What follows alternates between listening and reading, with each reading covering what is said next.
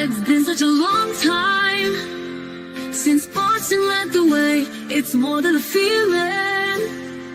It's Mike and Tom to start the day. The heart of Massachusetts should be freedom, justice, and liberty. Freedom-led pilgrims from Plymouth Bay. Salem trials had justice too late. The sons of liberty spilled the tea, and then the redcoats spilled their blood.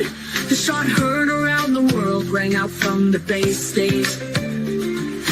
Boston strong and ready to defend. It's where revolution started and ends. It's been such a long time since Boston led the way. It's more than a feeling. It's Mike and Tom to start the day. Quincy Market, Freedom Trail, Charles River, Boston Harbor, Bunker Hill, Griffin Wharf, Fenway Park, Omar Charge. It's been such a long time since Boston led the way. It's more than a feeling. It's Mike and Tom to start the day. Oh, boom, boom, boom, Good boom. morning. Hey, buddy. Hey, what's up? How'd you sleep last night? Good?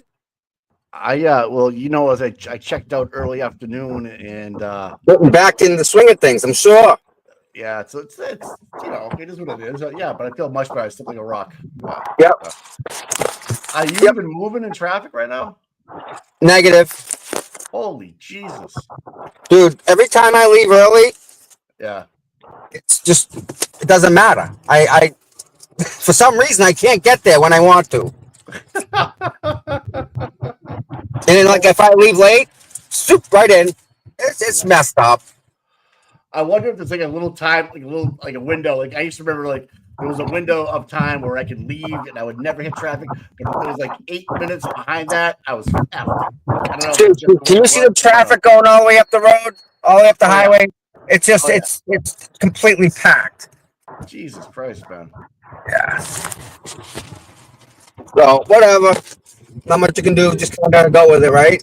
What's your thoughts on yesterday? What do you think about yesterday? What's your big takeaway? The big takeaway, Yeah. this whole trial's a disaster for Hank Brennan. Right now. Right this point, he's done. How can he win this? He can't win this, Mike? Well, I agree with that, and there's no way he's gonna surpass all reasonable doubt. There's just no way happening. At this point, right now, it's even out the window. But You have to admire the job that he's doing. I mean, he's doing what he was hired to do, right? Right, we were talking about this morning before we come on there. Like, if you had Hank Brennan as an attorney fighting for you, and he was pulling all the stops, I mean, you got to speak cap. Like when you play against somebody that's good at any kind of sports, and you know he's a good player, it's kind of like, good job, man, way to go. You're using every bullet in your belt that you can possibly use, whether it be bias bev or whatever, any court offer, anything you can use at your disposal, you use. Yeah.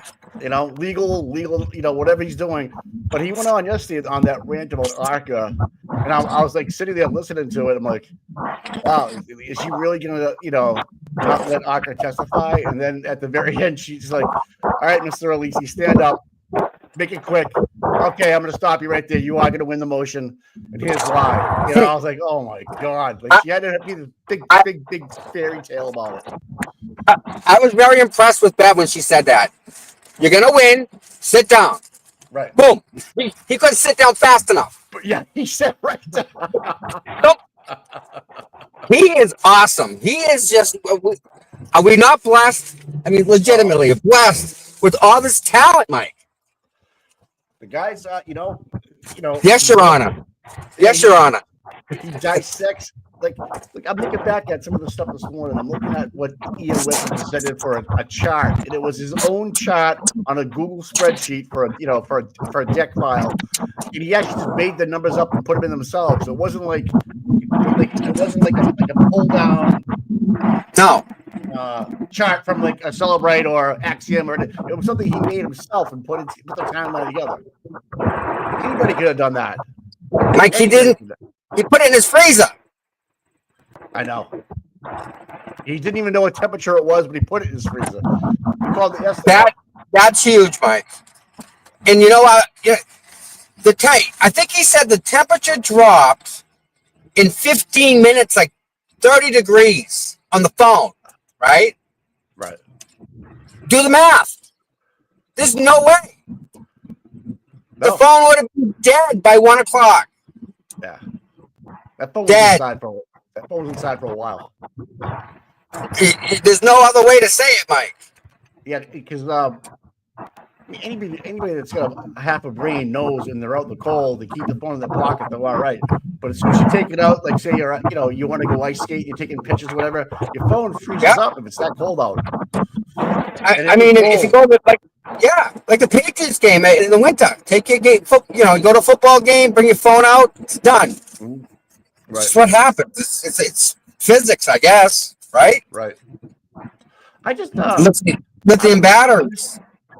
I just find it odd that they had to use someone like that, Ian Whiffen, to get what they wanted anybody to say, but they had to celebrate to say, "Hey, I need you to delete this out of this this certain Mike download package." What's up? But wait a minute, but back up, Mike. Right? Of all people, you're going to understand what I'm saying. If Ian Whiffen is being a consultant in this capacity, which is what he's doing, right? He's consulting. Right. Well, you're going to make it say whatever you want it to say, right? He's getting paid. He's getting paid. And he wants to come back and do it again. He'll say whatever you want me to say. Well, I think also he's looking at the wall. He's going to have to testify in the Walsh one now because of his. They're going to try to use it as, well, this is what happened. Now Ian Whiffen's going to come back and say, well, why? This is what happened. If Reddington, who's a smart lawyer, is going to try to debunk it now because he's going to flip flop, in my opinion, because one's going to be good and one's going to be bad. He's going to blame it on the version of Celebrate that came out. That's good. That's bad. Yeah. They rewrote this under his submission to the engineers that made that one, and they allowed it to make it happen. It's all about the job. It is really whipping in the mic, dude. You hear me? The wind. Yeah. All right. Yeah. No, there's no doubt. I mean, no. The wind in your microphone. Can you hear me? My microphone. Can you hear it now? Yeah. Yeah, the window's cracking it up. Something's cracking it up. All right, yeah, the same. Everything's up. Oh, there you go. Much better, dude. I was gonna say about Ian Whiffen. What's gonna say? Jesus. He wants another job, dude. Yeah, he'll get that. He wants another job. So it's gonna be windy today. What time do you think? Do you think Jen will make it to the 10 o'clock break? So I'm not sure where they actually left off. So they left off. Are they at 34 Fairview in the testimony on the direct? She said she was doing test compressions. All right, so we got some more time because you got to go through the whole. When did you go inside the house? Why'd you go inside the what happened? You have all that. Then you have her going home, talking to PD, state police. So I think she makes it to around lunchtime. Then after lunch, Alan has her. Unless fucking Bev calls half day today, I'll be pissed. I don't know. Imagine, I don't know what her schedule is today. She was a full day yesterday, so watch out. Oh, yeah, she must. She might call a half day today and give Jen. I would be surprised. I would not be surprised if Jen made it to lunchtime. She's like, okay, we're gonna get you out of here, go home and rest. You know, big day tomorrow morning. Eden has court today. 2 o'clock, right? I'm not sure of the time. I'm pretty sure he's at 2. So you can't even go over there because of the buffer zone, even though it has nothing to do with this trial. I'm gonna try and go in. Don't get arrested, dude. Oh, I know you got. Okay. I don't want to be. I don't plan on that. But like, if I want to go into Aiden's trial, Well, how Oh, yeah. about this, Mike? How about this? You should be able to sit there, dude. I want to go in the courthouse and get some documents today. How do I go about that? Right. I can't go before 8. They're not open. Valid question. Valid question, dude. I need to go inside. Just make sure you have all your recording devices off and the channels on something else. That's all I can tell you. Yeah, No recording inside the buffer zone. So Nope. just turn it off. Yeah. up to there. But like again, am I going to get yelled at for that? Jessica's in the chat saying she has bail. I do too. So if you get a call me, I'll come get you. We're going to try to avoid that. How about that? I like that idea myself. That seems to be the best bet. It's 2 p.m. for Turtle Boy today too. Okay. Yeah. So again, right? Can I go to his? Can I go to his trial? I can't. This makes perfect sense for her to call it a half day today. Does anybody know if she's having a half day today? I hope not. So that means Brennan would be able to finish his cross on her, then call it a day. I mean, direct, yeah. He could call it direct, yeah. That's what I see happening. I'm not going to say it's going to happen, but it makes sense to me that it would happen because TB has his trial, and at 2 o'clock they have a one go to 1. Yeah. I don't know. No, it makes sense, Mike. It really does. I get it. But yeah, don't have your phone out in Papa Zone. Yeah.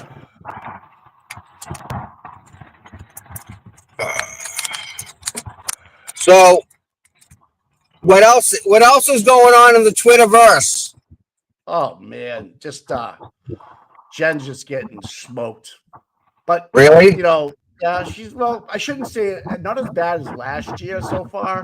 Yeah. I mean, just because she's wearing the cross and she looks like That's wrong. That's this. and then now she's bringing in up other parties that are going on around the street. Bella's mom, Tom Beatty's daughter's involved now. Those names came out of her mouth, so which is opening them up to cross. Yeah, bringing them in, right? Yeah. What she did not mention was Colin.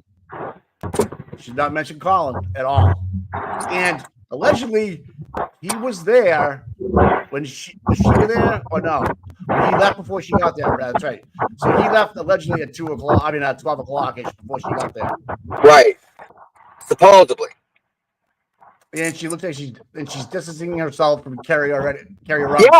already. She threw Kerry under the freaking bus, huh?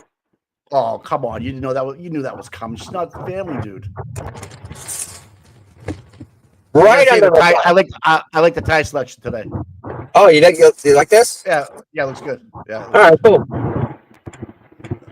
Well, I figure, if they're gonna bust anyone's chops, they'll end up freaking coming and scooping me up. So might as well look good. If you're gonna be on the news, no matter what, in the back of a truck or I wonder, on the sidewalk.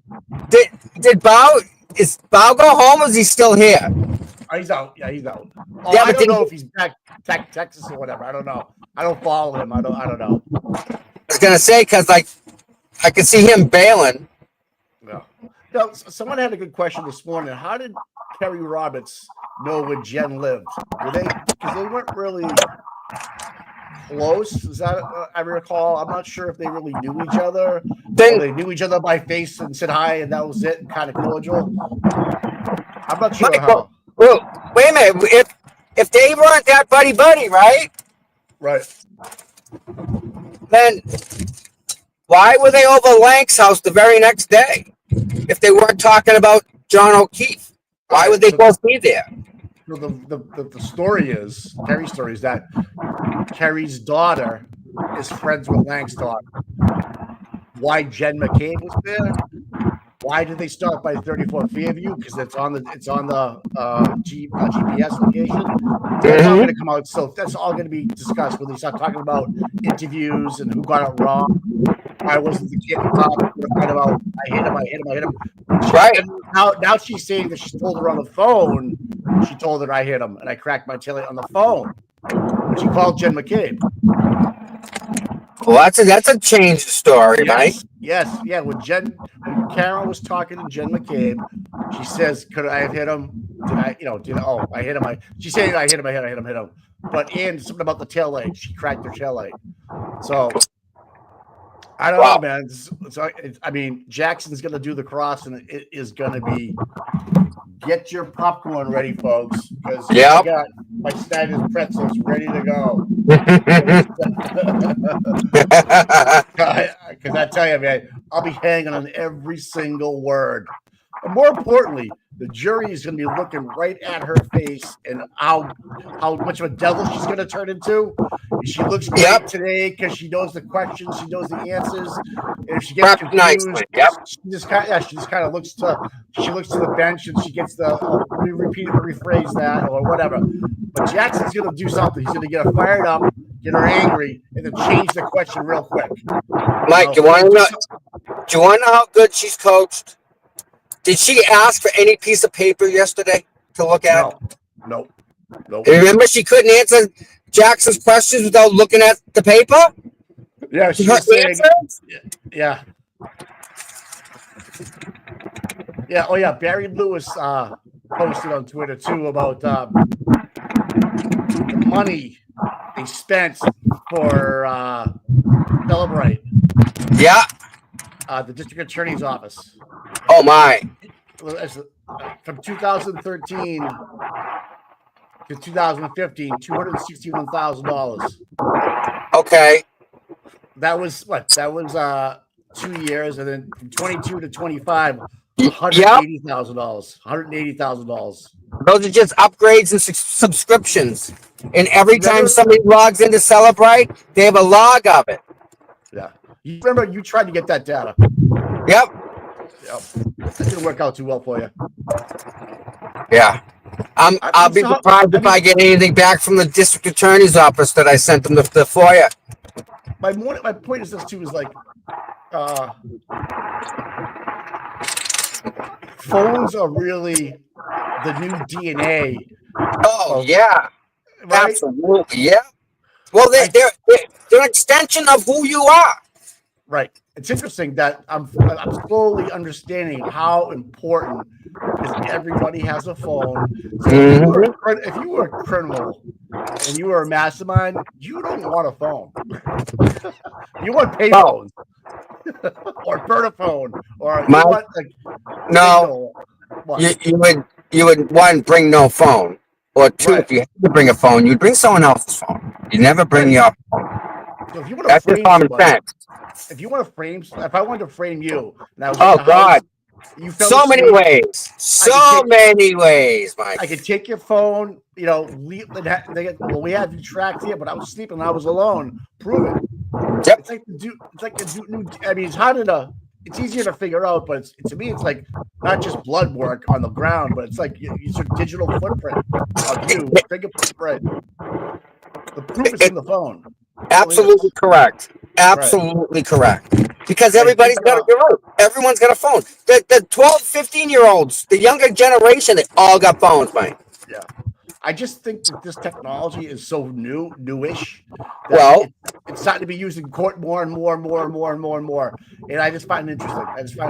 And it's actually the way Bev allows it in with these screenshots of calling and stuff. I mean, pretty much no metadata attached to it. It's even more so in this case.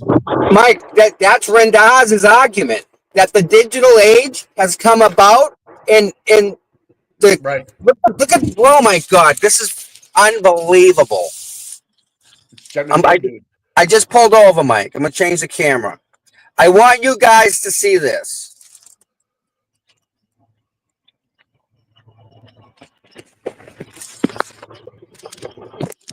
You guys can see the barrels Yeah. on the sides of the roads. Yeah. I just got off the highway. I just turned. There's no parking here. Oh wow. The barrel. Yeah, guy. All right. So who's going to be on the defense's on the stand? I mean, on the benches behind him. Who do you think's going to be sitting there? Jeez, that's a good one. Anybody in the chat want to share their ideas? Who might be sitting behind Karen today? I'm thinking. Mom and Dad, Nathan. 5, 6, 7, 8, right? 9, 11, 12, 13, 14. Oh wow! Look at the people. Oh Jesus! Yeah. 17. Are you going down the other end? Yep. So Tom will be at the other end if anyone wants to say hi and so forth. Yep. More than welcome. That's my buddy. Is that my buddy right there? Justice Serve TV. It is. Michael? Yeah. Yep. Is he walking around? Michael and Chris. Chris who? My guy. Yeah, from Brockton. You hit that button to make me mad today, didn't you? You messing with me already? You hitting the button. How you doing? Oh, good, Tom. Good to see you, my friend. Good to see you too. You killing it, huh? We're doing good. We're doing good, man. You look good, baby. Thank you, bud. Good to see you. You killing it, Tom. We'll see ya. All right, brother. Be safe. Thank you. You too. Hey, Equestrian said she's parked at the bakery, Tom. Yeah. Gotcha. Hey, All right. hey. Be careful, Joel. Be careful, man. Yeah. It's 8 o'clock. I don't see any yellow jackets around, though. To be honest with you. All right, Michael's mobile because of Starlink plug broke, so he can't use his phone. Oh, he is Starlink. Okay, cool. Ooh, I got that. That is nice. Please. Oh my goodness. Oh, your pocket's so far away, dude. Yeah, well, I got to Right. hopefully bang a Yui here. Oh, you saw a spot. Yeah. What bakery are you going to, Tom? The bakery behind me, it's the local one. They make all sorts of great stuff. The Greek name. I forget the name of it. Yeah. Yes. Is it near the Grateful Diner? Yes. All right, it's right near the Grateful Yep. Diner. Okay. All right. Excellent bakery. Yeah, Tom, that was an illegal U-turn. Yes, it was, folks. Tom is breaking many laws for you guys today. Oh, Tom's got a pocket spot right there on the right. Right behind Scott McGinnis. Oh, good. Yep. Boom, boom, boom. And there's a guy there. See the guy there? Where? Right by the sign. Not really, but. Well, there's a pole there in front of Scott's truck on the right. Oh, yeah. I see the light hanging over the street. Yeah, okay. There's a gentleman standing there behind there, and I do not know. I like to watch us, Tom.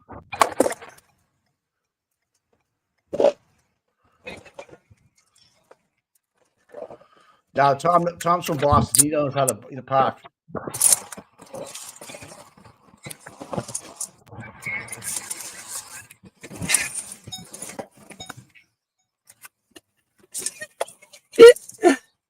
All right.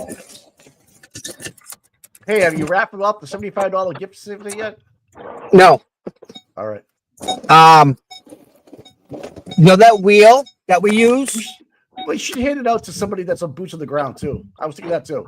You know? Yeah. Well, Mike, we break it up into $10 and give each one $10 for fuel. I don't right? Know what do you mean? You know what I'm saying? No, I don't. Oh. $75, right?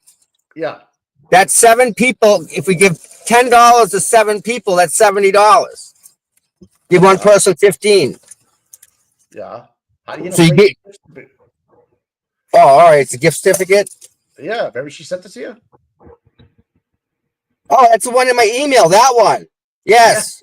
Yeah. Yeah. Make sure you give it away. It's this weekend. That's right. Okay. You know what? What? I think we can do that maybe tomorrow. What do you think of that? Well, I'll figure out that. You know that wheel thing? Whatever you want to do, bro. I just think boots on the ground. That someone wants to go up there. Amy's going to be there for a little bit. You know. So. I like that idea. I don't know. Up to you, bro. You do yeah. No. Good idea though. Very good. So I got a surprise for you, Mikey. Oh gosh. Thanks. What's up? I got a microphone. External microphone, right? Yeah. We're gonna see if it works today for you. Oh, great. I'm gonna get Yeah. All right. We'll try it. Hey, Yes. How are you, dear? good. Good to see you. Here, let me jump out real quick. Is that a mic? Yeah. I bought a mic at Best Buy the other day. I have to pair it to my phone. I don't know how Yeah. to do it, I'll do it. Take 2 seconds. Yeah. but I didn't bring it with me. But I will. I'll show you how to do it here. Okay. It's not hard. All right. All right, guys. Let's get up and get around.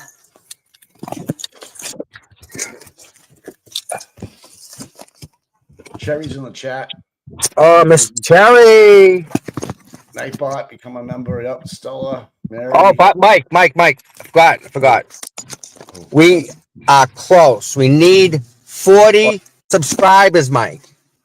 Yes. Can you scrounge up 40? I'm doing my best. You got to go like to the depths of the internet to find them 40 subscribers. The bowels. Yeah. We need them 40 subs.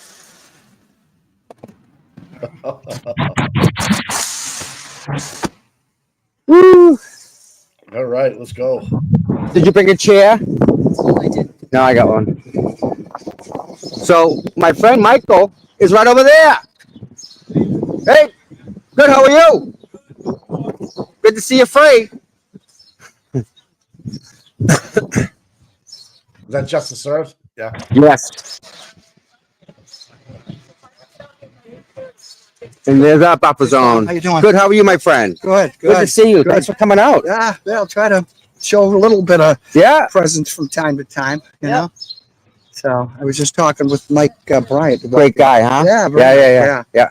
We've enjoyed watching his program as well as yours Dynamite. in the morning and stuff. She's wonderful too. She's very smart. She is. Good co-host, Yeah. And her husband, the Smart. famous. Oh, I love that guy. Yeah. Have you been up there and talking to the cops or anything? I did. I said, well, yes. Okay. Just kind of said hello to them. They're very pleasant at least at this point, which is nice Mm-hmm. to see. And then we want to try to go into Turtle Boys thing later. Exactly. So I walked up the steps and said hello and said, how the logistics after lunch kind of appear in the area and they'll kind of give us the go ahead, I guess, or something. I don't know. But so as I'm right there, running Jim up the stairs right past us, Oh, you know. geez. So we were trying to see if we could see Karen in the crowd come in, but I don't, with They the traffic, used to come. the opposite way. No, they come park right there. They go down that street and they come around the corner. Pearl Street. Yeah. So And that's it. Like we don't even get to see us here. I know that Like kind of it's as sucks. close as you can see the troopers. That's it. Right. So Oh, this is the buffer zone right here. Right there, Yeah, the sign. yeah. So how do we get? Do you want to walk to the other end? I want to try and get into the courthouse. I want to go in and try and So get the. do you want me the to hold paper. this? Will you go in the courthouse and Yeah. I'll keep everybody entertained? Yeah, but I'm trying. I'm trying to figure out. I should probably wait till after Karen goes and gets in through that way because they'll realize I'm not trying to get Well, you won't. a picture of You her. won't have that on you. Okay. Yeah, but they'll see all that crowd of people will already be in Okay. through security. There'll be less interference and I'll be after the easier. fact type of Yeah, thing. they'll be more willing to talk a little bit if that's. I just need to get through them and up them stairs to go into the courthouse. I need to get some paperwork. Ah, got you. Yeah. Yeah, that's normal business. Well, it is. I should be able to go do it right now, Right. Should be able to. but Yeah. I wouldn't. I'm afraid to press my luck at this point. No, I know. Yeah, I just you don't want I to. mean, you can see Hartman from here, freaking guy. I'll go ask him. I'll go ask him. Yeah. See if Oh, yeah. I just want to. I need to go into the office. You go in and you take a left. It's an office right there. Is that a How question? about an escort from this guy? Would he escort me? This guy. He just hijacked her completely, dude. He came out of nowhere. Yeah, we'll be here. Yeah. Okay, take it easy. All right, bud. I'll talk to you. Holy dude, that cop came out of nowhere. You notice that? Dude, he came out of nowhere. Oh, there he is. Yeah. If you walked in there filming and stuff, that would have I think he would have grabbed you. Yeah. He said you can go. Can you walk me? All right. Hey, Mike. I'll be right back. All right, pal. Hey, Mike. Hey, girl. Thank you. You're welcome. All right, man. So, are you equestrian? Yes, I am. All right. Just wanted to make sure I got you. Yep. He's in the chat. So Yep, I have, I'm a licensed instructor and trainer. I got some trotters and pacers and a couple of, oh, I tell you to go. Tom just threw me his knife. He had a knife in his pocket. Yeah. Um, Well, at least they're being nicer today. I mean, Tom's got the lawsuit going on and stuff. You're a licensed trainer. Go ahead. What for? so I'm a licensed instructor and trainer. What do you work on?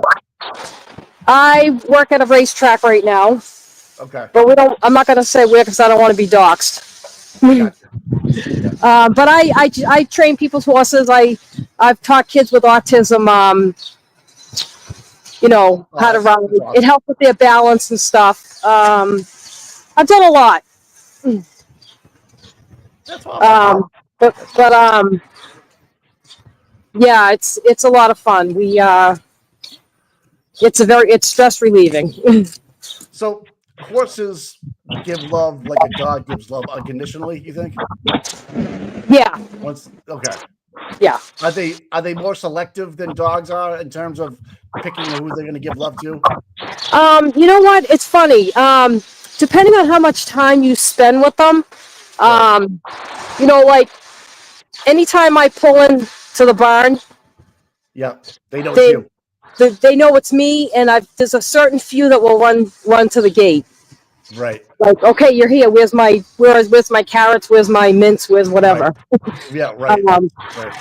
But So how long could you be away for and have that same action happen like a week, and then they don't forget is what I'm getting at. They remember your smell, sound, whatever it might be, right? they're very they are smart, believe it or not. But dogs are a little bit more will be more close with a human than like a horse would be. Okay. All right. So my veterinarian, his girlfriend,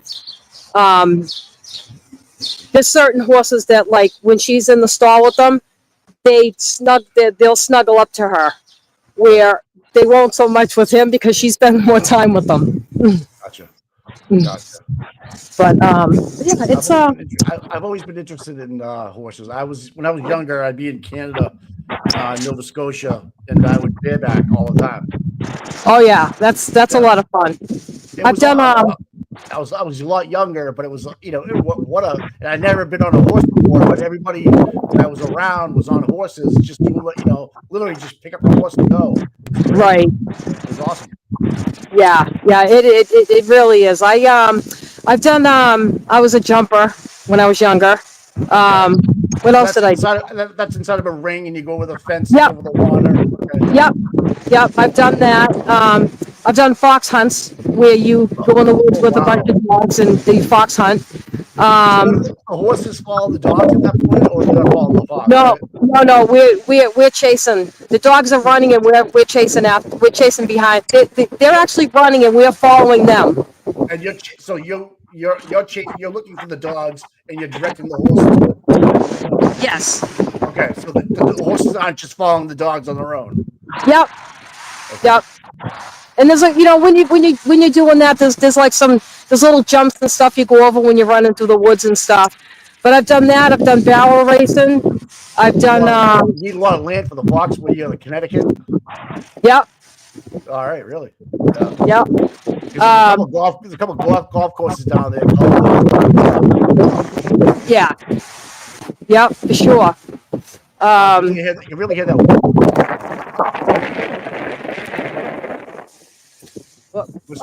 There's anyway, yeah, so it's good. I've done it since I've been riding since I've been 4. Oh shit!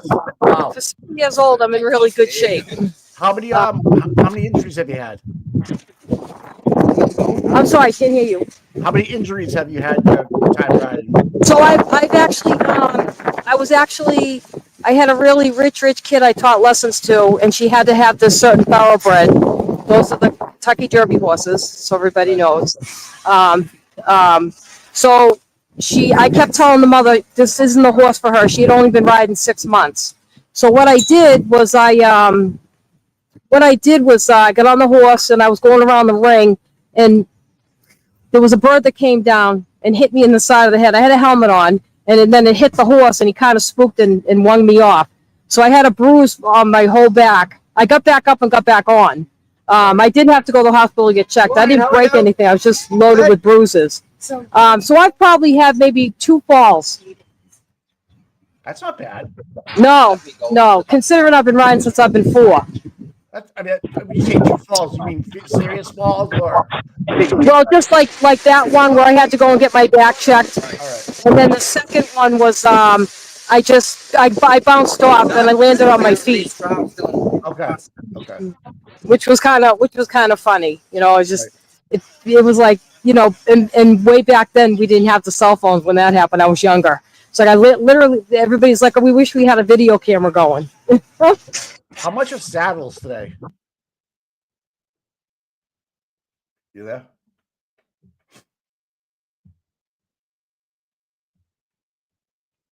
Hello.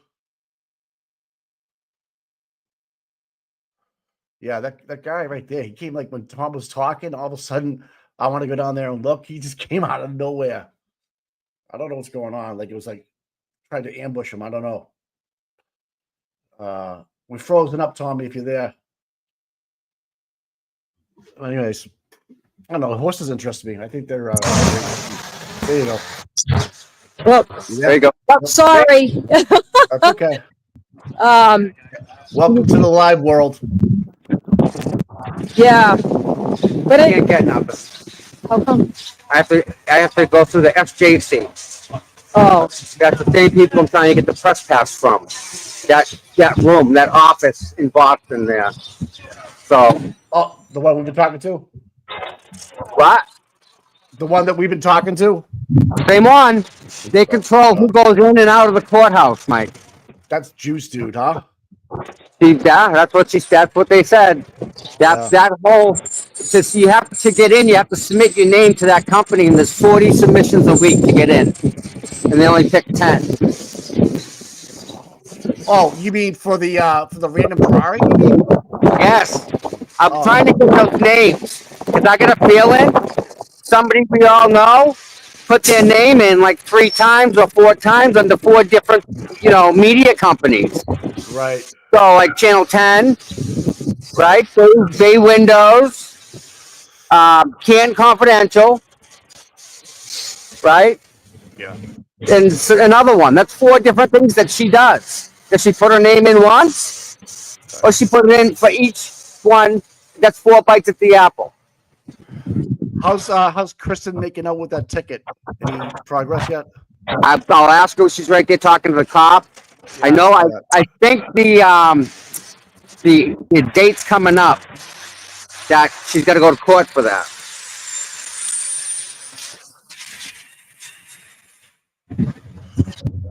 She's asking about Aiden. hey, Kristen. All right. How What's are the you, news? honey? How are you? Good to see you. Looks like you had a good vacay. I did. Yeah, you still got that tan, girl. Yeah, I Yeah. got a tan. Oh, awesome, man. Awesome. Yeah. What did he say? We good? So he couldn't tell me definitely, but it's under the assumption that buffer zone wise, it's going to be the same because Aiden is technically intertwined with Karen. Yeah, I can see that. So probably no supporters down in front of the courthouse Right. for They go in? Aiden, but yes. Yeah. Okay. Yeah. He'll be in the bigger courtroom too. Right. I wonder if it's a half day with Karen today, though. No, nothing was said about that. No, nothing. I heard there's no court Thursday. I heard that the other day. Okay. Yeah. Tomorrow. Yeah, that's what I heard.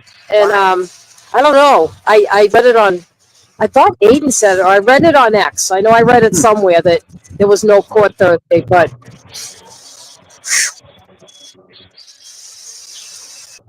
Okay. hope everyone's having a good day in the chat. Yeah, everybody's doing good, man. Gotta be getting close because they're all milling around the front of the courthouse. Yeah, I wish I could get up there. It's 8:40. Yep, 8:40. Yeah. Can we have somebody in the background, Tom, helping us with the live stream? Yeah. Okay. Oh, that looks like nope, that's not her. So, like, if we want to go to the other side just to walk up and film, We have to You can, but you have to put your phone down. You have to put your phone Yeah. down. okay. Just leave it on, turn it upside down, real quick. Okay. I wouldn't even do that, dude. I wouldn't Mike, even Mike, you don't know me. I would. So what Well, did yeah, I'm just saying, No, Tom. Jen McCabe put it in the front pocket. Yeah. Oh yeah, I could put it in my front pocket or in my bra or something, like Jen McKay I did. don't, well, Well, I'm that's saying, when Mike, let it go, Mike. When I Yeah, talk okay. on speakerphone, I put my phone under my bra strap. Yeah. okay. See, that's discrimination. Yeah, see, they got stuff we ain't got. You put a. That's I Who's think that? that's I think that's Etsy Etsy and it looks and- like Brad, maybe Brad Goldstein and the lawyer, so. the kid that does the IT stuff. Wolf. Well, yeah, Wolf. The other Wolf. Yeah, the Yep, other Wolf. the other wolf. Can you imagine that poor guy and his family got a bunch of shit? when he I did know his that job? that was sad. Isn't that horrible? Very sad. We're That telling the truth. yeah. His poor. That's not actions of innocent people. No. They're all whack jobs. They're all whack jobs. Yep.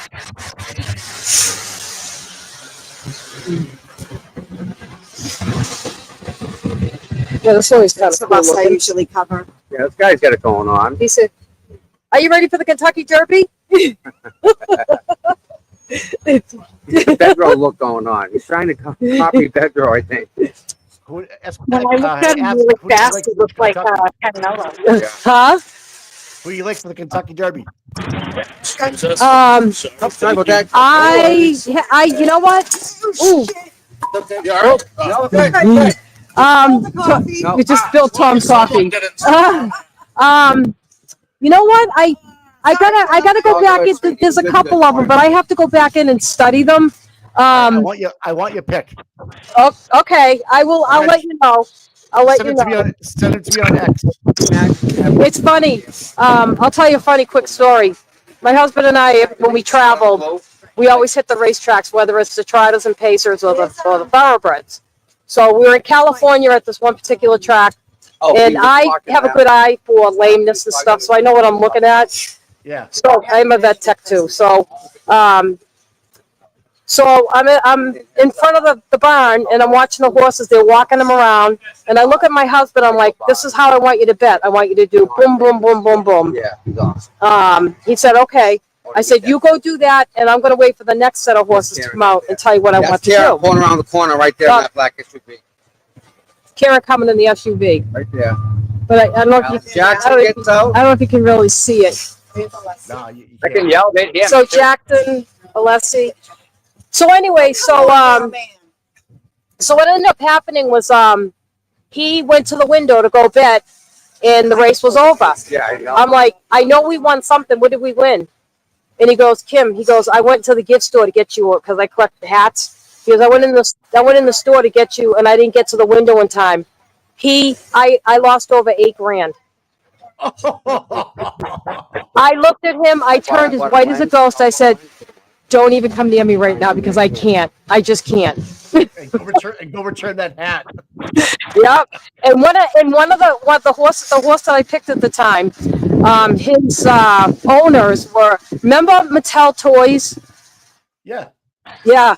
The original owner to Mattel Toys, and his horse won, and I put a lot of money down, and my husband didn't bet. Oh man. That would have paid for our trip. I can get that. Easy. Yeah. So I'm pretty good. Actually pretty good with the betting, but I will let you know what I always go with. So I always put money on a gray horse. Why? Because they never win, but there's always that chance. Okay. Like I think what's her name, Glamour Suze. I think she's sees the gray is her horse. But I always put action on the grays. So the word gray, you mean? Or No, gray that's horse? that's the color. They So when you see the horses that are like silver, they're gray horses. Okay, good to know. And then like the brown ones, there's bay and there's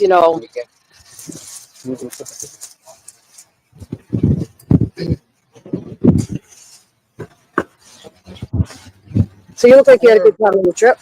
Yeah. Quarter to 9. Yeah. I had a It's great relaxing. Yeah, we had a good time too. We just relaxed on the beach and it was nice. Yeah.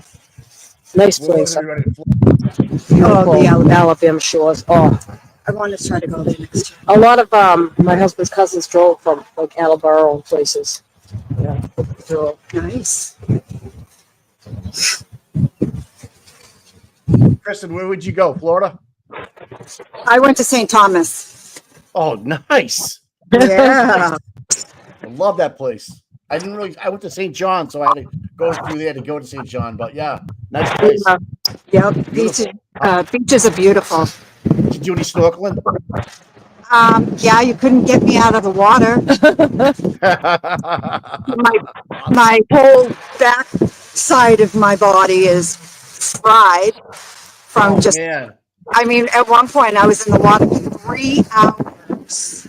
Wow. I'm like, holy crap, where the hell did time go? Snorkel or scuba? Snorkel. Love it. Oh, I know I would. I tried to scuba dive. My husband's got a license. Like you have to have a like Yeah, you you have have to get certified. Patio. I had the tanks on. I went under the water. I'm pretty strong. I went under in the pool. Yep. To get taught. Yeah. I couldn't do it. I got claustrophobic. Oh yeah. Oh, They take your mask off. They shut your air off. We lost the live stream. We'll be streaming court though. St. John's for honeymooners. oh, you there? Well, Yeah, there you go. Yeah. Hey, Kristen, did you see these sea turtles? Yes, You did? I did. They were swimming right below us. Aren't they cool? Oh, I'm trying to wait for Jen McCabe to come walking up that street. We I'm were gonna get a swimming picture. with 6 of them. is that beautiful? It was ridiculous. It's amazing. So you don't see. Here comes the people from the other end. They don't bother them when they're walking through. But if we walk through, we'd get arrested. I know. She stopped the bag over a sign when he walks. So Yeah. the sign's not really No, it's covered. right. Yeah, the Bahamas is nice too out of here. Yeah. Yeah. Oh, the Bahamas is nice. Yes. Yeah. Bermuda. I like the sea turtles. Yeah, but Bermuda's nice too. Believe it or not, if anyone wants to do that cruise from Boston to Bermuda, it's a great cruise. Oh, I was on that Yeah. cruise That's because great. of Hurricane Fabian. Oh, that must Yeah. have We sucked. went to Nova Scotia. Ah, Up instead of down. Good Morning, how are morning. you, dear? How are you? How's How's it everything? going? Same old. Yeah. Yeah. A lot of people down the other end. No, No. no, this thing ruined this. Yep. Oh yeah, stingrays are nice too. Yeah, that's right. The mission accomplished, right? So I went to Bora Bora for vacation. Bora. My Where's dad, Is that I Thailand? saw it. What's happening? He took me there. My husband took me there. It's a French. Where's that? It's, French Polynesian Yeah, Islands. yeah. Oh my. so when we went there, we went to swim with the stingrays. And I said, I'm like, Jesus, I'm like, Don't they? I don't know if I want stab to you? jump in. They can stab you. But what Yeah. they do is they take you Yeah. to Oh, a no section where shit. they have them, Look at that. and they break off that bone. Clear. It doesn't Fine. hurt them. Yeah, the Whatever. spines, yeah. Yeah, they break that off. Yeah, put that on There you the go. mic. Don't Oh. do that. No, No, other way. Oh. Can you see that? Those are. The sea turtles. A little bit, not really, but no, I love sea turtles, man. She got one right in the ground. Oh yeah, dude, they're awesome. Yeah. Oh, yep. That's my foot, and there's the turtle. There's a turtle right there. Oh yeah. Yeah, I can see the shadow. I can see the shadow. Yep. There you go, Kristen. Way to go. I love Oh, and look. it. You'll never forget that trip. That's awesome. He's going up. Yeah. He's going up.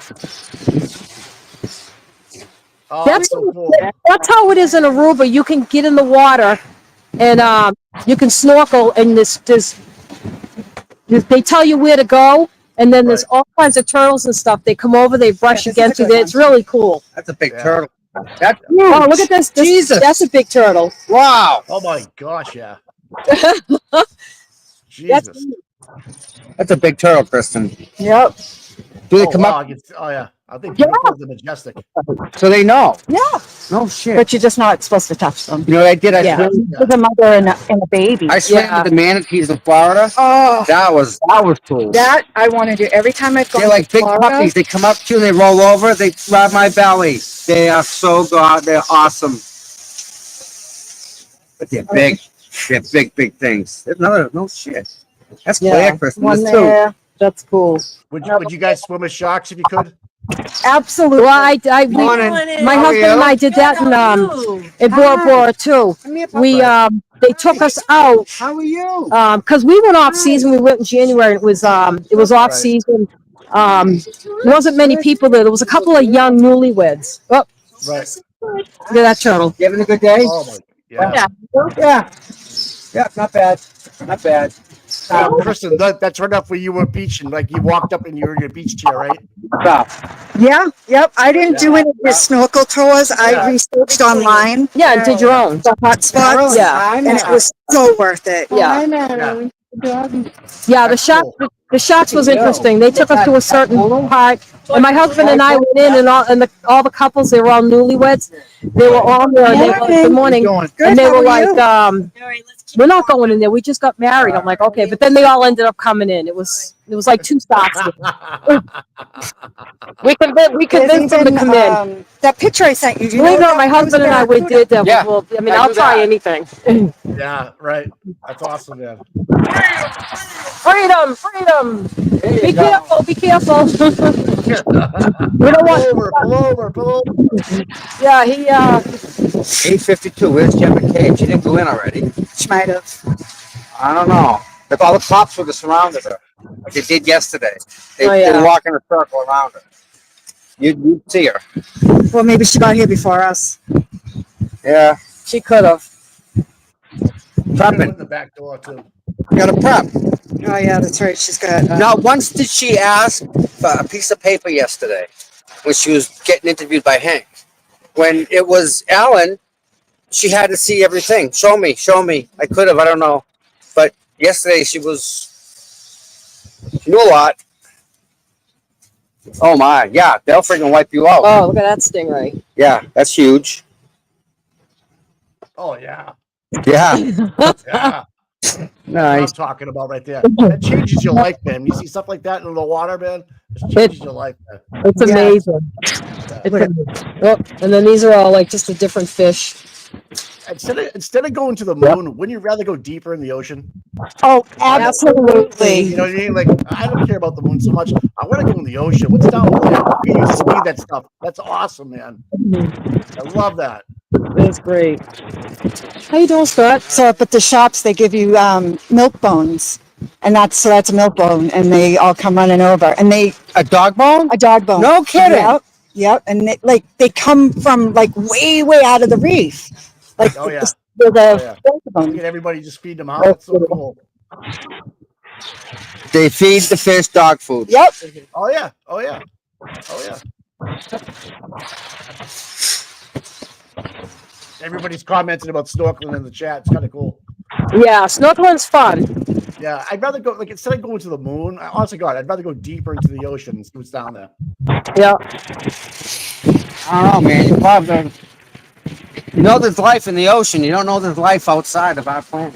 Yeah, I understand that, but it's like we have yet to even touch what's going on in the ocean. We want to go up. Yeah, that pressure just smashes everything we built. What about those people that were going down to see the Titanic and blew up in that sub? They Oh my God. Yeah. Right?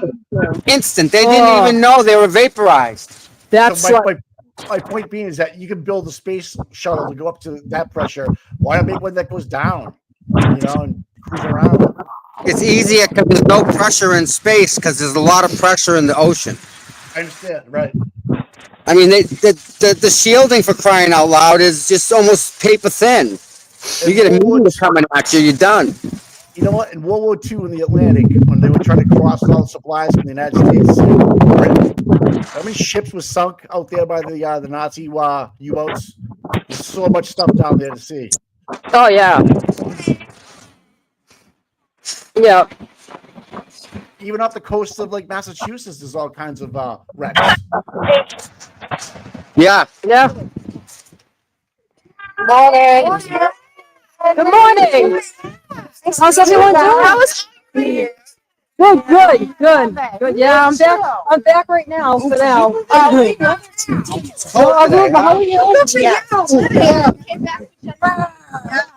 Yeah. No one's built their coffee yet. Yeah. It's all right. It's This all little right. Henry's a cute little dog. He's been here since day one. Hi, Henry. Hi, Henry. Hi, baby. Haven't seen you in a long time. I haven't seen you in so long. That's Henry. He's a good boy. He is a good boy. So, people in the chat are asking if I know anything about what happened yesterday with Karen. I don't. I'm just hearing about it now. I guess she got sick yesterday, Karen did. and I can understand that. I mean, Yeah. you have to look at Jim McCabe. That'll do it to anybody, right? But I wonder if she ended up with like a flu bug or something. I think it was probably nerves. See them up there lying like that, Yep. Yeah, and you probably. can't do nothing about it. Like, I can't imagine being just sitting there and listening and not being able to do nothing when they're lying. Okay, yeah. I honestly don't know anything about it, but I wouldn't put it past them, you know? They don't care about her. They won't let her get up. Battery. Oh, the battery. Oh.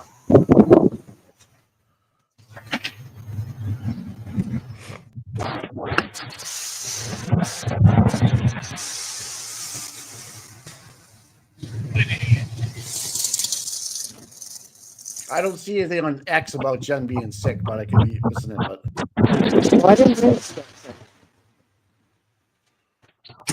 I didn't hear that she got sick. I just heard at one point they were talking at the end of the trial, and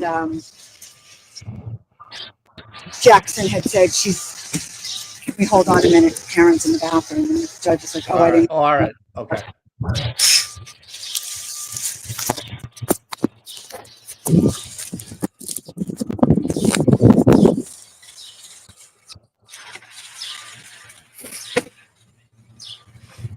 All right.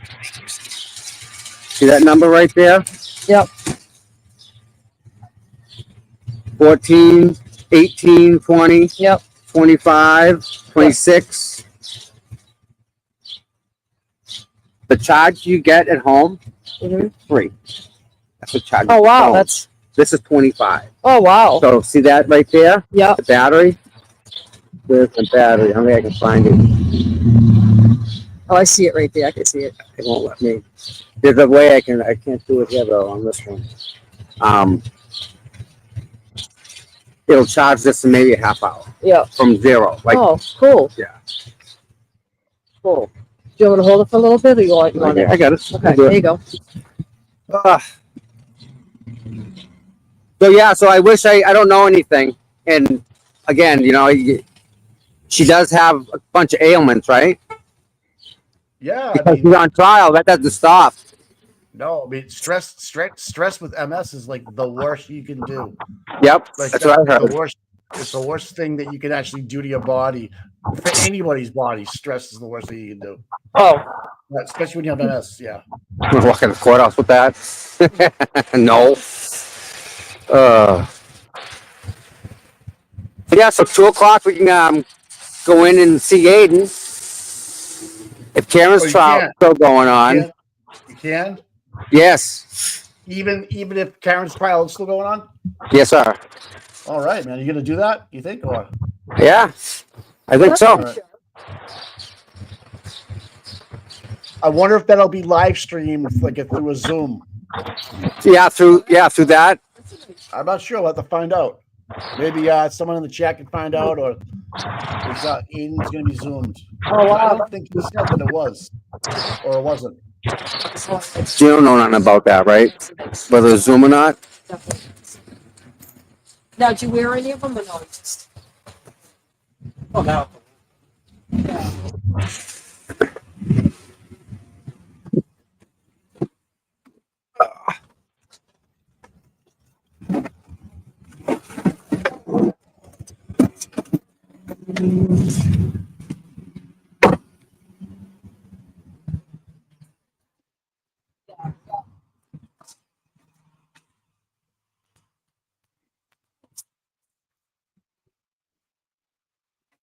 A lot of bike cops today, Mike.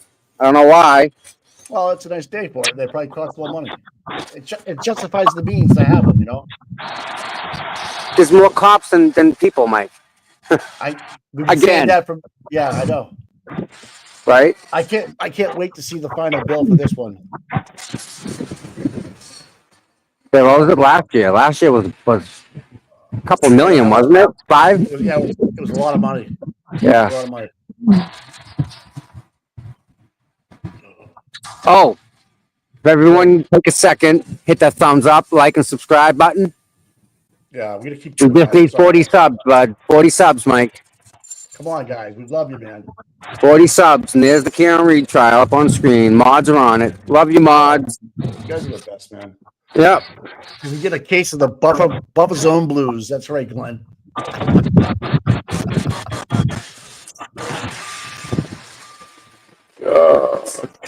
We have the fan. The fans are on. Yay. Right? What are we going to do without the fan, Mike? I don't know. I love the fan. I sleep with one every night. What? In the buff zone? Yeah, I don't know. I don't think you're supposed to. What's going on? Someone's recording? Yeah. Boston Beard, yeah. Oh my God, Scott brings a bag of food. My God. He's smart. Look at what- Smart. Where I get stuck taking them. Scott's got a whole bunch of stuff here for people. Oh, it's that lady, that nice lady who brought all that stuff. I remember her. Yeah. So Scott ended up with the snacks. Oh. You got him. That's Jen getting dropped off. Yeah. I was lost tonight. Late.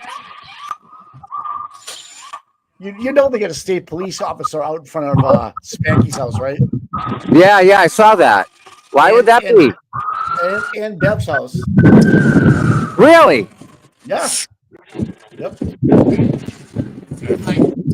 Wow, all right. That's weird. Why would they do that, Mike? So they don't want anything to happen, you know what I mean? Well, what? Like, well, all right, I guess. I don't know. I don't think Lally have one of- I don't know. Yeah. I don't think people are like that enthusiastic to go and bother Hank. No. He's not the type of guy you want to go invite to a party, right? No, he's just gonna. I don't know what kind of guy he is, dude. I don't know what his. I know nothing about him, you know. Yeah.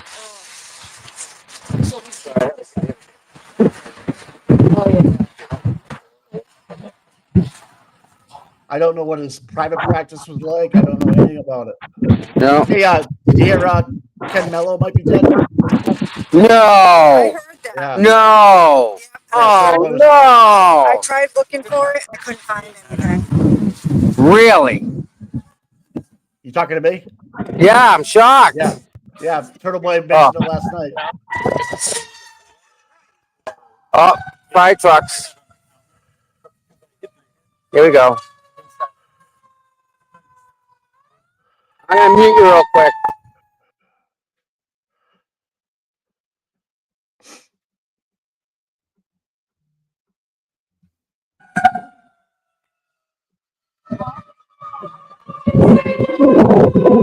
This wind is cold, huh? What's up with the wind? No idea. Let's go get breakfast. You hungry? No, What do you mean no? I'm not hungry. What's up with that? You gonna eat, lady? So there is a up the street. There is a rehab up there that they do go to a lot. And actually, when you follow that street all the way up, Yeah. and Yeah. you take a left, Okay. the highway. Yeah. That's the way I came in. Yeah, so I think what they do too is I think they respond to shit on the highway too. Okay. So because of this, see the batteries at 14%. Yep. if it was warm out or if we were inside, that'd be probably 30% Oh, yeah, by now. So absolutely. the cold affects the phone by Yep. a lot. Yep, something happened. Probably That's a not. good one. Yeah. Wow. Mine shuts off if it gets too hot. Oh yeah, my thermal shutdown. It just shuts off.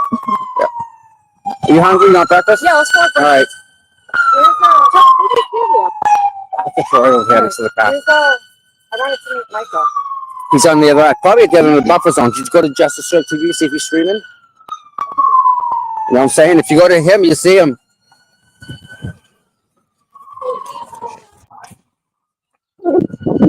Where are you guys going? I'm going to Dinah. You hungry? You want to get something to eat? Dinah? I'm good. I ate a breakfast here. Okay. I'll probably eat pizza. And here comes another. Man, there's something going on down there, Mike. Yeah. Yep, gotta be. Yeah. Are you going to breakfast? Yeah. Hey, Yeah. Shelby, what's going on, girl? Good morning. Going in. Yeah, I'm Yeah, glad, he's huh? still Thank God. Imagine Yeah, if we turtle. recorded that shit. Forget it. I'd be dead. The jury just Yeah. walked in. Thank God, Mike. Oh yeah, good. Missed Oh it. yes, Turtle Boy mentioned that Ken Mello might have died. Wow. I'm in awe. Shock and horror. That too. Yeah, I mean, I got that a little bit of that. Yeah. Wow. No I'll kidding, try huh? Someone trying to find out if Ken Mello. I don't know how to.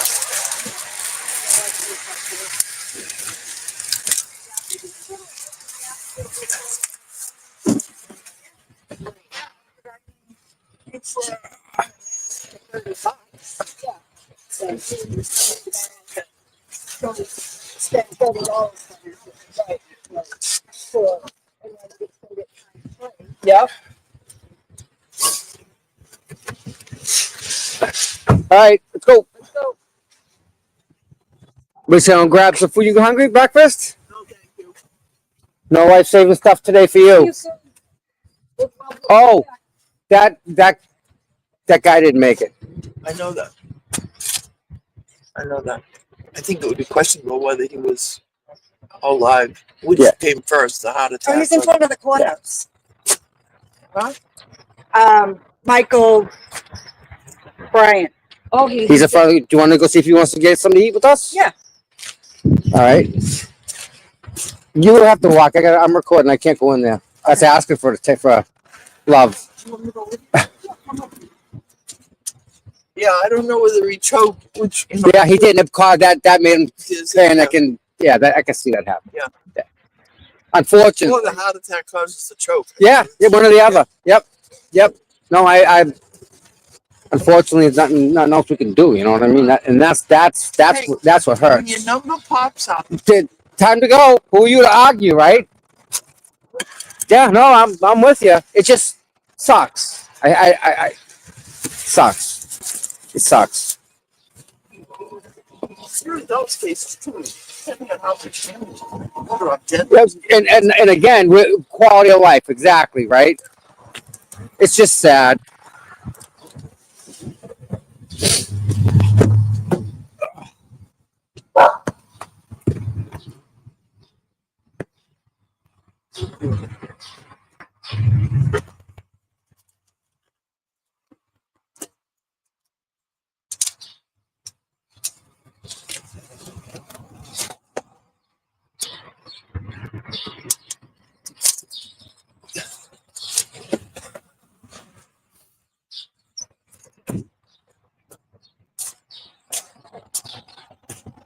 Oh, hi, Pop. I swear the dogs are more like animals up here. They look at you going by, like they're checking you out, like, what are you doing here? JDG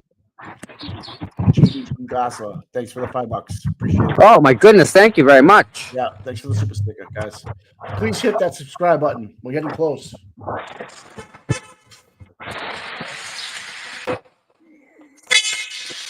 Who's beeping? They're beeping. I think we're done with Bordias too. I don't think there's any more Bordias. I think we're done. All right. You what I mean? In terms We of should be. Yeah, no, we should be done with the voir dire. The last one was the Aka guy, right? right. Who else was there?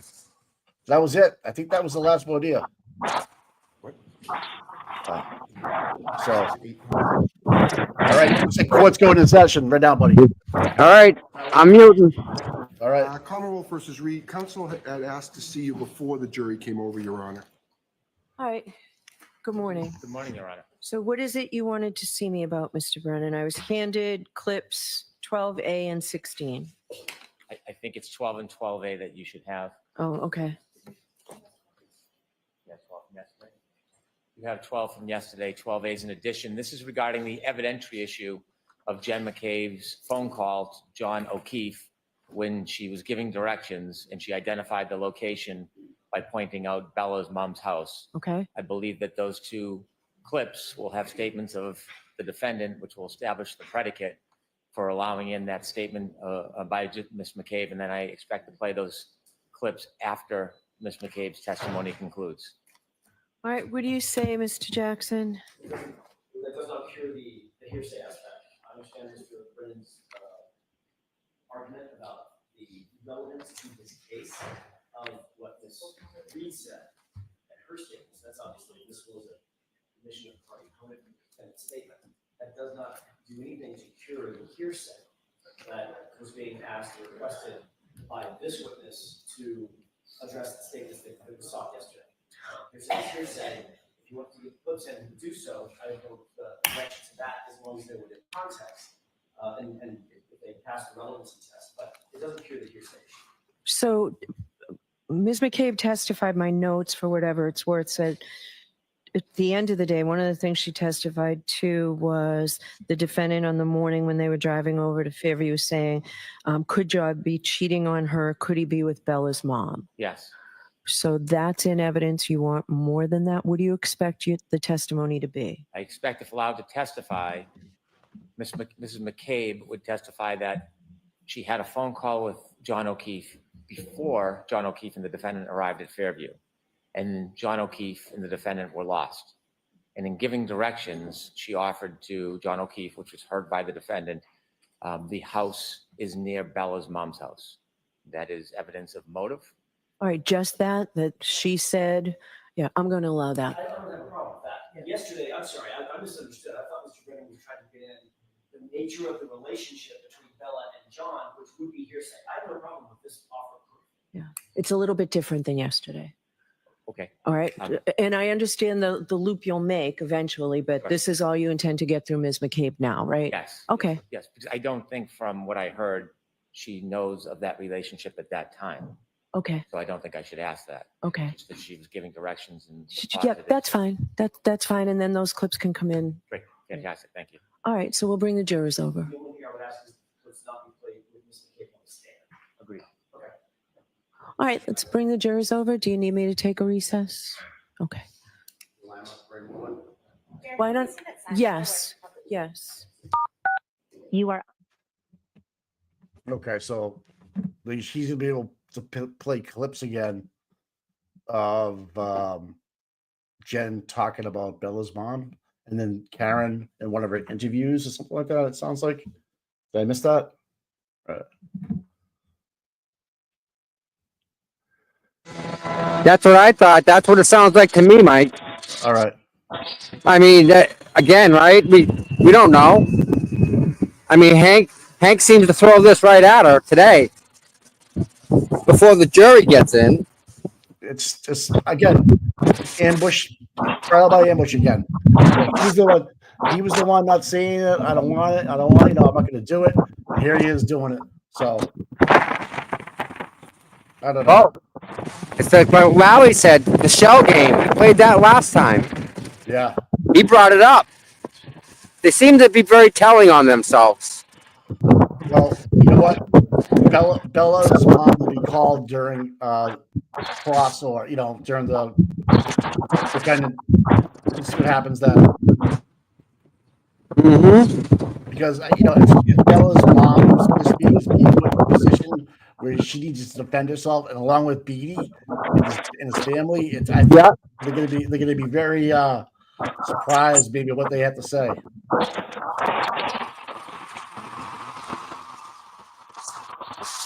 Yeah. You know, like They- if you're I gonna mean, put she called Dee. yeah, if you're gonna exactly. So you already brought his name up up in your direct. Now we're gonna be able to call it on plus when the defense gets up there with their directs. So be interesting.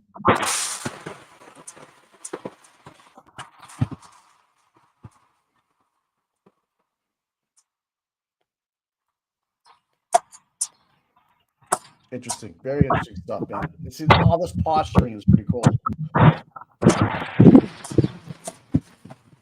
And they're gonna bring if they brought up Bella's mom, how can they not? How can they exclude her? Well, actually, I want to see what she looks like. I don't know. Is Bella's mom married? No. Okay. I guess or maybe they took a break. I don't know what happened. Whatever. I don't want to put words in those. Yeah, I again, I don't know. Yeah. I think they just use it at the point of reference. Yeah, obviously there was something that happened between John O'Keefe and Bella's mom before Karen. All right, court's back in session. Hit that mute button, buddy. Hit that mute. Thank you. Court's now open. You may be seated.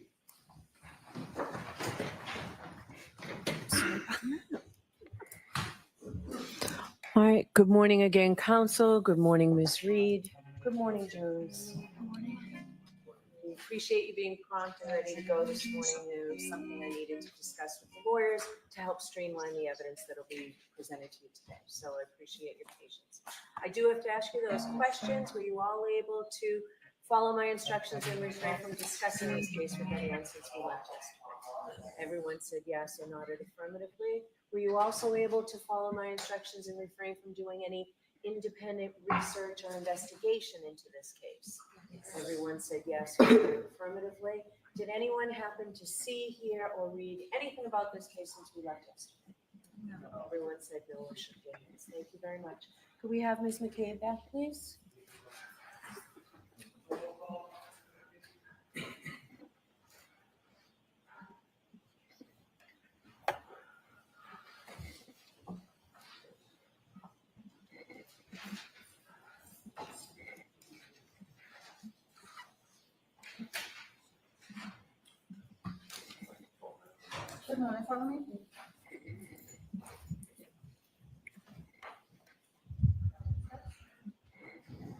Mr. Kidd, I'll remind you, you're still under oath. Thank you. Good morning, Ms. McCabe. Good morning.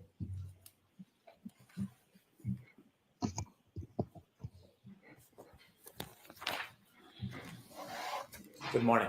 Good morning. Before you take us back to Fairview Road, I want to ask you a couple of questions about John's house at Meadows. Are you familiar with his house? Yes, Have you seen the front of his house before? yes, I have. Are you familiar with his driveway?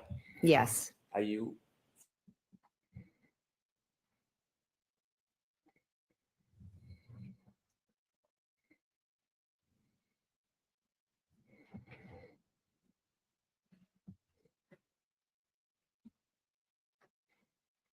All right.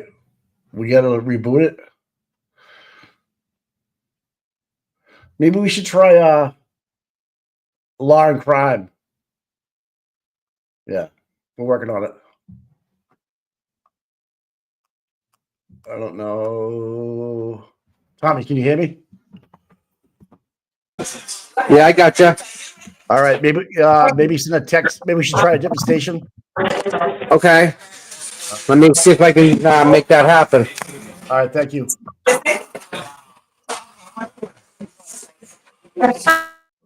Thanks, Bods.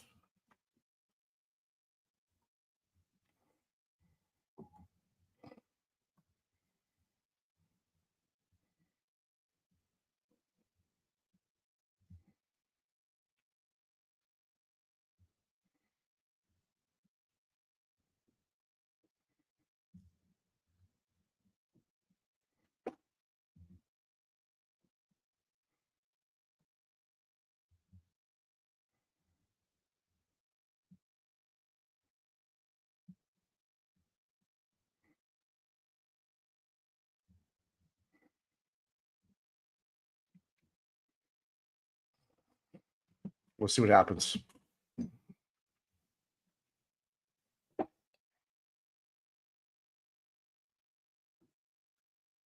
Yeah, so Farwell's court date was changed again. Something's going on there, man. I'm telling you. I don't that's shady shit right there. All right, here we go. We just shipped him over. Okay. Who's that in the background? Is that someone? That's his girlfriend. He's John O'Keefe. Okay, how old is he? John is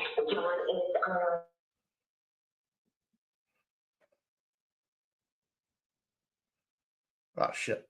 Come on.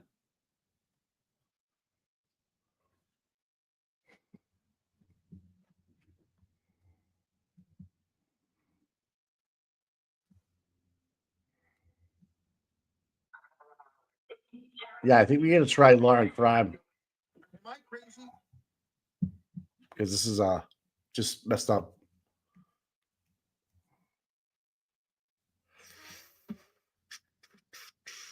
Hello, anybody there?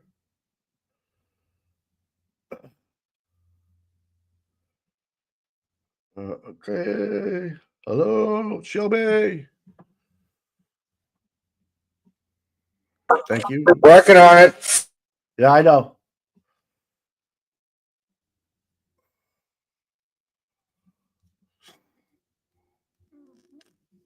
We get the best mods. We got the best mods. I love it. Here's Lauren Crime. Okay. Be share this. Copy link.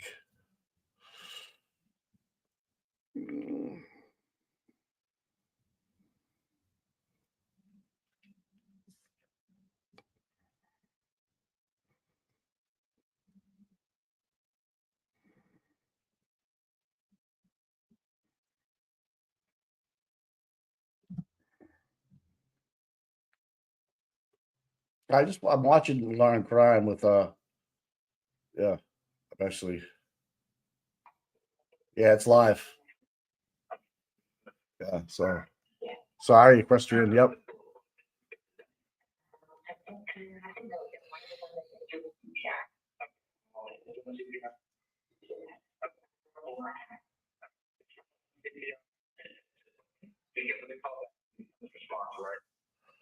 It's definitely on.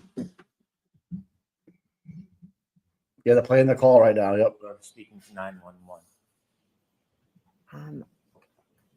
Thank you, I guys. guess the best way to describe it was I was in shock. In horror.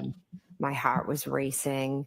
I was trying to be as helpful as I could and get the information to the most important information out as quick as I could to the 911 operators. But also the scene there with Karen and Kerry was a bit chaotic between the two of them. So I was just trying my best to be as calm as I could, to get help there as fast as I could, and to answer their questions the best that I could. Before you told the 911 operator John O'Keefe's name and his age, you said there's a man in the snow. Do you know why you chose those words? I think I just wanted to get out the most specific details. So a man in the snow versus, John O'Keefe and into a story. I think I just was get the details to them as fast as possible to get help there to him as fast as possible. A Boston cop would have been the right thing to do. 911 operator that your friend John O'Keefe was the person lying in the snow. How did you know his age? We used to joke because he was a couple months older than me. So I would, say, oh, well, you're older than me. It was a silly little thing between friends. When you called the 911 operator, had Kerry and the defendant already been around or near John? Yes. Do you know if they had begun trying CPR before you called 911? I'm not sure if they had, because Karen had straddled him and was lifted her shirt, was warming him up. and then Kerry was yelling at her to get off. And I think when Kerry got the blankets and was trying to put him under John, I think as she started to move him and wipe him, blood started to come out. And then Karen was afraid that he was going to choke on his blood and wanted to move him on his side. But then Kerry was yelling at her, we can't move him. And this was kind of all going on while I was talking to 911. You described what you saw, and you said at some point he was bleeding from the face area. Was that before or after he was moved? After.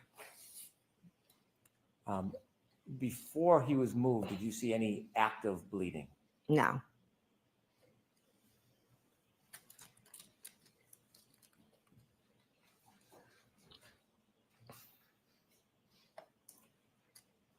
After you called 911, what do you do next? I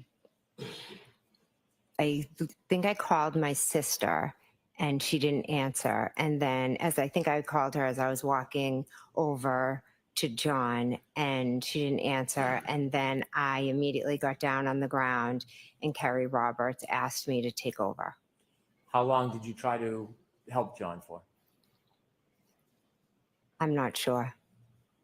I'm not sure. How long were you and the defendant and Miss Roberts there before someone else arrived? Police officer was the first to arrive. In the moments, it seemed like a long time, but I think it was fairly quick that they arrived.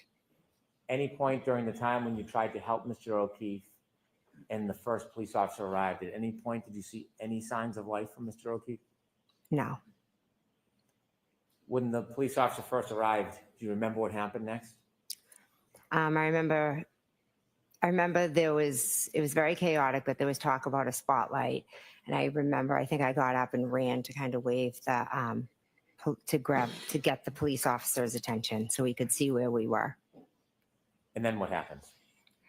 The police officer, not sure specific, I do remember him asking about John. I think he said, is he a drug user? He was just asking some basic questions. And what's the environment? What's going on around you? Karen's just running around crazy, like just yelling, screaming, kind of like a ping pong. What are you trying to do? I was just trying to talk to the officer. I guess I just went into this like type of mode of, all right, I have to just talk to him, get the information out, figure out like how we can best help John and like what happened to him and try to save him ultimately. And what happens next? More officers begin to come, fire and EMT. So the scene becomes active with a lot of different presence. John, I think they lift John onto a board at one point. The officers are asking us questions.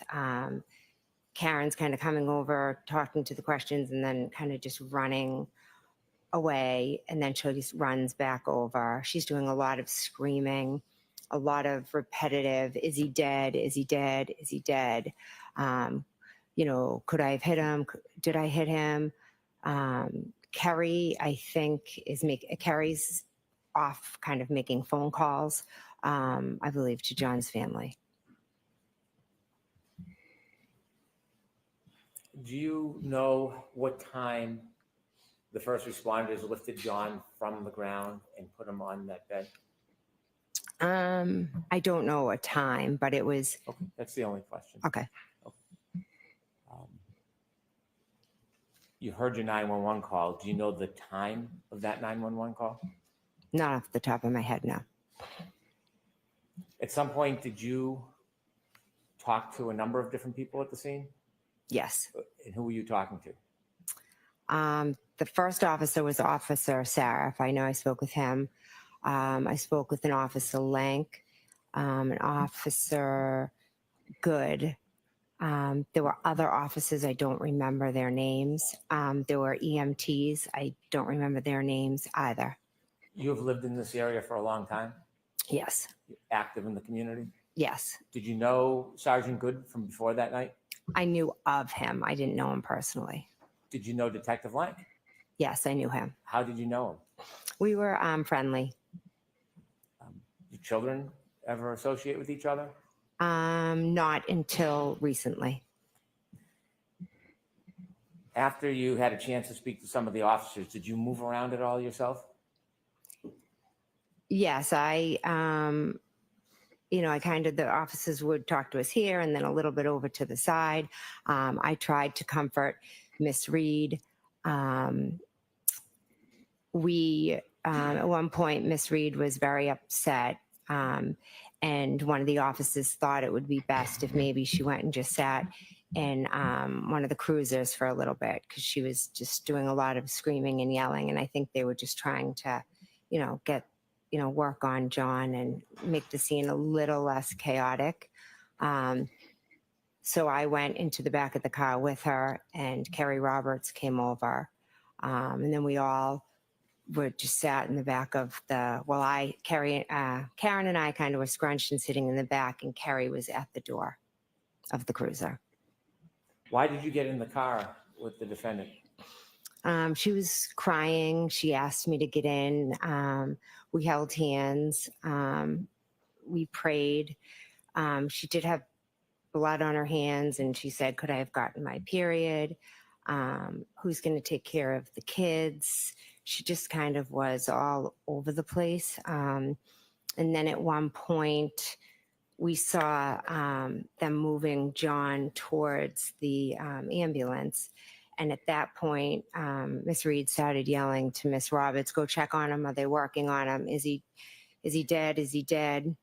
And at that point, myself and Miss Reed got out of the car, and she started yelling and pulling on me to Google hypothermia and Google how long it takes for somebody, to die in the cold. When the defendant first asked you to Google an inquiry about hypothermia, were you still inside the police cruiser or were you outside? Outside. What was the weather? I know it's an obvious question, but how cold was it? It was very cold, windy. The snow was blowing. As I stated, I have multiple sclerosis. So when I'm out in either extremely hot or cold temperatures, I lose the feeling and sensation in my fingers, which obviously made the Googling very hard for me to do because of my, motor skills. So when you were outside of the car with the defendant and she had asked you to do a search regarding hypothermia, did you try to do that? Yes, I did. Do you know the exact time from your memory? Not from reading or learning, but from your memory. Do you remember the exact time you did that? No. Was it after the police came that morning? Yes. Had you ever attempted to search about hypothermia any time before that moment, that morning? No. Or that day? No. That week? No. Was this the first time that morning after the defendant asked you to search that you searched that phrase? Yes, it was. And did you complete your search and get a result? So I don't know what came up because I think as I entered it, I think I misspelled things. And so then I think I tried a second search. And again, I don't think I even paid attention to what came up because we were already on to the next thing. Karen was already moving and screaming about, the next thing to Kerry. Are they working on him? Is he dead? Did the defendant move somewhere from the point when she first asked you to try to Google about hypothermia to something else? She was next to me, and then I think she took off. Like she kept kind of running off. And what did you do? I believe as they were I think I stood there, I believe as they were putting John into the ambulance, I went back kind of to the original spot where we had been talking to the police. And at that point, a new officer might have come because I remember talking to multiple officers there.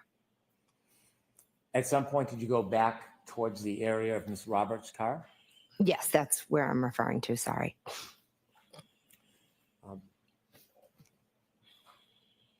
At some point,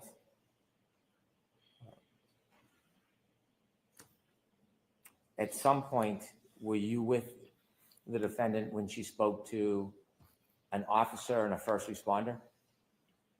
Yes. Do you remember if the first responder was a man or a woman? I remember there was a woman right next to us. Yes. Do you remember if that was before or after the defendant asked you to search about hypothermia? I'd be guessing if I then don't. Don't guess. Mhm. When the defendant was speaking to the first responder, the woman, were you near? Yes. Did you hear or do you remember the defendant saying anything to the first responder? Yes. What did she say? She told the first responder, I hit him, I hit him, I hit him. When she told the first responder, I hit him, how did you react? I was like startled, kind of like, what are you saying? What are you talking about? Did you say anything to the defendant? I think after the second or third time she was saying it, I was like, Karen, like, what are you saying? Why were you trying to interrupt her? Because I thought she was just talking crazy. And I'm saying, why is she saying she hit him? Were you trying to look out for her? Yeah. Sustain. I'll strike it. You can ask it differently. What was your motivation for trying to interrupt the defendant making the statements to the first responder? Karen was hysterical, irrational, kind of. I'll move on. Okay, I'm going to see counsel at sidebar for just a minute, please. Oof. Why did he show him the dash cam? Or I think he's going to, because that's going to put her the wrong spots at the wrong time. You know who is going to show the dash cam, right? Yeah, Alan Jackson. And you notice that there's no times when she did this and she did that. So they're skirting around the whole timeline of when, when she was doing CPR, when she Googled it. Well, show me exactly when you were Googling, Jen. When John was going past you, when he was on the ground. When? Because we don't see you make any motions to look down at your phone and Google anything. Just go to the video. If the video was so, making her look innocent and you could see everything, you'd be playing it.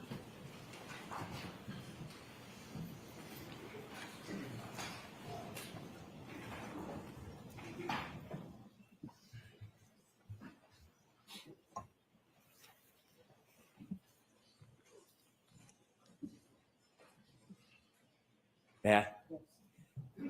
After you made the search at the defendant's request. Mary Jo, that's Carl Google's wife. Yeah. Did you have a chance to speak to the officers further? Yes. Did they ask you to do anything or go anywhere?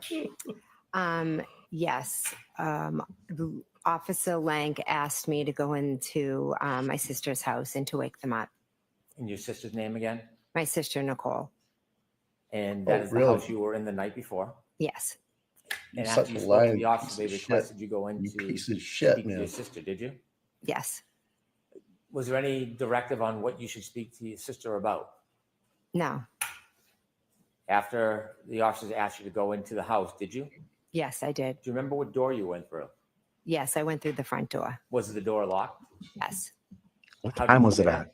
Oh, I'm sorry. I thought you said, was it unlocked? No, I asked if it was locked. Oh, sorry. It was unlocked. As you're approaching the house, were there any lights on? No. Was it dark? Yes. Any sign of any movement inside the house before you went in? No. Take us through walking through the front door. What happens? So I went in the front door. I opened the door. I walked up the stairs into their hallway, and then I think I knocked on their door. Bedroom door? Their bedroom door. And then I opened the door. I went in and I walked over to the bed and I was like, Brian, Nicole. Because And no dog. I was Where's in the a dog? position where I felt like the world was going on around me. So much was happening. But I also was aware that I was just about to wake up two people that are sound asleep, and they're going to see me standing over their bed and be startled, wondering, what am I doing here? So what happens? So Oh, wow. I kept How it Took a minute or changes. two, and then Brian woke up and he immediately was like startled and was like, Jennifer, what's going on? What are you doing? And then I believe I tried the best I could to say what was going on. I think I said, we found John. You don't need to describe Okay. again, but I want to know their reaction and your interaction with your sister and Brian Albert. They woke up startled and confused. Did you have a conversation with them? Yes. How long was that conversation? Brief. They got up, got dressed. I spoke to them. And where did you go and where did they go? Then all three of us went down the stairs. The upstairs to the downstairs? Upstairs to downstairs, And yes. upstairs is the second level, is downstairs the first level? Yes. As you come down the stairs, can you see the front door? Yes. Is there anybody in the house at that point? I saw Officer Lank. In the house? Yes. Do you know if he had been invited in? I have no idea. When you came down the stairs and saw Officer Lank, where was your sister and Brian Albert? They were walking with me down the stairs. And did you see whether or not the officer spoke with your sister and your brother? He did. Brother-in-law? I'm sorry. He did. He did. Yes. Were you there during that conversation? No, How long was that conversation? Do you know? not sure.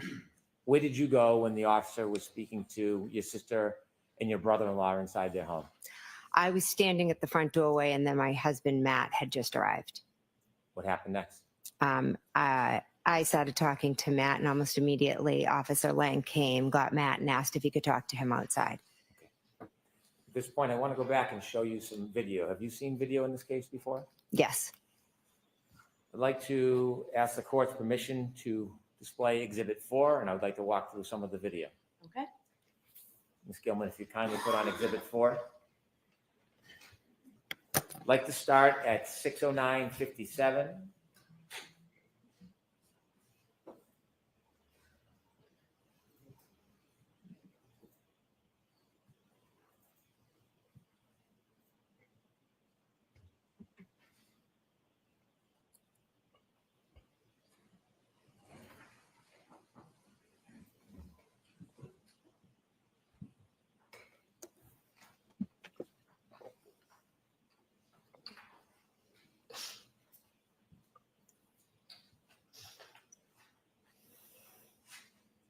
Oh, so it's 6:15, 14 in the morning.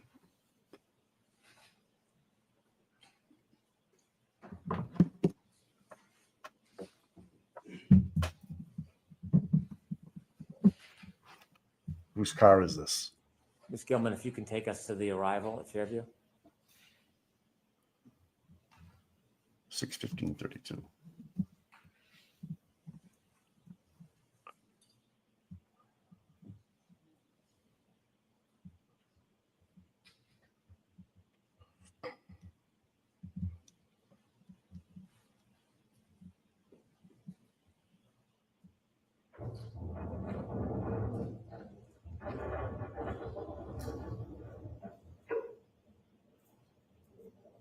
So 6:10:03. Okay. All right, it's a little different. Okay. Could you stop there, please? Ms. McCabe, do you recognize this scene? Yes. Is that morning? Yes. The car directly in front of this dash cam, do you know whose vehicle that is? Kerry Roberts. On the left, we see somebody with a blue parka or jacket. Do you know who that is? I believe that's me. Can you continue to play, please?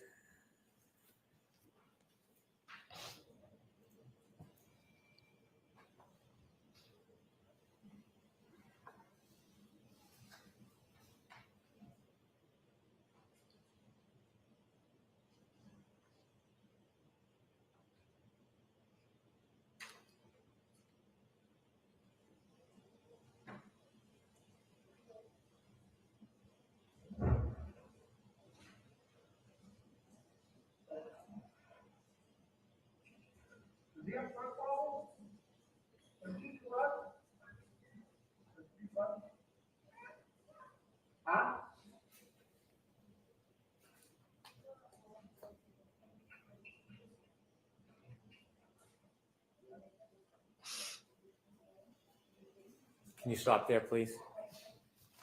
Does that fairly depict your first interaction with law enforcement? Yes. Do you see the flagpole in that video? Yes. And is that the area where you found John? Yes. I'd like to move forward in the video. If we can move forward to 6:14:45, please.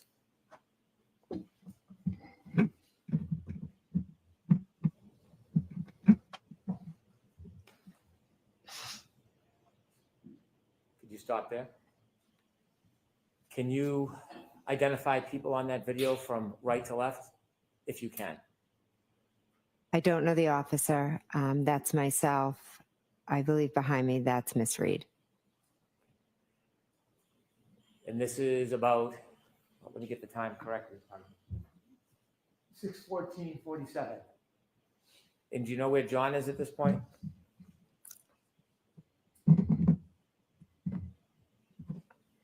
Are they lifting him to the left? Could you continue, please, Ms. Gilman?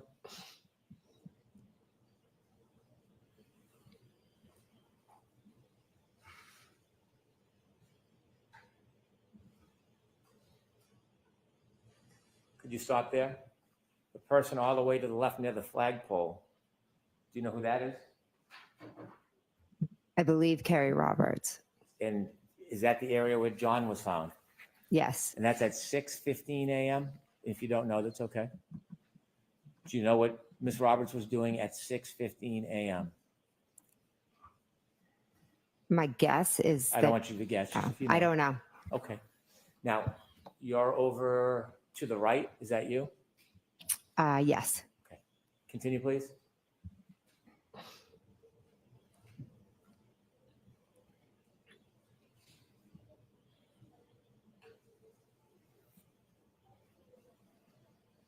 She's grabbing her blankets. Yeah. Is that Carrie on the left? Yes. Stop, please. On the right, do you see yourself? Yes. And which person are you? I'm the one next to the one with the fluorescent yellow. Is your back to us? Yes. To the right in yellow. Do you know who that is? I don't. Continue, please.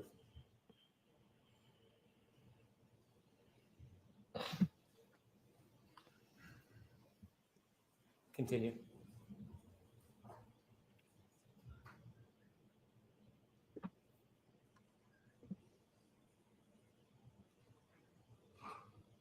No one's writing anything down. Look at it. No cops are writing anything down.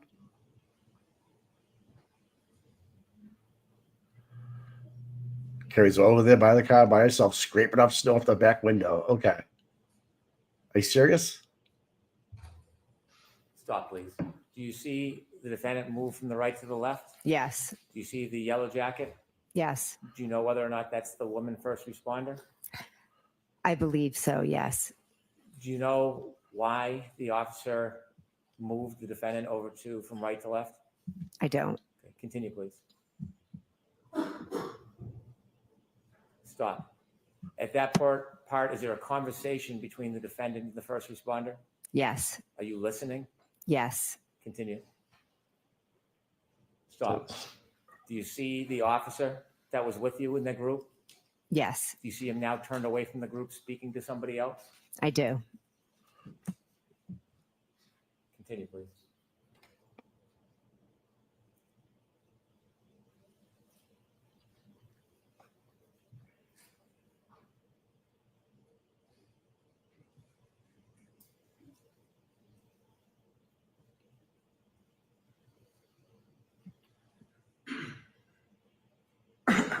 Thank you. If you could move ahead to 6:19, please.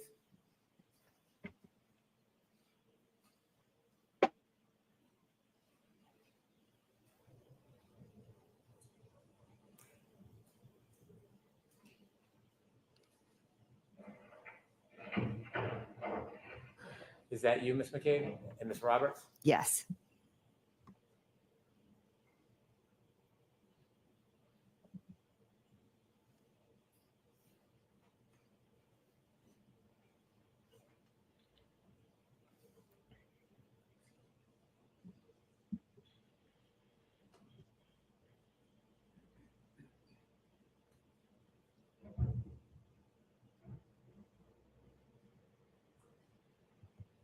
Why is her back window snowy again?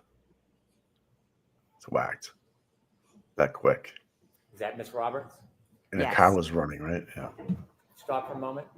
Do you know at which point you went to the officer's car and sat in the back with Miss Reed?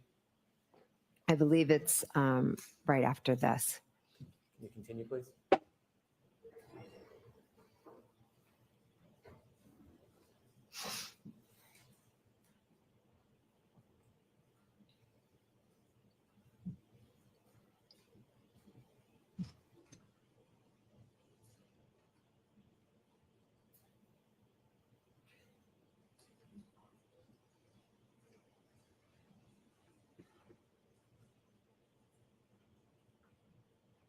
They moved it up like 3 minutes. Yeah, so 3 minutes they moved it up almost. Yep. Almost 5 minutes now.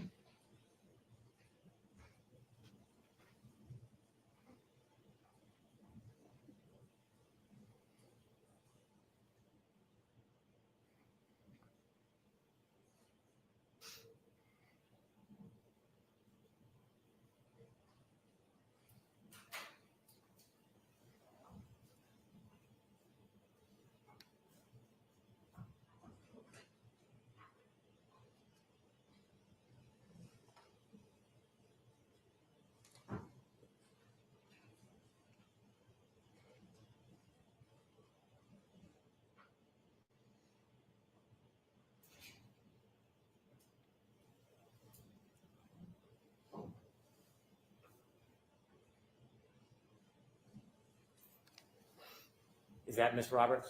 Yes. Stop, please. Was it 6:21. before or after that moment that you sat with the defendant and Miss Roberts stood outside the car and you prayed?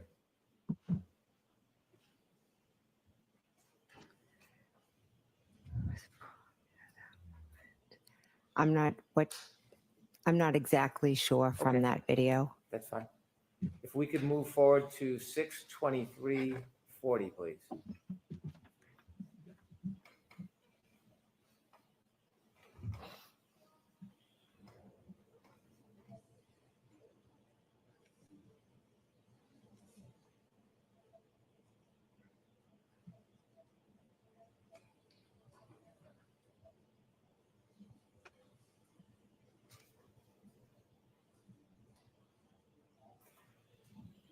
At this time, are you still with the defendant behind this car in some spot? Yes, I am.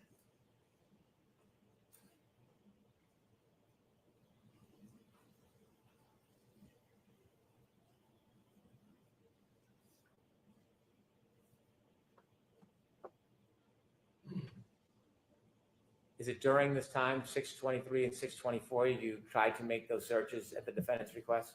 Yes. Ms. Gilman, if you can move forward to 6:26:15.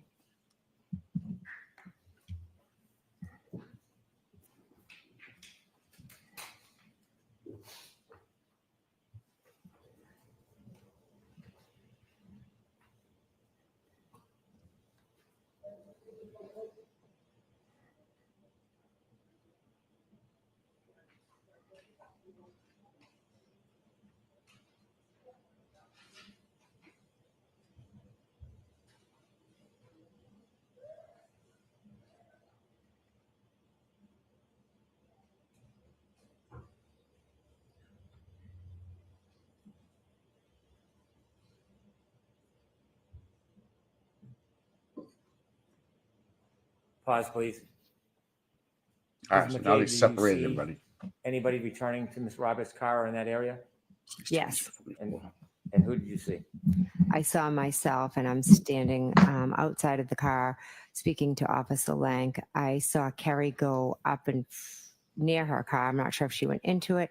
And I saw someone walk Miss Reed into the car. Is it around this time you have a conversation with Mr. Lank? Yes. And what does he tell you again around this time?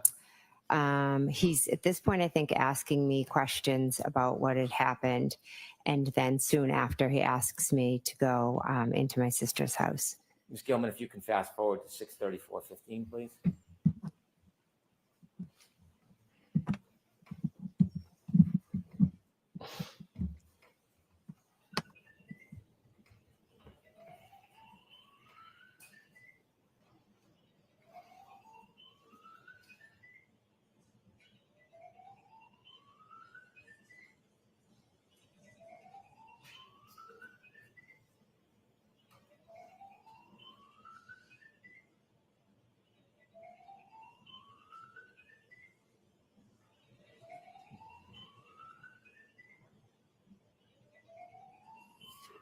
nowhere do we see a sneaker, tail light, anything. All right, on the ground. No reflection, mother lights, You nothing. described that the house had no lights on. Is that a fair depiction of Yes. the view? Yes. Do you see a figure walking up the driveway? Not on this pause clip, but I did see it. Yes. Let's play it and see if you can identify.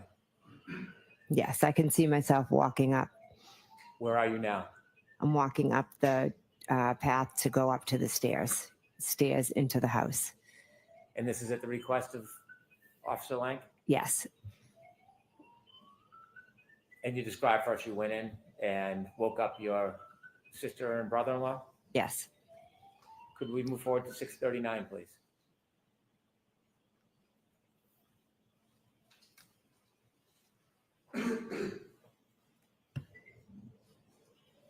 Not even attempting to put tape up or anything.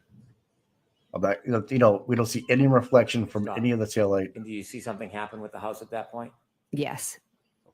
And what happened? Yeah, Light Jen went on. turned the lights on. 639:08. Thank you, Mr. Because Coleman. how does Brian and Nicole turn the lights on from upstairs? Jen had to turn the lights on. Right? After first responders took John and you had gone in your sister's house, what did you do next? She turned the lights Next, on. after Officer Lang spoke to my husband, Kerry Roberts, her and I had a conversation. She was going to go pick up John's parents in Braintree. At first, I had told her I would go with her. But then Officer Lang said that one of us had to stay at Fairview to speak to the, I believe it was the state troopers that would be coming. Did you stay at Fairview? I did, yes. What was your mental state at that point? Again, I was in shock. The best way I can describe it is the feeling of I'm present and everything's going on around me, and I'm just trying to process and make sense of everything. Did you speak to your sister about what happened? Yes. Did you speak to your brother-in-law about what happened? Yes. And were they giving you any comfort or support? Yes, they were being very comforting and supportive. As you were waiting at Fairview, did anybody else come to the house? Well, my husband, Matt, had arrived. A little while later, Julie Albert had arrived. She was dropping something off, and then Brian Sr. called her in. Is Julie Albert the wife of Chris Albert? Yes, she is. And Brian Albert and Chris Albert are brothers? Correct. When she arrived, did you talk to her? Yes. Were you in a group? Were you talking to people privately? No, we were all sitting around the kitchen table. And why were you talking to everybody? We were trying to figure out what had happened. They were trying to be supportive, trying to help me. What was your mood? I was extremely concerned. I was calling Kerry, trying to get updates about John. I was worried about John, his family, about Kaylee. At that point, did you know whether John was going to live?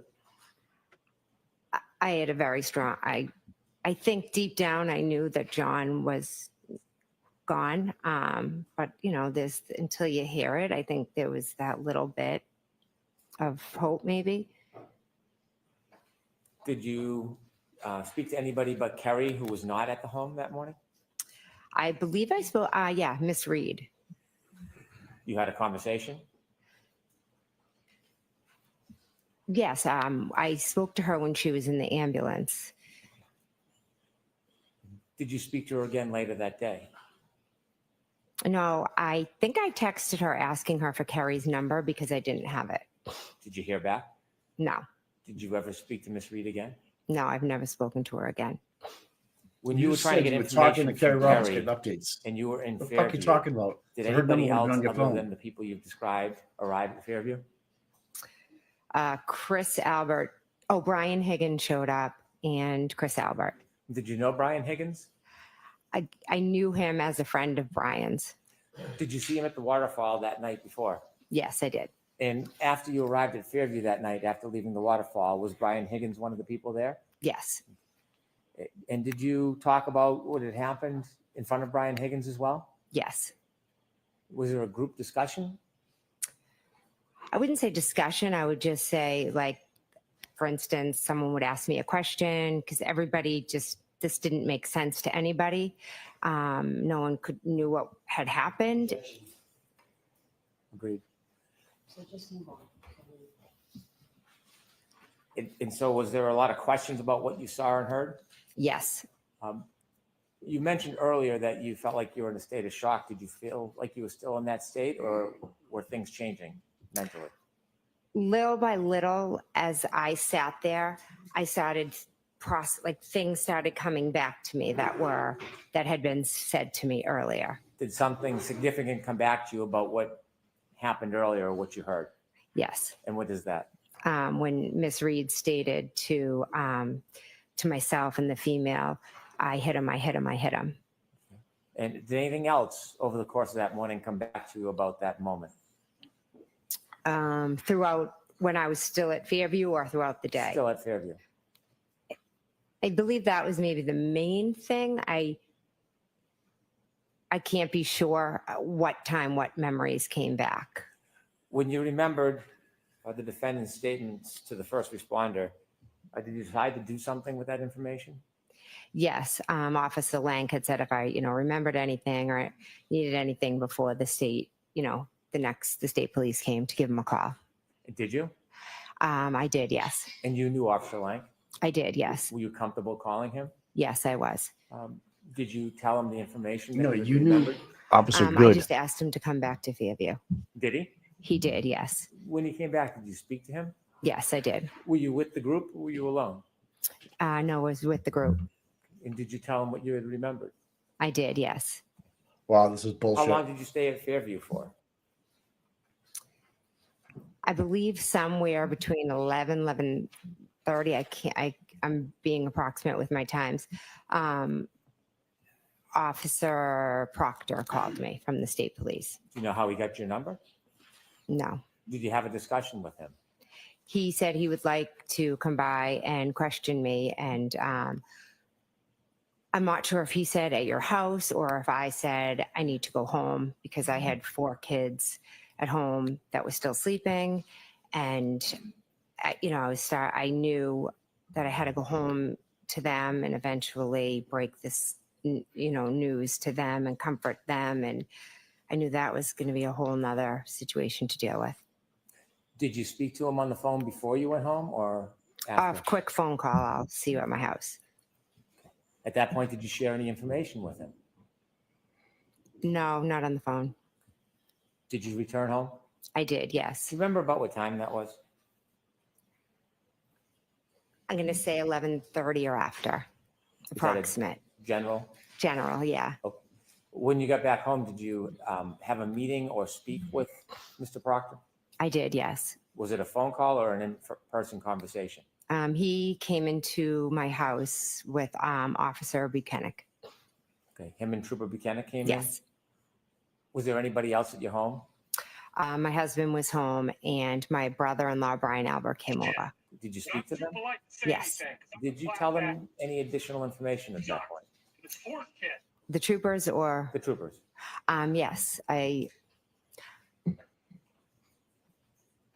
know I had said what Karen had said to me, and then she had said, I hit him. Could I have hit him? I told them how she showed up at my house. I just basically gave them the events of that morning. At that point, did you mention anything about the defendant's broken taillight? At that conversation, no. Did they leave? They did leave, yes. At some point, did they reach out to you again, or did you reach out to them? At some point, I had another conversation with them a few hours later. I'm not sure if they called me or if I called them. Do you know what generally the content of that conversation was? Yes, I had remembered that Karen had told me about her taillight. As you're processing that morning, are you trying to think and recreate the event, or are you trying to put it out of your mind? I couldn't get it out of my mind.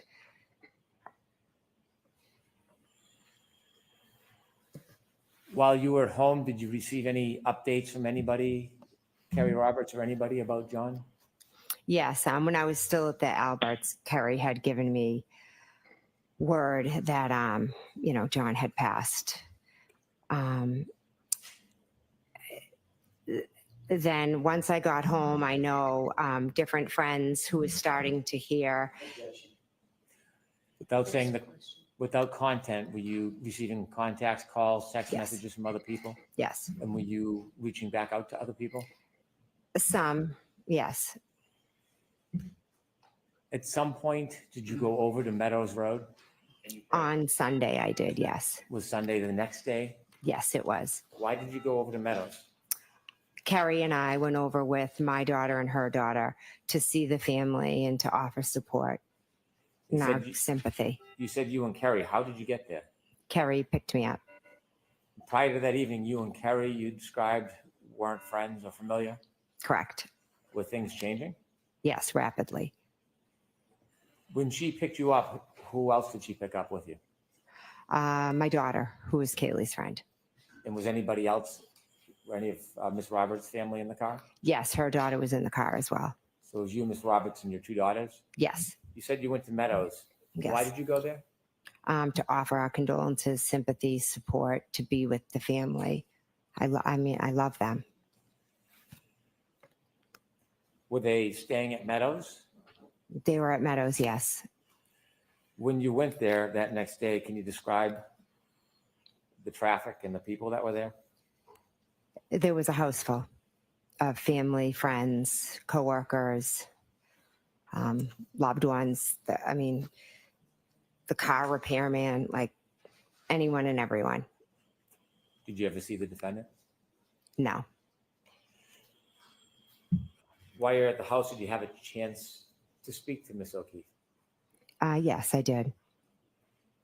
At some point that day, did you leave the house? Yes. Who did you leave with? Carrie and my daughter stayed to be with Kaylee, and we left with her daughter. Where did you go? We were heading home, but then we ended up dropping off her daughter at her friend's house. Now, who's her daughter?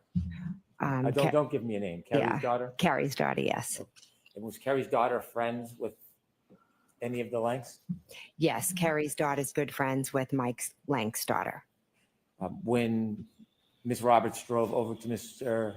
and Mrs. Lank's house, did you meet anybody? Yes, her daughter, Carrie's daughter, went in the house, and Mrs. Lank came out. Her and Carrie are very good friends, so she came out to offer support and condolences. Was it still cold outside? Yes, it was freezing. When she was offering her support, was she inside or outside of the car? She jumped into the back seat.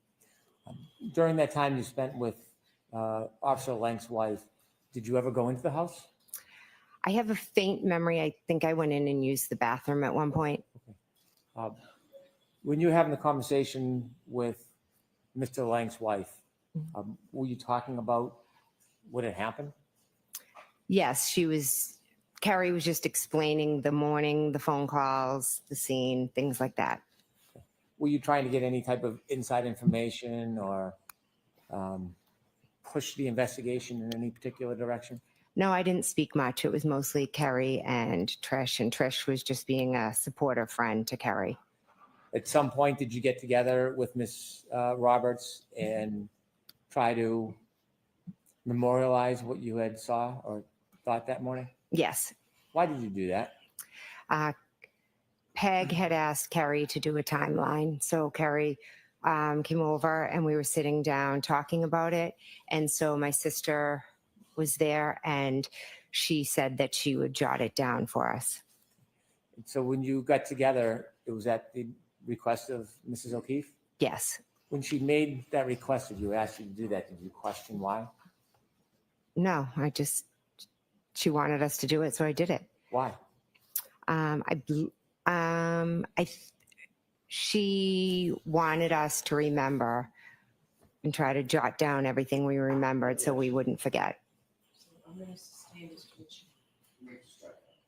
There is district evidence. Did you speak to officers further in the future? Yes. Can you count how many times you spoke with police or the interviews you had? There were a lot, or a good amount, I should say. At some point, did any of the police officers ask if they could take your phone and copy everything on it? Yes. Did you have any hesitation about that? Objection. Were you cooperative? Yes, Why? I wanted to help in any way I could. May I approach? Yes.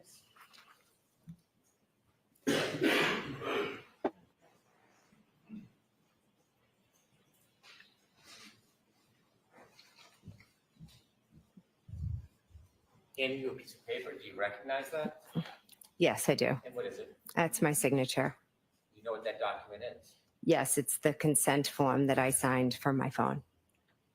I can use this as an exhibit. Any objection?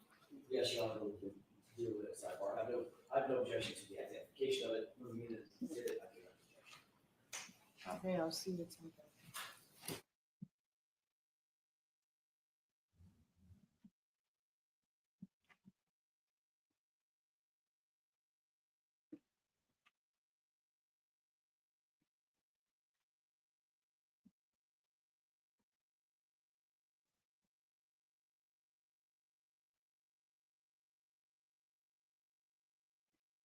Wow. Wow. On X right now, there's a hot mic moment where they caught Jen rehearsing her lines. Justice for John O'Keefe just posted it. Wow. Holy shit. It does sound scripted in my opinion. I mean, like this is crazy. Like, okay. So you go into the house, the lights go on.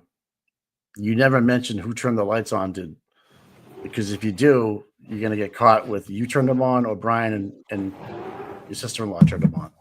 Or your sister turned them on.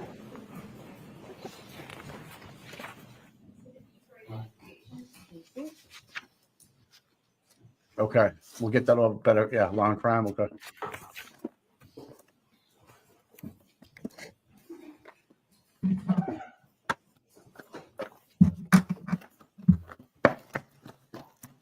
After that day when you met with Miss Roberts, and you try to memorialize your memory about what happened. Yeah, it's all After that date, have you discussed what happened that morning with other people? Yes, And have you discussed it with police over time? yes. I have no further questions at this time.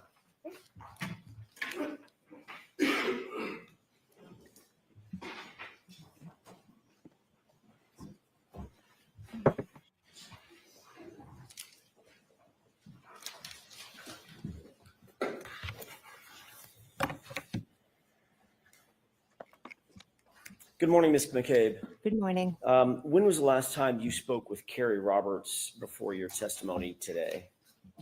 She called me last night. What did y'all discuss? She asked if my daughters were going to be staying home from school today because her daughter would possibly join them. Did you discuss anything having to do with your testimony? Not my testimony, no. Did you discuss anything in that conversation with her prior testimony? No. Are you aware that she testified last week? Yes. Did you discuss anything after that, after she testified with her about her testimony? No. We know that through her testimony that you had a conversation with her the morning that she testified. Yes. Right? Did you discuss what you anticipated to be her testimony in that conversation before she testified? No. Have you and Ms. Roberts ever discussed anything about either one of your testimonies, either in the last proceeding or in anticipation of this proceeding? No. So for the entirety of the last year, even though you both went through a proceeding last year where you both testified under oath and it was highly, highly publicized, neither one of you, your good friend Carrie Roberts and you, have ever discussed either of your testimonies between that time and this time. No, we've discussed the case and we've discussed what happened that moment, the moments of the morning, but we have not discussed testimony. Okay. So let's break that down for a second. I'm talking about, because the timing matters. I'm just asking at this point, if you'll bear with me, just the year from last year at a different proceeding to this year, you have discussed this case. Yes. With Ms. Roberts. Many times, yes. And you've discussed the specifics of her memory, which would be reflected in her testimony, correct? We talked about what happened that morning. So you were talking about what she remembers happening that morning, correct? No, what happened that morning. Okay, so not to put too fine a point on it, Ms. McCabe, Mhm. but if you ask me what I had for dinner last night, it's my memory of what I had for dinner last night. Would you agree with that? Sustained.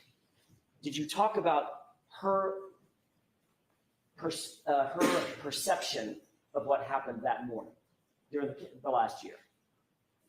We've talked about what has happened, yes. Okay, so I'm trying to break it down between you and Ms. Roberts. You've discussed her perceptions and her memory of what happened, as well as, and separate and apart from, your memory and your perceptions, correct? Correct. So there have been circumstances in which you and Ms. Roberts have compared, by definition, what she remembers versus what you remember, correct? I wouldn't say compare. Now let's move to well, what would you say in terms of what you've discussed and why? I would say that we've both talked about what we've discussed, but it wasn't like a comparison. We weren't comparing anything. You've talked about what you discussed. What does that mean? Talked about your testimony? No, we've discussed what happened that moment and in those moments. So, when I got a phone call, and that's my story.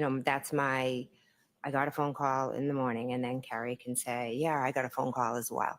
As you said, that's your story, correct? Not my story. It's Those the were your truth. words. It's the truth. Okay. So for instance, when you got a phone call at 4:53 in the morning, Carrie Roberts wasn't there, correct? Correct. But you've discussed that with her. Correct. And you've told her what your perception of that, your memory of that phone call was, even though she was not recipient to and did not witness that phone call, correct? I've told her about the phone call, correct. As well as many other details that she was not privy to personally, correct? Correct. Conversations that you've had, for instance, conversations that you claim you've had with Miss Reed, correct? Correct. And you've told her what He your is so perception fucking is good. of those conversations, or your memory was or is of those conversations with Miss Reed, correct? Which conversations with Miss Any Reed? conversations, just anything that she wasn't privy to. You've discussed that with her. Some things, yes, Okay. absolutely. And conversely, Ms. McCabe, obviously, she's also discussed certain perceptions and memories that she has about this case and the facts of this case, as she recalls them, that you were not necessarily privy to, correct? Yes, Things that may have taken place outside your presence, correct? correct. And you've talked about things, I'm sorry, she's talked to you about things, now I'm getting myself confused. Y'all have talked about things that were outside of her perception and outside of your perception. And you've shared those with each other. We've shared our experiences. We've become very close. We both lived through a traumatic experience. How many times would you say you and Miss Roberts have discussed your individual perceptions of what you remember happening on the 28th or the 29th of January 2022? How many times? It would be hard to put a number on that. We talk about, it's hard. We're bonded. We talk about the trauma that we relive every day. Karen called us for help and we both answered the phone. And that bonding is the glue that holds you two together. Is this case, correct? Yes. So that probably, by definition, is the foundation of many, many, many of your conversations. Do you agree? We've grown into friends where we talk about many other things besides the case. Sure, the movie you saw last weekend and what the kids are doing next week.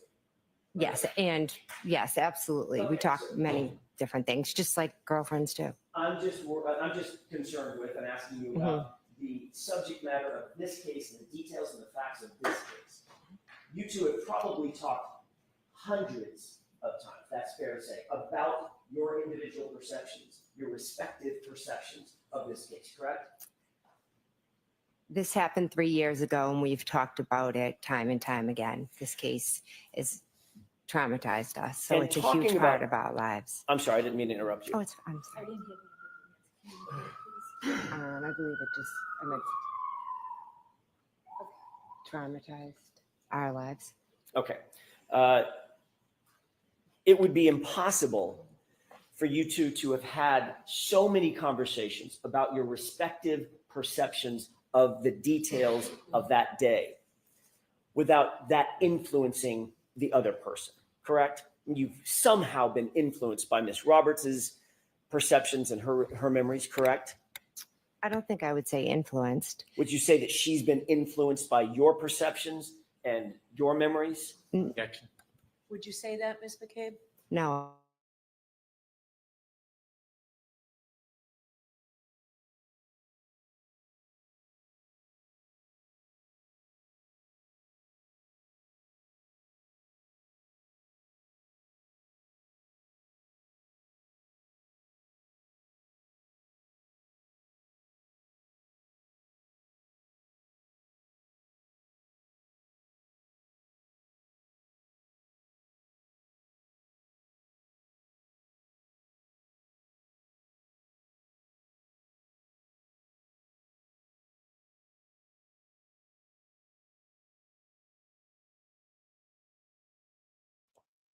Yeah, working on it. Hold on.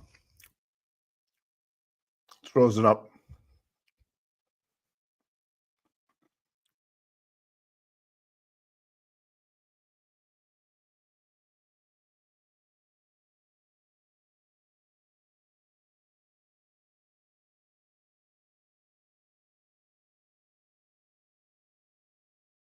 Law and crime, we should try.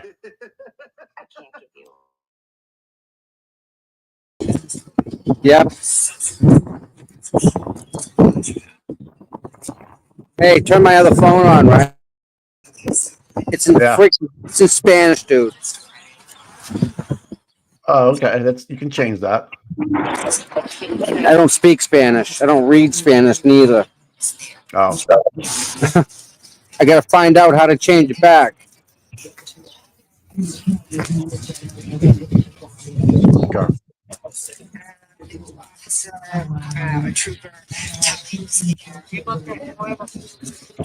Oh, what's going on with our stream, buddy? Working on it. Trying to see if we can get it to add here.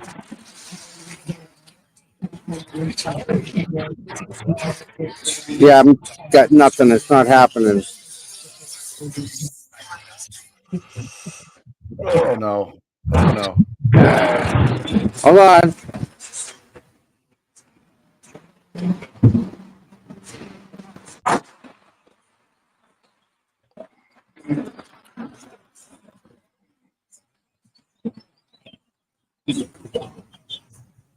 Hold on.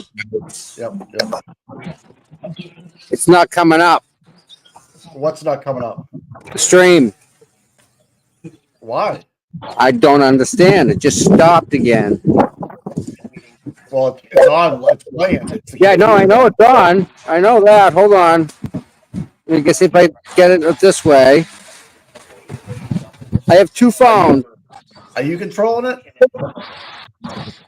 I'm trying to. Oh. Hold on. Live. That's what I want. So now.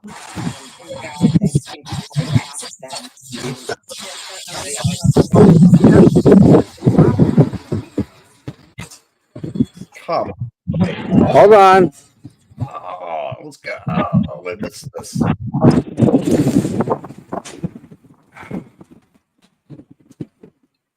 Oh.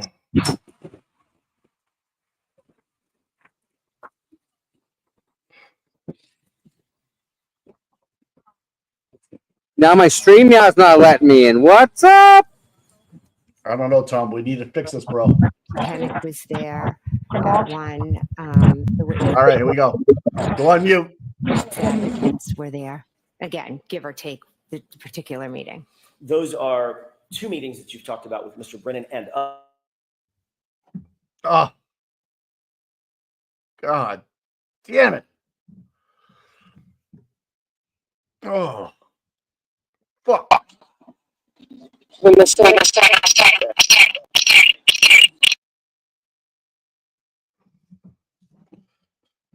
Oh. What the? others. And some combination of his colleagues, Mr. Lally, Ms. McLaughlin, perhaps Mr. Nelson, perhaps the other employee of the DA's office, and Troopers Buchanan and Trooper Tully. Oh no, come on. This is horrible.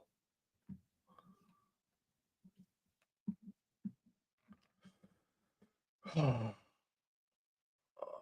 fuck.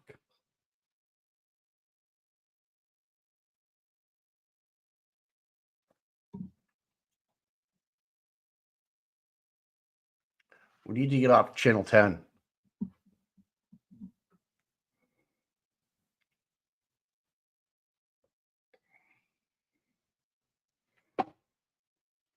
I don't know what Tom's doing.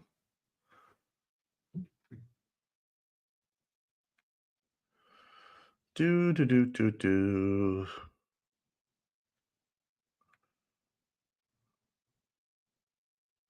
I wish I had control of it. Make life a little bit easier. We gotta figure this out. Yeah, that's going to happen soon, but why is it only happening to us? I don't know, but your phone is horrible. It's like back to win, buddy.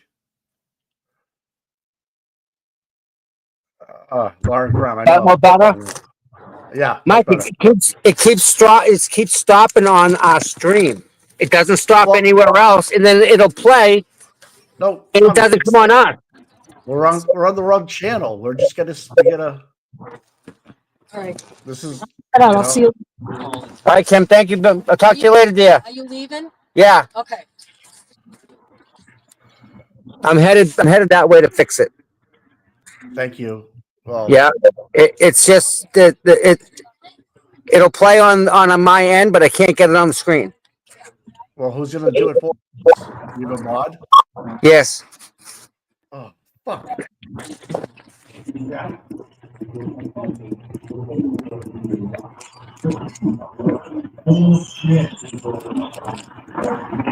I can't even put another stream up. Like I can't add that. It won't let me.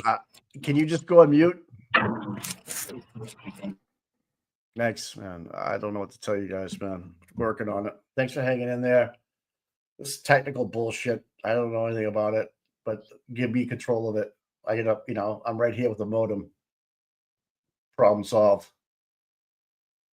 I don't understand. But Tom's gonna head home and start it up again for us. But we're missing all the good shit right now. Fuck.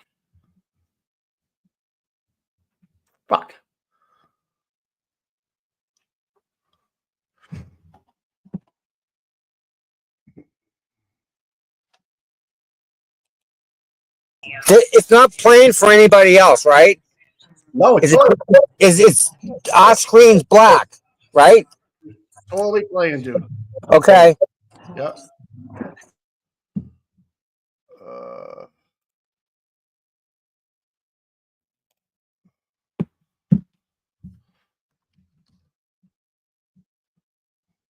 It's StreamYard.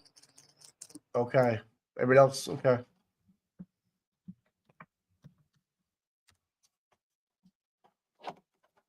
Live.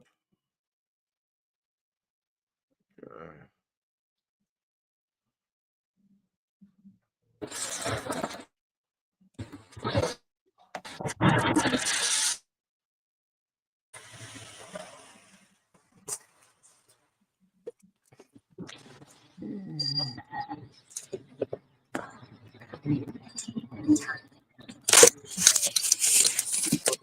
Tully or Buchanan ask you any questions during the course of any of these meetings? Regarding the case, no, but we did briefly talk about how my kids were, how their kids were. But they didn't ask you any questions about your testimony, about the case, about your memories, about specific facts? I do not believe so, no. During any of these meetings, was anybody taking notes? Ms. McLaughlin, Mr. Lally, Mr. Brennan, any of the troopers? No, I don't believe so. So there was several hours worth of meetings with you, and nobody scribed any notes that you saw? None that I saw, no. And these meetings were not recorded? I do not believe so, no.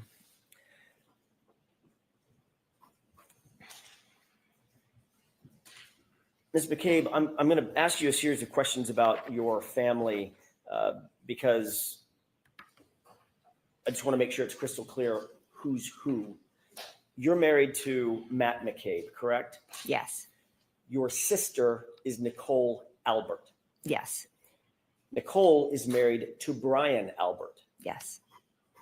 It was Brian Albert's home that you were at 34 Fairview that you arrived at where John's body was found, correct? Yes.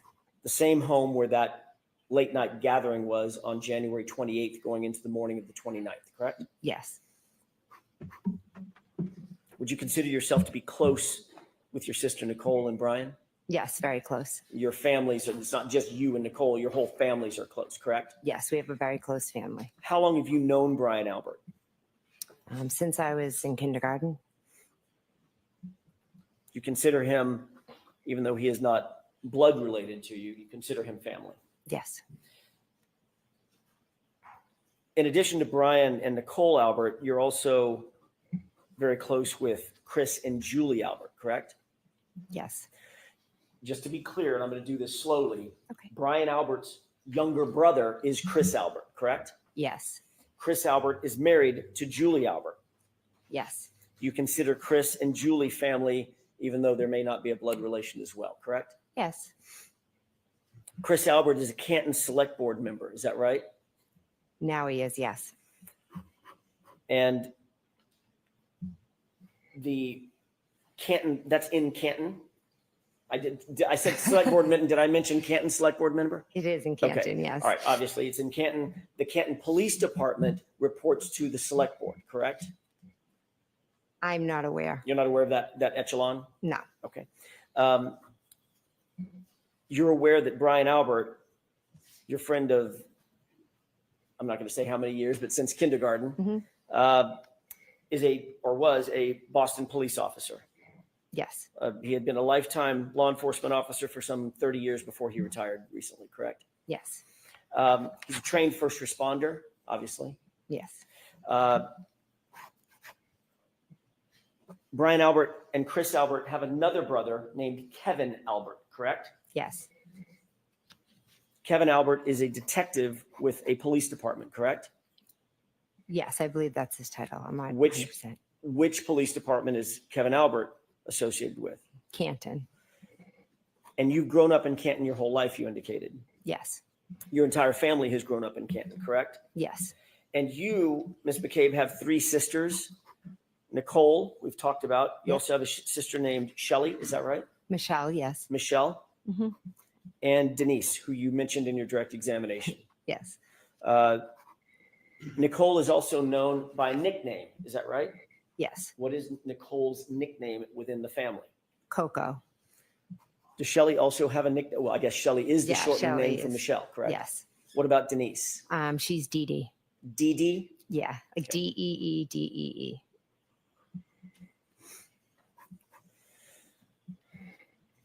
Your father lives close by in a neighboring town, correct? Yes. Don't tell me the town, but it's relatively close to Canton.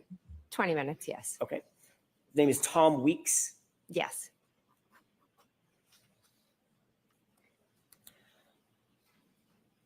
I'm not going to go through all of them right now because the family tree is getting large, but there are children, cousins, second cousins, nephews, aunts, uncles.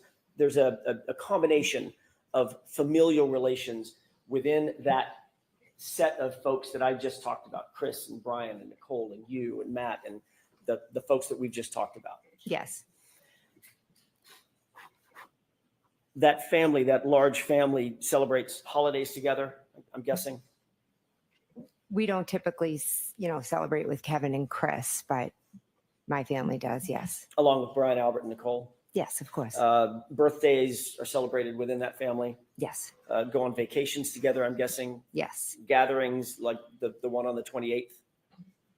Yes. Special events? Yes. Spend weekends together? Yes. You mentioned a lot of sporting events. There's a lot of sporting events that y'all go to together. Yes. So it is very, very easy to see that it's an extremely close-knit family. Yes. And naturally, you're very protective of your family, as anybody would be. Yes, I love my family. You also said that you knew, and your words, liked Karen Reed, my client, on the 28th of January 2022, correct? Yes, But she very much is not family, correct? correct.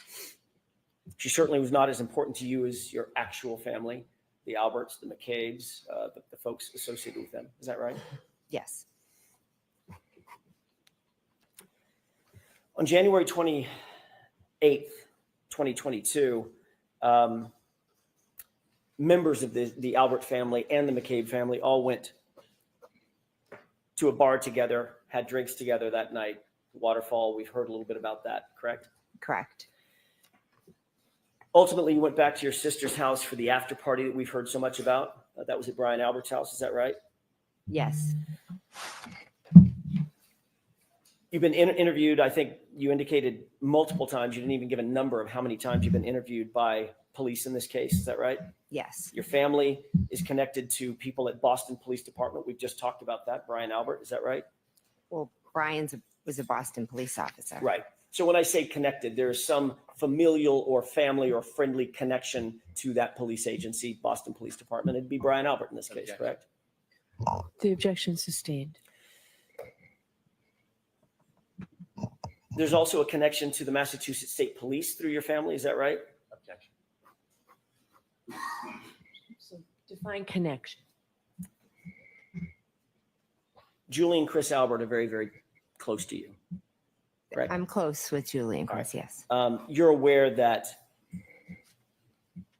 Michael Proctor's sister, Courtney, is basically best friends with Julie. No, I'm not aware of that. She's best friends with Julie's sister, Jillian. Okay, so Courtney's best friends with Jillian, who's sisters to Julie, Yes. who's married to Chris, who's an Albert, who's the little brother of Brian Albert. Yes. Okay. And Canton Police Department. There's also some connections there as well, Kevin Albert being the most obvious of them. Objection. You know what? I'm going to allow that. Do you have a connection with the Canton Police Department? Not with the department, but with Kevin Albert. Right, who's a member of the department. Yes, but my relationship's with him. Understood. You've indicated that you've been interviewed by law enforcement agents associated with Massachusetts State, with Canton Police Department. That'd be Officer Lank. Yes. Can I and stop Officer you for a Good. second and see counsel at sidebar, please? Sure.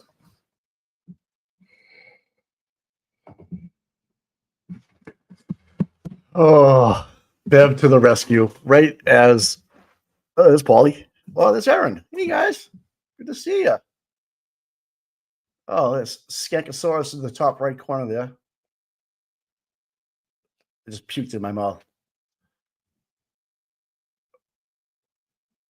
Oh yeah, laugh it up, guys. Everything's good. How you doing? Right? Smiles. We getting drinks tonight? Yeah, sure. Yeah, no problem. Yeah. Oh my God. Oh my God, these people. This is Mike, fucking- isn't that funny how Bev comes and bails him out? Yep. Right on cue. Yep. I bet you we're going to break right now. Bet you we're going to break right now. Early lunch. No. Because was that said anything about her ties to the state police? Well, she's trying to put it together now through the best friends of Jillian is good friends with Michael Proctor's sister. Yeah. That's what they're trying to put together now. Yeah. And the Weeks name came up, Tom. I saw that. Tom Weeks, Mike. I saw that. Yeah. Interesting. I heard rumblings of things like that. Oh yeah. Yeah. The reach is far. Yeah. The birdie's been chirping.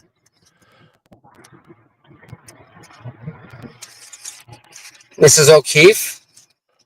Looks Okay. good. Yeah, so say she looks good in that color. Well, Denise Galvin just looks horrible in the background. Yeah, she looks My God. a little stressed out. Oh my God.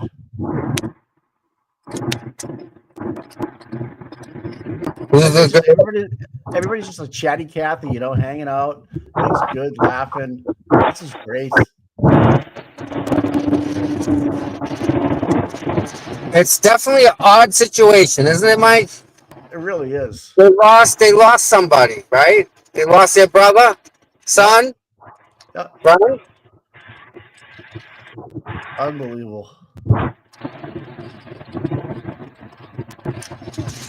I mean, like, Please rise for the jury.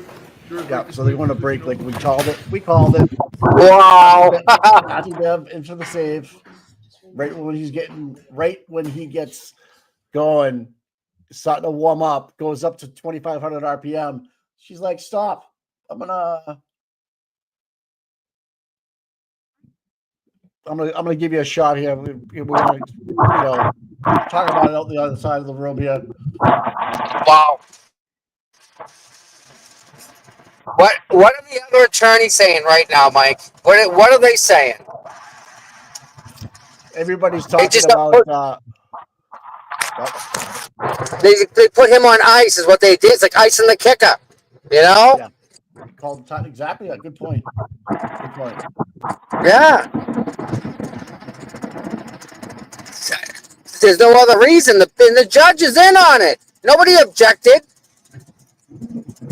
Nope. The judge called a sidebar. Yep. Either she's got to use the bathroom or something's going on.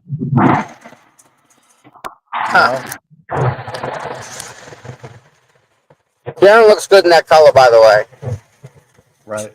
Karen looks good today. She always looks good. Yep.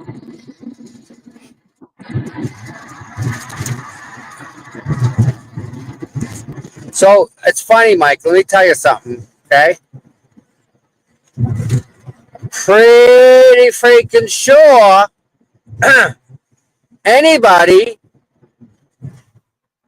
who walks into the house of a Marine in a current Boston police detective,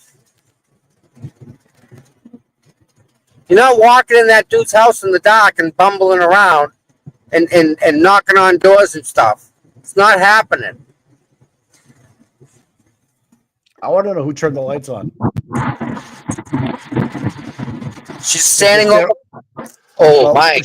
Yeah, well, who turned the lights on? Because she says she went upstairs, but who turned the lights on? Because they didn't turn the lights on from the bedroom. They were sleeping. Right? Can you see my screen, Mike? Not really, no. All right. You had the window open again, or no? No, I'm trying to catch up to this truck, Mike. This truck is awesome. It's like a Willys. Oh, yeah. Remember the Willys? Yeah. Jeeps, yeah. It's right in front of me here.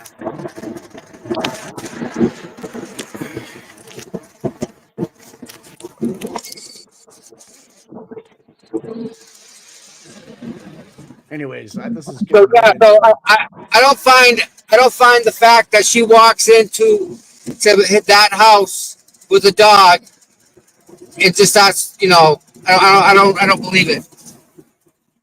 Well, no, there's no mention of the dog yet, but it's coming because now you have police officers showing up. Matt shows up.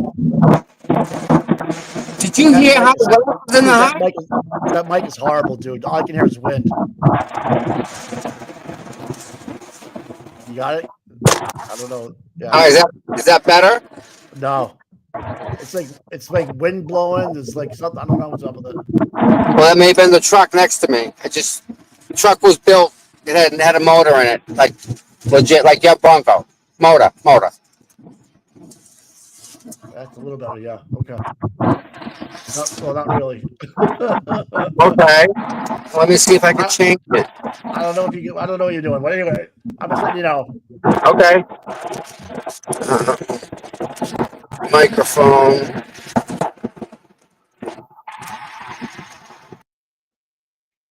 There you go.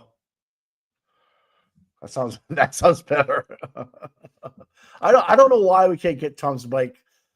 I don't get why we just can't make it work. I don't understand. We've been doing this long enough to know that, like, you know, it's like the definition of insanity. Like, we know how to do it, but here we are 3 years later dealing with it. You know why? Because we were working from computers at home. I don't know. Do you guys remember this happening the first time around? I don't know. His screen's frozen now. It seems like one time it'll pick up everything that's going on around him, and then he'll change something, and it'll be right there. Is that what it is? He's using crap microphones? I don't know what it is, man. I tell you, though. How about that? I turned off higher bit rate. It's how much is getting to you through my phone. Oh, outside noise. It sounds much better. Yeah. Not really though. I mean, you still hear it, Tom. I don't know if is the microphone from the phone or is it a microphone? It's the microphone inside my phone. Okay. That's the one I've been using. So sometimes it's crystal, sometimes it's junk, and I don't touch anything. I just come in and out of StreamYard. So it comes down to the connection and how much data you're receiving on your end from my phone. If I'm in a bad area, yeah. You know, I'm receiving data and sending data at the same time.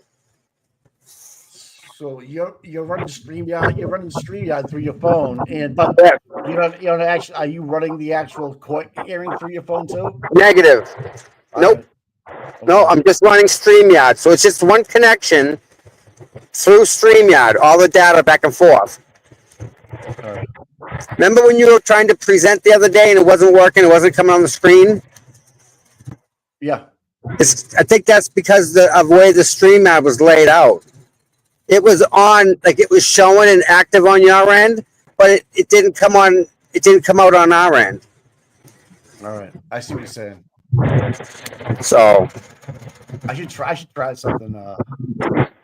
I'm slowly figuring out where StreamYard's lacking. And we're using their software that they wrote that they control, right? It's just like Celebrate. Okay.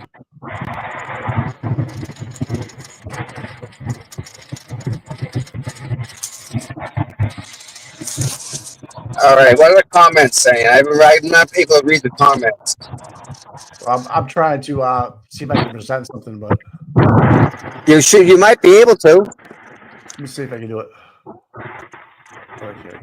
Oh, you have to stop sharing first, Mike, All right, before you can share. Do you have a stop share button? So it's asking me what I want to share. Okay, Lauren Crow. See if you guys, anybody see that? No. No, because all right. See, there's the layout, Mike. All right. On your end, does it say stop screen? Because right now the screen that's running, you can only run one active screen. We have the fan going, right? See the fan? We have to stop that one. So it's just like you and me on the screen, and then present the blue screen. So I had Lauren Crime's website up in the present box. Yes. But obviously, I couldn't share it because the other screen's up already. Right. So does it say at the very top? Is a little button that says stop sharing? Is it blue? Yep. Hit that button. Hit stop sharing. I did. I still got the fan. See? Yeah. But on your end, it may be though, right? I don't know, Tom. I'm just messing around with, bro. Yeah. No, it's okay. So if you stop the screen, there you go. I don't know if that was you or the mod. Was that you, Mike? What? All right. The screen just went blank. So now try and present Lauren Crime.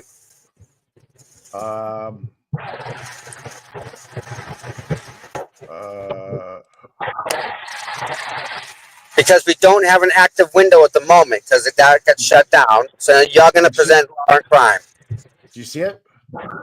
Yeah. Look at you go, Mikey. So you see Law and Crime right now? I see the website. Yes. Oh, okay. Let me. Yeah. So go if you go to the Karen Reed trial. Yep. What's today's date? Today's the 30th, right? Yes.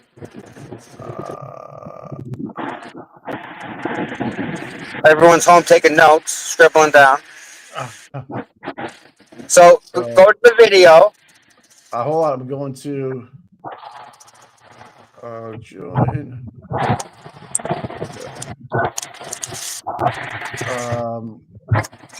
If it's off a different page than the one you presented, you may have to stop the one you presented and present the new one. All right. Yep. All right. I'm just trying to find. Mike, just go. Yeah. Anything. Like Yahoo News or something. Here we go.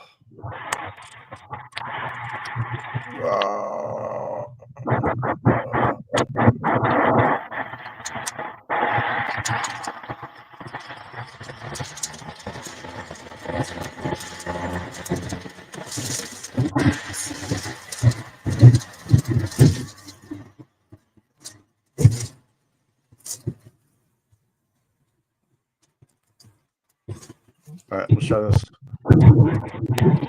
Oh, I want to. This is fucking nuts. You getting it, bud? No, it's such a pain. Like it's so much crap on here. It's like, you know what I mean? Like it's like so much clickbait here. It's like, all right, here's it. All right, do you have that? And then I'm gonna go to present. All right. And you go to the page. It's gonna ask you what. Yep. Hold on.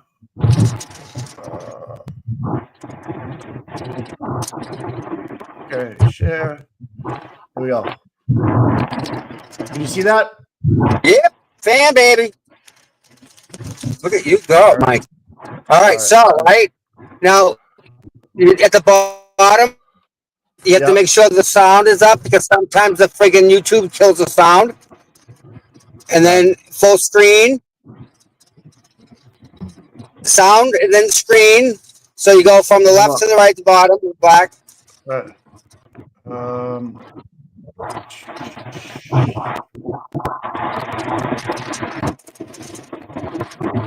Yeah.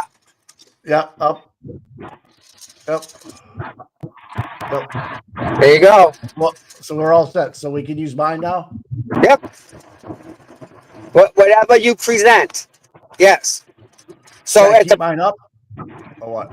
So if I go like this, that's me. Okay, that's my screen. yes. All right. Yeah, because you presented that screen. You're presenting that to us. Here, look at this. What I put on this is you're the presenter. Yep, I can see on my second box down here that it's up there. Yep. Yep. Yep. Okay. Now, how do I change the layout if I want it? All right.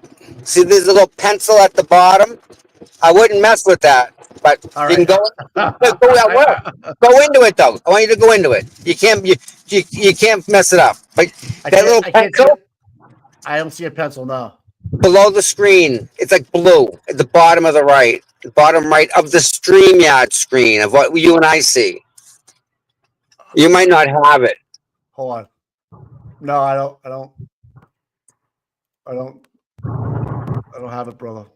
No. Okay. You may not have that, right? So No. there's a little pencil that allows you to go in and change all the layouts, make like big screen, little screens, you here, me here, stuff like that. And that's what the mods have been doing is changing the screens for us, resizing each one so that it fits right on the screen, and then saving it because what they give you is a little box and you got to stretch it out to make it all fit. Gotcha. And that's what they do in their spare time. But see, right now the fan. All right, the fan every once in a while. I know it's spinning, but it'll just stop. Well, but I still hear you.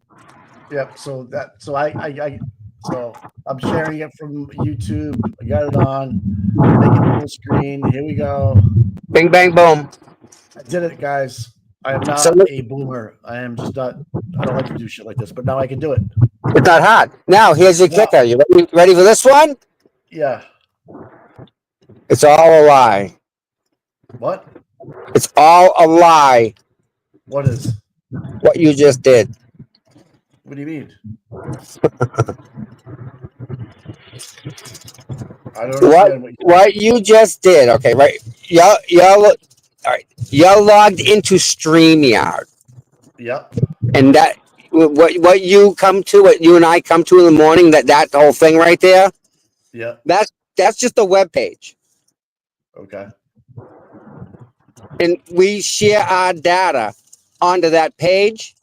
Mm-hmm. That page, StreamYard takes it all and shares it amongst the world. Gotcha. So what you just did,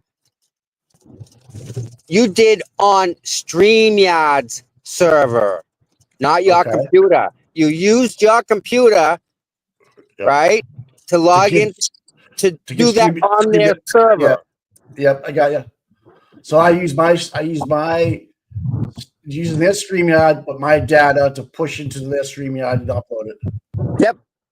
Okay. And everything you just did, like with sharing the screen, yep, that's all StreamYard. That's all on their server. So you told their server share this web page amongst these people. That makes sense? Yep. So everything we do, right? StreamYard's got a 100% copy because it's done on their machines. Every click that you did, StreamYard's got a copy of it. Yep. Even if you went into something, just clicked out of it, they know you did that. Gotcha. Because you're on their server. Pretty cool, huh? Yep. Learn stuff new every day. Well, yeah, so I'm logged into StreamYard. Yep. And Yep. I push it over to StreamYard and present it. Yep. And they're the ones that are broadcasting it for us. We're telling Gotcha. StreamYard, stream this, and we're giving StreamYard the data that we wanted to send out. And everyone else is doing the same thing on their phones. Now, if I wanted to add Twitter up here, I just go right to this, add Twitter, and open up another screen, right? You can just go open a new screen. Right. And what happens is StreamYard's still running. You are on a new screen on your computer, not on But I want StreamYard. to, but it'll show up my present button, and I can show. I can use it that way. Yeah. Yes. You're just making the connection. You're telling Right. StreamYard, go to this Twitter address and pull this page, and it does. Right. So if I wanted to go here and then go to, okay, share this tab instead. Okay. I don't want to share that tab. Well, pop Twitter up. We got time. It's just a fan. Pop Twitter No. up. We got 1 minute. You think she'll be back in a minute? They said 11 o'clock. Yep. Oh, okay. But yeah, I'll be right back. Yeah, go ahead. Yeah. Cool. I hope you all got that little lesson down. I hope it's all making sense to you. Oh yeah, StreamYard charges money. All right. Yeah, but yeah, I hope you guys are understanding more. You know, and I'm sorry about this morning with the stream cutting out. There's only so much that we can do on our end, so that's the problem. I think we use the StreamYard differently than other creators. I think other creators aren't messing with it and changing things and modifying things the way that we are and the way that my mods have. So I'm not sure if this design layout thing that we got is the issue, because StreamYard only allows you like I think it's 7 or 8 layouts. In the next version up, I think you have like 12 or 15 different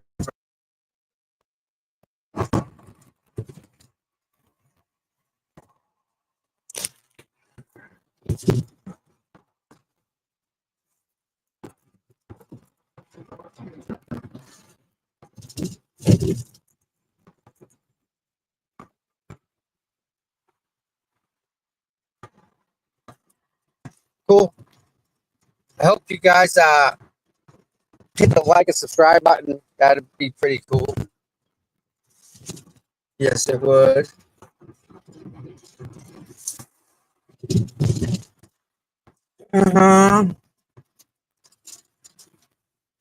So, yeah. Jim McCabe on the stand. I'm not sure she'll be out of the woods today.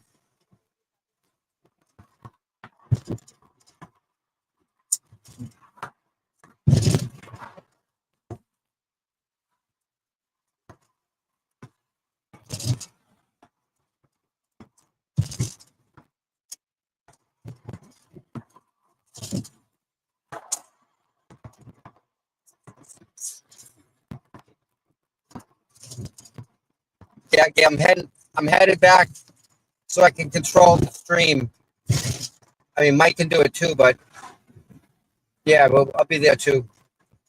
I mean, the buffer zone's kind of quiet.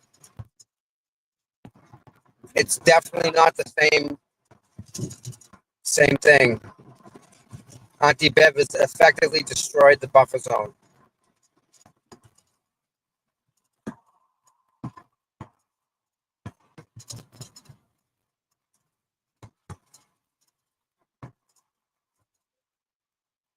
Not like we didn't try either, right?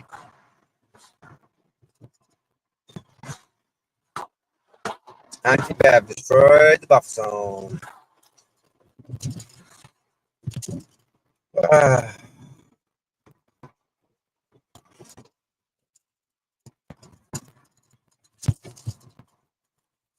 Nice spring day in New England, people.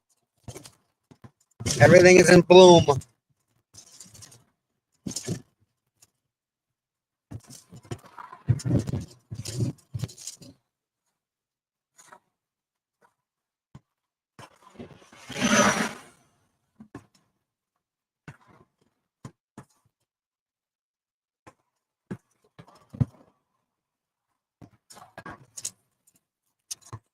What is the weather for tomorrow?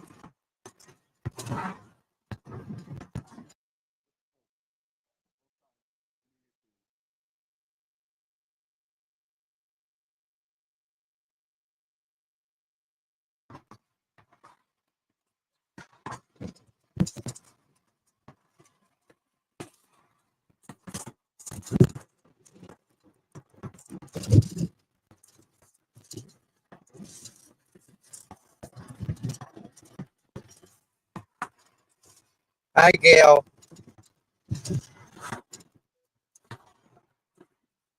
Oh, we're gonna recap Miss Jennifer. Okay, man, Jennifer. Yeah. Everybody, and the beauty is everybody's gonna tear this apart. We don't have to. You know what I'm saying? You there, Mikey? Yeah, I'm here, buddy. You know, I mean, you know what's kind of like different? Like what? You and I, like what we put out there. Yeah. Like everyone's gonna tear apart Jim McCabe's stuff, all her testimony, right? Everyone's gonna tear it apart. We're gonna tear it apart.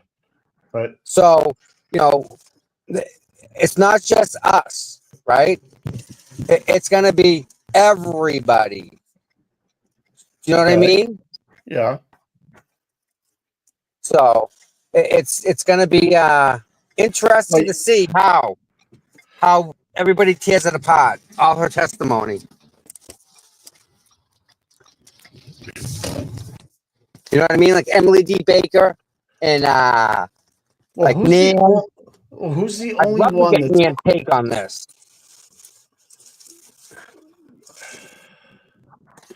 I guess my question is like, who is like for the prosecution side, what show other than Court TV is going to be talking about how good a job or some of the things they're using as a prosecution to help win this case. Like I don't see any of that happening.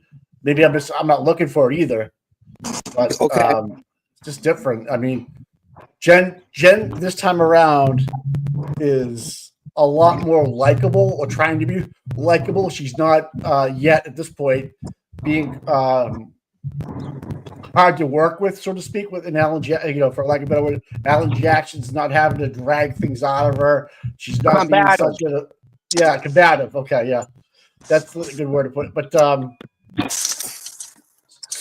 again, does she look like she's been harassed for the last 3 years of her life? Does she seem like she's like shell shocked from all the bad media, the social media? She hasn't brought that up yet. So what's up with Turtle Boy? Why is she saying, bad Turtle Boy bad, and when she's out here not even mentioning it, that her daughters, and she's the one dragging her daughters from crime scenes to police officers' houses to the O'Keefe's house. So how could they not be part of this?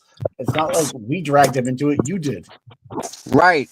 Exactly. Right? Does that make sense? Does that make sense? You're the one bringing about your daughter because Caitlin was there, and then allegedly Allie was there, but the prosecution's not going to call Allie. Okay, this is going to be interesting. All of a sudden, sometimes the police car picks up audio, and then it doesn't pick up audio. Hey there, Karen Reed, trial watchers. You know what a lot of the trials we cover remind me of? I don't know. Let this play, Mike. And I'll tell you what, having a great lawyer matters. Because we use their stream, don't we fear we listen to what they got to say, right? Morgan comes in. This is a firm with over 1,000 attorneys. You know why? Okay. Yeah, Morgan. In the past few months, Morgan & Morgan secured a $9.3 million verdict. Yeah, Jen's looking at the David's right on. She's looking at the jury a lot more. She's not like last year.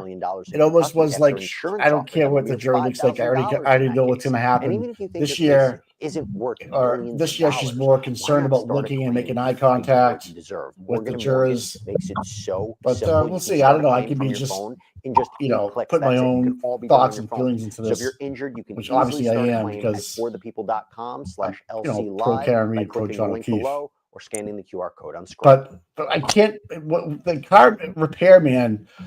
What was that all about? She just brought in, with her own words, the car repairman. Yeah, how'd that come up? She just spit it out, dude. When they were all at the house, what kind of people were there? Now, was it scripted? Now, Mike, was that scripted? You know who fixes cars? Yeah, Wadless. Brian Wallace. Kid and police department. Right. I wanted to know that if that was scripted because Wallace is on the defense list, right? Yes, he is. Yes, he is. Wow, Mike. Why would she bring that up now? The other thing I want to know is why would Wanless really take out the whole taillight? Because he had to. He had to take Why? out this. Why? It was easy. It was easier to break. I understand that. I should ask a better question. Why would you want to mess with the murder weapon supposedly and take it out completely? Well, not just leave it in so it looks more like it was used as a weapon as opposed to take it out, look at all the pieces. They found every single piece. Well, that's why they took it out. The state police took it out so that they could reassemble it, Mike. But they took it out that night. They knew what they were gonna do. Brian Wallace took it out that night. Yeah, he's on the video. Right. He did. He came in. They called him in, as a matter of fact. He wasn't even working, Mike. That's right. And they called him in, and he came in, and he did that for them. And then guess what? He wasn't mentioned anywhere. Why? Why? I'm trying to figure out why. Like, why are all these names coming into play as opposed to not coming into play last year? You think your memory would get better when it just happened, right? Last year. Now she's remembering the car repairman. Remembering more details about who she talked to in the circle, when they prayed, who went in the house. I want to know who turned the lights on. Yeah. Because she mentioned anything. Because Jen and Coco and Brian are sleeping, so Jen had to turn the lights on, then go. Why'd you turn the outside lights on? I don't know. I still don't get how she walks into a a house with a dog. Yeah. detective's house and just walks right in. I Right. find that really hard to swallow. Right. I just can't see it happening. And who doesn't lock their door? He's in charge of what? The gang unit or the Yeah. fugitive task force? Yeah. I lock my door when I come back in the house for anything. My God. I'm just saying. And not in Canton, I guess. Special type of. We locked the door when I was growing up. I mean, that's just the way we were. But Yeah, but she walks in, right? And then the next thing I hear, Lank shows up. She's in the house with Lank. Her and Lank are in that house. He was outside, right? So he was outside. They go upstairs. He wakes them up. They come down the stairs. There's Officer Lank in the house. Okay. She has what name she has not brought up? Gallagher. Well, Sharif was there too. Yeah, he might have left. I don't know if he what. No one even attempted to put crime scene tape up. They did not even attempt that. Not once. You never saw anybody trying to pin it down anywhere. So obviously they had a discussion about it because that's crime scene 101, right? The first thing you do is secure the crime scene with tape. No one even pulled any out of the trunk, tried to tie it up to the flagpole, use another, anything like that. And then why is Lank already in the house when Gallagher says at 7:30ish we had no probable cause? And didn't time out. What? Lank, isn't he sergeant detective? He is definitely a sergeant now. Yes. I think he's sergeant detective, Mike. Okay. Okay. Where were you last night? First question, right? Where were you last night? I was out drinking the waterfall. Was this guy named John O'Keefe there? Yeah, he was drinking with us. Would that be a true statement or not? That would be a question I would ask. By the way, he's on the front lawn of your house. Right. Why? How does that end up? How do we know they didn't roofie Karen? Right. How? There was a plan in place, Mike. Hence why Jen wanted her to go with her. Come with me. So, because I think they dropped something in a drink or something. Hence why they kept pushing it. Wow. I mean, I can't rule anything out, man. Why would I don't know. They had the plan. They had a plan for John. Yeah.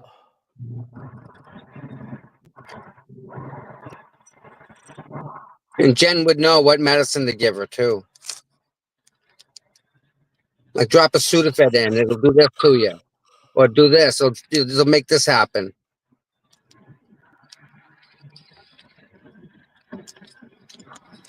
Wow.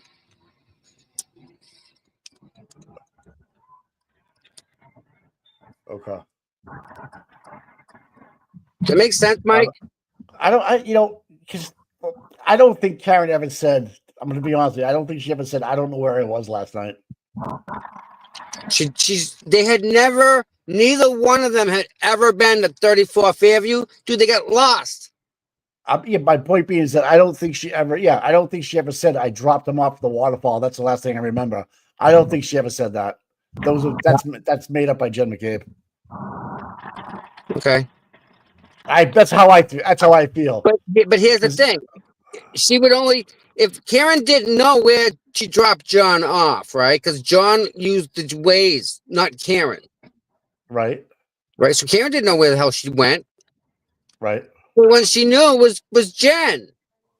But she did know that allegedly she knew, if according to the prosecution, she knew about Bella's house was approximately. Yeah. Right. Because that came up, right? Oh, it's near Bella's house. John went out with Bella. That's why some of the motive is coming into play about Bella's mom. So that doesn't make sense to me. That was just used as a reference. I don't understand. They could have said that in the car to piss her off. You could be at Bella's house. You know about Bella, right? I mean, Mike, right. Women aren't nice sometimes. Oh, yeah. Yeah. And she's not a happy camper. because they're stroking out and they're stalling. They're stalling to get back. Let's go back to the house. Why waste that time, Mike?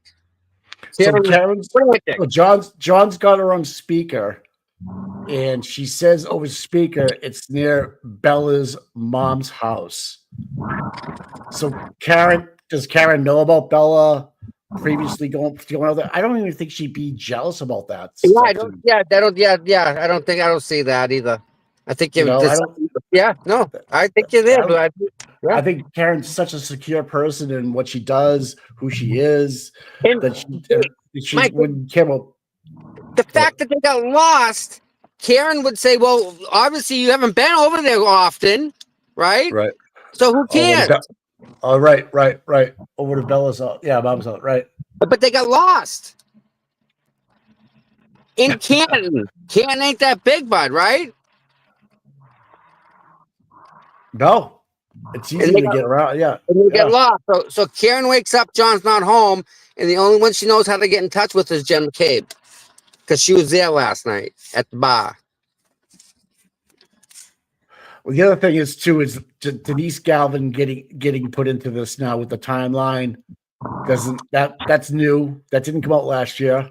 I didn't hear that. What'd she say? Yeah. Denise Galvin is the one that wrote down the timeline, was helping with the timeline. Yeah, Now, where is that timeline? I'd love to see it. Yeah, so you wrote it down somewhere. Where is it? Right? Yeah. Where is it? I'd be calling Denise Galvin to the stand, and maybe she'd be combative. Maybe she would.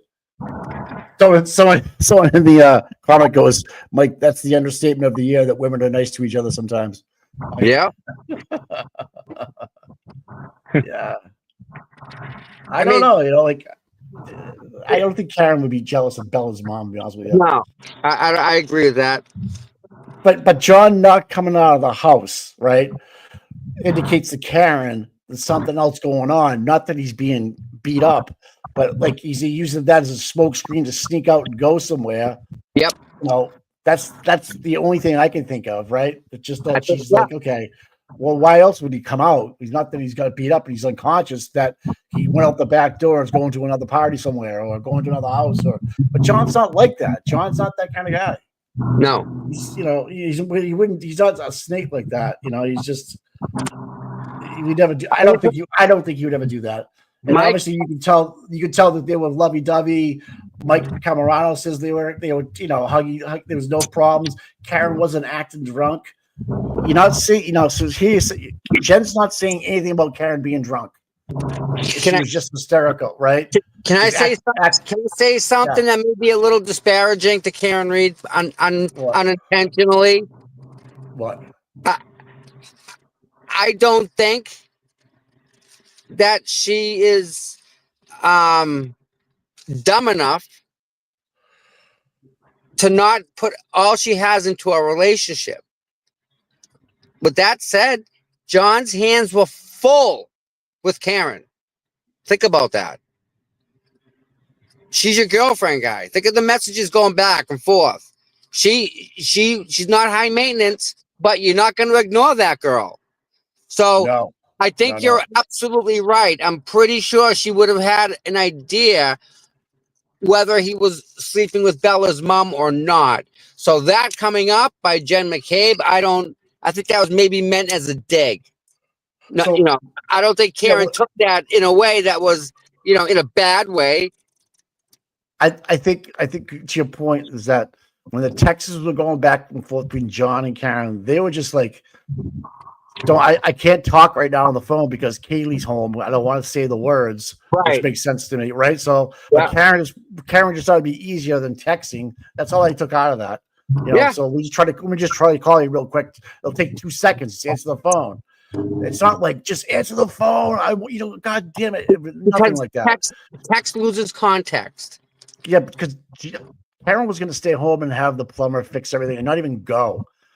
She was, and then it went from like, okay, I'll just meet you out then.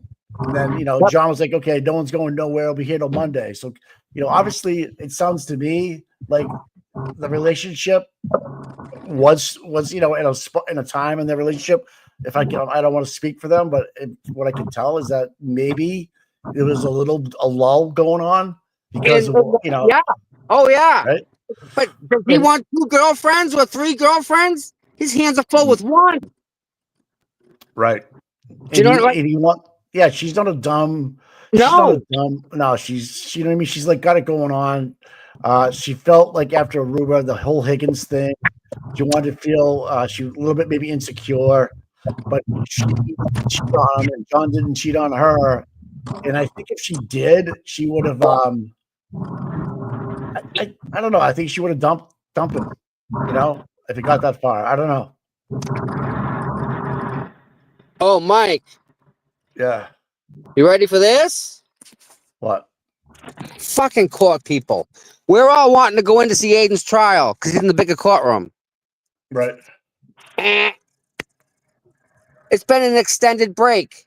The families and the council have been called back in, and then everyone on the second floor was told to move to the first floor. We're all just waiting. This is odd and something that has never happened. Something that has happened like never happened before. Jess Machado 4 minutes ago. What? They're switching courtrooms so that we can't go in and see Aiden.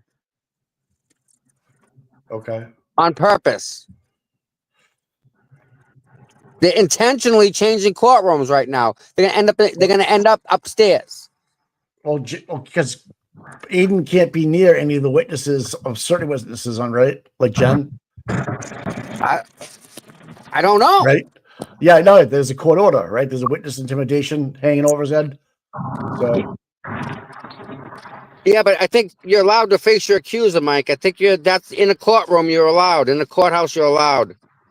Oh yeah, I get that. But my point being is that Jen and Turtle Boy can't be within 100 yards of each other, 100 feet, whatever. No. In court you can.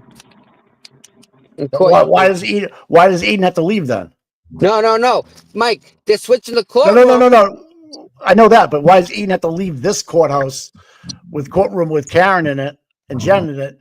Because he can't be around Jen, right? No, I don't know. I don't know. Yeah, he can't. Yeah, that's the ruling. Yeah. Is that what it is? Because I know that there's an exception for a courthouse. Right. Because it's court duty. You have to face your accuser. I understand that. So I think there's a special stipulation that he can't. I don't know. But either way, they're swapping courtrooms to keep the supporters out of the courtroom, I think. Well, his court is not till 2:00, dude. Yeah. That's weird. That's what Jess Machado just tweeted. They're swapping courtrooms. So this is weird. Yeah. That's why there's such a break. In this feed, they're going to have to cut the feed that you're streaming, right? Yeah. And go upstairs and reestablish the feed with the new camera feed for a new camera.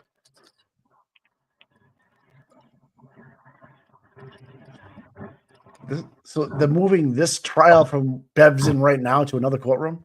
Yep. Swapping courtrooms. Okay. Karen was downstairs. Okay. Wait, was she downstairs or upstairs? Karen was upstairs. I thought Aiden was across the street, but I could be wrong. No.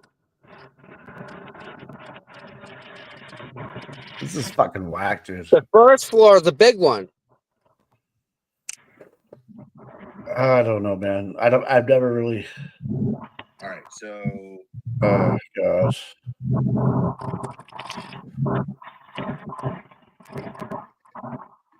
You see it on Twitter? No, not yet. Jess Machado. Yep, I know she is.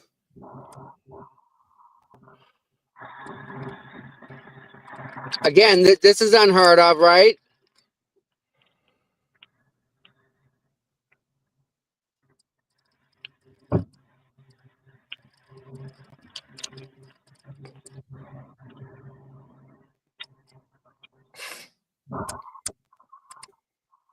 I don't know. I'm kind of.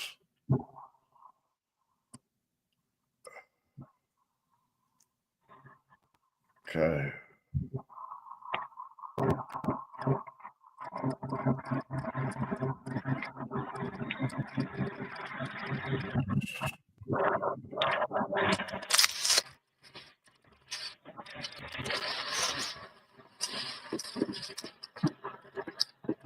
Now's a good time to go hit that like and subscribe button.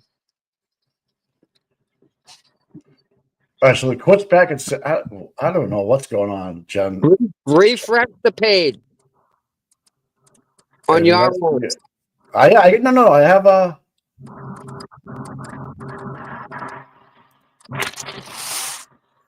Yeah. Is court back in session? Nope, court will be back soon. Live now, still going fine.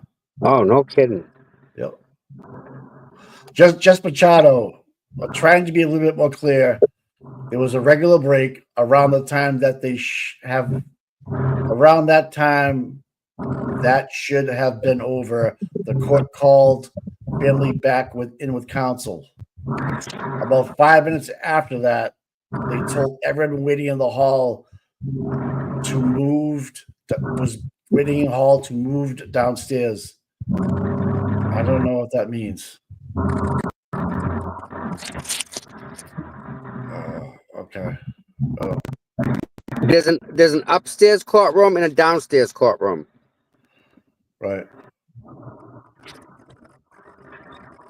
She's okay. Just shut up. I'm hearing a bunch of different things, but can't confirm. She doesn't know what's going on. This is whacked. Good job, court people. You guys don't know what you're doing, man. They told family and lawyers to be in the courtroom and kicked everyone out. Okay. Read Ted Daniels' tweet. Okay. Okay. What happened? The court office was telling everyone on the second floor they need to go to the first floor except attorneys waiting to enter the adjacent courtroom married parents. Paul and Anna stepped off the elevator and into the courtroom, and the door closes again. Still in recess.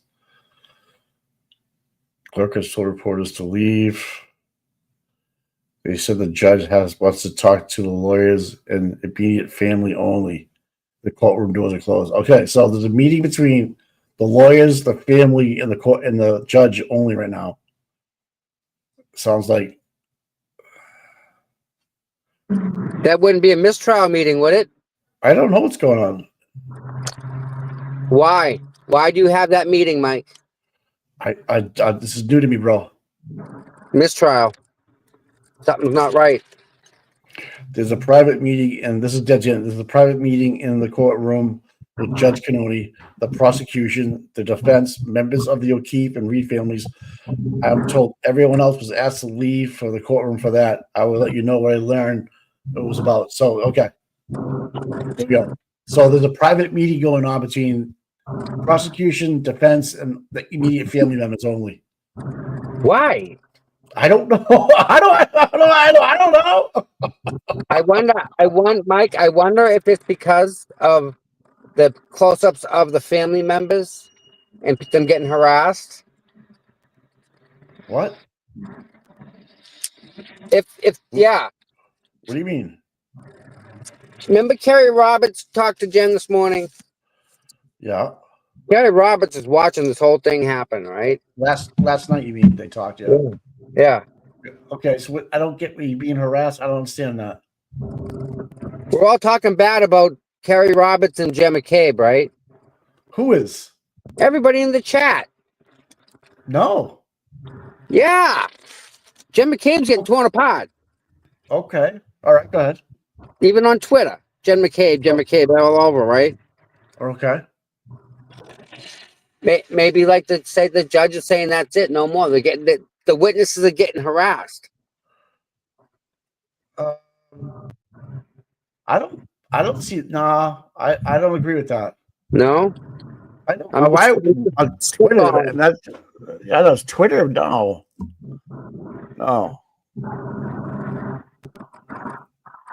What they're talking about, we don't know. I know you speculate. You're trying to get here. No, we're just I don't- spitballing. Yeah, I'm trying to. No one knows what this meeting is about. But obviously, it's been going on for 25 minutes or so. So the only people in there are attorneys, the Reeds, and O'Keefe's. That's all. Okay. But yeah, no reporters, no nothing. I don't know even if the jury's in there. I would probably say no. Yes. Okay. Yeah. So everybody's getting okay. So this the family and the attorneys are back in. So Larry Foreman for the DUI guy is saying that he is representing Bao. Oh, he made it public? Yep. Wow. Yep.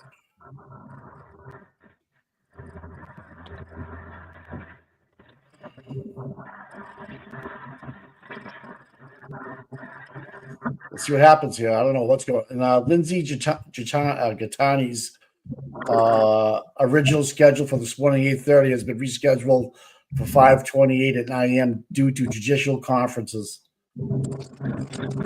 Really? It's been 5 months since the crime occurred. And what about, you said something about, was the other one there? Lindsay? No. Someone else. You commented about, I forget what it was. Jesus. Larry Bao? No, it wasn't Bao, wasn't fake victim. Same premise though. Oh, Kate hasn't been prosecuted. Who's the other one there? Who's the other one that they won't do anything about? Well, the next door neighbor, right, to Kate? Yes. Right. Witness intimidation.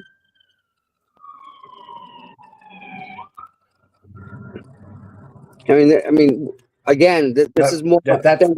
This is bingo card stuff, baby. But if she is an agent for the district, they're not going to prosecute her. She's got immunity.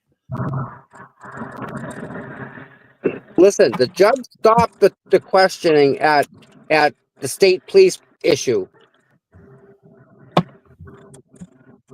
Right?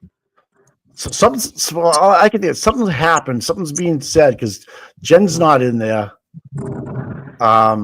What is she actually saying to these people? And is it going to be impounded? Right? Because there's no reporters. It is literally family and lawyers, direct family and lawyers. And there's a gag order, so they can't say a word about it. Karen can, though. True. Now, Jen McCabe has been saying that, Council sidebar, please. Turtle Boy Bad doesn't go into jail. Here we go. Bands off. Oh boy, here we go. I'm muting. Okay.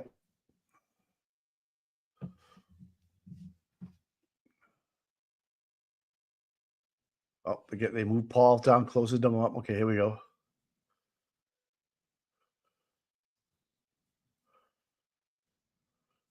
I wonder what happened. Yes, please.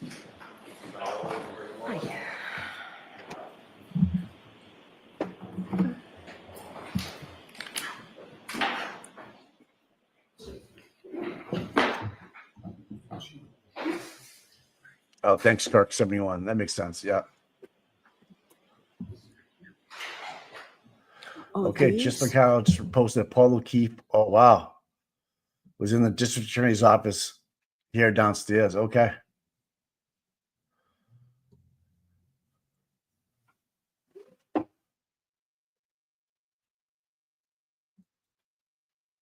Oof. Things are getting spicy, man.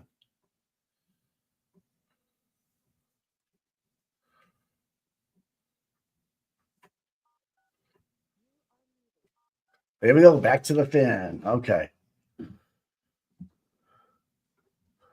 This shit's fucked up.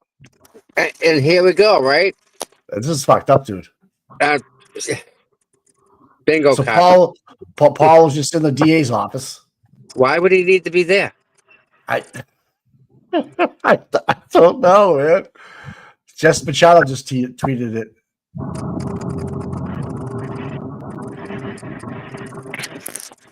Oh, they're bringing the jurors in right now. Okay. All right. Okay.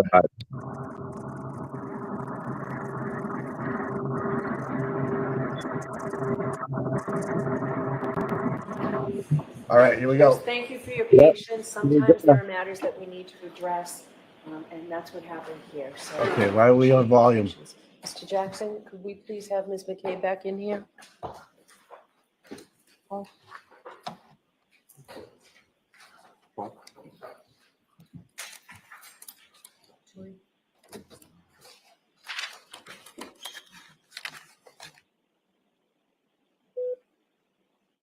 Are we on? Let's go.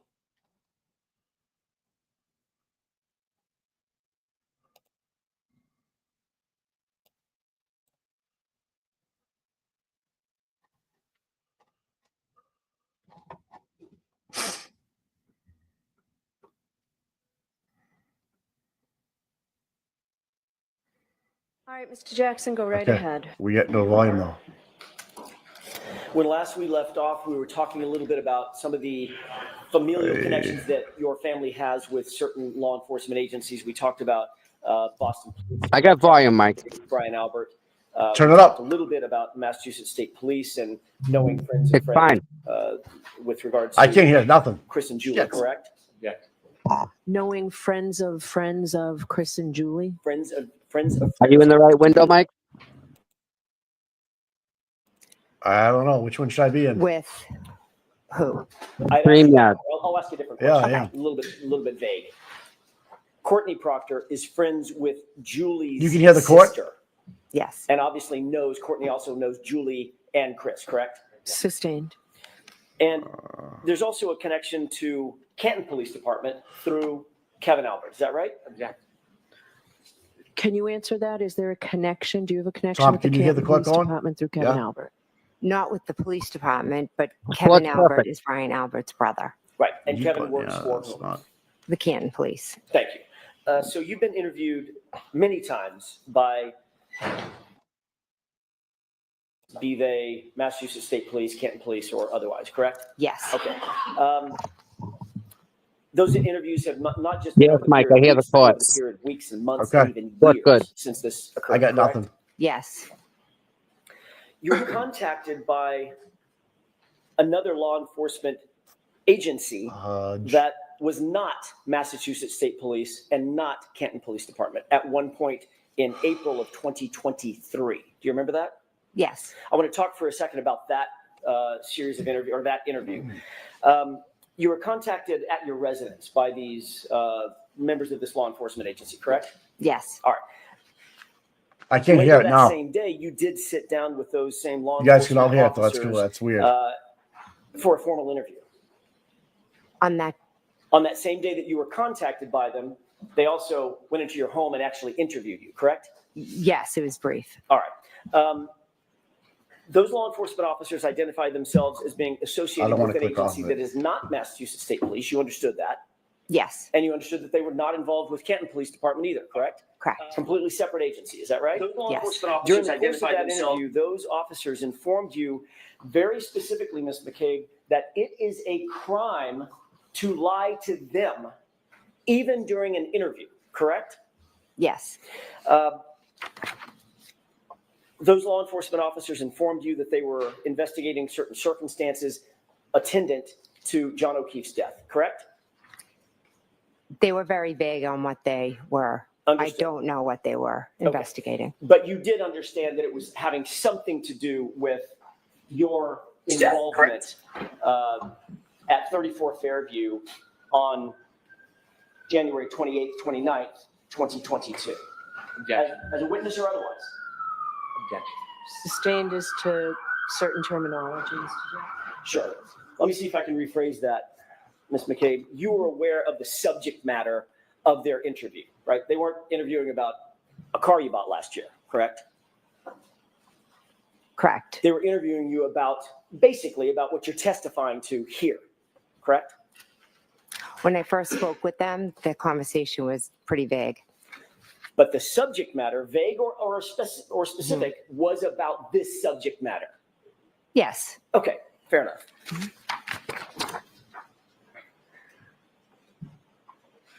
They first contacted you telephonically, called you on the phone. Is that right?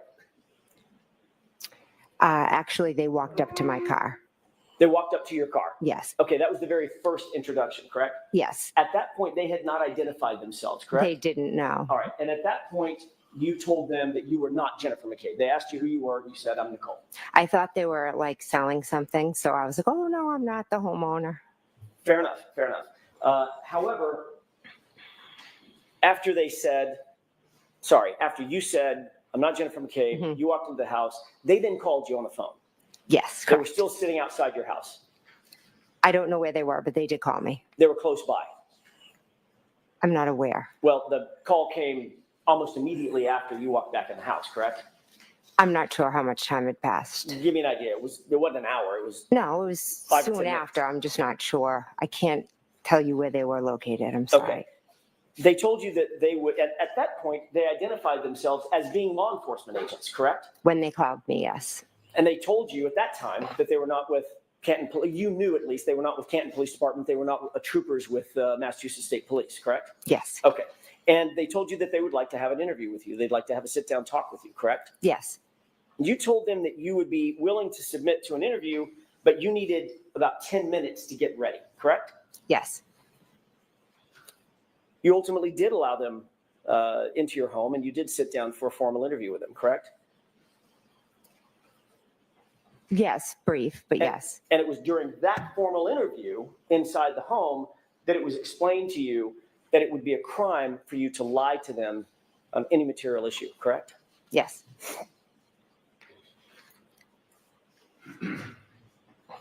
During the course of your interview, your husband, Matt McCabe, came home. Is that right? Yes. As these law enforcement agents continue to question you, as law enforcement officers continue to question you at some point, you inform them that you did not feel comfortable with any further questioning and you suspended the interview, correct? Yes. Before leaving, however, those same law enforcement officers asked you if you had contacted anyone in those 10 minutes when you indicated, I need 10 minutes to get ready, between the time they called you and the time that they showed up and came inside your house, correct? Yes. You told them that you had contacted your husband, Matt McCabe. Yes. Which is why he came home, right? Yes. And you told them that you had called Carrie Roberts before they interviewed you, correct?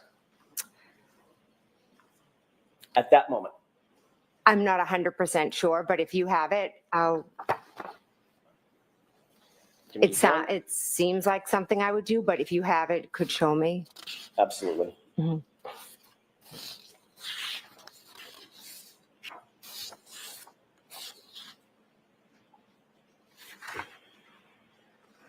I may have just a moment, Your Honor. Okay.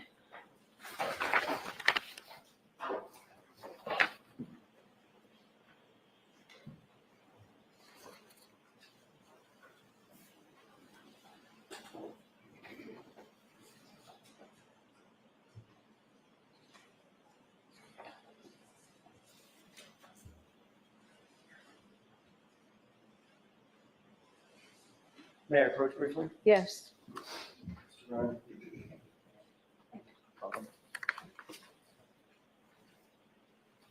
First, I'm going to ask you, Ms. McCabe, if you recognize that as being a report of that interview, just generally. Yes or no? It appears to be, yes. May I approach the witness stand and stand by the witness stand for a couple of questions? Yes. If I can have that. Sure. I want to direct your attention, if I may, and for court and counsel, page 3 of 4, starting with the second to the last full paragraph, going into page 5, top full. I'm sorry, page 4, top full paragraph. Okay. You could review those 2 paragraphs, read them to yourself, and then look up and let me know when you're finished.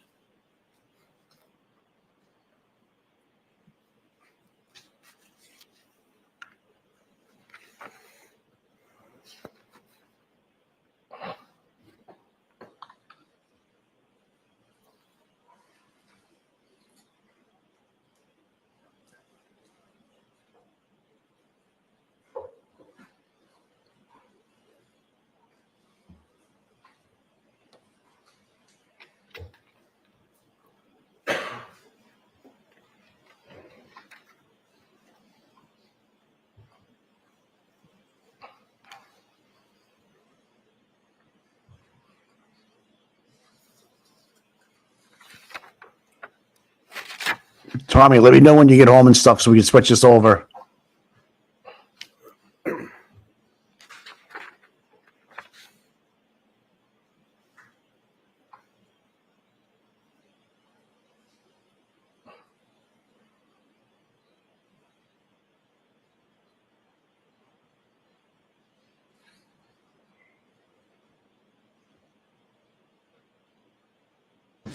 Mike, I don't know, 8-9 minutes away, almost there. And again, she's reading. Notice? May I approach, Your Honor? Yes. Thank you. I'm watching it on another stream right now so I can hear it, but the feds have entered the chat, huh? Yes. You're on mute. Reviewing those paragraphs, refresh your recollection as to whether or not, as to what you told those agents initially. I'm sorry, what you told those officers initially from that other law enforcement agency, that about who you contacted in that 10-minute interval? Yes, I told them. And you told them that you had contacted your husband, Matt McCabe. Yes. And Carrie Roberts. Correct. I want to stick with that for just a quick second. One of the first calls you made after being contacted by these other law enforcement officers from a different agency, one of the first calls you made was to Carrie Roberts. Is that right? She was the first one. That's what I'm asking. One of the first two calls you made, your husband. Right. Come home. There's law enforcement outside my door. I'm guessing is what you said, correct? I don't remember my exact words now, but I did ask him to come home. Correct. And Yes. Carrie Roberts. Okay. Yes. You wanted to let Miss Roberts know that you had been contacted by certain officers from a different agency, correct? I was curious if they had already been to her. That was Because- my next Oh, question. yeah. You also wanted to find out had these law enforcement officers from this different agency contacted her, correct? Yes, because typically if I you just enter asked our yes or no. town, she's. Ms. McCabe, yes or no? Oh, sorry. I was just trying to That's okay. explain. I'm sorry. Is that why you contacted her, to find out if in fact they had contacted her before you? Yes or no? Yes. And you also wanted to find out what she told them, if she had been contacted by them, correct? That was your motive in calling her. No. So you just wanted to find out, had she been contacted? But if Yes. she had said yes, you weren't going to say, and what the hell did they say? What'd they ask you? Well, I can't say what I would have asked her, but I know I was calling to see if they had been there. Yes. That was your intent. I called to ask her if they had been there. Yes. So that was your intent, yes? Yes. Okay.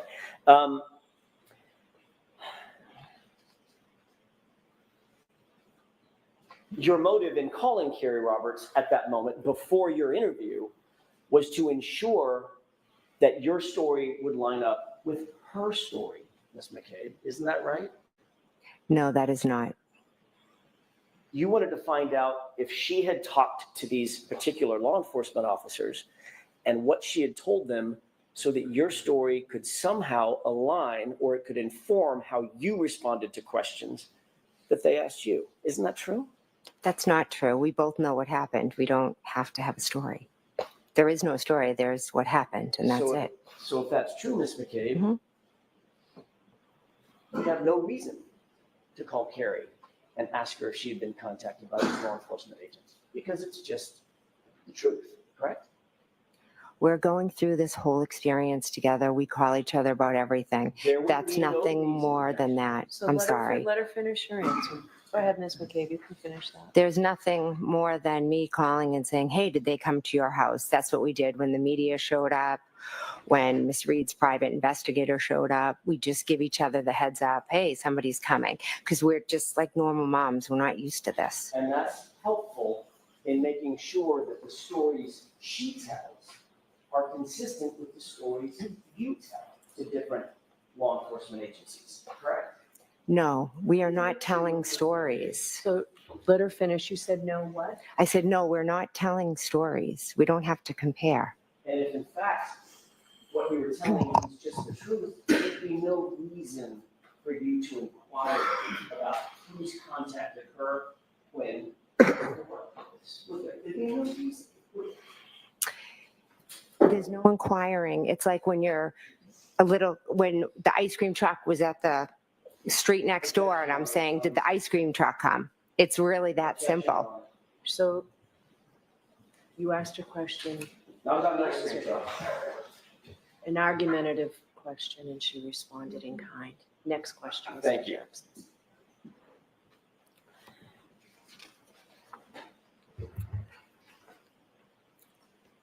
You also testified in your direct examination, staying with Ms. Roberts for just a second, about a timeline that you and Ms. Roberts put together, correct? Yes. That's another example of the two of you talking about your own perceptions and comparing and contrasting those perceptions and putting it down on paper, correct? No, Is that yes or no? it's a no. If you, can I explain or no? I'm sure Mr. Brennan will have follow-up questions. After you gave that answer to those law enforcement officers at that separate law enforcement agency,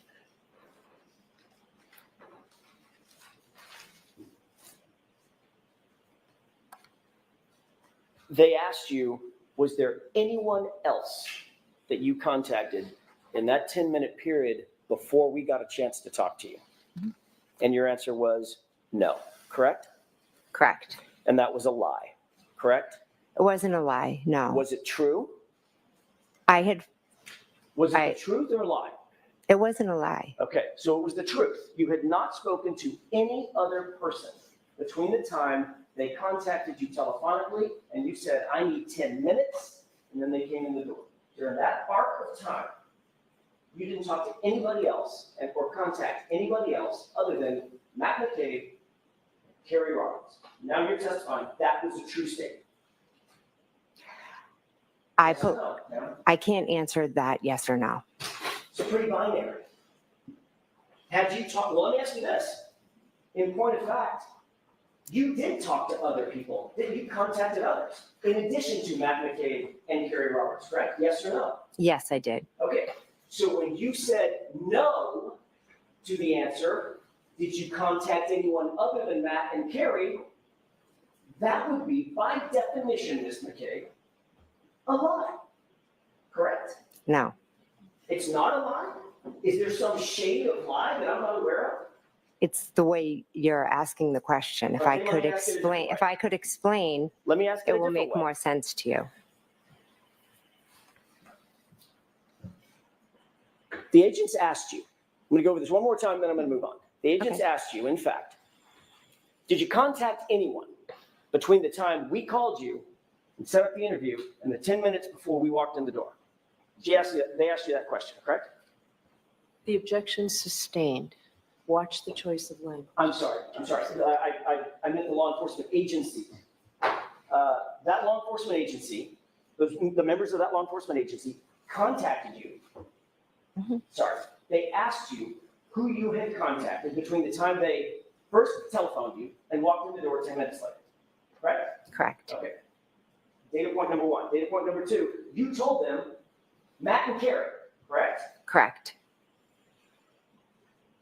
You had actually contacted, they then asked you, did you contact anyone else other than Matt and Kerry, correct? Correct. And you said no. Is that correct? At that moment, I said no, yes. Correct. At any moment. No, at that moment, because they had just come in my house. I asked you, Only one person can talk at a time. you said the word no, She correct? was finishing her answer. Finish your answer. I had said no because I was in a situation where there are two officers from a different agent had come in, were asking me questions, or they had said, can I come in and ask you questions? At first, I thought they were selling something. Then they identified themselves. I just dropped my kids off at school. Going to be completely honest, I hadn't brushed my teeth. So I kind of made some phone Objection, Your Honor. calls. This is That's non-responsive. so. Next question. Mr. Thank you. Ms. McCabe, after you said no, that you hadn't contacted anybody else, those two law enforcement officers from that separate agency who had told you it was a crime to lie to them, they left, correct? Yes. Subsequent to that, Mr. McCabe, your husband, Objection. Sustained. they left you their card so you could call them if need be, correct? Yes, they did. And you in fact did call them back, correct? Yes, I did. Without telling me the content of the conversation you had, did you have a conversation with Mr. McCabe? Objection. Sustained. Did you call them back and say, I'm calling you back because my husband told me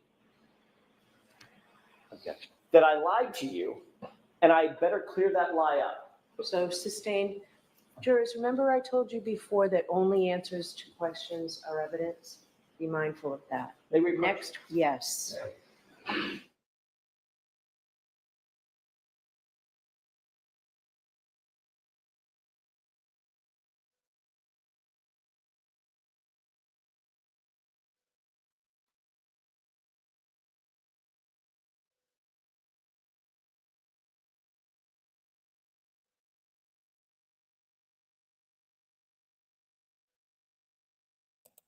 Wow. Wow.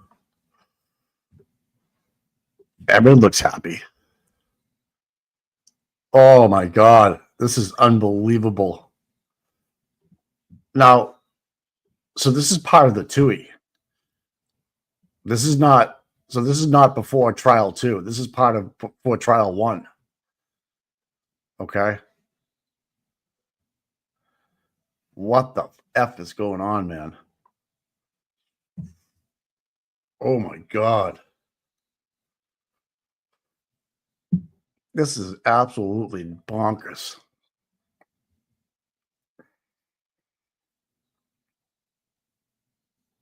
The feds have entered the fucking courtroom. I mean, the chat. Oh, I think Erin's got some new ink on her arm. Look at Paul. Look at all docile. Erin's not even looking at him. La-di-da. Oh, and they're watching a movie. La-di-da. Chinny chin chin moved off to the right. Thank goodness. Get her face off camera. God, these people are just, they're like attention seeking Canton moms. It's like ridiculous, man.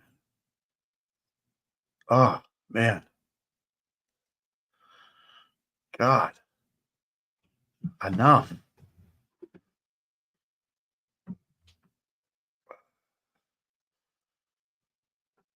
Well, you sit next to his mother, which is good. You know, I mean, this is Meredith. It's good to see.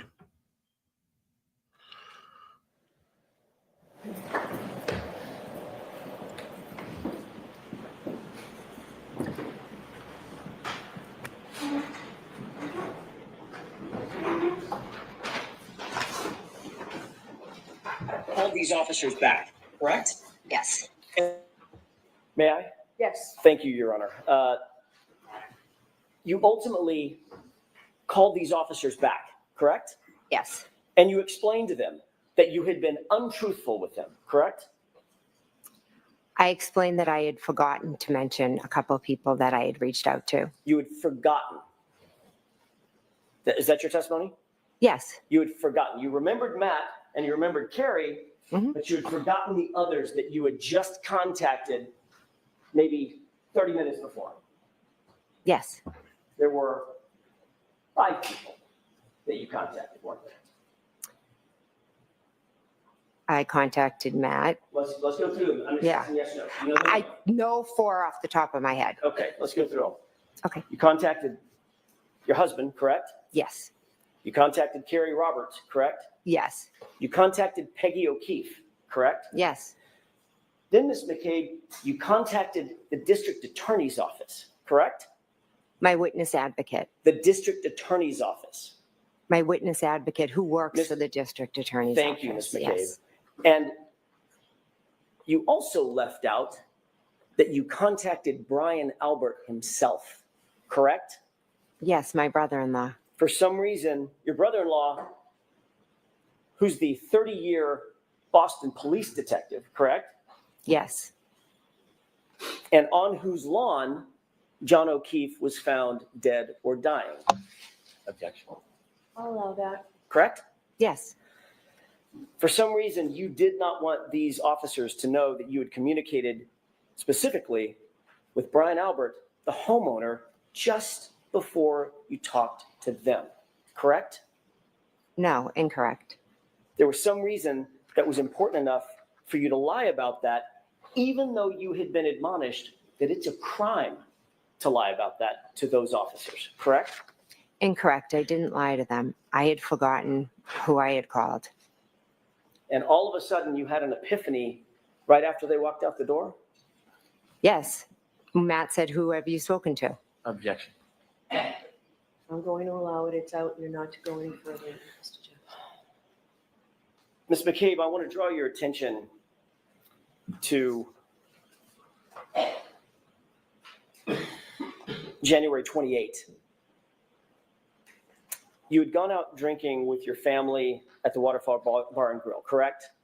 I went with my husband and met my sister, yes. And met the other family, correct? The other family members, meaning My niece. Matt McCabe, Nicole, Chris, Julie, Caitlin, correct? Yes. And I think you mentioned Tristan was there as well. Yes. You were later joined by Nick and Karina Kolakithis, is that right? Yes. Ultimately, Brian Higgins showed up Yes. and Brian Albert showed up. Yes. You previously indicated that Caitlin's boyfriend, Tristan, left early for whatever reason. He had errands to run or had to get to bed early for some reason. Is that right? He left before us, yes. So he didn't stay through the shank of the evening. Through the what? The shank of the evening, through the course of the evening. Oh, okay. Mhm. Is that right? Yes. Okay. And ultimately, at the waterfall, John O'Keefe and Miss Reed showed up as well. Yes. You didn't see any tension at all between John O'Keefe and Karen that night, did you? No, I didn't. They appeared to be getting along. Yeah. Yes. Sort of a normal couple having a nice evening out together. Yes. Neither John nor Karen Reed appeared drunk or inebriated, out of sorts. No, I wouldn't categorize them as drunk or inebriated. And not, but again, I don't know what the definition of drunk is. well, that's a fair statement. I'm not asking for their BAC, but they didn't appear to be stumbling around, falling all over themselves and sloppy drunk, correct? No. Out of control, nothing like that. No. Okay. You did see Brian Higgins and Brian Albert at a high top table sort of together through the course of that evening, correct? We were all kind of around like a long high top table. And John O'Keefe, and as you look at I'm going to use the perspective of the video that we've seen, that camera angle that we've seen. John O'Keefe and Miss Reed were sort of further off in the corner, closer to the bar rather than to the tables, correct? Along with the Kolakithises and those, and you, as a matter of fact. Yes. At different times, everyone was kind of moving around. I spent the majority of the time that Karen and John were there speaking with Karen. And that was sort of over toward the bar. We weren't in the bar, we were at the table. So it was one side of the table and the other. It wasn't like far away. Right. Kind of, yeah. I'm using the bar sort of as a landmark for nothing. I didn't mean you were sidled up to the bar, but just sort of as a landmark. You were closer to the bar than, for instance, in the foreground, which would be the high top tables in the foreground, correct? We were just on the other, I'm confused about this. We were just on the other side of the table. Okay. You did see on the opposite side of that high top table, that's where Brian Albert and Brian Higgins were standing, talking and communicating with each other. Is that right? I believe so. I was talking to Miss Reed. I wasn't really paying attention to them. Did you ever see those two men get physical with one another that night?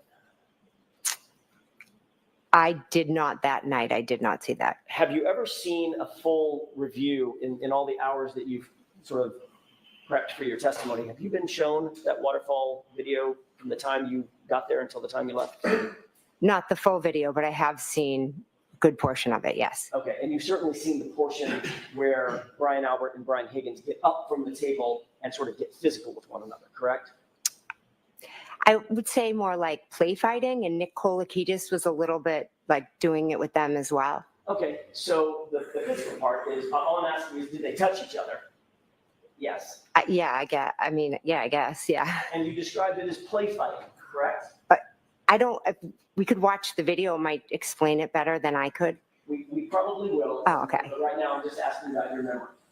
You remember them squaring off on one another, playing, but squaring off on one another, I correct? don't remember them squaring off. Like I said, I just watched the video. I don't remember it from that night, and I didn't really pay attention. It looked like foolish, like guys. Just I don't even know how to describe it. From your perspective, having watched the video, Mhm. it appeared that they squared off on each other and sort of took a fighting stance. I didn't look at it that in depth, so I could not say that. Did you see them walk up to each other and grapple with one another? Like they nobody's punching each other. Right. I get that. Mhm. When they grapple with one another, like faking punches to each other, I don't know. almost like sparring a little bit. I don't honestly know. But you did see. I saw them together. It's blurry, and they're I don't know really what they're doing. Okay, but they weren't standing there holding hands. For Oh God, no. No. They weren't on their phones, right? They were engaging with each other, playfully, grabbing at each other. I don't really. Playfully grabbing each other, play fighting, correct? That's my point. I'd have to watch the video to categorize it as play fighting. You don't have that in your head. I didn't know. It was a quick clip. I wasn't like focusing on Brian and Brian. I was just identifying that was myself in the video, and there was Miss Reed, and I believe Miss Reed actually did some play fighting to Matt. There was, in fact, to Matt. Yeah, I feel like she was about like this to Matt at one point. Yeah, in the video. So let's talk about Brian and Brian. Brian Higgins and Brian Albert. Mm-hmm. Those two men, very large in stature, correct? They're big guys, yeah. Big boys. Mhm. A lot bigger than me, right? Yeah. They took a fighting stance with each other and started grappling, playing, coming toward each other as if they were engaging in a fake physical altercation, correct? I did not see that. I'm sorry. Okay. You didn't even see it on the video. I saw them on the video grabbing at each other. I didn't see stances but again, I didn't pay much attention to it. And that's your best memory as you sit here today? Yes. Okay. Eventually, you, your husband, Brian Albert, Brian Higgins, Nicole, Caitlin, everybody went over to 34 Fairview at the end of the night, Yes. correct? The bar closed at, I'm guessing, midnight. Okay. Is that right? I think we were wrapping up around then. I don't know what time it actually closes. When you left Waterfall, the people that were still there included Matt, your husband, and John O'Keefe. Is that right? Yes. You walked out with Karina Kolakithis and Karen Reed. Yes. And you said to Miss Reed something along the lines of, "You're coming with me," correct? I said, why don't you come with me? Okay, fair enough. You were prompting her to join you for the ride over to 34 Fairview. Is that right? Yes. You even went outside and sort of waited in the cold. There's a video. Have you seen the video of you outside? The surveillance video of you outside in the cold? Yes. And you're sort of waiting there, moving from foot to foot like it's freezing out, which I'm sure it was, correct? Yes. In a big puffy coat of some kind, right? So the question was, I moving foot to foot in a coat? Yes. My question is more, did you see yourself waiting outside in the cold? I saw myself convert. I believe I was in a conversation at that point when I was standing out there with John and Karen. And that's when you were asking Karen to come with you? No, I had asked Karen previously when we were at the door to come with me because I didn't know how long Matt and John were going to be in the bar because they were in there still. And that would have, by definition, brought Karen to 34 Fairview separate and apart from John O'Keefe if Karen had come with you. Yes. Mm-hmm.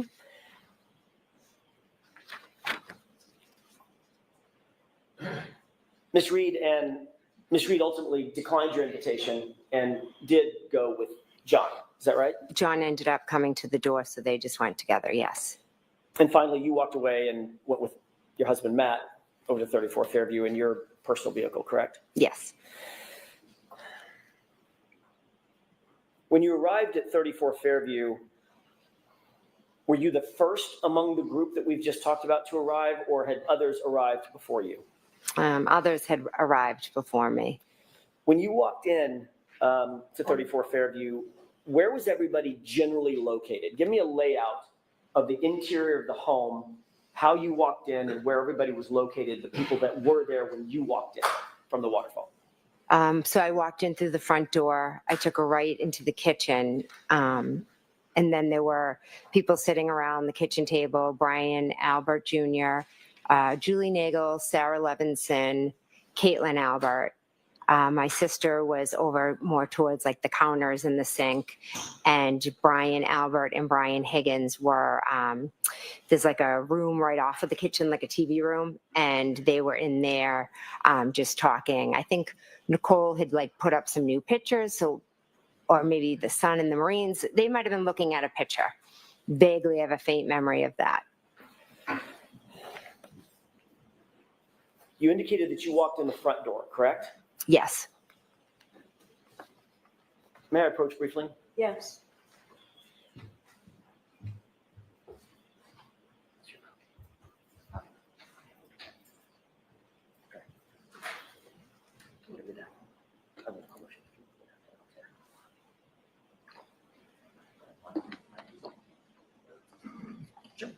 Sure. Yeah, this is your, yeah, I'll take care of that. Can you just take a look at that photograph just for a second? Yes. Do you recognize that photograph? Yes. What do you recognize that photograph as being? It's my sister's house. 34 Fairview? Yes, sorry, 34 Fairview. Brian Albert's house as well. Yes.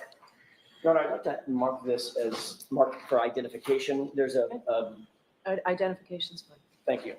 If I may. What would be the next in order? Exhibit F for identification. Thank you.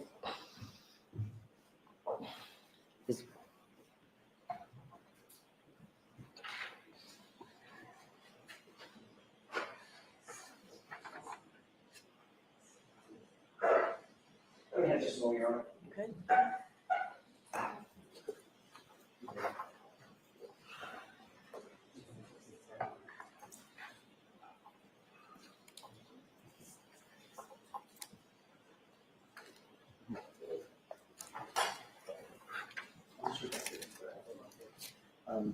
What exhibit number is that, Mr. Wolf? 3. Your Honor, with the court's permission, I'm going to show a different exhibit until the other issue can be resolved. With the court's permission, it's Commonwealth Exhibit 3. Permission to publish? Yes. Mr. Wolf, could you highlight or enlarge the house as much as you can? Thank you. Ms. McCabe, do you recognize what's depicted in this photo? I know it's a little bit of an angle. Yes. What is that? That is 34 Fairview. Okay. Can you, I think this laser will work. May I approach? Yes. Can you use that laser and point to the front door that you entered when you walked in the house? Okay, that's directly in the middle of the just to the left of the flagpole for this purposes of this photograph, correct? Yes. Okay. Is there another entry door on the house that you may not be able to see, but you know the general area? Yes. Where's that door? So that would be, oh, see where these two windows are? Yes. The door would be kind of behind that right there. So it's right to the left of those two windows. And Ms. McCabe, just staying with doors for a second, is there another door associated with the garage? Oh, actually, yeah, there is. Right there. Right there next to that side door? Yes. Okay, thank you. May I approach? Yes. Thank you. You didn't go in the side door, you went in the front door that night? Yes.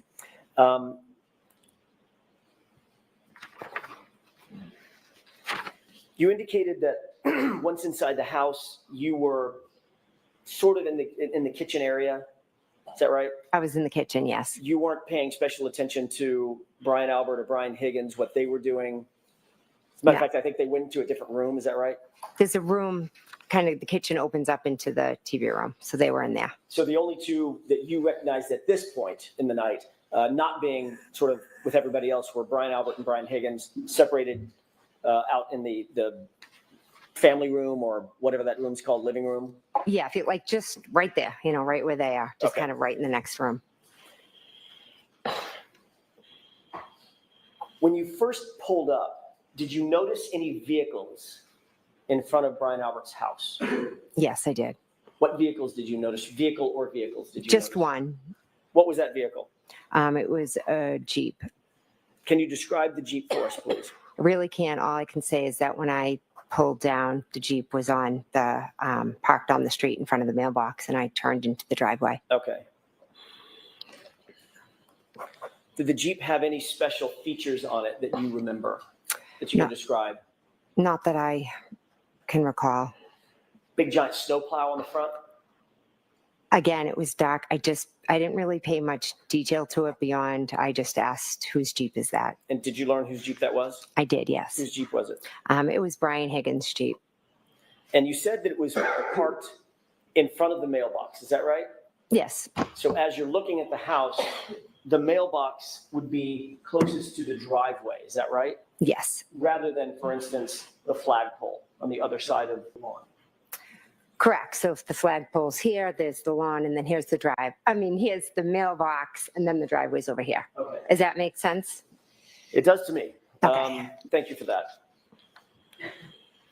You've previously indicated that the back edge of that vehicle, Brian Higgins' Jeep, was at the side, basically, of the driveway, which is what you've just described. It would be blocking the mailbox, the rear end associated with the driveway entrance, correct? Yes. Have you ever discussed having seen that Jeep in that spot with anybody else in this case?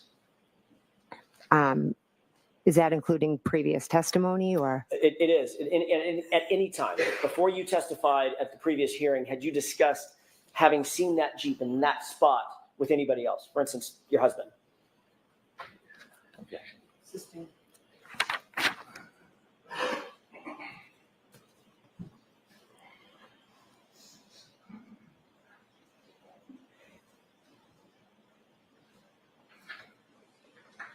Was there any other car on that curb line, if you will, other than the Jeep when you pulled in? Not that I remember. And Brian Higgins, if it's his Jeep, he's in the house, that Jeep's not moving, correct? So it stayed where it was. Yes.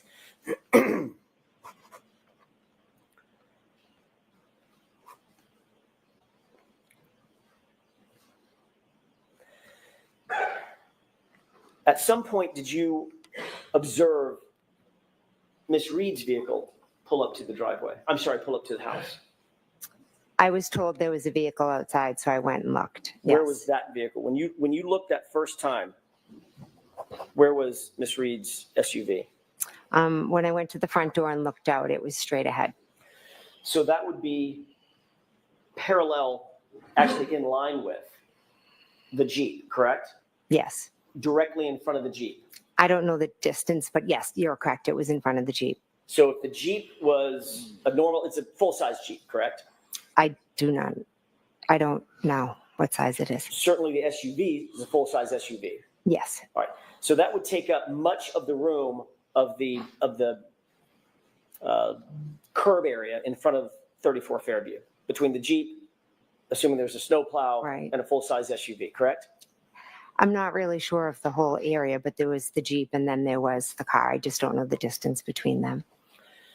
You gave a description of the vehicles that were out in front of 34 Fairview in your January 29, 2022 interview with Trooper Proctor, correct? He came to my house and asked me questions, correct? When you gave that interview to Trooper Proctor, you indicated to him that you first observed Miss Reed's vehicle parked on the street by the driveway, correct? I never said by the driveway, no. So if that's in a report, Trooper Proctor got that fact wrong, got that detail wrong. Sustained.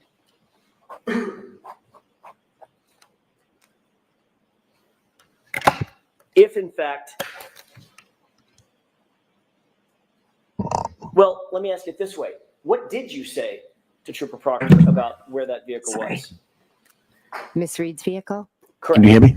I told him it was straight out front window. The straight out front of the front door. Sorry. Can we redo this so I can get volume or no? Proctor wrote a report. Yes. Or you want to wait till break or what? Yeah, wait till break. All right. Your interview with him was. Correct. You've seen that report in other hearings, is that right? Yes. Your interview with him was.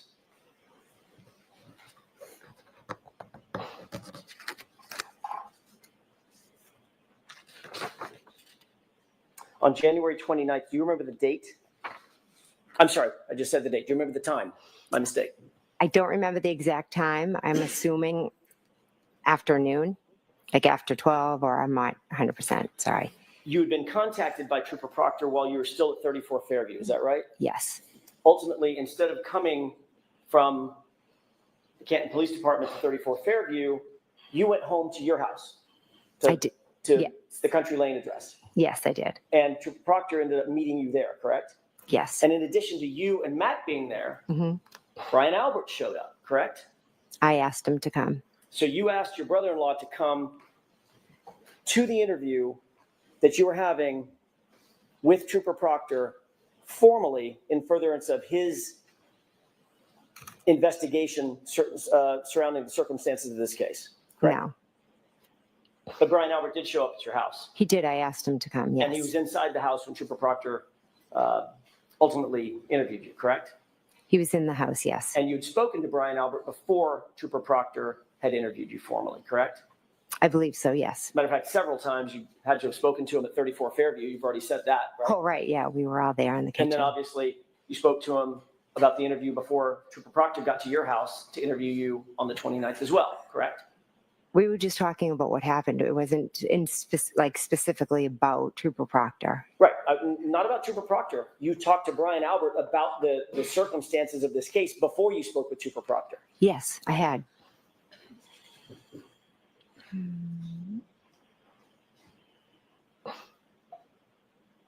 Do you remember exactly what you said to Trooper Proctor about the location of the SUV in front of the house? I know what I said. Yes. Okay, what exactly did you say to him? I said the car was straight out front of the front door. When I was looking out the front door, it was straight ahead. Isn't it true that what you actually said, Ms. McCabe, is that you first observed the vehicle parked on the street by the driveway facing in the direction toward Chapman? Objection. I'll allow it. Is that what you said? Those are not my words. No. Okay, next question.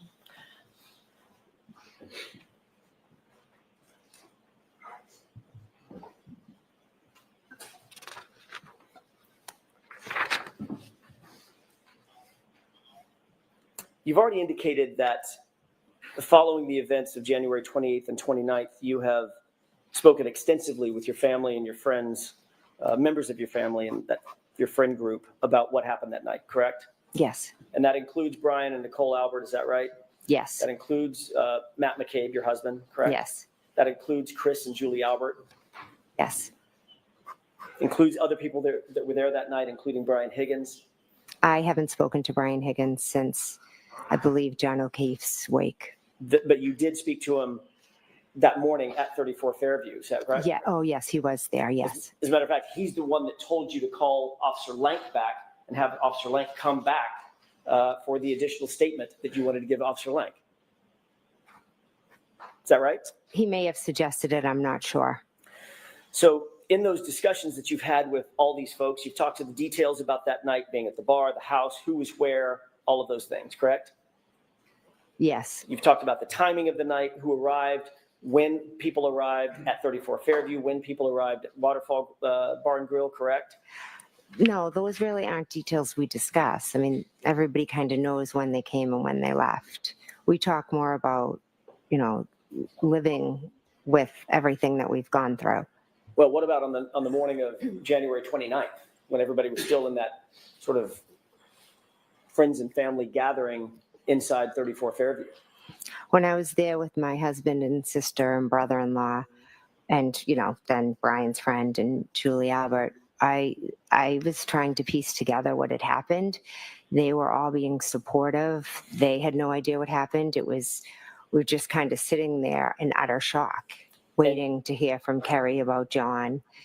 It was nothing more than just us being together and trying to figure out what had happened. I had gotten a phone call from Karen to help her. And here's where I am. during that conversation, or Mhm. that series of conversations, you were sharing what your observations of that evening were, what your story was, how the evening started, how it ended for you, correct? Or the morning ended for you, correct? We didn't, no, not correct. During the time that you folks were inside the house discussing this, there was no law enforcement agent or officer inside that house, correct? Correct. So the entire family and the friend network that we're talking about, with whom you discussed all these events, everybody was entitled to and did coordinate their statements without any separation and without any law enforcement oversight, correct?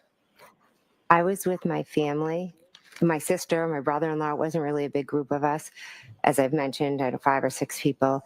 I was in shock. I didn't know what had happened. They were just asking me what happened. And you told Questions them? like that, and I absolutely told them. But it was no story. There was no us being allowed to do it. That was my family. They were just there with me. But nobody was separated by law enforcement, correct? I don't believe there was a reason to separate us. Nobody, well, notwithstanding what you think was the reason, you're not a professional investigator, correct? I'm not, You're no. not a trained investigator. No, You're certainly not a homicide detective, correct? no. None of you witnesses were ever separated, were you, that morning? There was no reason to separate us. I'm not asking you if there was a reason, Mr. McCabe. I'm asking you whether or not factually if anybody was separated in that house. Or was everybody allowed to talk amongst themselves? I was with my family. We didn't need to be allowed. Okay. I'm trying this again. Was anybody in that house separated? Were the witnesses separated from each other? The family, who are witnesses, were they separated from each other? By law enforcement. At that point, I don't think anyone but myself and Matt were maybe even witnesses. Okay. I'm not asking you what your determination of who the witnesses are. Mhm. I'm asking you whether the folks in that house were separated by law enforcement before you were able to have discussions about the events of January 28th and 29th. That's a yes or no question. Were you separated or not? At one point, when Mike Lank was in the house, he had separated and talked to Nicole, then Brian, then Matt. And then you promptly left and left everybody in the house together, correct? He left us, yeah. Right. Nobody was taken down to the station, is that right? No, As a matter of fact, Trooper Proctor didn't even come over to 34 Fairview, the scene of the incident, to interview you, correct? I asked him to meet at my house because I had to go home to my children. And he accommodated you, didn't he? He did, yes. And he accommodated the fact that Brian Albert escorted you to the house for your interview, correct? Brian didn't escort me, no. Well, he went to your house at the same time that Trooper Proctor was there to interview you, correct? He came at some point, yes, by himself. Before Trooper Proctor did the interview. I'm not sure if he was there, if he got there before or when Well, he arrived. You've testified in the past that Yes. Brian Albert came to your house alone. I don't mean you came in the same car. Yes. But he followed you over to your house before Trooper Proctor ever got there. And he was in the house while Trooper Proctor conducted his interview, correct? Yes, Brian was in the house for the interview. Thank you. Wow, guy.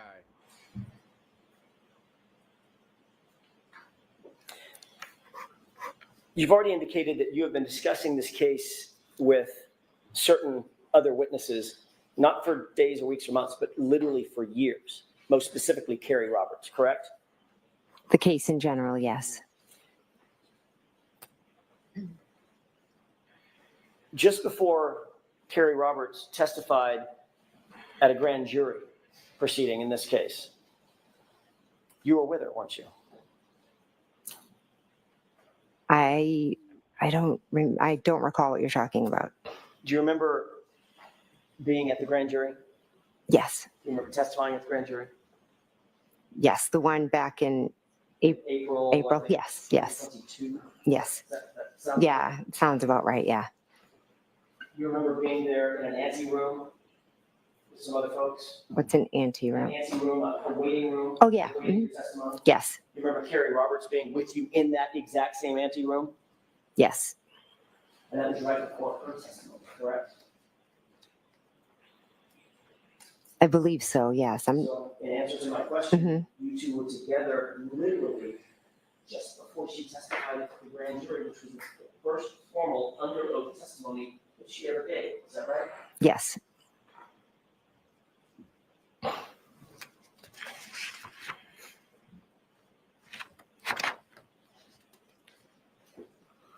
When she testified at the grand jury, was that before or after you two had gotten together and created this timeline? We did the timeline right after John had passed.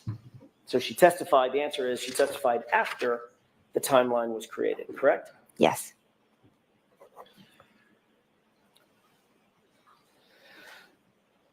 Brian Albert and his family had a dog on January 29th, 2022, did they not? Yes, they did. What was that dog's name? Chloe, What kind of dog was Chloe? German Shepherd. Was it do you know if it was a purebred German Shepherd or a mix of Malinois and German Shepherd, or do you know? I have no idea. Big dog, Yeah, good sized dog. Yeah. 70-pounder. I don't know its weight. Wasn't a little munchkin dog, though. It was No, a full-size German It's a Shepherd. full size, yeah. On the morning that you described going into the house, January 29th, 6:40 a.m. or so, you indicated that you burst into the bedroom to wake your sister and Brian Albert. Is that right? Yes, I went into the bedroom. It's still dark out, correct? Yes. There had been relative chaos on the lawn for a number of minutes, from about 6:10 until at least 6:40. When we went in, there were still emergency vehicles with lights on and engines running. Chaos, relative chaos, bedlam, as somebody has said, on that front lawn, correct? Was more on their side lawn and down the street, kind of like all the cruises. A lot of them were behind their lot. Right in front of 34th Street, correct? To the side, in the side yard of 34th Fairview, yes. And on the lawn of 34th Street, Yes, where first responders were responding, correct? yes, And you said my client is screaming to the top of her lungs, is that right? yes, she was. And Carrie Roberts was screaming back at her, Yes, shut up or shut the fuck up, right? yes. Yeah. Then at 6:40 a.m., under the cover of darkness, you walked in the front door of the unlocked front door of Brian Albert's house, correct? I went into my sister's house, correct? It wasn't Brian Albert's house? And Brian Albert, yes, I'm sorry. You then climbed the stairs up toward the bedrooms, correct? Yes, You walked into the bedroom door where Brian Albert and Nicole Albert, according to you, were sleeping. Is that right? yes, So you would agree that you unexpectedly, in terms of their view, unexpectedly walked into their house basically in the middle of the night, middle of the morning.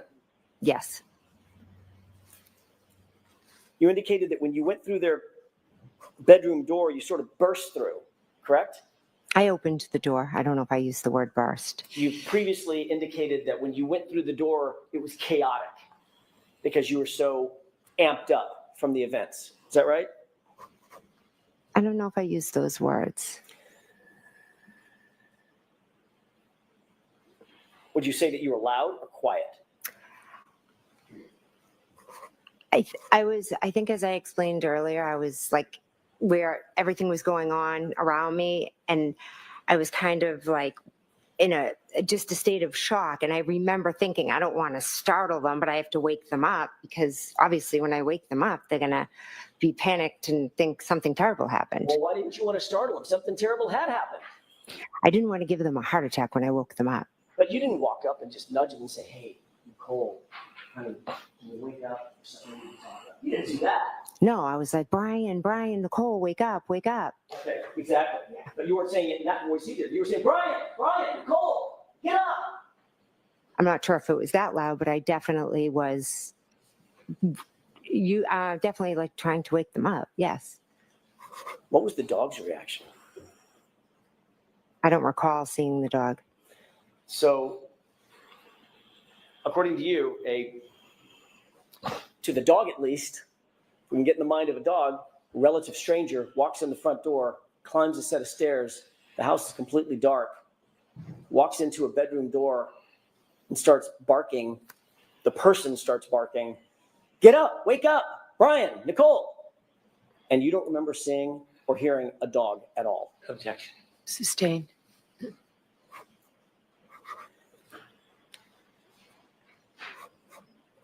As you indicated, it's not that the dog wasn't reactive, it's that you don't remember the dog even being there, correct? I have no memory of the dog, no. But you do know that that dog sleeps in Brian and Nicole's room, correct? It may, I don't know for sure.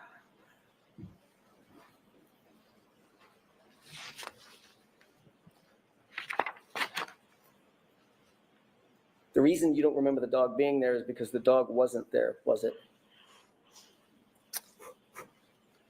I don't remember the dog. Right. So when you walked out of the room, when you walked in the house, didn't see the dog? No, When you walked up the stairs, no dog?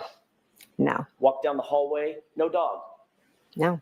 Walked into Brian and Nicole's bedroom door, no dog? I don't remember seeing the I dog. realize that. Mhm. Dog or no dog? No dog. I don't remember seeing the dog. Doesn't mean it wasn't there or it was there. I just don't remember seeing it. Well, no dog came up to you and barked at you, correct? No, You didn't see or hear a dog whining or howling, did you? no, You didn't hear or see a dog scratching at the door? no.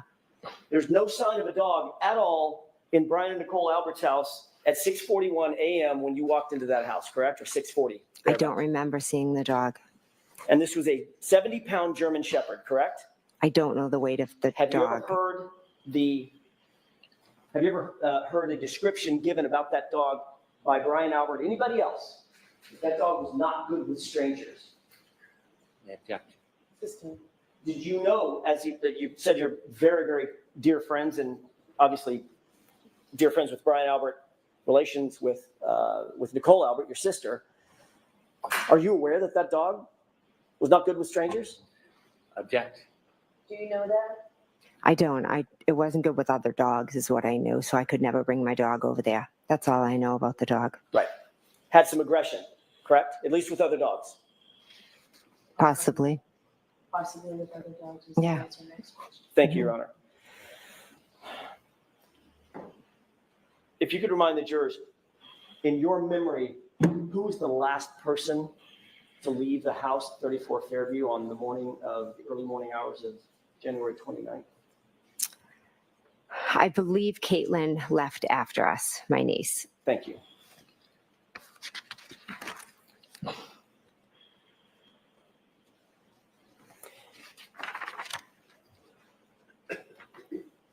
At some point, we've already talked a little bit about this. You said you looked out the front door glass. Was it a window or is the whole door glass? The whole door was glass, I believe. Is it like and pardon my ignorance, is there like a wooden door that is opened and there's a storm door that's all glass that was closed? Is that what we're dealing with? I believe so, yes. Okay. Yeah, that sounds about right. Just a moment, Your Honor. hmm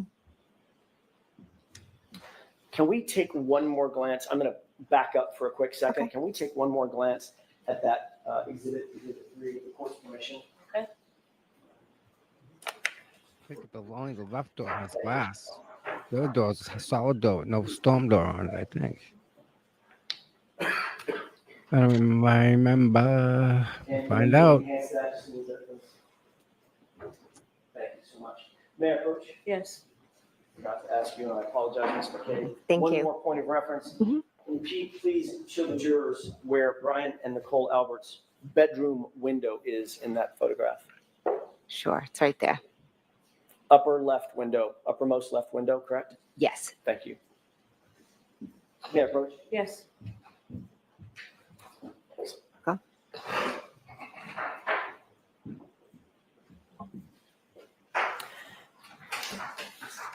Let me get back on track.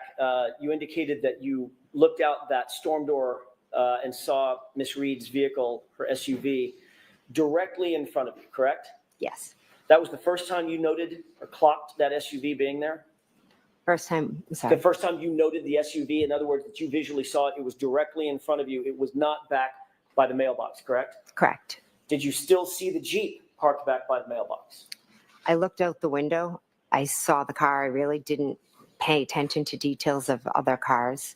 I just looked and saw her car. When you first looked out that window and saw, or looked out the door and saw the SUV, what time was that? I don't remember off the top of my head. I'm sorry. Does the time 2:23 a.m. sound familiar? 2:23? I'm sorry, 12:23. My mistake. I'm not sure. When you looked out the door, did you see any other vehicles at that time, other than the Jeep, other than Miss Reed's SUV? I believe I saw lights. Oh, sorry, lights like over here somewhere. If the Jeep's there and the car, is there. Okay, can you describe for the record what you did? The theirs don't come across on the record. Oh, so sorry. to your left Yes. is Straight out would be Miss Reed's vehicle that I looked at. okay. I kind of looked at that. I remember my peripheral vision seeing lights over there to the left. Sorry. All right. So the way that you're describing this, and that's lights to a vehicle, correct? Yes, Matter of fact, you know what vehicle that is. I do. Yes. What vehicle is it? Describe it for the jurors, please. It's Ryan Nagels. Ryan Nagel's what? Car, The- truck? I believe he has a truck. Okay. So what you're describing is you looked out Mm-hmm. the window, you saw Miss Reed's SUV directly in front of you. Right behind that, in line, was Brian Higgins' Jeep, and behind that was Ryan Nagel's truck. Is that right? I'm not sure where his truck lines up. I just remember seeing lights. I just quickly saw Miss Reed's car and went back into the room. I wasn't, I apologize, paying attention for like specific details about cars. At some point, you did become interested in exactly what time Ryan Nagel's truck arrived, correct? This is after the fact, well after the fact, months after the fact. Yes, I did. As a matter of fact, you took it upon yourself to ask Julie Nagel, Ryan's sister, to send you something, correct? Yes, I did. What did you ask her to send you? I ran into the two of them. I didn't ask you who you ran into, just what did you ask her to send you? Oh, okay. I'm sorry. A text message. A screenshot of a text message. Yes, a screenshot of a text message between Julie and Ryan Nagel. You knew at the time that Miss Nagel, very obviously, was a percipient witness in this case, correct? I believe so. It was very early on. Well, I mean, she was in the house. Yes, She was in the house when Miss Reed's vehicle appeared, correct? correct. She was in the house when you were looking at the vehicle. Correct. She was in the house when everybody came home came to 34th Fairview from the Waterfall Bar and Grill, correct? Correct. She was interacting with us inside the house at the very time we're talking about, right? Yes. She went outside at some point to talk to her brother outside the house, right behind the SUV that you're describing as Miss Reed's SUV, correct? Yes. So you knew that she was, and you knew all this when you asked her for that screenshot. I was trying to piece together. You the knew all time. this when you asked for the screenshot. You Yes. knew what her position was in this case, correct? She had no involvement. What happened I outside didn't ask is you if she had different. involvement. Let her finish her answer. Go ahead. Ms. McCabe, finish that answer. I didn't. What happened outside was separate from anything that happened inside. I'm going to ask you again. You knew all of that information, that Julie Nagel was a percipient witness in this case, as was everyone else inside 34 Fairview, when you asked for that screenshot, correct? Yes. That is another example of you coordinating information with other witnesses in this case, correct? No, that is not correct. Were you ever advised by Michael Proctor not to coordinate information with other witnesses in the case? Did he ever say, don't do that? I don't recall. So you don't recall, or he didn't? I don't recall if he did or not. Okay. If he did tell you not to coordinate with other witnesses, this would be a breach of that agreement, wouldn't it? Objection. Sustained.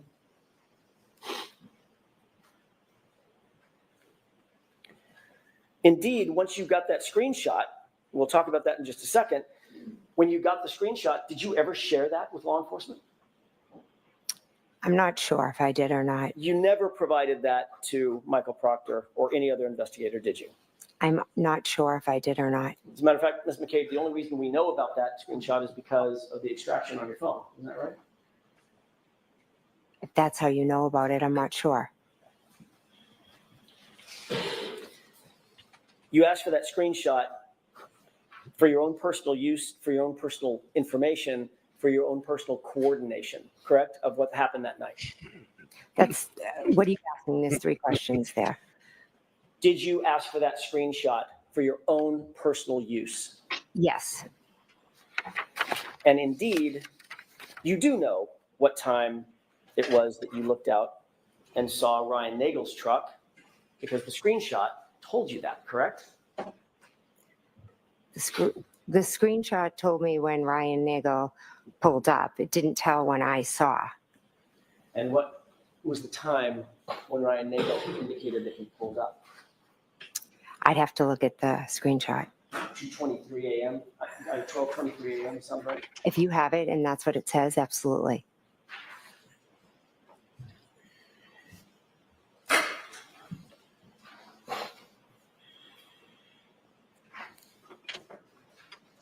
May I approach? Yes.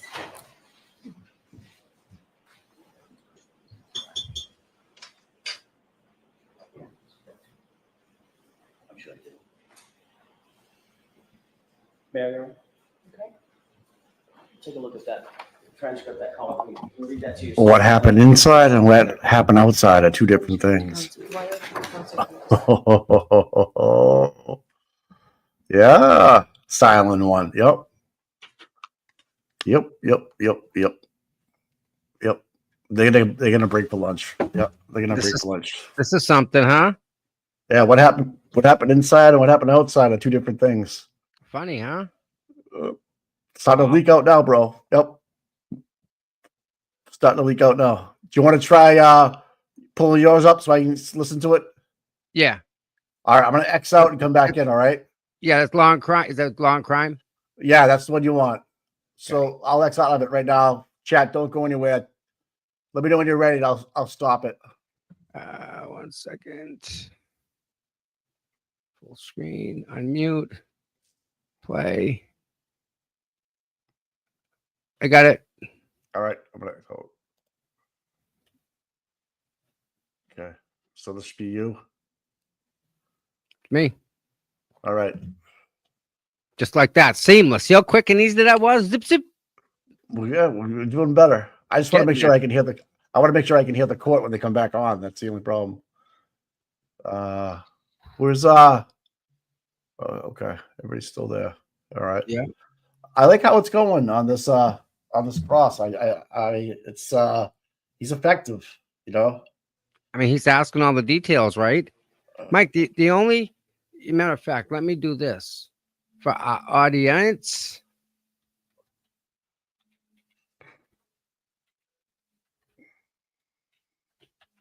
Man, how many times has 34 Fairview and Canton been Googled? Oh, it's probably trending. I mean, really, right? Right. All right. I'm gonna share this real quick, you guys.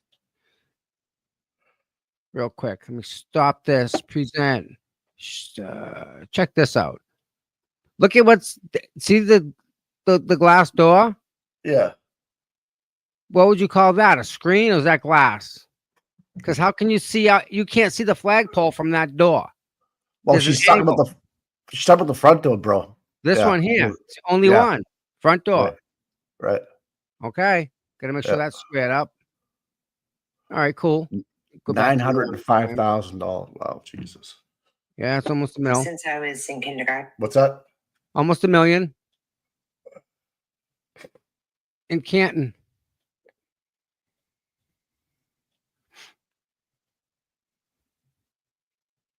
There's Paul.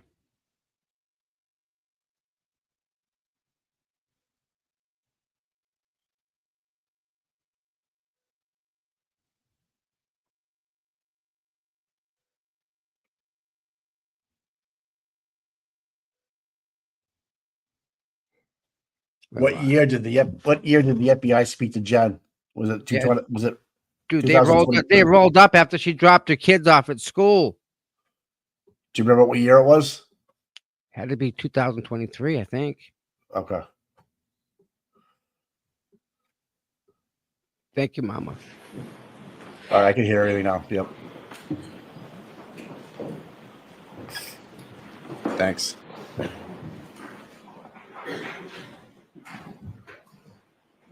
Yes. Thank you. May I approach? Yes. Okay. Take a look at the highlighted portion and tell me if that refreshes your recollection about anything we've been discussing.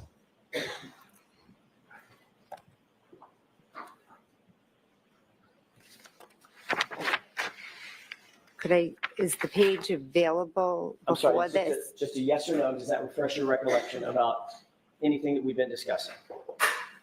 She knows.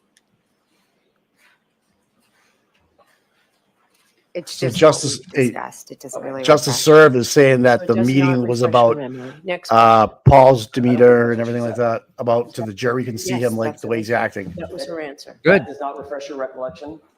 Objection. That was her answer. Next question, Mr. Jackson. May I approach? Yes.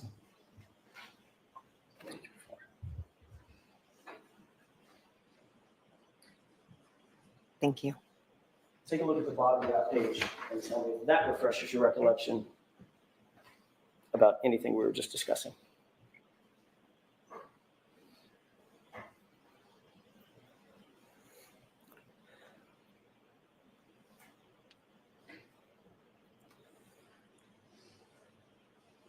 Uh-oh. Reading. That's when you know it's bad. Memory, dude. Your memory. Snap. If she says no right here, you know that this is bullshit.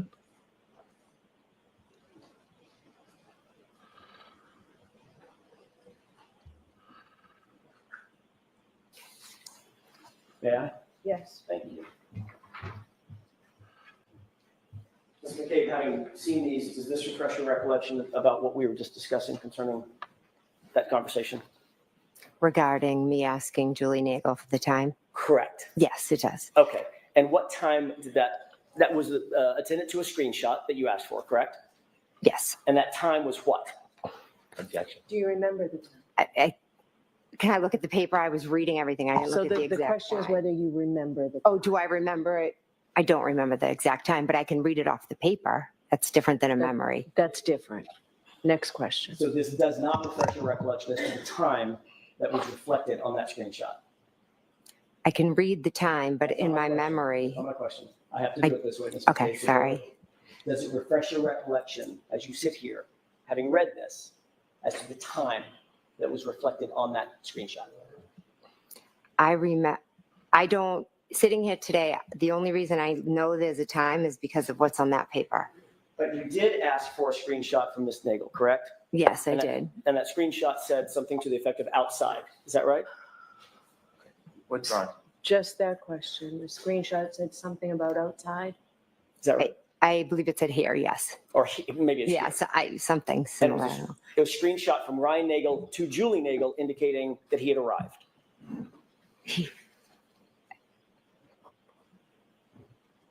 Can you repeat the question? Sure. It was a screenshot. Tom, look at your of a texts. text message from Ryan Nagel to Julie Nagel saying, I've arrived. In other words, I've arrived at 34 Fairview. Yes, it was. Because he was intending to give her a ride home, which she had asked for. Is that right? Objection. Sustained. You did see Julie Nagel go outside and approach the vehicle, correct? I never saw her go near the vehicle. I saw her go outside. Got it. Did she ultimately come back indoors? Yes. Did she come back in with anybody else? No. About what time would you estimate that to have been in the course of that evening? When she came back inside? When she walked out and then came back inside. Soon after she went out, she talked to her brother. She came back inside. And about what time of day was that? If you know. I mean, this was all happening while we were at my sister's house. Right. Was it 12:15, 12:30, 12:45, 1 o'clock? Well, according to that paper, it would have had to That's been. not what I'm asking. Not according to the. Do you have an independent recollection of about, if not down to the minute, about what time that was? I could say I'd have to be. I wasn't looking at my watch that night, so it's very hard for me to give a time just off of my memory. I know what I've seen, but Okay. it's hard. You did see both Ryan Nagel's truck and Miss Reed's SUV in front of the house at the same time, correct? I saw his lights in my peripheral vision on the Right. left. But the Mhm. lights are attached to what? The car, but it wasn't out front. Miss Reed's vehicle was out front. Right. When I say in front of 34 Fairview, we're going to talk about the spacing in just a second. I just meant out in front of the house. Yes, over to the side, correct? Okay. Yeah. And you're indicating that, and I want to be clear about this, Mm-hmm. as you're looking out that storm door window, Mhm. going from right to left, it was Miss Reed's vehicle, correct? Yes. Then Higgins's Jeep, is that right? His Jeep was in front of the mailbox. Then behind that, was there a space? And then Mr. Nagel's truck, or was the truck right behind the Jeep? That's what I can't tell you. I just remember seeing lights. I didn't look over and pay much attention to it. I was just quickly looking at the Miss Reed's car, Do and you then I remember- went back and sat down. Do you recall testifying at a prior hearing that it was, your perception was Miss Reed's car, her SUV, the Jeep, Mhm. a space, and then Mr. Nagel's truck from right to left? I remember Mr. Nagel's truck over to the left in my peripheral vision. I can't give you an exact location. But there's no question in your mind as you sit here that Brian Higgins' Jeep was between Brian Nagel's truck and Miss Reed's SUV. You remember that very clearly, correct? I know that this Miss Reed's vehicle was here, and there were lights in my peripheral vision over here. I wasn't, I just was looking quickly. So let me ask you a question again. Okay. Assuming that the lights are attached to something, Brian Nagel's truck, we've already established that. Mhm. What you're looking at, when you look out the storm door window, is Miss Reed's truck, Mhm. or SUV rather. So just behind that is left, as you're looking at it, Mr. Higgins' Jeep, correct? And behind that, Mr. Nagel's truck. You remember the Jeep being between the truck and the SUV? I remember looking out the window. It was dark. I remember seeing lights over to the left. That is what I remember. Where was the Jeep as it relates to the lights? I'm assuming the Jeep was still Tommy. parked at the mailbox. Yes, sir. They're trying to revoke Turtle Boy's bail. It was dark. Why? I wasn't studying outside.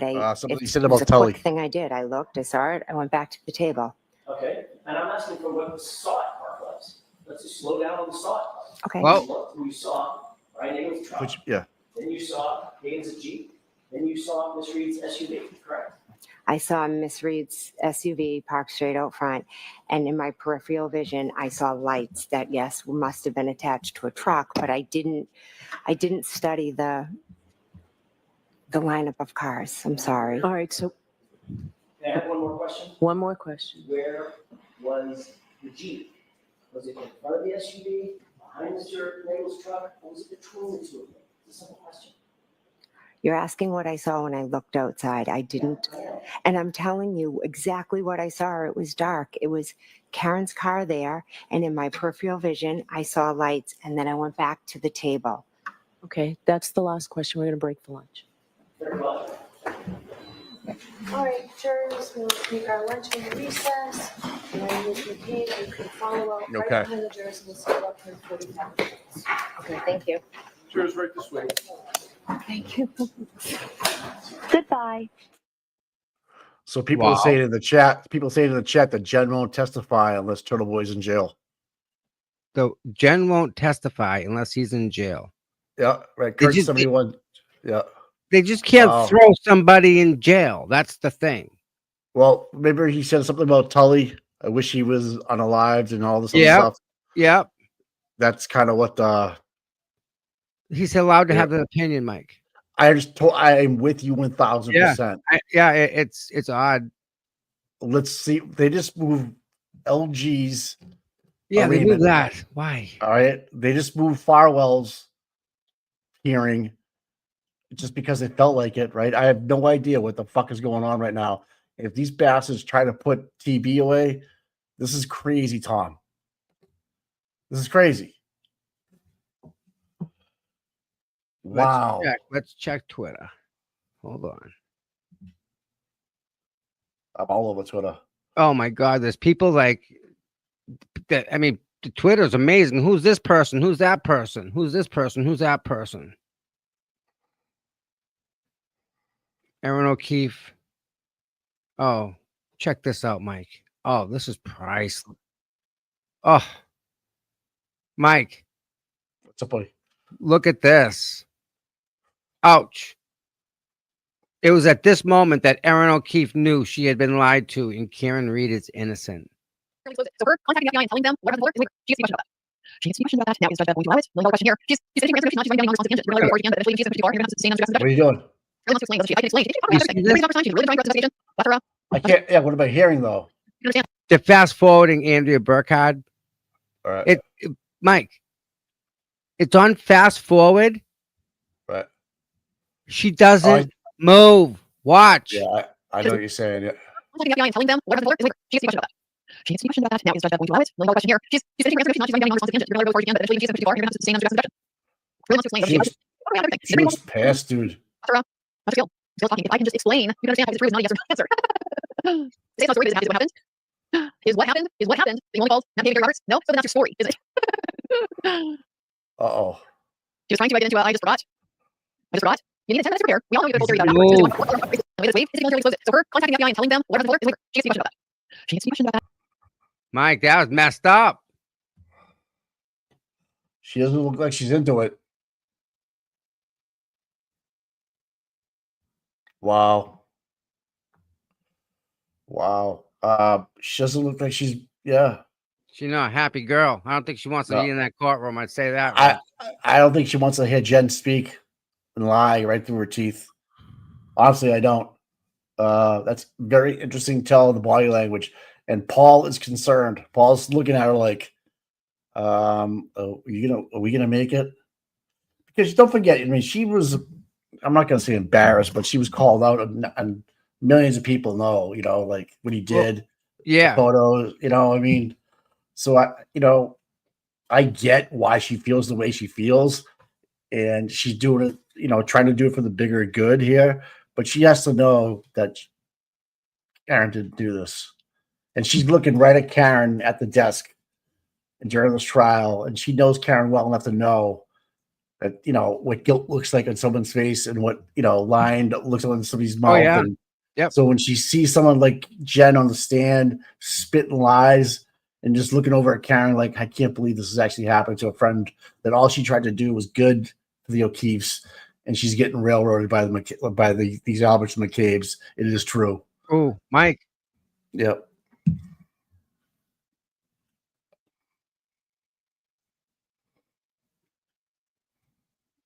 What's up?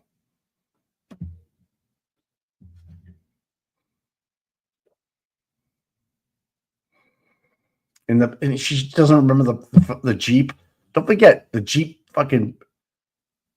Okay. Oh my! Check this out. Okay. Oh my God! This is as much news as Karen Reed trial. Check this. Oh my God! Justice Served TV. What? He's talking to Hardman. Listen to this conversation. I'm not having the argument. If those are media credentials, you have to confirm them with Mr. Rose inside, and we can clarify that. If you'd That'd be like. great. I mean, they're obviously media credentials. They made it in my home. We'll work on that.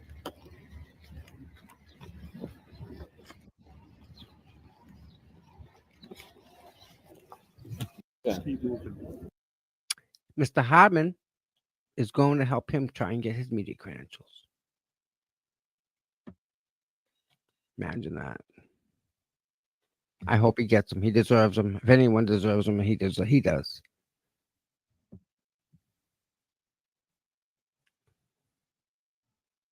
Yeah, so Hartman's kind of turned the other cheek a little bit. Obviously, he knows about the lawsuit.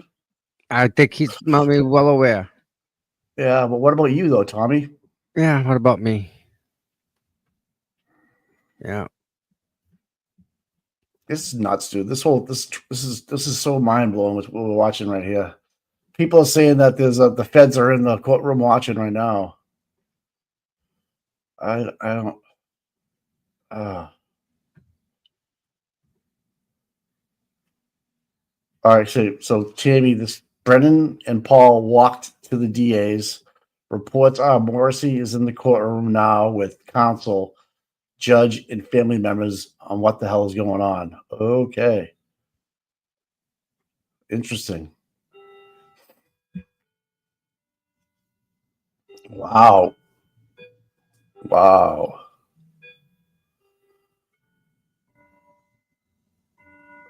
So yeah, they're also complaining about Jess McCabe shit. Like, when everybody was talking during break and the Dougal was leaning forward and talking to Aaron and yep.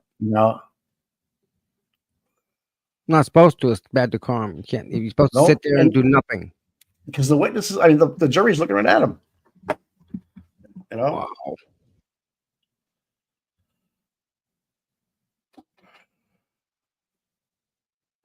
This is fucking nuts, man. Oh.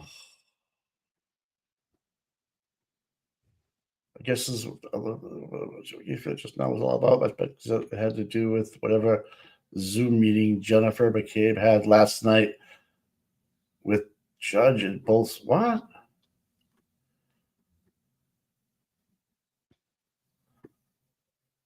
I hope that he gets his press pass. I mean, he's credentialed. But how does he get it? How does he get it right inside the courthouse when we have to apply for it at an office in the city? Yeah, and it's one person. So we'll by see the if way, there's you can't even watch it on TV. They're saying what? The stream, remember? Oh yeah, if you want to if you want to stream on it. I mean, if you want to zoom it, you mean. So someone's saying like Diddy is saying that there was a Zoom meeting last night with Jennifer McCabe with the judge and both sides of the attorneys. That's a speculation. No. What the fuck? No, you can't. Listen, can't. Right, No. right. No. Can't do that. And the judge is trying to stop the jury from knowing what Jen McCabe lied to the FBI. The question about Matt and her are proper. Okay. Oh my. Front page of the Herald. You happen to see it? I did not know. Oh my. Let me pull this up. In my email. This trial should just be thrown out, dude. Why did they even bring it to? Again, right? Why did they even bring it? Why are we here? Why they even bring? Yeah, right. Why are we even in this? It shouldn't have. There's so many hurdles you have to cross and so many thresholds that. Yeah, and don't forget. Jen wanted to know if they've seen Peggy O'Keefe yet too.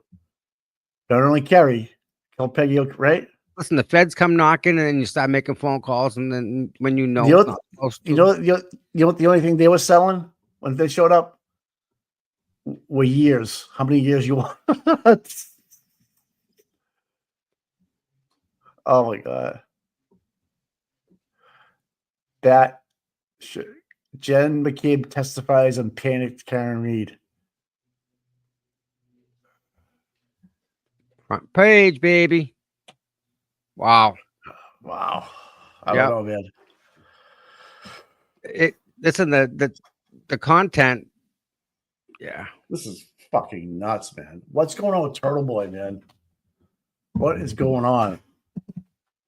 Right, so 71 locking Aiden up because Aiden has more texts about Paul's side piece and Paul harassing her family. Her and her family. Oh shit. Oh, I could see that happening.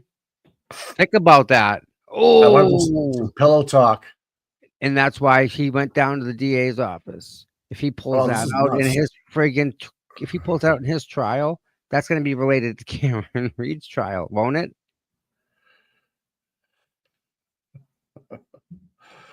Oh my nice. God. How he can't blow apart freaking Ian Whiffen. Cricky, this expert's full of malarkey. Cell phone sleuth didn't seem to care about the details. Oh, I gotta read that sometime. Oh my god. This is like Insanity, if you're not into this, I don't know what else you don't get into. This is unbelievable. Uh-huh. How many people are yelling at their TV or their computer? I mean, really, right? Right. And especially people that cover like I don't cover crimes or other stuff, but like if you do this every day, like let's say like Melanie or Brandy or Churchwell or Defense Diaries or they must see other courthouses and how they're streamlined and yes nos and and they watch this and they're like, it's a travesty what's happening up there. I can't believe that actually was the ruling went that way. I'm just like, really? Like, I don't know any different. This is all I know. Right. And they see this and it goes against all the other rulings, but the judge is the judge. We got to find out because want Hank to take. Yeah. Turtle Boy said the McCabe's want Hank to take over Turtle Boy's case and kick Cosgrove to the curb because Cosgrove isn't really doing much. No. And I think Mello passed away, possibly. If that's the case, what happens to the attorney-client? What happens to that? Right. Dies with the attorney, but does the client still get the protections? Oh, God.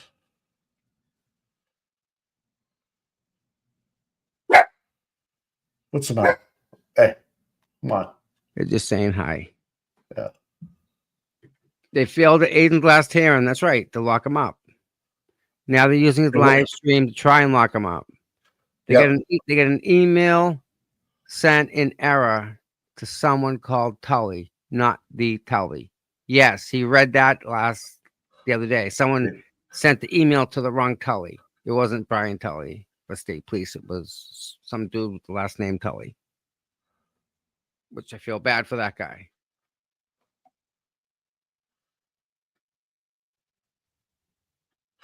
This is nuts, dude.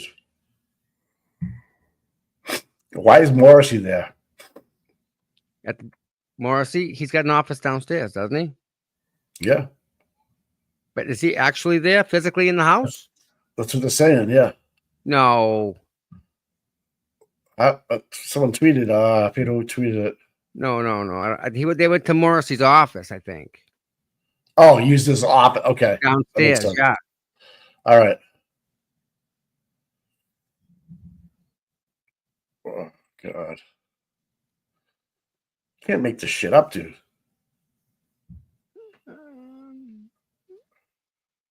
I can't believe this is happening and we don't have a buffer zone. And Turtle Boy was saying we need Rita back. That person then sent it to Aiden and Aiden read it out. They're saying Aiden should be locked up for saying he didn't care if Tully died. I bet it's KP. Well, yeah, she's stroking out because of the people that are against her at the moment.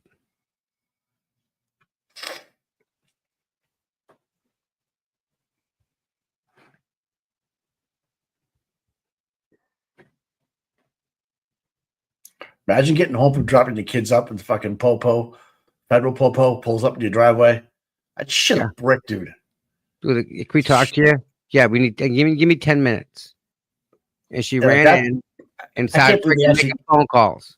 I can't believe they actually gave her 10 minutes. I'm in your mic. I would.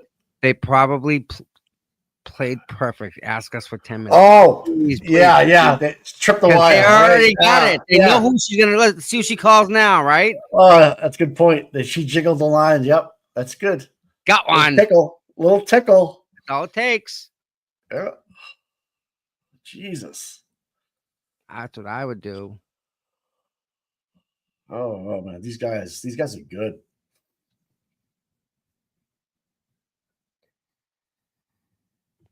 Do you think LG went against Kate Peter in the whole debacle? That's why her court moved. I think LG's in a lot of trouble. $2 million about that much. Yeah, what about the yelling out bloody murder about that lady though on on the phone call and Yeah, yeah, that too. these girls that are committing witness intimidation and breaking ROs and harassment prevention orders, that's mind-boggling to me that they're still out walking the streets and have kids and are allowed to be productive people of the society of like, and they're just out there openly threatening people. Yeah. It's okay. I mean, not like I'm gonna hurt you, like I'm gonna take you out and unalive you and all this other stuff and do some pretty nasty things to you. And then go next door to your neighbor's house and because you ratted on them or told somebody else what you were telling them and start harassing them like you're gonna get hurt if you don't shut your mouth. That, my friends, is like the mob sending one of their associates to your restaurant while you're having dinner and saying hi to you while you're having dinner with Say your hi. kid. That's it. Yeah. Say hi while you're having dinner with your family. And hey, oh, by the way, you got court next week. I hope everything's okay. I'll see you, good luck, You know right then and there what that means. Like, geez, I'm really starting to forget what happened. Yeah. That's how it works. You don't have to actually say the words. You just got to see with your own two eyes who sees you and who you're with. Because they don't want to hurt you at first. They're going to hurt somebody you love. They're going to hurt somebody you love first, right? Yeah. Grant was on the Glera saying he saw KP with a manila envelope after a car pulled up and dropped off the money. Oh, yeah. He was on. We've talked about that a couple times. Grant on here. He was with her when he said that a car pulled up in a parking lot. I think it was Chick-fil-A or something like that. Yep. Window, I think it was the witness advocate, and an envelope was $1,500. I mean, come on, so cheap. 15. I know. Oh, your soul for that. It's like finding a nickel on the sidewalk. If that, not even that. It's an old rusty penny. Wow. Hey Grant, I got a nickel. The side drama is kind of serious here, though. I don't know. I'm gonna be honest with you. I really don't pay a lot of attention. I know it's important. Paul Karen, something like that. But it's like here's Karen. She's on trial for her life, and then you have the guy that exposed it all, getting smoked by the same Democrat. I mean, the same machine. Yeah. So they are connected, but they're separate in a way.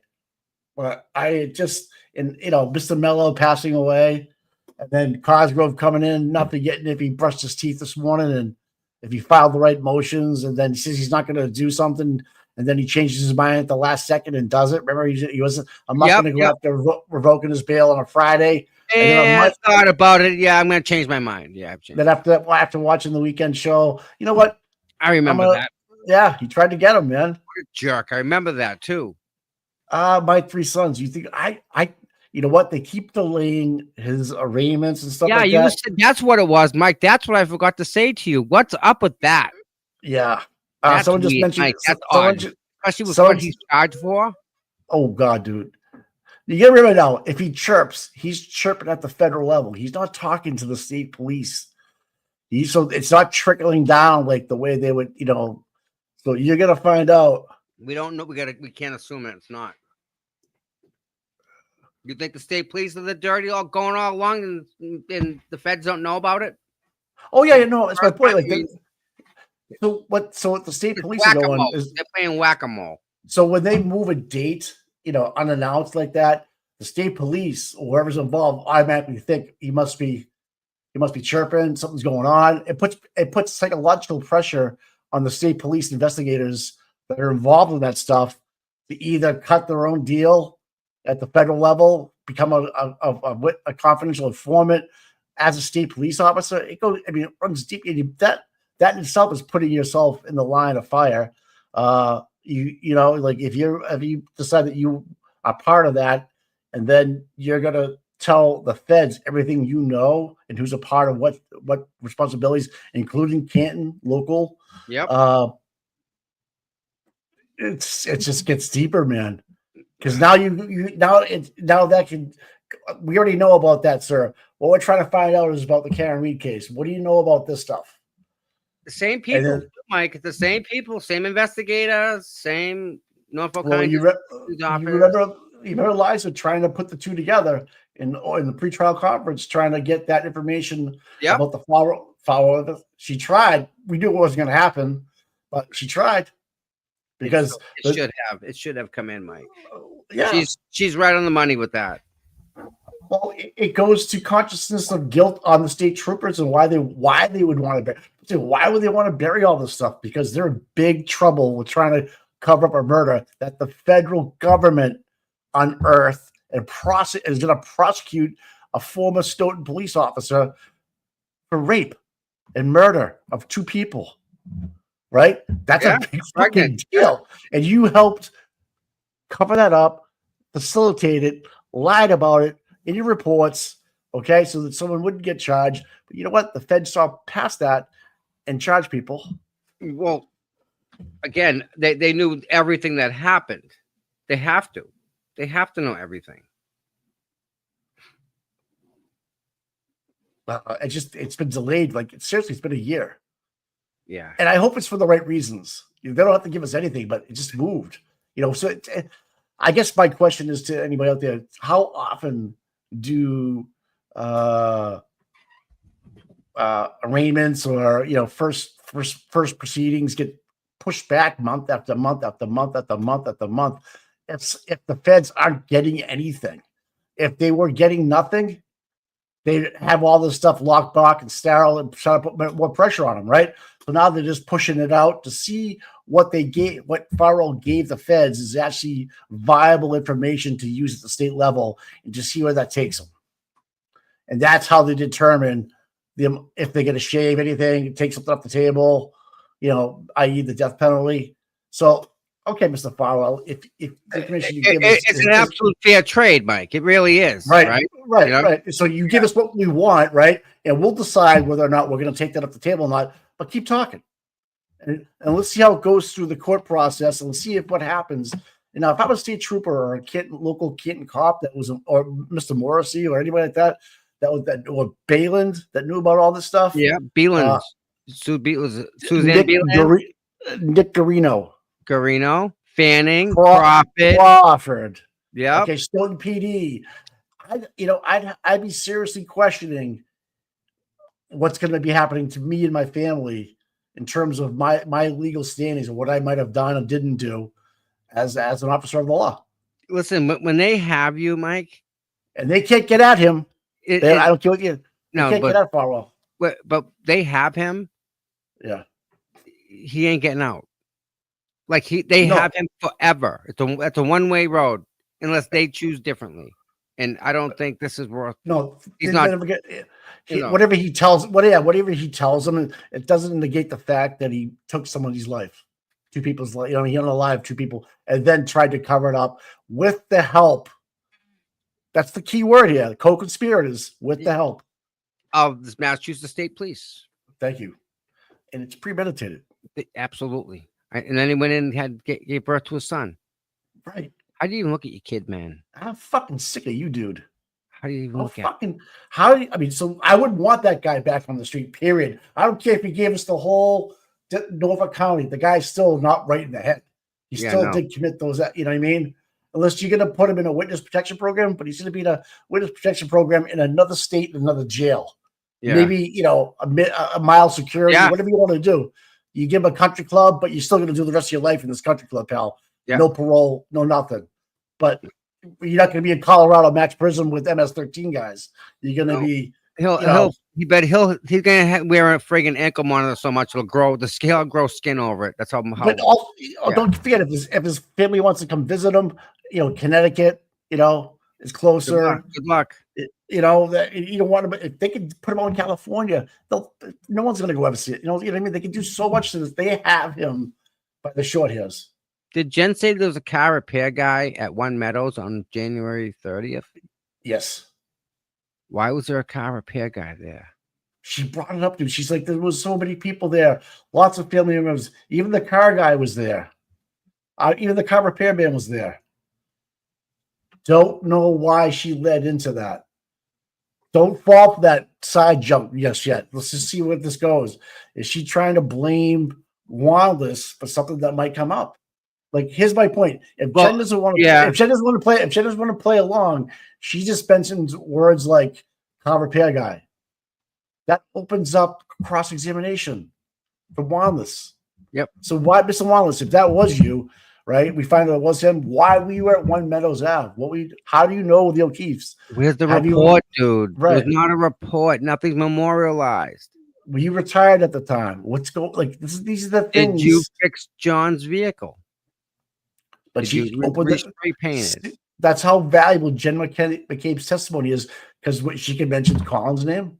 That opens up the door. She hasn't mentioned his name once, but she did mention the car repair guy, and I think that's a little nugget of what she can and cannot do to this prosecution and defense. You follow me? Yeah. She can open and close doors real quick, and she knows it. She's looking at them like, I can do whatever I want up here. I can do whatever I want. Yeah. You're not going to be able to touch me. Wow. That's juice, dude. I mean, like, her last name's Weeks, man. Yeah. You know? The car repair guy was there. Why would the car repair guy out of the blue be there on not even during the funeral or the wake, but just on a regular Monday after everything went down? Why was he there? Was he that close with the car repair guy? Maybe there is a car repair guy. No, that was the 1:30 January. It happened the 28th. The next morning, the car So repair guy Monday. was there. So Monday. I thought that happened on Friday into Saturday. No, Saturday into a Sunday. You sure Was about it? that? No, Yeah. I think it was Friday. What? Chat. Yeah, maybe, I maybe don't know. I thought John went to pizza. I met at D&E in midday. But it makes sense though, because they didn't have a basketball game. I don't know. We'll have to find Yeah, out. because it was going to snow out Friday and Saturday. So Friday and Saturday. Okay, thank you. See, why I'll is forget. on a weekend? Why is Wanless over there? We don't know if it was him. Now she just opened the door of Right. guy, right? Jess Machado just posted no court for Karen Reed trial tomorrow. Uh-oh. Yeah. No court for Karen. We kind of thought that though. Someone mentioned that too. I think one of my mods mentioned that she knew there was no court tomorrow.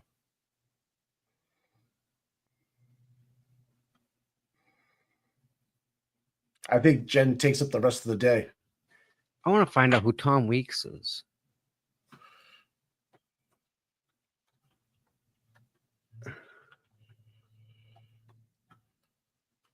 This is nuts, dude.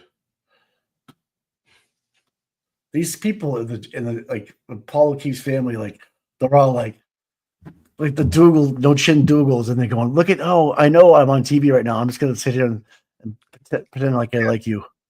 No, we don't like that. Come on. Remember when she was walking in, her and Carl, and then they'd walk out to the car. Tom Weeks, that ain't him. No, dude. No.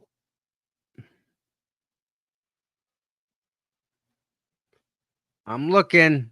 I'm You know, looking. It's kind of funny. Like, all right, so what does Jen say to Carrie when she calls her over? Hey, Carrie, yeah, did the FBI show up at your house yet? Like, First one she calls. One of the first people she calls, Mike. Why is that? It's interesting. Like, and then she calls Peggy O'Keefe. Did they call you yet? Did they come by your house yet? Right? What does that tell you? How involved is Peggy O'Keefe? What does that tell you? Not good, dude. There's Not good. there's a circle, and there's a little inner circle. How can you forget? How can you lie to the federal government guy? She did. She lied. Jen lied to the feds. All right. So Shelby's like, what the fuck is going on? All right. I'm trying to think. Oh, yeah. All right, hey, you got this for a couple minutes? Yeah. I'm just trying to think. Well, Aiden's at 2. court will come back on too, right? How do I get both streaming up at once? I don't know, dude. I mean, I got enough to handle. We get Jess Machado. That's an open courtroom. People will be tweeting out of that one. Yep. To be honest with you, I'd rather. I mean, I'm not picking, but I want to see Jackson cross Jen, right? Oh God, yeah. Yeah. But at the same time, I'm kind of worried that they're trying to jam Aiden up again for no reason whatsoever. Jess Machado. So Justin's going to be tweeting the Turtle Boy case. Okay. Okay. Cool. And again, are we not blessed to have people like Jess Machado out there, right? Giving us the information that we're looking for. Thank you, Jess Machado. Thank you very much. She also keeps Grant out of the courtroom too, which is nice. she, if you get a second, give her a like and subscribe on Twitter. Yeah. Yeah, Twitter. she's great. I like Jess. Let's look at this.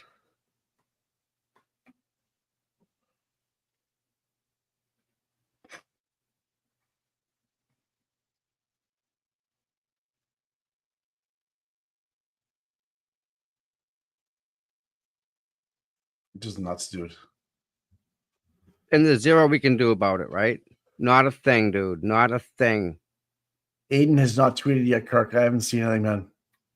I'm looking, as a matter of fact, I'm just looking at that right now. Yeah. He's pretty good about keeping everyone updated.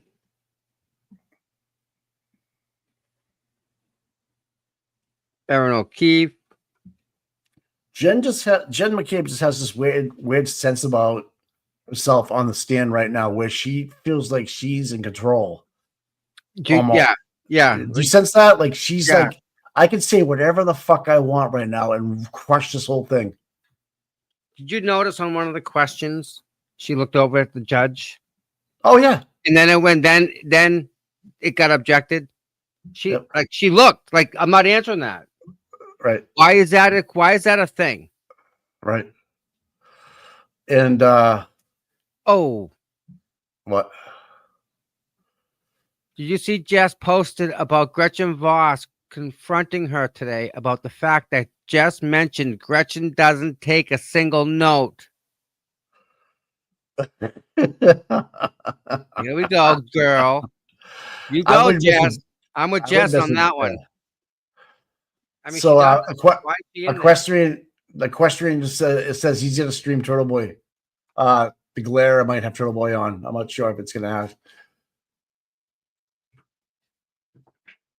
It says she doesn't take any notes. Jess is not like, yeah. Who's Gretchen Voss writing for? She's not even reporting anything. So that's funny you talk about that, because I went up to the court this morning to find out what happens. And you have to go through the SJC people. There's 40 people or 40 submissions a week, he said, to get on that list, right? Yeah, to get on that list. And I'm curious as to who was on that list, because if Sue O'Connell is using 4 different publications that she's the publisher of or editor of or whatever, yeah. Well, that's not fair. Why does she get 4 cracks at the apple where Aiden gets 1? She gets 4 chances to get in. Yeah, I mean, in theory, if I have 4 different papers that I write for or blogs, whatever it is, then yeah. What if you get published? I've been on Melanie's. I mean, I'm published in New York. Right. I mean, listen, if there are people that are deaf, so they read the transcript. You know how this gets transcribed by YouTube. So I'm published. I'm published every single stream. It's on YouTube, closed captioned. I wonder if Mike got his credentials. Is there anything on Justice Serve TV? Yeah.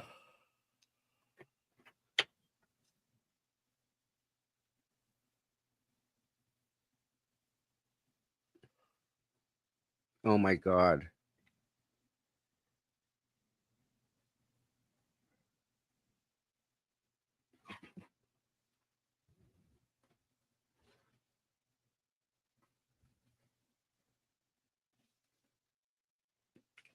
Justice served. Best sources are telling me that the break in the family meeting on the first floor of the Dedham courthouse was about the courtroom demeanor of a certain family members.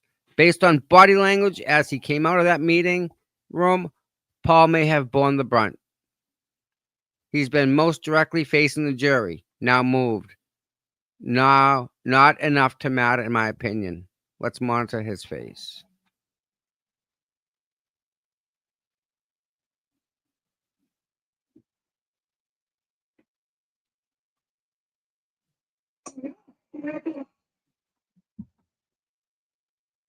Christina Rex.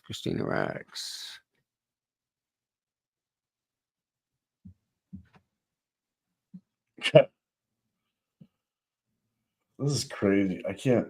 All right.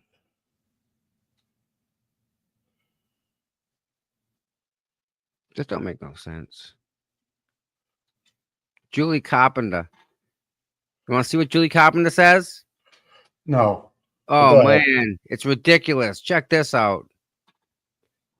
Reed could not get to the microphones fast enough to attack Jen McCabe after court concluded. She pouted and scowled the whole time McCabe was on the stand. Unfortunately for Reed, Ian Whiffen completed his testimony today, decimating the 227 claims of any kind that John went in the house. He stayed by the flagpole all night. McCabe, as contrast to Reed's grimacing, came into court glowing. Jen McCabe came into court glowing. Julie Carpenter's got a crush on freaking Jen McCabe, dude. Yeah, she writes checks, dude. So Ted Daniels about an hour ago wrote this. Jen McCabe confirms another law enforcement agency came to her home, interviewed her in April 2023, the feds. AJ, during this course of that interview, those officers informed you very specifically, Mr. McCabe, that it is a crime to lie to them even during an interview, correct? Jen McCabe, yes. Okay. So this is Mike, that's wow. freaking hilarious right there. Steven Tyler's playing Jen McCabe.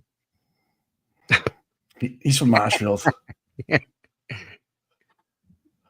Wow, Jesus Christ! Another commuter train collides with an SUV near MBTA station on South Shore. Oh my God! What town does it say? No, I can look at it real quick. Hold on. Abington. Of course. Yeah. Flip ahead. Jen McCabe forgot to tell the FBI minutes after contacting these people that she contacted Peggy O'Keefe, the DA's office, Brian Albert. You can't make this up. Nope. Jesus. All right, I'll be right back. Yep. All right, pal. All right, 26 minutes ago, it says that Aiden didn't get the seat. He didn't get picked.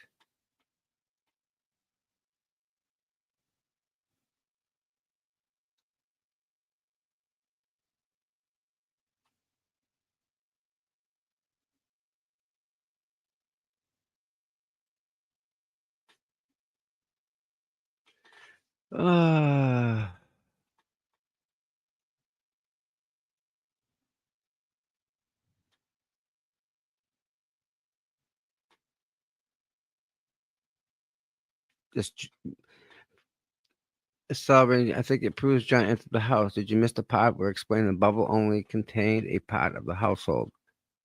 8 seconds when the accuracy was the weakest, yet there's no signs the phone ever moved during those periods. But we can see that all of these records have a consecutive timestamp 1 second apart. The latitude and longitude is identical for all of these records, but at the same time, the accuracy drops from 43 meters to 7 meters within that same 8 second time period. The idea was to demonstrate that if you had one of these records on its own, if you only had the 43 meter accurate record, for example, then the phone could be anywhere within that 43 meter radius.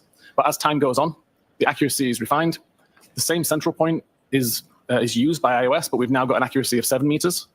And again, if we were to say that the phone is anywhere within that 7 meters, it's a much more accurate representation, according to the data, than the 43 meters would be. And with an 8-second time period, if the device was actually moving during that time, I wouldn't expect to see the latitude and longitude remain exactly the same. There'd be some degree of movement in the coordinates. But we can see that all of these records have a consecutive timestamp 1 second apart. The latitude and longitude is identical for all of these records, but at the same time, the accuracy drops from 43 meters to 7 meters.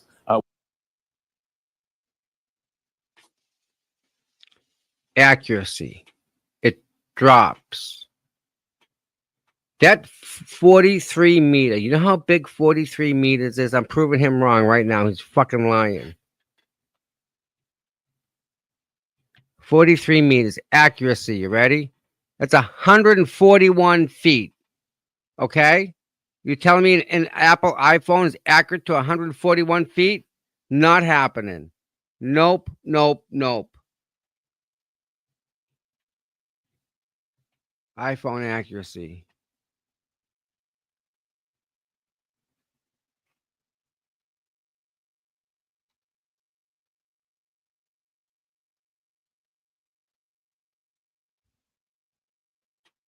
All right. Can you guys see this? I wonder. No, let me share. Let me stop that. Present this. How accurate is my iPhone? 5 tips.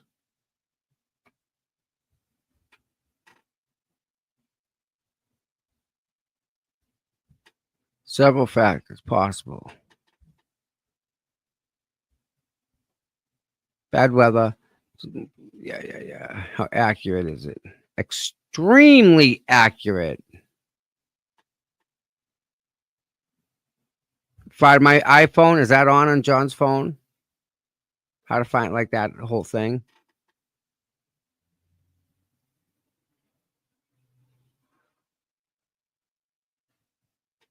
Location services. Precise location. And what does this get us for accuracy? Let's find out what they say. Because they should say, you still get us date, time, last known.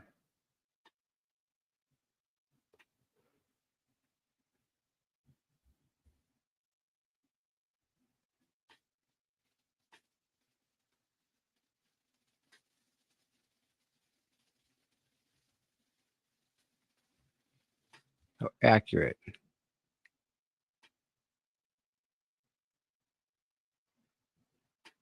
All right. Yeah. Come on. Give me the freaking accuracy. I mean, you can find an air tag, right? I know you guys can find an air tag on a car. Right? I mean, what's the accuracy of a new iPhone? New iPhone accuracy.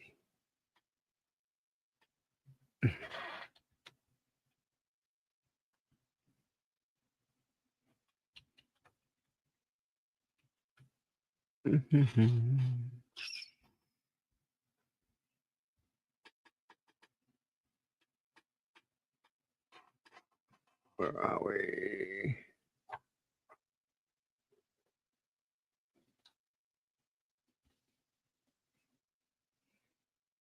Come on. Worst LiDAR sensor of the iPhone 15.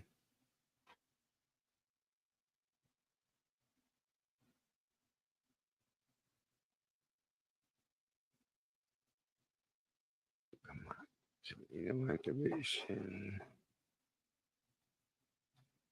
Come on now.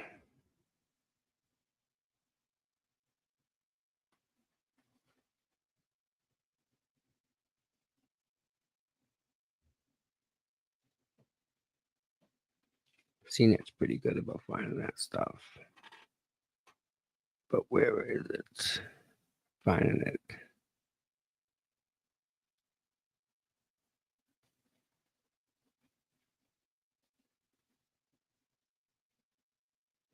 Now, who know the answer to that question? I think is Aussie. She's got the developer book that says all this stuff.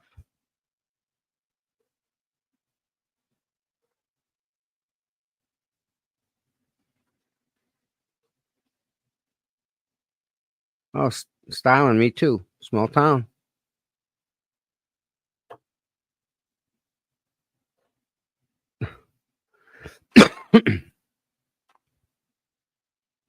I don't understand that. I mean, they don't have much of a reason to revoke his bail. They can't use that his show because his show is his show. It's a show. If Tully is upset over a show, then I don't know what to help. I can't help the guy out. I'm still trying to find out how freaking accurate the new iPhone is.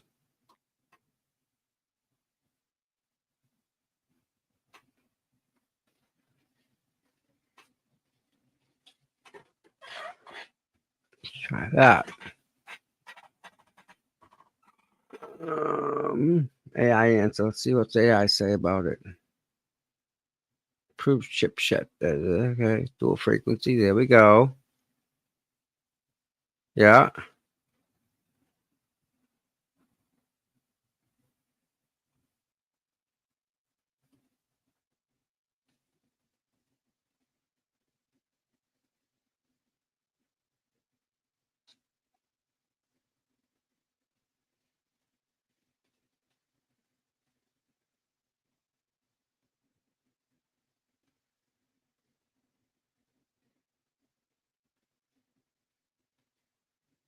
It's still not telling me how accurate is it.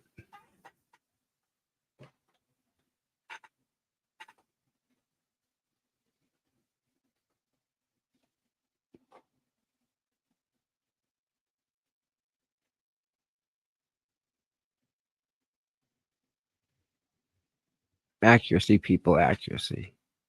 Accuracy. Tell me.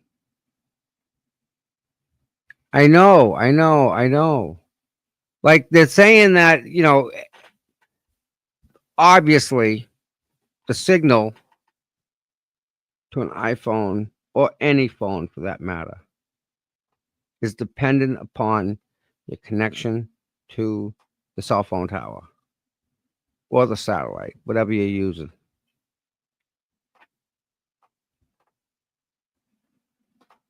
That's like the blanket thing that they use. They throw that out there.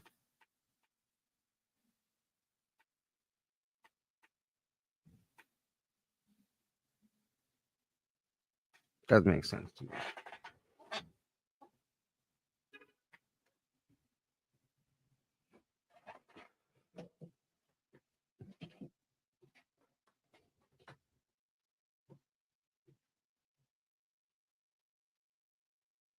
So I go by this spot every day, and there's the same dude sitting there in the same Explorer with the same push bar and the same light out the window. He's there every day. Every day I drive by, he happens to be there. Oh, Dave. Thanks, bud. Wow. That's nice to look up and see. Dave, I appreciate you guys so much. All of yous. I really do. And I know Mike does. We both do. No, Mike does. Pause that. Man, we are so close to hitting 7,000 people. So this is a good time if you're in here. If you can hit the like, subscribe, thumbs up, all that good stuff. Find out what happened. Find out about Sue. And yeah, I went in today. I have to ask the SJC people for that information that I was asking for. I thought that the court here did that. No. So it's just, yep. And it's just nice to come in here and chat with all you guys and stuff. There's Shelby.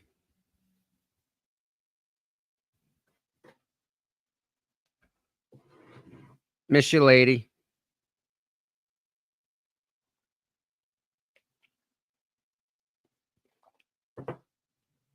Well, that's nice. Things just kind of work out the way they do, right?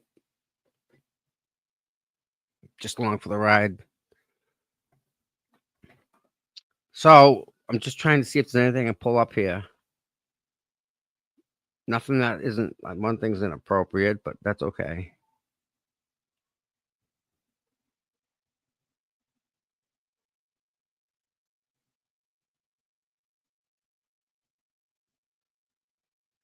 So this is kind of cool. Ted Daniel posted, Alisi, if the distance from the flagpole to the front of the house is 72 feet, and your report notes 36 steps, covering the distance of 84 feet, that would put those steps within the house, correct? Ian Whiffen? It would.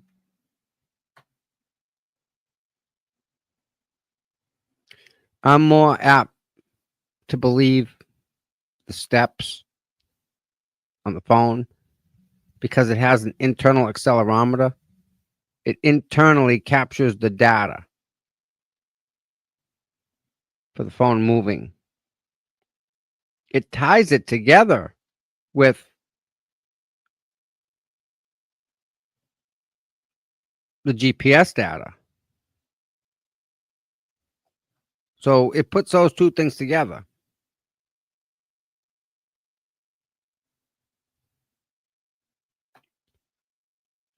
What else? Jess Machado is also informed, though, through the clerk's office that there will not be court in Karen's trial tomorrow, Thursday. Okay, so it's no court tomorrow, guys. That's a good thing.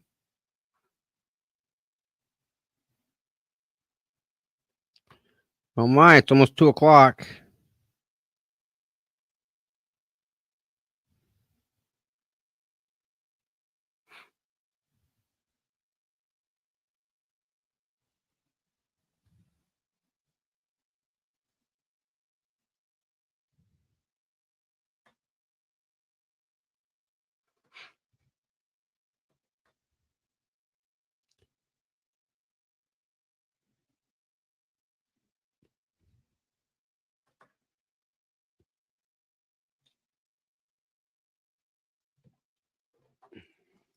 All right.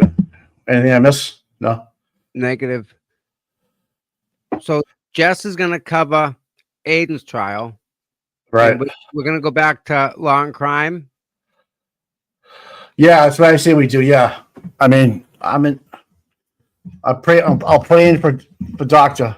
If Jessica got that in there, that's cool. Anything that Jess Machado puts out there, right? We'll just put it in the chat. I'll put it in the chat. Anyone will. I'll just dump it into the chat so we all can kind of bebop amongst other stuff here.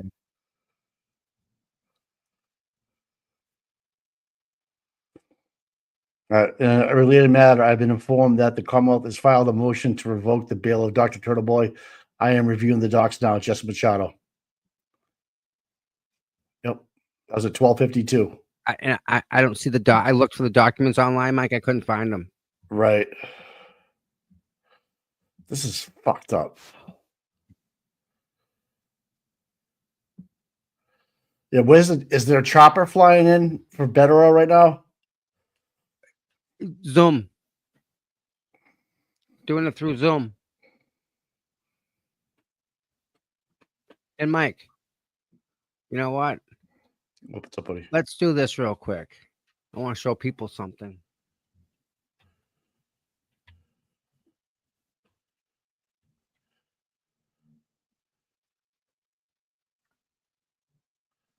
Pause. This is Court TV. Let me find the spot where it is.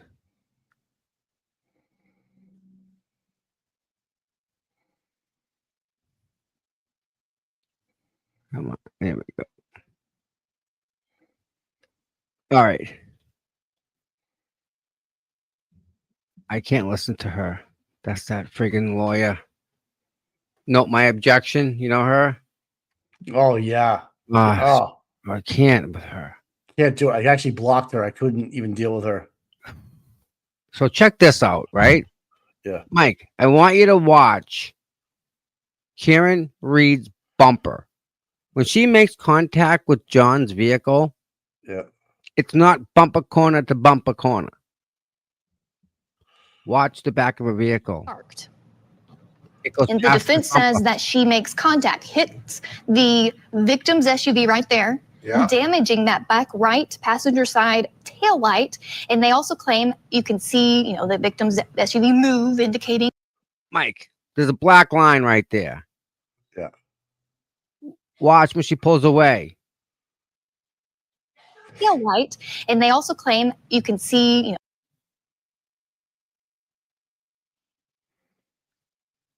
His windshield wipers right there. Look at that black spot. the victim's SUV I'm saying move, her lights are working fine. Yeah, there. that there was a collision. And then as she pulls away, they say that you can tell there's missing parts. Manny Booth, thanks for the $2. Awesome, thank you. Tail light comes Right. It had to come down here. So yeah, I saw that. It moved, it's for sure. There's no other way around it. That's how the tail light was cracked. Yeah. All right, Jess Machado, what's new? Let's check up on Jess.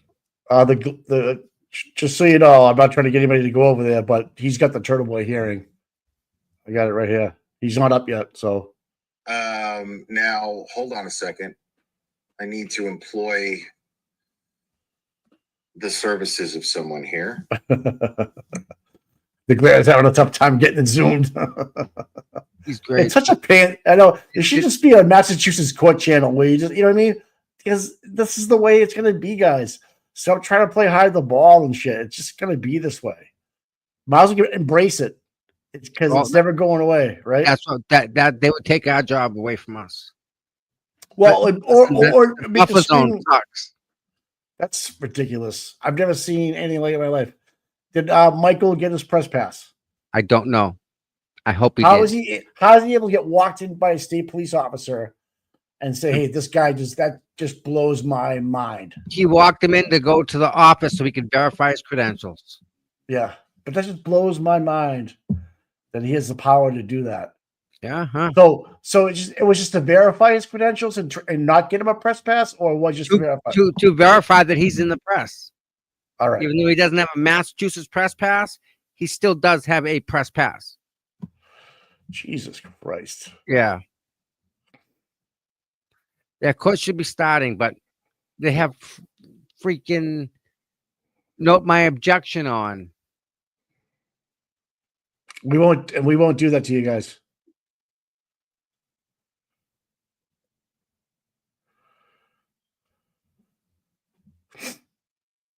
I mean, Jen thought they were selling something. I mean, that just I blows know. my mind. And they come right up on it too. Yeah, Jen, come on.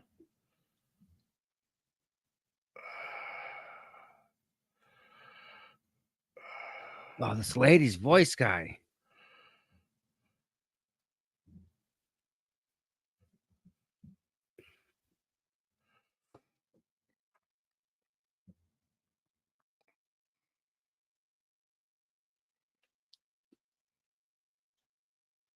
Kerry Roberts, an unwilling victim. This is bullshit. Listen to this shit. Again, whether that's persuasive to the jury, I don't know. It might be. We haven't heard all of the evidence. We haven't even heard the defense present the case themselves. But again, these are the things that, despite not having to prove the reason why, people always want. Everybody always wants a why. They want to know, why would Jen McCabe and Kerry Roberts go against Karen? And if there's not an explanation to that, or a reasonable one, they might end up dismissing it. That's a good point. So let's get to our next question. And neither one of us are medical professionals, but I kind of have my own theory about this. This is from Cajun B31. And guys, I just want to remind you, court should be coming back into session momentarily. But this question asks, why was John O'Keefe's body temperature 80 degrees if he had been outside in the freezing cold for 6 hours? Well, your body temperature normally, they say normal is 98.6 degrees. So if his body temperature was 80 degrees, that's a drop of 18.6 degrees. That's a pretty significant drop. So, I mean, I'm not a medical doctor. I only used to host a medical radio show, and we never really addressed this, but that seems like a pretty significant drop in body temperature, 80 degrees, even if you're out there for 6 hours. So I think they're wondering why his body temperature wasn't lower. And I guess a medical doctor would be able to answer that question. I think that's right. I don't know the answer myself. I mean, I guess the question you would want to. No, how about this? Let's shut these or ladies up answer you here. would How about this? They cannot pronounce death until you reach the temperature of 80 degrees with no function. No stimuli.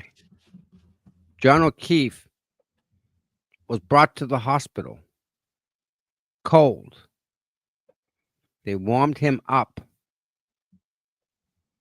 They warm up the core temperature to 80 degrees and check for vitals. There are no vitals, they call it. John O'Keefe entered the hospital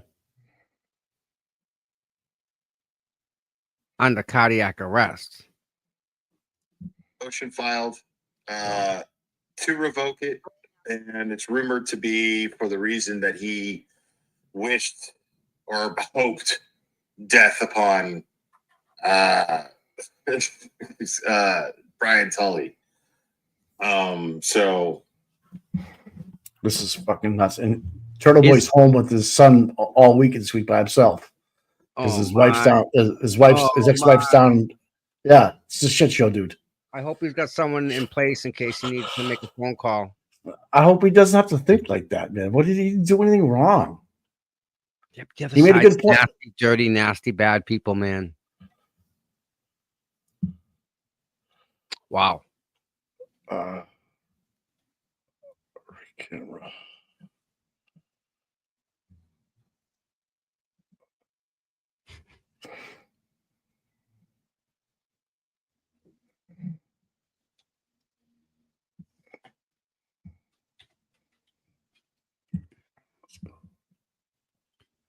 I'm gonna get the documents right now.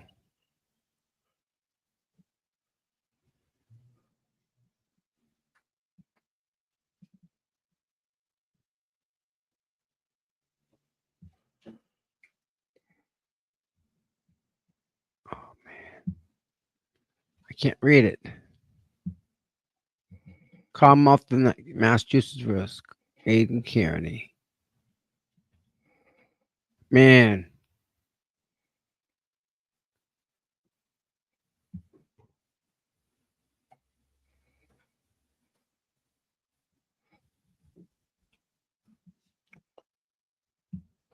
What's up, Mason? If you can hear me, buddy. Okay. I got a friend of the family that's getting into the Karen Reed case, and he's got all kinds of questions. He's I can imagine. Why are they showing a video of her backing up and hitting John's car? I'm like, all right, I got to tell you. I should have him watch Frame 2. Hey, Mason, if you listen to Google Frame 1. And there then he is. He's in the chat right now. Mason, nice. Google Frame 2 and from Turtle Boy, and you'll get the lowdown, bro. Yeah. I don't want to. I'll walk you through any questions you have, but if you want to do it at your own pace, it's so much. It's a lot. So many questions, and there's probably questions that you will ask that you haven't thought of yet, right? Right. And that's why we want new people to come in, right? Is to have them get a new set of eyes on it and say, hey, wait a minute. Like, because to us, we've been in it.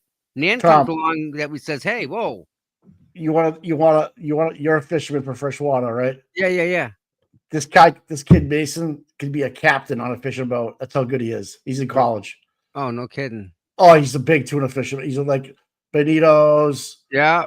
Mahi Mahi. I mean, you name it. And then he knows how to prepare them. He knows how to fillet them. Yeah, that's a whole nother specialty in itself. Then, not only that, he can rig up a tuna line with balloons. Yep. Not only that, he can get you to where the tuna are. That's so he can do it finding them. That's the thing. He can do it from dock to land, back to shore, cook and prepare. Nice. That's how good he is. He's been doing it his whole life. Him and his brother and his dad are like the ultimate. They're out of Connecticut, man, Niantic, and they can fish, dude. It's just They in their brought me blood. out. Oh, I got these football tunas with them. What a blast, dude. We had 4 on at one time. This is Oh God, amazing. yeah. Yeah. Oh, it was awesome. Yeah. We were out at the canyons. You Yeah. heard the canyon. Yeah. Yeah. It was awesome. The temperature, the water temperature. Well, that's what I was telling you. Like Yeah. they Yeah. can program their boat of all the tracks they've taken, where they just take this line on the GPS system and it follows them without ever touching the steering wheel. Speed right up to where they usually go. So yeah, so they can get you from A to B, but that doesn't mean that like if there's a boat in front of you, because that happens. Right, right. But on the radar, you can Right. see it on the boat. Right. Right. But when the you get path out will there take ya. tuna fishing, once you get out there, man, that's a whole thing. You got to anchor up and. Oh, Here we go. all right. Target of suspicion. So you probably would, upon the advice of your counsel, not contact anybody. Yeah, most definitely. Let's get to our Sweet Paradise No Love. What time did Reed leave 34 Fairview?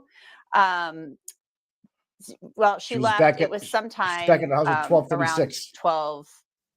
12:30-ish. It was somewhere in that ballpark that they believe she left. We'll probably hear some testimony about that later in the trial, especially when they talk about the data collected from her vehicle.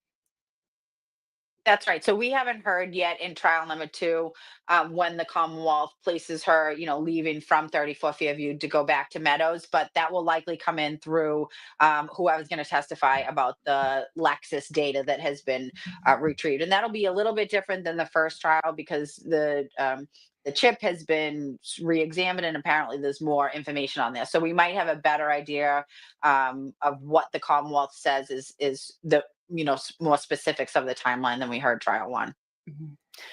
Next question comes from So Chris. connecting to the Mass. Is it Wi-Fi is not possible he was hit by the specific? car and possibly Yeah, I dragged know, right? into Like, what else do you make need? those injuries to his arm?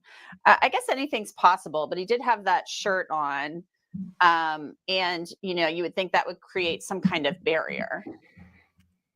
Yeah, I mean, it's certainly possible. That's the difficult thing about this is that for as much as they, Can't want to explain it. recreate the scene Can't and be make able to another pinpoint, excuse oh, it over was the it. taillight, oh, it was the glass, oh, it was the undercarriage. was I the think dog. realistically, nobody can actually opine as to what the most likely possibility was. That's not but, true. No, you're so it'll be wrong. interesting to see. You're wrong. Not my Catherine, I objection. thank you You're so wrong. much. I was just about to interrupt you, but you ended right on time. We got to get back into court. So the cross-examination Bye-bye. of Jen McCabe is resuming. Thanks for being here. Thanks, everybody. We'll see you back here another time. Let's get back into court. Beat it. Thank you. Who's that guy right there, Mike, on the left? That's the federal. Well, he works for the DA. He's the one that argued against Weinberg. I believe that looks just like him. Like, if not, he's definitely with the prosecution.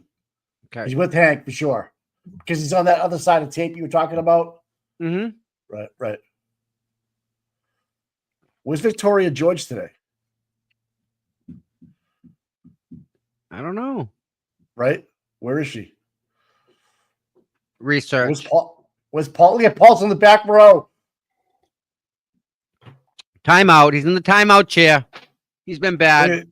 You feel shame. You go Bag. into the penalty box. Look at him. He's bag. They switched it all around. Kyle Dougal. What's he doing there?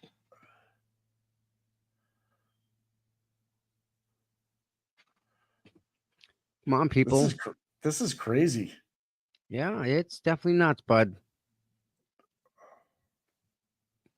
Paul's in the back freaking row. So they must have complained. Someone from the jury complained that they were getting dirty. Who knows? Or the defense. I mean, this is nuts. Don't forget, Carl Dougal pushed Karen last time. Yep. Right? Assaulted her. Right? Carl Dougal, that guy with the jacket on, shoulder checked Karen on the way through the hallway. On purpose. When she was going to the bathroom, he hip checked her. Right. Nice guy, right? I don't know. I don't know anything about him, bro. Protect and serve. He's a cop. He's out on disability right now. I hope he's feeling better.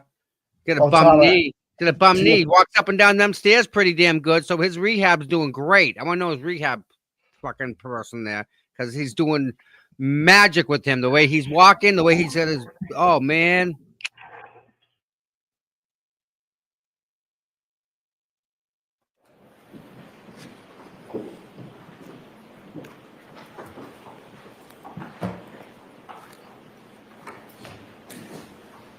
All right, sorry about the delay, jurors. We were told that we blew a fuse, and that's why we couldn't get started on time. So these old courthouses. So, all right, we appreciate. Oh yeah, you blew a fuse, all right. Go ahead, You're Mr. on mute. Thank you, Your Honor. Ms. McCabe, when you first saw Ms. Reed's SUV pull up, very shortly thereafter, you sent a text to John O'Keefe, correct? I walked to the door, saw the car, and that's when I sent him a text. Yes. Right. So you walked up to the door, saw the SUV outside, and then texted him something at that, basically while you're standing at the door. I believe so. Yes. What did you text him? Here? Okay. That was, do you remember the time? I don't know. Would it refresh your recollection if you were to look at a series of text messages contained in a Celebrite report? I think you've seen this before. Sure. May I approach, Your Honor? Yes. Thank you.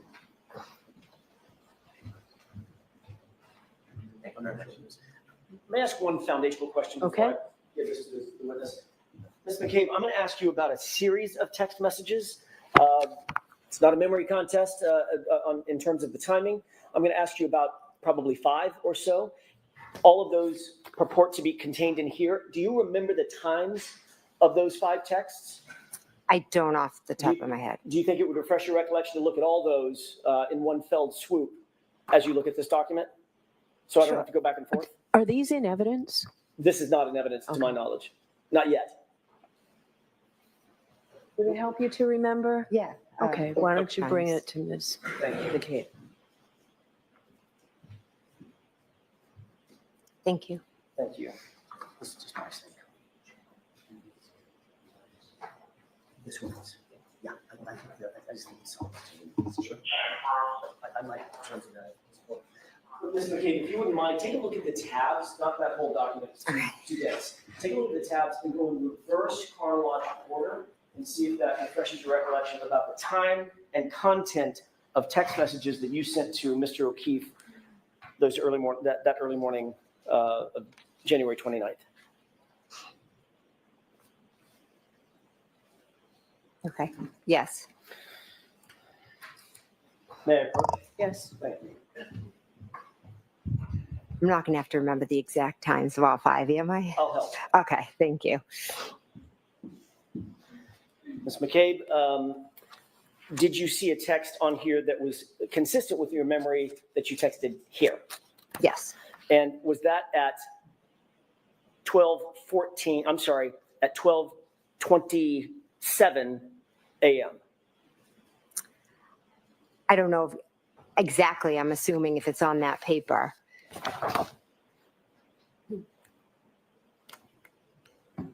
I may have just a moment, Your Honor.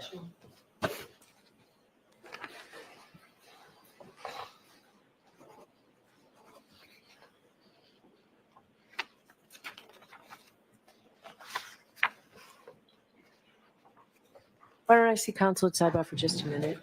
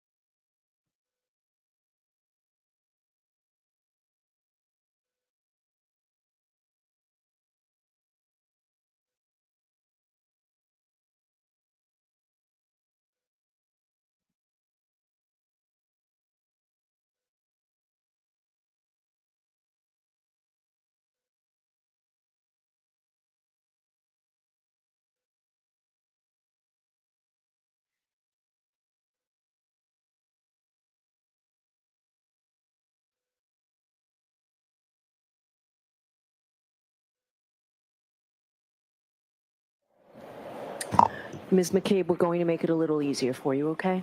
Thank you.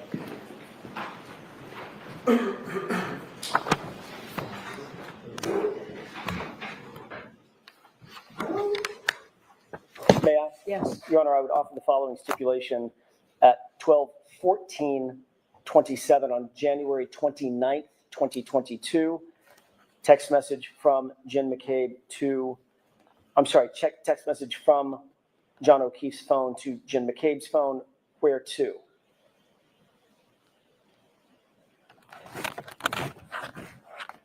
At 12:20, all these are on January 29th, 2022, at 12:27:33 from Jennifer McCabe's phone to John O'Keefe's phone. Here, exclamation point, question mark. Same date, 12:31:47 from Jen McCabe's phone to John O'Keefe's phone. Pull behind me. Same date, 12:40:31 from Jen McCabe's phone to John O'Keefe's phone. Hello. 12:42:09. Text message from Jennifer McCabe's phone to John O'Keefe's phone. Where are the letter U? Okay, thank you. Finally, 12:45:53 from Jen McCabe's phone to John O'Keefe's phone. Hello. I would offer the stipulation that those are correct times and dates and contents of the text messages between John O'Keefe's phone and Jen McCabe's phone on January 29th, 2022. All right, and that's what you're agreeing to, Mr. Brennan? Yes, Your Honor, is contained in the Cellbrite report. Okay. All right, folks, so I told you yesterday about a stipulation when I talked about something in the front lawn. This is similar. So what you just heard, both lawyers agree that that's information contained in a Cellbrite report. Thank you, Your Honor. May I continue? Yes. At some point, you indicated that, and by the way, Ms. McCabe, at 12:27, it's now been stipulated to, you texted a single word, here, exclamation point, question mark, correct? Yes. Okay. You indicate that you saw the SUV move up after it was in front of the 34 Fairview residence. It moved up some number of feet, correct? The next time I looked, it was at a different location. Right. Now, you did not see the white Jeep move from the place that you originally saw it in front of the mailbox, correct? I never looked out at the white Jeep. But you never saw that move ever? No. As a matter of fact, Mr. Higgins, that Jeep was in the same spot while Mr. Higgins was inside the residence until he left, correct? That's what I would assume, yes. Okay. And you never saw him go out and move his car and come back in or anything like that? I never did, no. After you, it's fair to say that once you noted that the SUV, Ms. Reed's SUV, was in front of the location, you started paying some attention to it. I went to the door a few times to look out, yes. As a matter of fact, in the course of about 19 minutes, you went to the door no fewer than 5 times, correct? I'm not sure if it was 5. You've indicated previously that for every time you went to the door and saw the SUV, you texted something, which are the texts contained in the document that was just stipulated to. Is that right? I did text 5 times, you are correct. Okay. So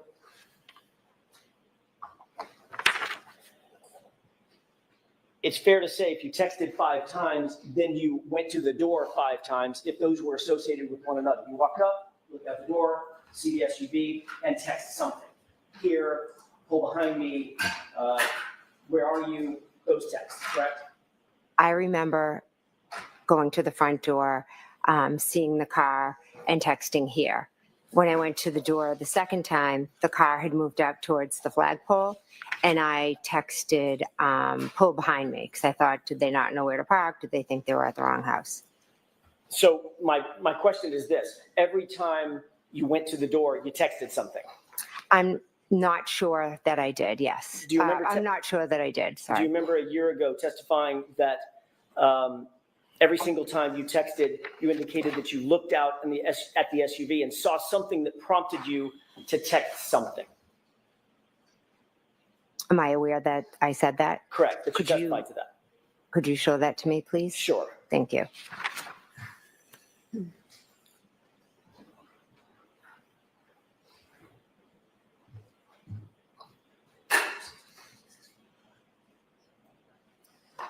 May I, Your Honor? Yes. Take a look at the highlighted Sure. portion and just read that to yourself. Let me know when you're finished.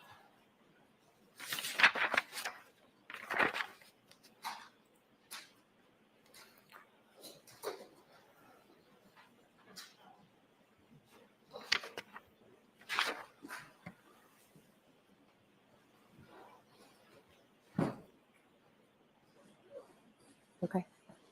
May I? Yes.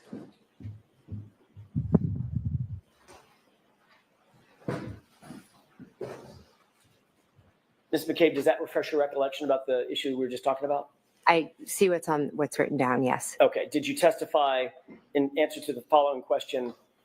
And as a matter of fact, you looked every single time that you texted, you indicated that you looked out at the SUV and saw something that prompted you to text something, correct? Answer, correct.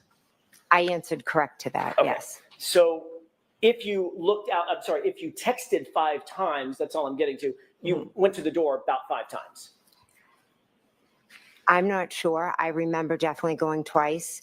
And again, if I misstated or I said I went 5 times, 4 times, I apologize. Well, do you think this testimony is in error?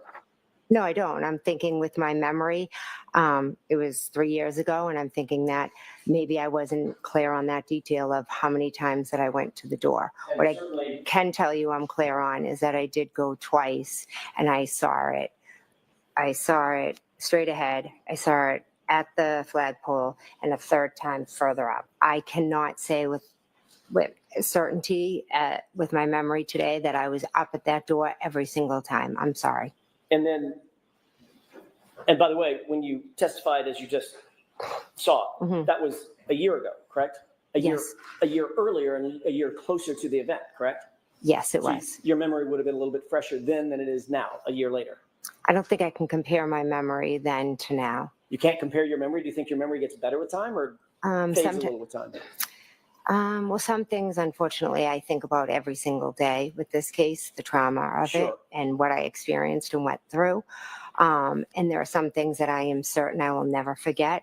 And I know for sure where the car was, and I know for sure I sent those 2 texts, but I apologize if I misstated. I went out more than I did. I'm just trying to give you what I remember today. Let's talk about those texts and and you looking out the door. You did approach the door and you saw that the vehicle was there the initial time, correct? That's 1. When I texted here, yes. And you texted here, exclamation point, question mark. Is that right? Correct. And you indicated that when you first saw the vehicle, it was straight out ahead of you in front of the front door, and it was stationary. Is that right? Yes. Then you said you went back to the door and you saw that it had moved up, quote, a little bit. Isn't that right? Yes. Toward the flagpole. Is that right? Was that the flagpole? Yes. And when you saw that it had moved up toward the flagpole, then you texted again at 12:40, which has been stipulated to hello. Is that right? When I saw it move up to the flagpole, I believe I texted pull behind me. When you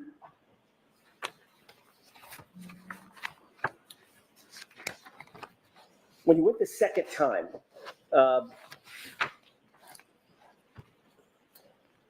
and by the way, it's my mistake. I got I jumped over one. It was 12:31:47, which we stipulated to pull behind me. That's when the SUV was up closer to the flagpole, correct? I believe so, yes. Then you went yet again at 12:40 and saw the SUV yet again and texted hello. It was the second hello. I'm not sure if that was when I texted hello. But you did see that the SUV had moved again. Yes. Now where was it?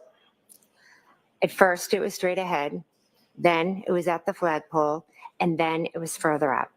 Then at 12:42, 2 minutes later, you texted, "Where are you?" Correct? Yes. Okay. At that point, it was still up by the flagpole. No, I'm not saying that it was still outside. Where was it? I'm not sure where the vehicle was. At 12:45, you texted yet again, "Hello." Is that right? Yes, I did. You indicated that was you texted hello the last time you saw the vehicle. Is that right? I'm not saying that today, no. Well, did you say it previously? In my testimony, did I say that the last time I texted? Do you have that written that I could see? You just read it. Well, that was your question that you had read to me. I never came out and said that. Ms. McCabe, I asked you if you testified to that a year ago. That's my question. Did you testify to that a year ago, that when you went, every single time you went to the door, you texted something because seeing the vehicle prompted you to text something to John? That's a summary of maybe the. Did you testify to that a year ago? To what? That when I went to the door? Yeah, different times when I went to the door, I did text, yes. And then you testified as well that you went to the door a final time and saw that the SUV was gone. It had left, correct? Yes, at one point I did. And that was just a couple of minutes after your last text at 12:45, is that right? I'm not sure of the time. Matter of fact, you've testified previously that it was around 12:50 that you last went to the door and noted that the car was completely gone. Is that right? I'm not sure of that. You're not sure of that? No, if you could show me, I'd appreciate it.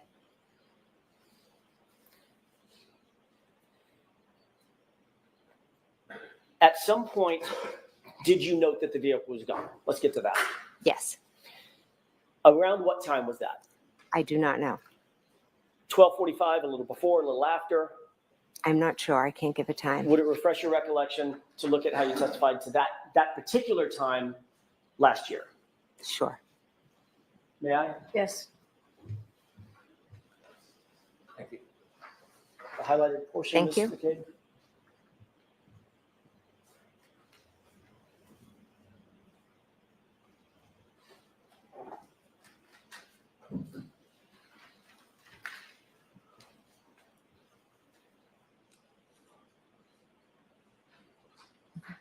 Yeah.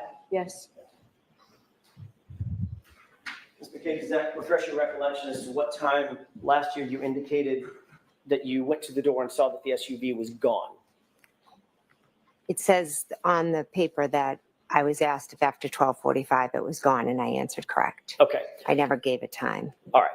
And that coincides with the last hello that you texted to John's phone, correct? Again, I don't have that paper in front of me. Is that the Well, time? that's the stipulation. That's what you don't need to worry about that. That's been stipulated to. Your last hello text was at 12:45. Okay. Okay. Yes. So that coincides, that testimony from last year coincides with your last text message saying hello. You noted that the SUV at that point had gone, had left, correct? Correct.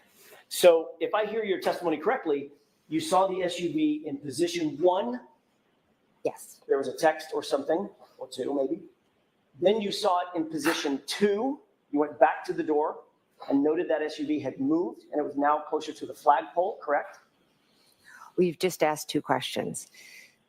It had moved closer to the flagpole. The first question is, you said I saw it and I sent a text or 2. I know I just said 1 here. Okay.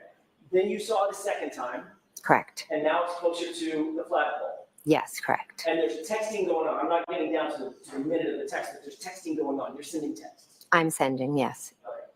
Then you went back to the door a third time and saw that it had moved beyond the flagpole, correct? Correct. Then, according to your testimony last year, you went back to the door at least a 4th time to see that it was gone, correct?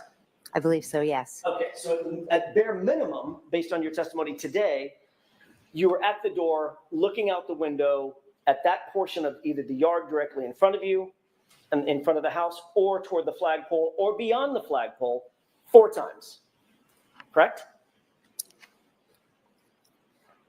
From last year's testimony, but what I remember today No, with Ms. McKay, that's not certainty my is question. twice. You need to let her answer the question. Answer your question, please. Go ahead. What I remember certainty is looking at it out front at the flagpole and beyond. I don't remember how many times I went up to the door. I was back and forth. Right. But according to you, you saw the car in 3 different positions, correct? Correct. So that's at least 3 times to the door, correct? Correct. And you saw the car gone, right? Correct. 3 plus 1 is 4, correct? Correct. So now you're telling us that you went to the door a minimum of 4 times and looked across that yard at the SUV, correct? Correct. Okay.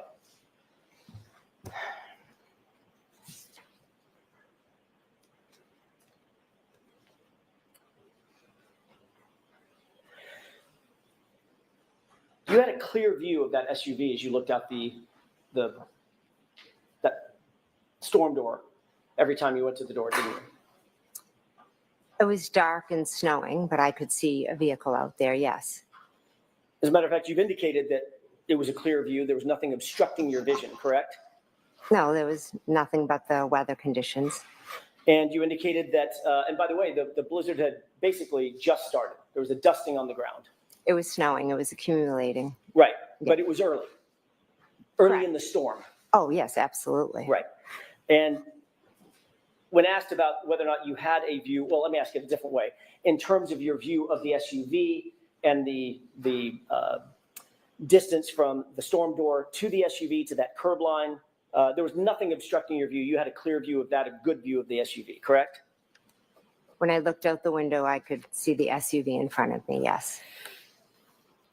At no time during any of this interaction with the door, meaning going back and forth to the storm door, texting, looking outside, seeing the SUV in position 1, seeing the SUV in position 2, seeing the SUV in position 3, at no time did you hear any noise that was unusual, did you?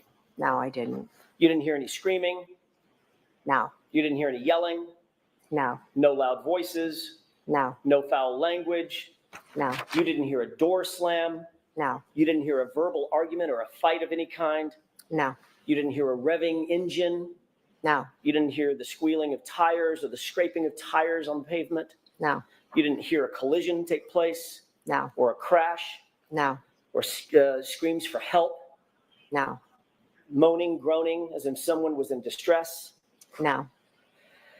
As you looked at the SUV the first time, you've already indicated that you had a clear view straight out the door, right? It's right in front of the front door as a crow flies, right?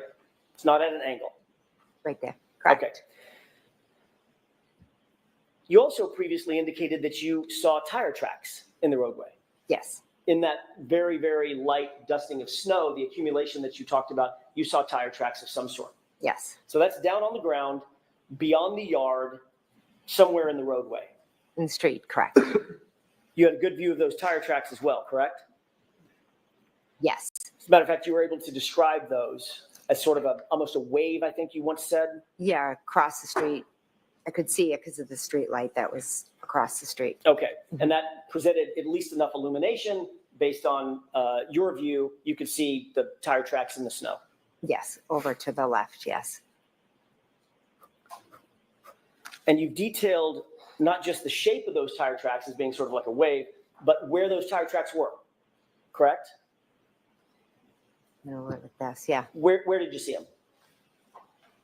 I believe over to the left, if I'm looking out straight. Oh, sorry. Straight. So if you're looking outside at the SUV, I'm just going to turn my back to the jurors for a second. For perspective. If you're looking outside the door, when you say straight out, the SUV is straight outside. When you say to the left, you mean to the left of the SUV on the ground. That's where you saw the tire track. Yes. Like somebody might parallel park or something.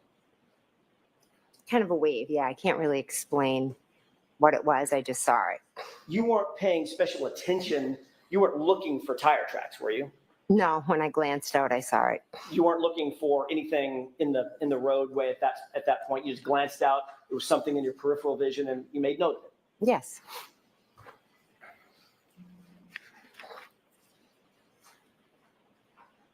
And the only thing between you and the SUV as you looked out was the lawn.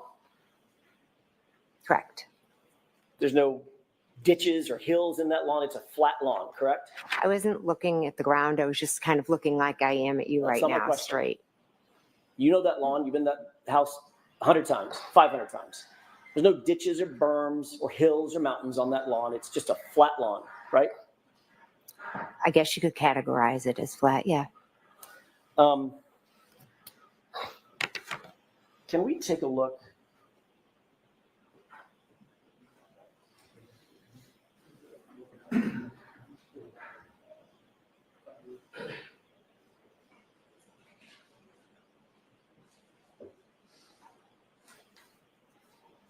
May I approach, Your Honor? Yes.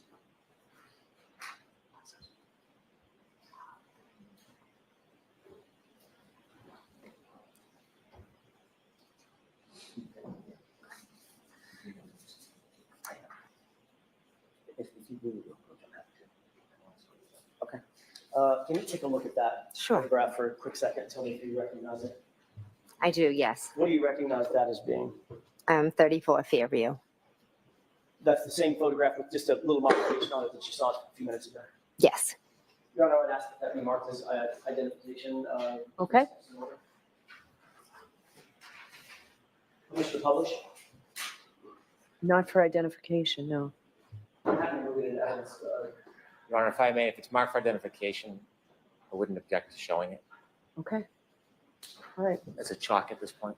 Okay. May I publish? Yes. Thank you. May I approach? Yes. Thank you. There you go. Mr. Wall, can you make that? There you go. Thank you. What's depicted in that photograph? 34 Fairview. Do you see the front door that you went in? I do. Yes. Can you point it out for the jurors, please? Sure. Right there. Okay, the one with the brick steps leading up to it. Yes. Now, with this perspective, can you point out the side door? Sure. That looks like a screen door just to the right of the hedges. Yes. With that perspective, can you point out the garage door? Or that one. Sorry. That's just to the right of the window inside that recess of the home? Yes. Okay. And does that fairly and accurately depict the lawn as it was on January 28th, 29th, other than the fact that it's different weather? Right. The shape of the lawn? Yes. Okay, thank you. We can take that down, Mr. Wall. So what was that marked as, Madam Court Reporter? Thank you. Your Honor, I would ask to move that in evidence. If we need to take a minute on that, I'm happy to, but that is my request. Is there an issue? No, I won't object. Okay. 46. Thank you, Your Honor.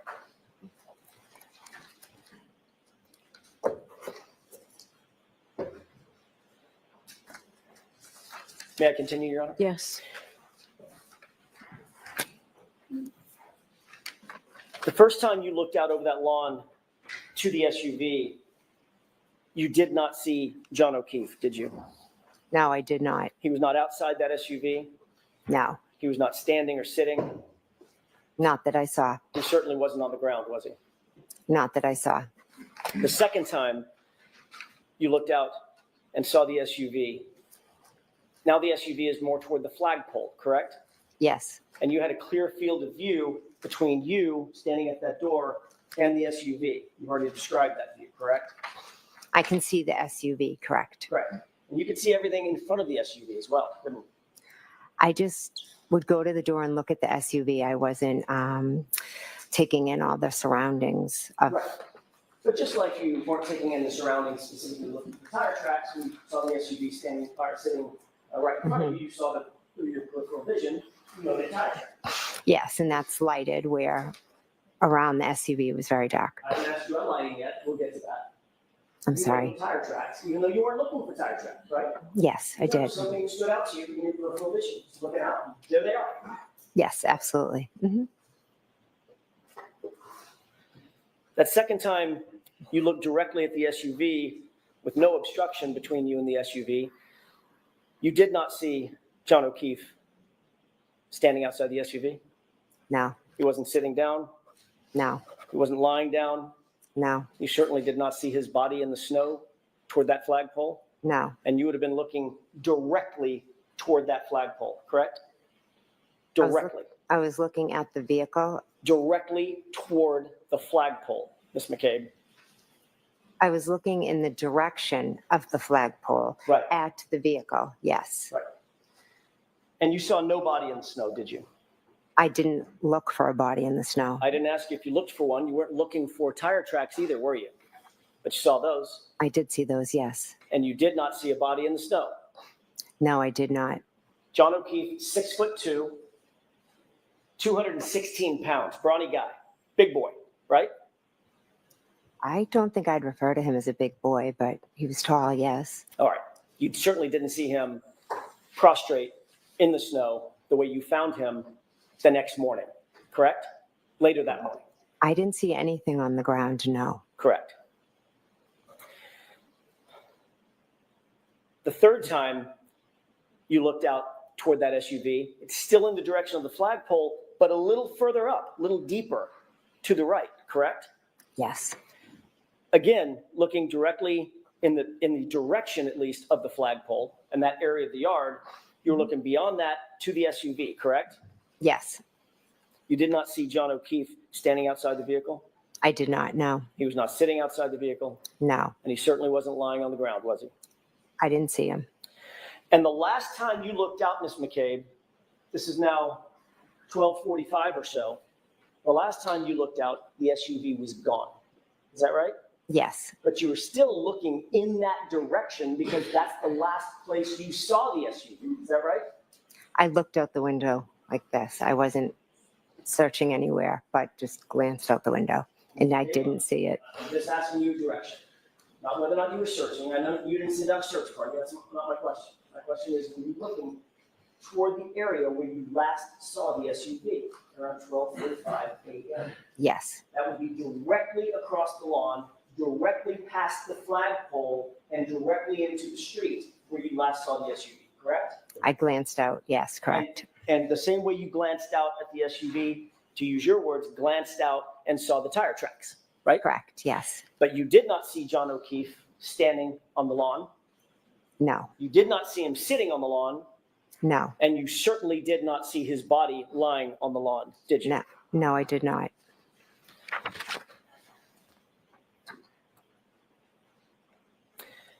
Ultimately, you left the location that night, the gathering at 34 Fairview. Is that right? You didn't spend the night there? No, I went home. About what time was it that you left the location? Approximately, it was after 1:30. Approximately 1:30, 1:45. So this is maybe an hour later, later than what we've just been discussing. Yes. Seeing the SUV. Who did you leave with? I left with my husband, Matt, and Julie Nagel and Sarah Levinson. Who was driving? Sorry, my husband, Matt, was driving. And where was Sarah Levinson and Julie Nagel sitting in that SUV? They were in the back seat. By the way, what kind of SUV were you in that night? A Yukon. Four-door, yeah, extended seating? Yes. When the SUV pulled out of the drive, it was in the driveway? Yes. When the SUV backed out of the driveway, doing a three-point turn, backed out of the driveway, did it go toward Chapman or did it go toward Cedar Crest? It went towards Chapman. So as you backed out of the driveway, you would have been heading toward the flagpole side of the property rather than back toward the driveway side of the property, correct? Correct. You would have driven directly adjacent to the area where John O'Keefe's body was later discovered at 6:04, 6:03 a.m., correct? Yes, correct. You were seated in the passenger seat of the vehicle, not the driver's seat. Correct. You were seated in the front of the vehicle, not the back seat. Correct. You would have been closest to the yard as y'all drove past, correct? Correct. That's a newer model Yukon. I'm assuming that the headlights automatically turn on at night. Yes. So the headlights were illuminated? Yes. Did your husband, Matt, did he turn on the brights or did he leave the the beams on low, or do you know? I don't know. But certainly the area in front of that SUV, that Yukon, was well lit. The lights were on, yes. You did not see anything out of the ordinary as you drove right by that location, did you? I was looking in the back seat when we were driving. Did you see anything out of the ordinary on that lawn as you drove by in that SUV? No, because I wasn't looking at the lawn. You certainly did not see John O'Keefe dressed in dark clothing laying prostrate in the lawn. No, I did not. You said that you were turned around talking to the other young ladies in the SUV, Julie Nagel and Sarah Levinson. Is that right? Yes. You indicated that you were engaged with them about a conversation having to do with bread and maybe peanut butter or something. Yes. You didn't, as you passed by that location adjacent to where John's body was later discovered, you didn't hear Julie Nagel say anything out of the ordinary about having seen something. No. You didn't hear Sarah Levinson say anything out of the ordinary about having seen something. No. And according to you, you were turned around, directly engaged with both these young ladies as you passed by that area where John's body was later discovered. Is that right? When we pulled out, I turned around and I was talking to them about the bread and the peanut butter. I'm not sure exactly where we were driving, but it was when we pulled out, yes. You certainly never heard anybody say anything like, what was that, or anything close to that. No, I didn't.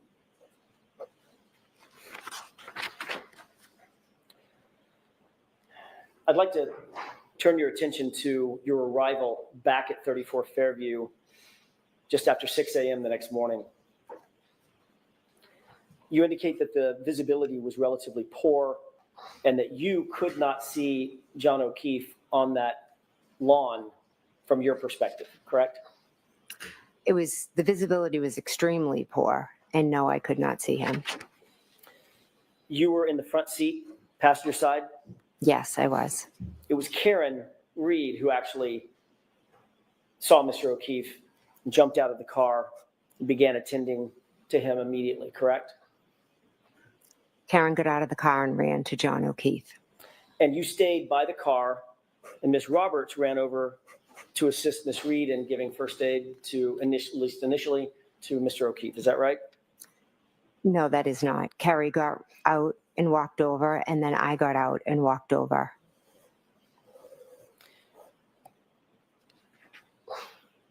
You indicated that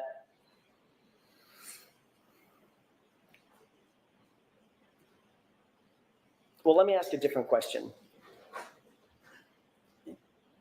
Yesterday, you testified in pretty significant detail that when you got out of the car, you could not see anything even close to the flagpole, correct? Visibility was very bad, yes. Matter of fact, you used the word whiteout conditions. Is that right? Yes, I did. Whiteout conditions, you basically can't see your hand in front of your face. I wouldn't say that extreme, but I used whiteout as there's just snow coming at you. You were specifically asked by Mr. Brennan, how close did you have to get before you could actually see anything of note where Miss Reed had gone? Is that right? Yes. You testified yesterday that you could see just merely shadowy figures of Miss Reed and Carrie Roberts, and it wasn't until you got very close over to them that you could see John, in your words. Correct. As a matter of fact, you followed that up by saying that that was the first moment, once you got basically on top of them, that was the first moment that you realized that it was John, that there was a body on the ground, correct? I said as I got close to them, I don't think on top of them. Fair enough. It's my words, not yours. You did say, quote, very close to them, correct? I'd have to see it, but... Well, you just testified to it yesterday. Do you remember saying, I did get very close to them? I know I said I had got very close to them or close to them, something like that, Okay. yes. Mm-hmm. I don't have a transcript of yesterday's testimony. I'm sorry. Last year, you testified to something very different than that, though, didn't you? No. Isn't it true that last year you testified that you got out on the passenger side of the vehicle, which is, we'll agree, the furthest side from the lawn, as Ms. Roberts was driving from Chapman toward Crestview. Is that, sorry, Cedar Crest, correct? Yes. You testified that you were on the passenger side, and as you got out of the vehicle, you noted that Karen Reed was already at John. Is that right? As I got out and walked around the back of the vehicle, the shadowy figure of Karen had already gotten onto something. You further testified that as you got out of the vehicle, you noted that she straddled John, lifted up his shirt, lifted up her shirt, and went to lay on him. And Miss Roberts went over and said she started removing snow from John's face. Correct? I have the page and line number. Where are you, Sure. Mr. Jackson? May 17, 2024, RT 114, lines 14 to bottom, onto 115, line 4.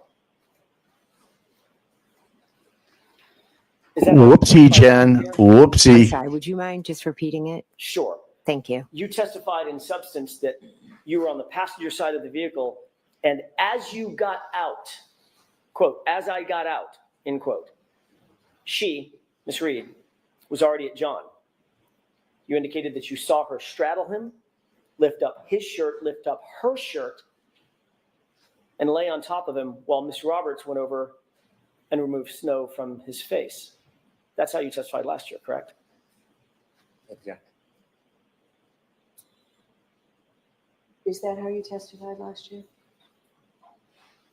I'm not sure. I know. Next question. Would it refresh your recollection if you were to look at a copy of your testimony from last year? I don't think looking at it would refresh my memory. I know I might have used different words, but the bottom Oh line is my I got out of the fucking car, God, went dude. behind the car, went over, and Karen had done that. Ms. McCabe, I'm asking, do you think it would refresh your, if you don't have a good recollection of how you testified last year on your own, sitting on that witness stand? I'm asking, do you think it would refresh your recollection to see your transcript from last year? I don't need to see my transcript. I know what I know and I know what I remember. So That's not my question. I'm not asking what you remember now. I'm asking how you testified a year ago, man. whether I said it was as we're fighting over silly words, whether I said as I got out of the car, we were there. Words matter. They matter a lot. Okay, so remember, Mr. Jackson, no comments. Ms. McKay, can you answer his question? Okay. Do you remember exactly how it is that you testified last year? I do not know.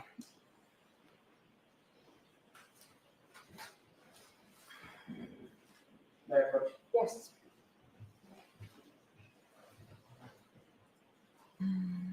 Thank you.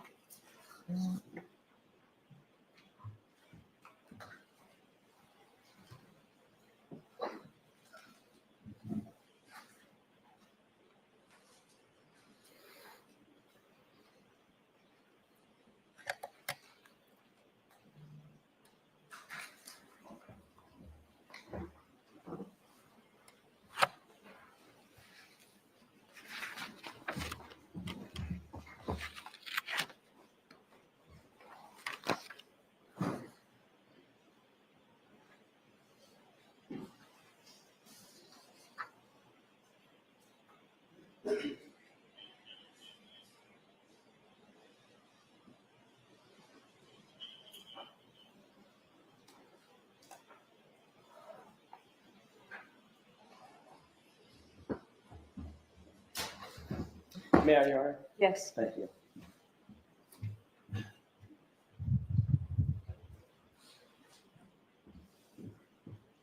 Ms. McCabe, does that refresh your recollection as to how you testified in substance last year? I see what it says I said, but it's a little bit different than what you stated. Okay, then let's walk through that. Did you indicate last year that as you got out of the vehicle, that's when you could see what Ms. Reed was doing with John O'Keefe, down to the detail of pulling her shirt up and pulling his shirt up to try to go skin to skin? I object. And Why don't I see it side by side? Why don't you bring it to Mr. Jackson's face? She like he says, does your memory get better or worse over time? does your memory get better or worse over time? You're like, and she's like, well, some incidents, you're on mute, buddy. I got you, some Mike. incident- Yeah, her some- memory's getting better, right? Yeah. Oh, sometimes, some things they do, like, tragedies and stuff like that. So wait a minute. You remember things better, even if they're a tragedy? Like you actually you remember something more significant, even though it was a tragedy? I'll tell you from my experience, my brain blocks that shit right out. All the heinous stuff I witnessed. Nah. Right. No, it'll come back once in a while. It's weird. Lose sleep over it. It's crazy. Man.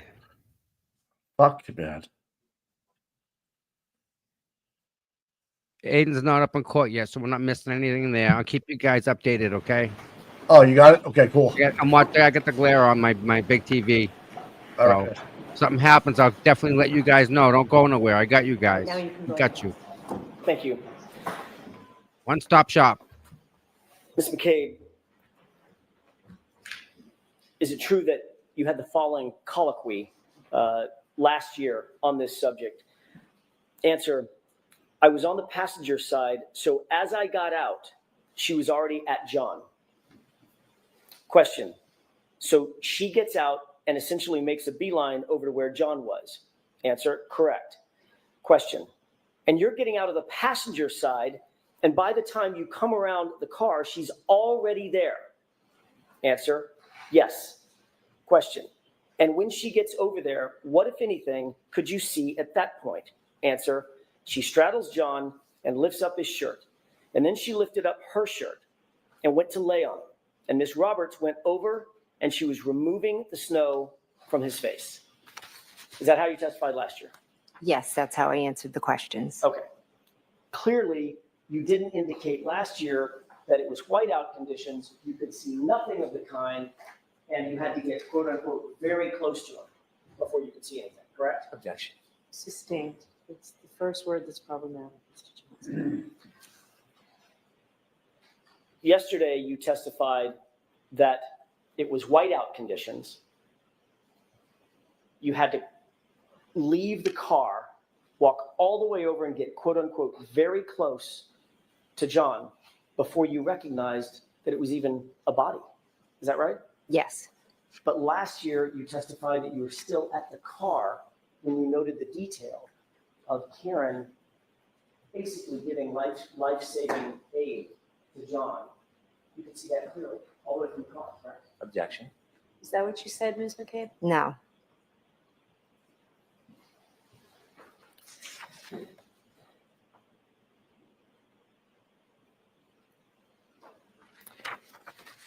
Is there a reason, Ms. McCabe, that you might wish to improve your testimony this year than last year, over last year, with regard to the distance that you could see Ms. Reed engaged with Mr. O'Keefe? No. Are you trying to suggest or improve your testimony to suggest that you had no idea that there was a body there and nobody reasonably could have even seen a body there as you drove up? Objection. Is that what you're trying to say, Ms. Reed? Ms. McCabe. Okay. Can you repeat the question, please? Not sure. I'll give it a shot. I'm sorry. Are you trying to improve your testimony this year over last year to suggest that reasonably nobody could have seen where John was from the car? I'm not trying to improve my testimony, no.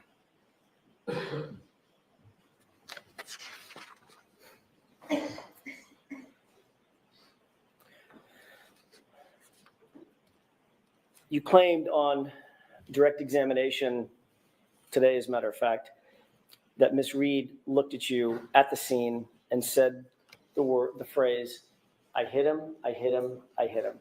She said it 3 times, very distinctly, according to your testimony, correct?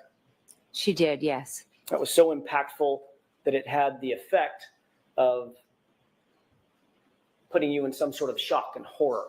Is that right? I was in shock the whole morning, but that statement definitely was a lot. And that's an incredibly memorable statement for you to have heard and now recount to us in this trial, correct? Correct. Something that you wouldn't easily forget or overlook. Is that right? Something I wouldn't. Something you would not easily forget or overlook. Is that right? Correct, yes. Matter of fact, some might say it's the centerpiece of your testimony. Objection. Sustained.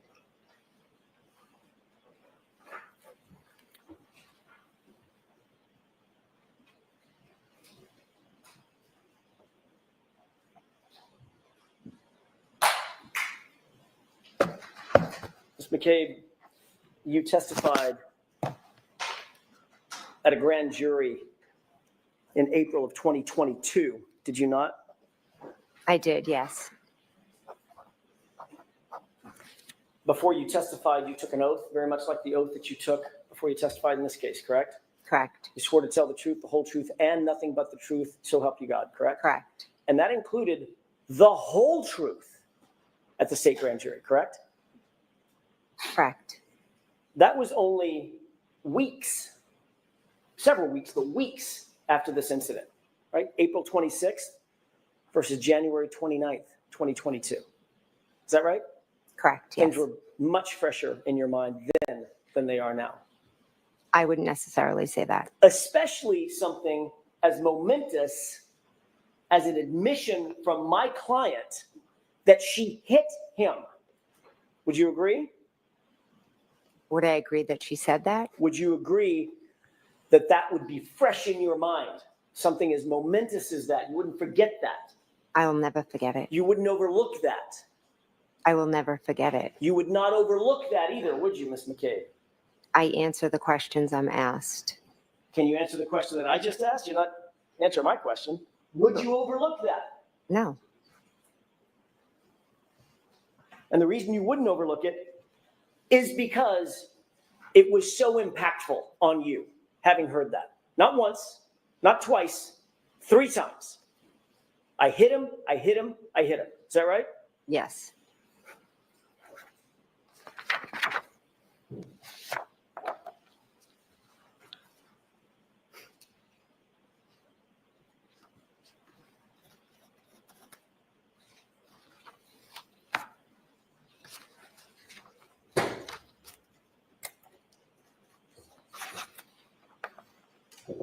May I approach? Yes.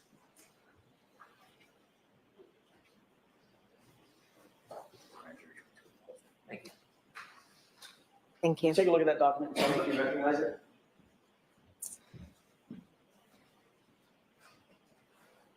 it. Yes, I see it.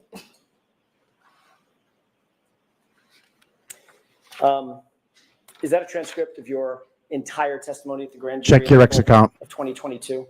I believe so, yes. You've reviewed it in the past? I have read it about a year ago, yes. You read it in anticipation of your testimony a year ago, correct? Yes, I reviewed it. Have you reviewed it in preparation for your testimony today? No, I haven't. Yesterday.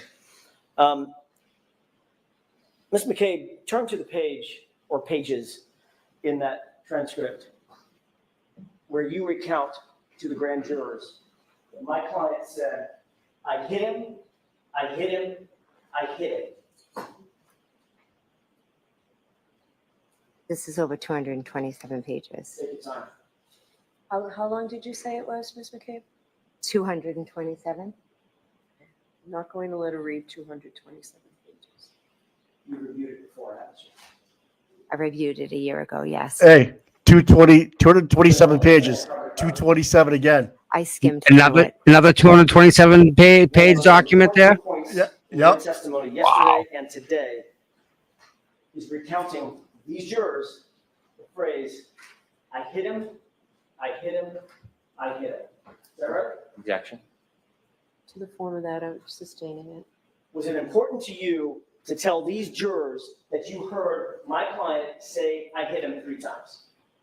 I answered the questions and I'm telling the Was it- jurors what I know. Was it important to you before testifying today that you recount to these jurors the phrase, I hit him, coming out of my client's mouth? Your client said she hit him, yes. That's not my question. Listen to my question, Ms. McCabe. I'm sorry. Was it important to you before you testified to tell these jurors under oath that my client said, I hit him 3 times.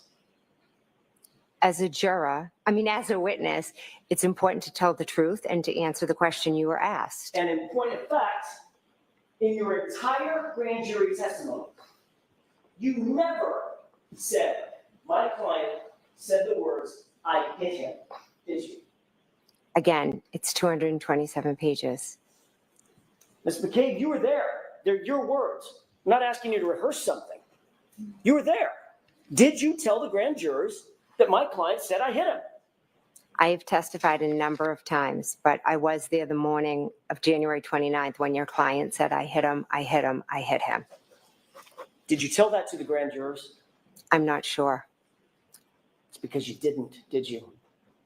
Again, I'm not sure. Ms. McCabe, you were asked in your grand jury testimony no fewer than a dozen times, 12 times, 12 separate times, you were asked to repeat words that my client said both before, going to, and at the scene at 34th Fairview that morning.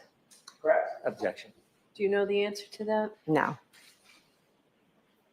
You were asked multiple times what my client's words were that you heard her say going to and at the scene, correct? I was correct. And you recounted those words truthfully and honestly at that time, correct? Correct. Because you were under the same oath that you're under today. Correct. And things were much fresher in your mind then than they are now 3.5 years later. Would you agree with that? I hit him, I hit him, I hit him is just as fresh today as it was 3 years ago. Turn to page 190, if you wouldn't mind. Sure. Walked you right into this. You walked right into this. This is classic Alan Jackson right here.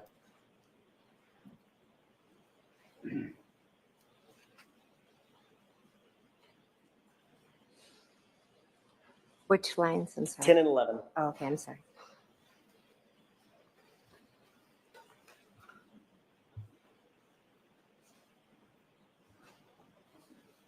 You recounted what Ms. Reed said to you over the phone to the grand jurors, correct? Correct. And what she said at 4:53 a.m. was, did I hit him? Could I have hit him? She didn't say it. She asked it, correct? She didn't say that at 4:53. Did you testify that what Ms. Reed said to you that morning over the phone was, could I have hit him? Did I hit him? Yes, I did. May I approach? Yes. Yeah. Oh, sure.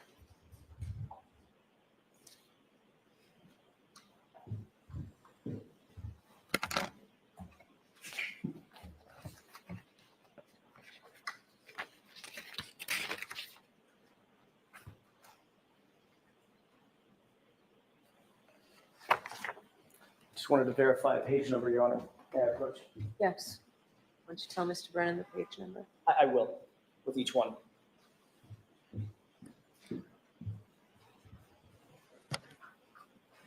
If you turn to page 192.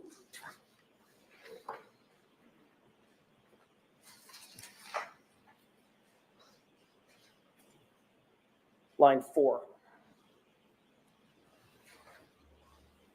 What did you tell the grand jurors my client said in that answer? Foundation. What are we talking about? I'll ask it a different way. Did you answer a question on page 192, line 4, concerning my client's statement? Did I answer a question? You were answering a question, correct? Oh, yes, yes. All right. I'm sorry. And the answer that you gave to the grand jurors was, she said, could I have hit him? Correct? Yes, that's part of the answer I gave. Turn to page 193. I'd object. So I don't want to have to see it sidebar. We need context in order for this to be admissible, Mr. Jackson. I have no idea what that said. Your Honor, everyone, I can make an offer of proof at sidebar if you Okay, wish. why don't you come to sidebar? Sure. And bring them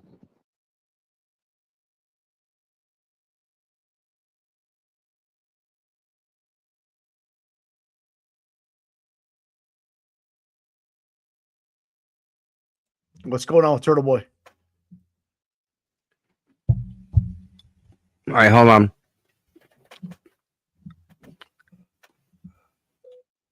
That's still paused. You there, guy? Yeah. So let me read. What's up? What? Why do I? They went to sidebar. Hold on, I'm hearing something.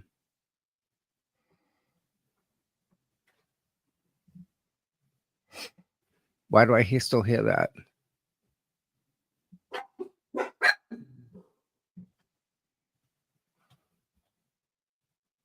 Hold on, let me start shutting the stuff down. My God.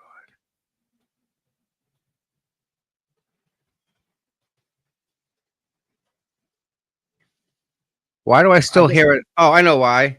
Hold on. All right, so Aiden, still, I'm looking at it right here. It's nothing going on. They're not even in the courtroom yet, Mike. But when the next break comes up, we'll give them some more information. But there's nothing going on. Do you have an extra copy for yourself, I have Mr. notes. Justin? I have Okay, notes. thank you. I think my notes is.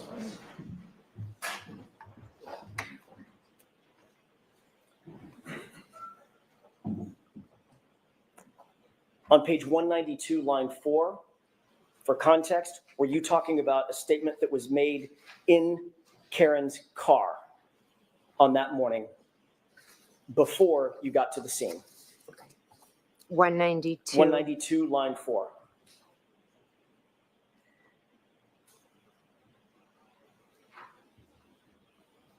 Yes, that was a comment she made in the car. And she said the phrase, you recounted that she said the phrase, could I have hit him? Correct? Yes, that was part of my answer. Take a look at page 193, line 1 through 2.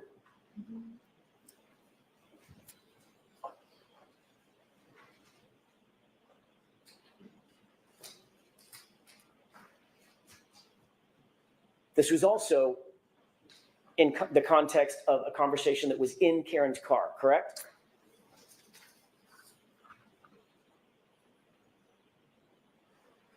Yes. And the phrase that you attributed to my client was, could I have hit him? The question, correct? Yes. Page 193, line 23.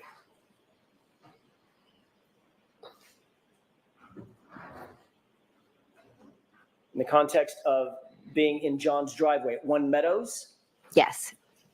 And you attributed the statement, and she's asking if she could have hit him, correct? Yes, when she showed me her taillight. Page 201, lines 23 and 24.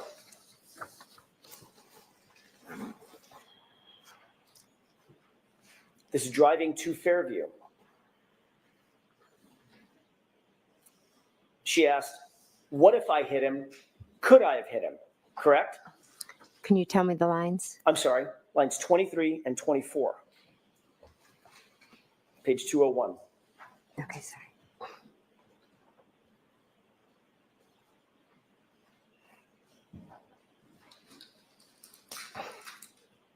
Okay, I've read it. She stated, according to you, what if I hit him? Could I have hit him? Correct? Yes, she did. Page 202, top of the page, line 1 and 2.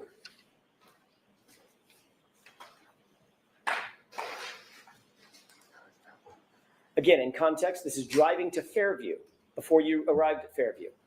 And she again asked, quote, according to you and your testimony in front of the grand jury, could I have hit him? Correct? Yes, I see that here as part of my answer. Then turn to page 208, lines 24 and 25.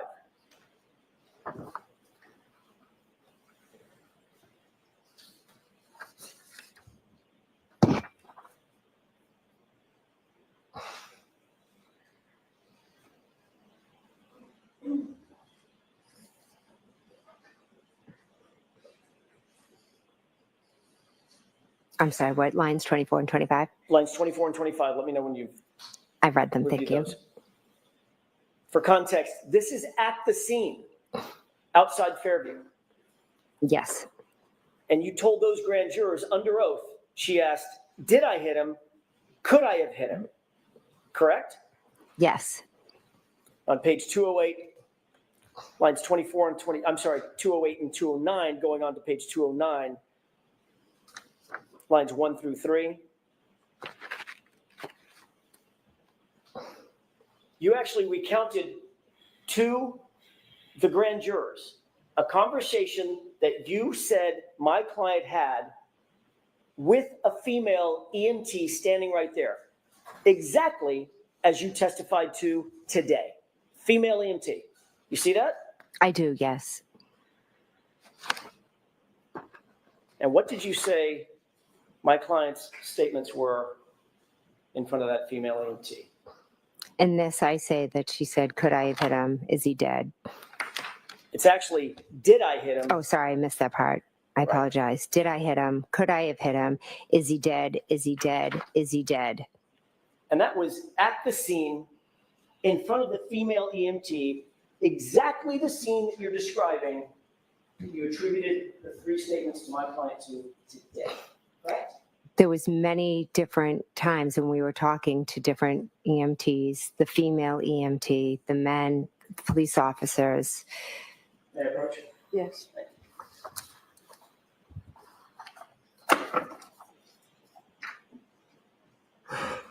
Yeah, just hold your honor. Sure.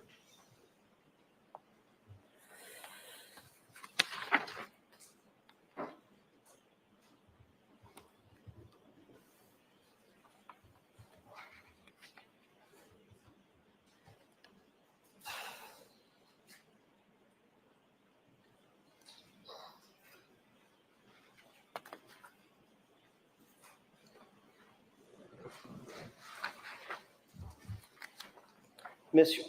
McCabe, your full statement at page 208, starting at lines 22 through 25, going on to page 209,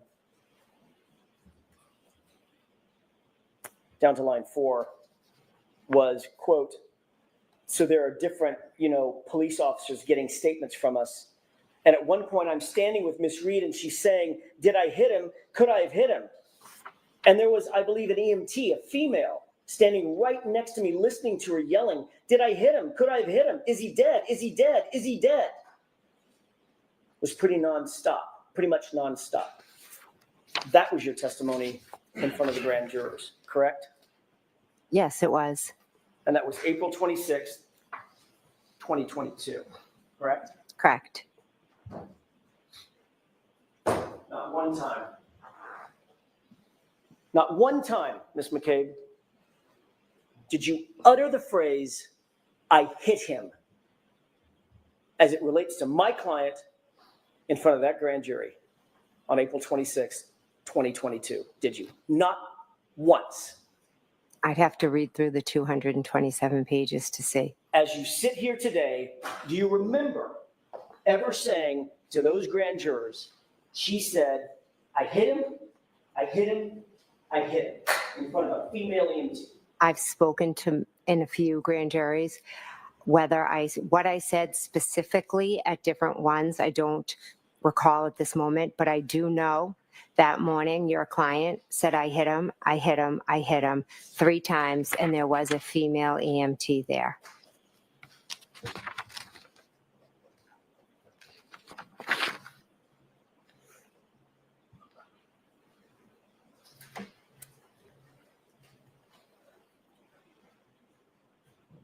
You spoke with Trooper Proctor just the same day, right? January 29th. Yes. Trooper Proctor was taking notes? Yes. About your conversation? Yes, he was. You reviewed those notes, as a matter of fact, at some point. I didn't review his notes. I think I've seen a report at one point or another. On that very day, January 29th, 2022, when you were asked to recount what happened at the scene, who was doing what and who said what, you never told Trooper Proctor that my client said, I hit him either, did you? Oh, I told him. Yes, I did. He just leave that out of his report? I'm not responsible for his report. No, you're not. But you have read his report. So again, no comments, Mr. Jackson. You have read his report, right? I have seen it before, yes.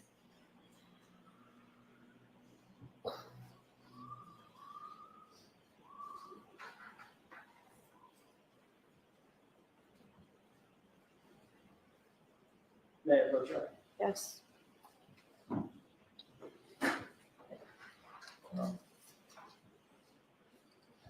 Thank you. You looked at that report for another particular this morning. Do you still recognize it? Yes, I do.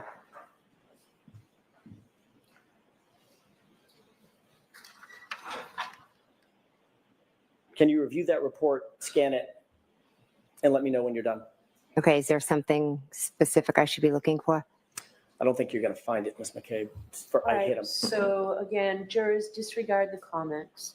So it's question answer format only. My question is, do you see the phrase, "I hit him," as it's attributable to my client in that report? Objection. Assistant.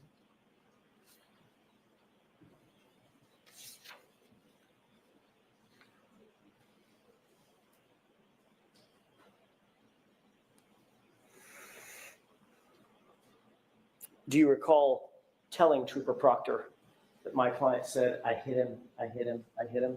Objection. Do you recall that? Yes, I told him. He was taking notes at the time. He was taking notes, correct? Those notes ended up being memorialized in a formal report. I'm assuming he, The report that you're holding. I object. Sustained. Does that appear to be a report of the January 29th, 11:35 or so a.m. interview that you did with Trooper Proctor? yes, it does. You said you reviewed that report in the past, Yes, in the past. and you're aware in no place in that report does the phrase "I hit him" show up anywhere, correct? Objection. Sustained. May I approach? Yes.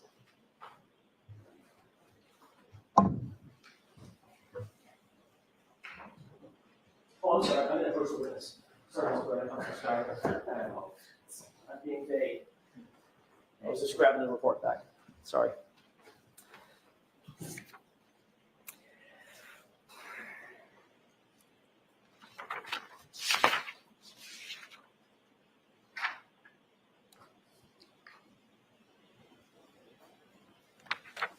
May I have just a moment, Your Honor? Sure.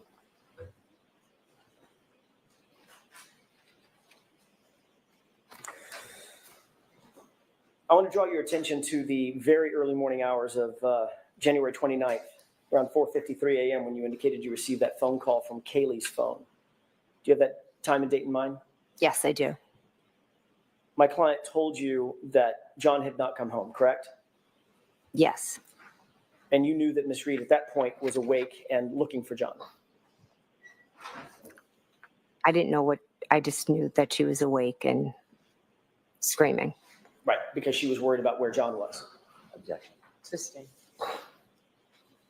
You've been asked who you communicated with first thing that morning after you received that first call from Miss Reed. Is that right? Yes, You were asked by Trooper Prince in her formal interview. Trooper Prince interviewed you on February 1st, about 3 days after the incident, correct? I met with a lot. I don't really remember specific days. Do you remember a female trooper? Yes, I do, actually. Okay. In your house? Yes. Or I should say at your house? Yes. That was around 3 days after the incident? Was it Tuesday, maybe? Yeah. I don't know. I wasn't there. I think so, yes, if Okay. it's the one I'm thinking. You were also asked at the same grand jury who you communicated with on the morning of January 29th. Okay. You remember that? Not specifically. Would it refresh your recollection if we were to take a look at that, a specific page of that grand jury transcript? Sure.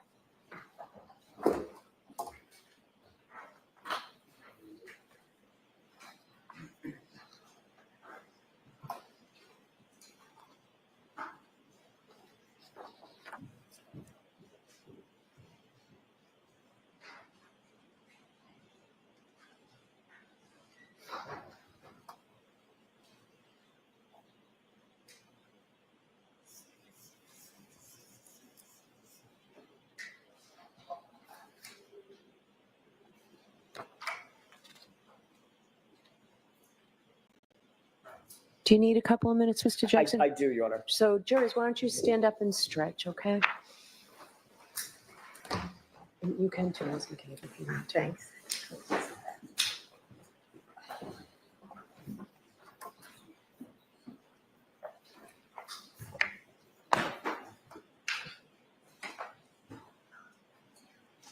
Mr. Jackson, do you want a 5-minute recess?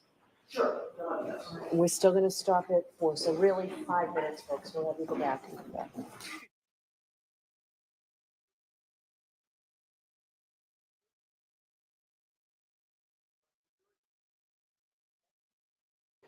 Hey there, Karen Reed trial watchers. You know what a lot of the trials we cover remind me of? That the world is unfortunately very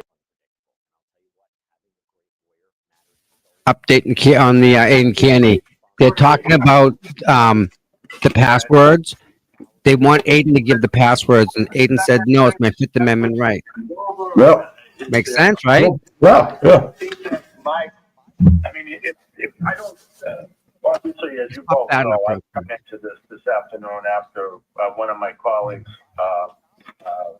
has been recused. So I'm trying to just kind of narrow the issue here a little bit. Sure, Judge, we're not opposed to doing that. My thought was that we were resolving this stuff, and then once Mikey, kill the background. the green light for the team, we'd be happy to do whatever the order say.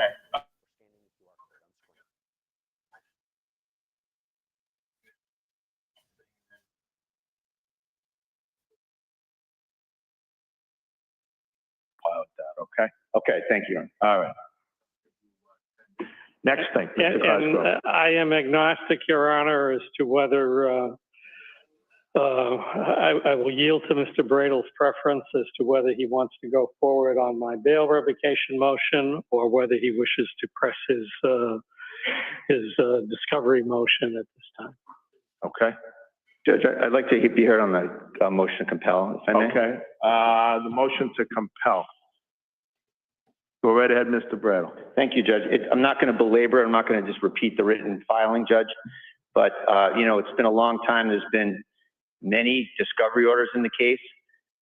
One comes to mind May 8th from Judge Cahalane of last year. And still here we are. And there's also, if I may, Judge, there's some qualitative issues that we have as well.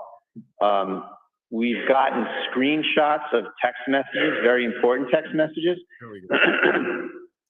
And that is just not an adequate measure of compliance with providing text messages, Your Honor, because you don't have the whole string, you don't have the metadata. Right. And something that just occurred in the Karen Reed case the other day, excuse me, was that a witness named Kerry Roberts took screenshots of her text messages that were provided to the defense as screenshots. Here, same exact situation as we are here. And did not, in my opinion, give good faith answers to foundational questions about whether they were her text messages. And these text messages were not admitted. So here we are. And that's a perfect example of why screenshots of text messages, are not something that ought to be satisfactory. So we need the digital copies of these items. They're ordered, they're supposed to be given, and these sort of piecemeal pieces of paper with no foundational support, no assurance that it's the entire string, and they're really not the entire string. These really need to be given to the defense as a matter of due process, Your Honor. Exactly. And I can say the cases, but you know them. Okay, let me hear from Mr. Cosgrove on that.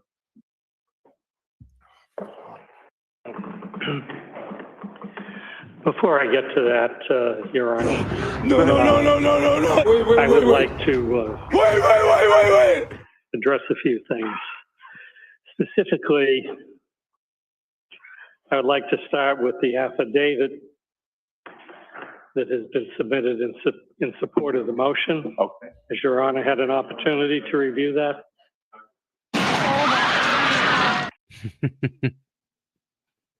Which paper is it? Here you go. Let me see. Yeah. Well, let me see if I have an Oh, extra yeah. copy. Okay. I'm familiar with that. Thank you. All right. I know Your Honor looked at it and entered a preliminary order. Yeah. Allowing the motion for impoundment pending today's proceedings. And I want to place the court on notice that I object largely to the order of impoundment. I don't object the impoundment of the name of the witness in item number 8, who is allegedly described with an obscenity, although that is the least of the characterizations of his behavior, allegedly described that way by Ms. Peter. But I do object to the affidavit being supported by what in effect, for the record, would be an anonymous affiant. I particularly object to that because before the ink was dry, Mr. Kearney essentially outed the name of the affiant on his own YouTube presentation, and her identity was discerned by Ms. Peter the same day and was the subject of an extensive post on YouTube. So there is no You mean Kate no Peter purpose doxed her at this point, Your Honor, and caused her to have to leave allowing her fucking apartment for her to pretend to because of hide the harassment she got? behind an impoundment order. I get it. All right.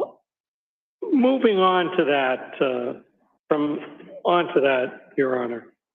I object to the affidavit. I think that Mr. Kearney should produce the affiant, or that the affidavit should be stricken. This affidavit largely recounts purported hearsay by Ms. Peter. They want that thrown out. And I'm not going to go through them all one by one. If they don't. But I will say, for example, that the assertions set forward in the affidavit are so preposterous and outlandish on their face. Really? Is that why his bail's about to be That revoked? I really, and Jennifer McCabe's on the stand testifying right now? I don't mean to be overly critical of brother counsel, but I really question the judgment of counsel for Mr. Kearney in going forward and filing it. For example, Because if they Your have Honor will receipts, look at asshole. item 6, supposedly Ms. Peter said, and the affiant repeats it as gospel, that at one point in the jury deliberations, Ms. Peter met with a prosecutor for lunch, and that during the lunch meeting, doesn't say where, doesn't say when, during the lunch meeting, the prosecutor was indiscreet enough to tell Ms. Peter that he knows the foreperson, who is a retired police officer, That's and he, true. the juror, is guaranteeing a mistrial. It happened. Now, Yeah. does that make sense to you, Your Honor? That When you look at all the facts of the last trial, it makes prosecutor, perfect sense. Yes. and I don't know if the named prosecutor has appeared in front of you or not, or has an impression of you have an impression of his ethical qualities, but he would have to be both unethical and stupid to both engage in this kind of He's a mob lawyer. jury tampering, and there's nothing else you can call it. Judge has got a And smile on his essentially face. The judge is contacting smirking. a juror to fix the outcome of a jury trial, and then turn that information over to a woman who is a known YouTube blogger. That's one. to control the public. In item 7, she indicates that All right, guys, she, Ms. Peta, going back.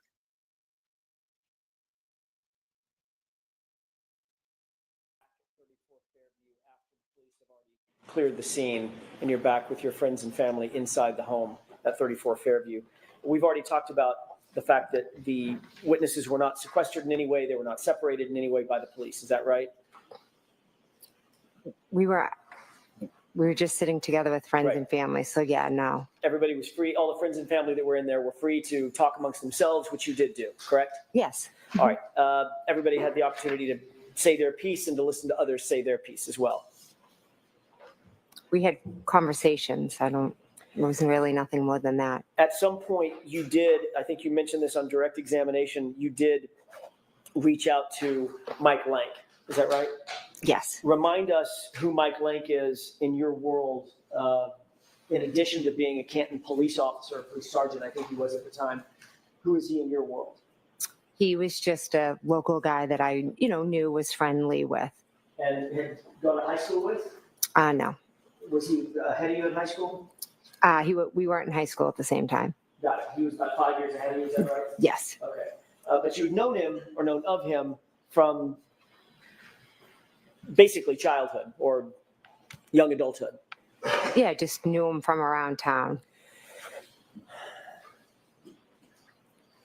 At some point, you decided that you were going to call Sergeant Lank back to the scene because there was a piece of information that you wanted to provide him again. Provide him so he needed to come back again. Yes. Ultimately, you called him on his cell phone, right?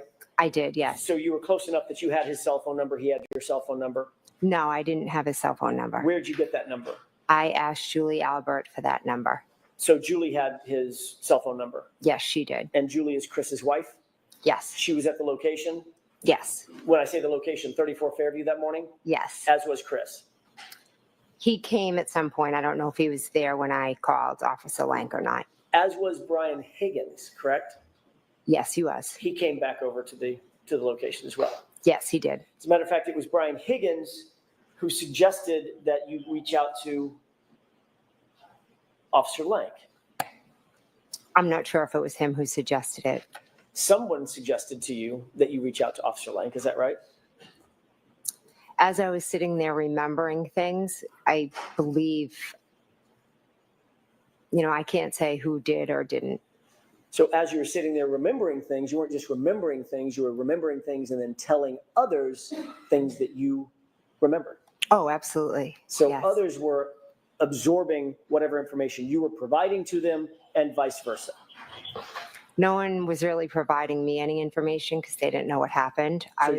Sorry, go ahead. Okay, I'm sorry. I was just sitting there trying to recount what had transpired since I got that 4:53 phone call. And one of the things that you decided you wanted to tell Sergeant Lank was a statement by my client. Yes. So you call Sergeant Lank on his cell phone, and you're able to get a hold of him, correct? Yes. Whatever he's doing, I'm guessing he's busy at the time. I don't know what he was doing. He's the first responder on a death of a police officer case that was just hours old. So he had to be busy. I would assume. I, again, don't know what he was doing. But in fact, after you got your phone call, you dropped everything and headed back to 34 Fairview, correct? Gotcha. Assisting. Did he come back to 34 Fairview quickly? He was there fairly quickly, yes, I would And say. that's your request? Yes, I called him and asked him to come back. Because you told him that you had information that was important enough that he needed to get over there so you could tell him in person what this new information was. I called him and told him that I was remembering things and asked if he could come back. And he didn't just say, "Yeah, just tell me what it is on the phone." He literally said, "Okay, I'm going to get in my car, drive in a blizzard." It was still a blizzard, right? Yes, it was. I'm going to get all my gear on, drive in a blizzard back over to 34 Fairview, get out of my cruiser, come into the house, and get ready for this new information that you're going to give me. Correct? He did not say all that, no. No, that's what he did. I have no idea what he did. I called him and then he came. Well, he didn't walk over. I mean, he came over in his car, right? I would assume so, yes. Right. So he had to hit his car, drive over to Blizzard, get out of the car, walk through the Blizzard, go to the front door, and get ready for this new meeting that he's going to have. Correct. Yes, that seems like steps one would take. And whatever it was that you wanted to tell him, you let him know it was important enough to have a special additional meeting. It wasn't something that you were just going to sit on. You wanted to give him this information immediately without hesitation, correct? He said if I remembered anything to give him a call, so I did. So when he came back over, he obviously had a notepad and a pen in his hand, correct? I believe he was taking notes. And you told him, you testified this morning that what you told him was Karen Reed said, I hit him, I hit him, I hit him, right? Correct. But when he wrote this report, you said, she said, I hope I didn't hit him. Correct? I don't have his report in front of me.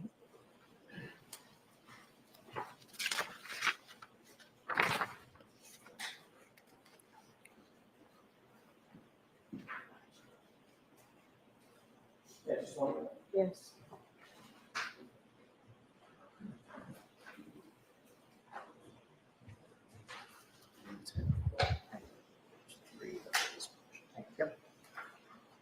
Thank you.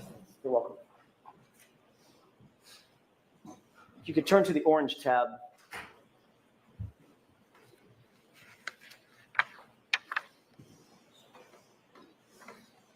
Do you see that? I do, yes. Okay, and you've had a chance to read it? Just the highlighted Okay. part. May I approach? Yes. Thank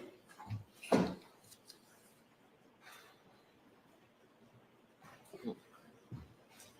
In fact, what you told Officer Lank was something to the effect of, I hope I didn't hit him.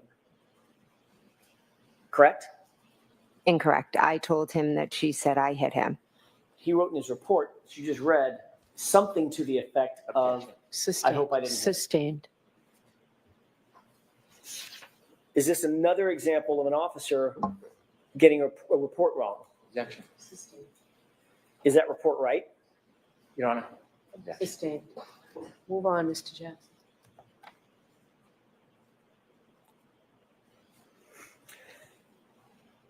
I hope I didn't hit him, or something to the effect of, I hope I didn't hit him. Sounds an awful lot like, did I hit him? Did I hit him? Do you agree with that? It does sound similar, yeah.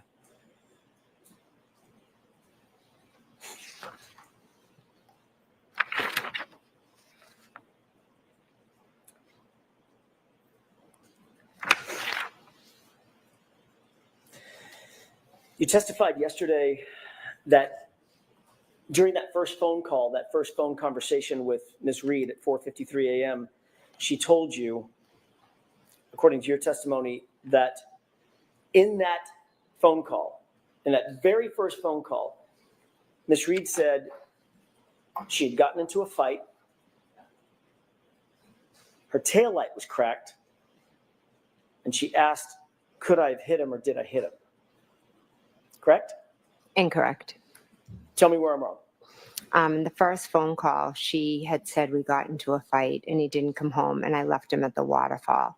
In the second phone call, once I told her that I saw her outside of my sister's house on Fairview, that is when she said, could she have hit him, and talked about her taillight.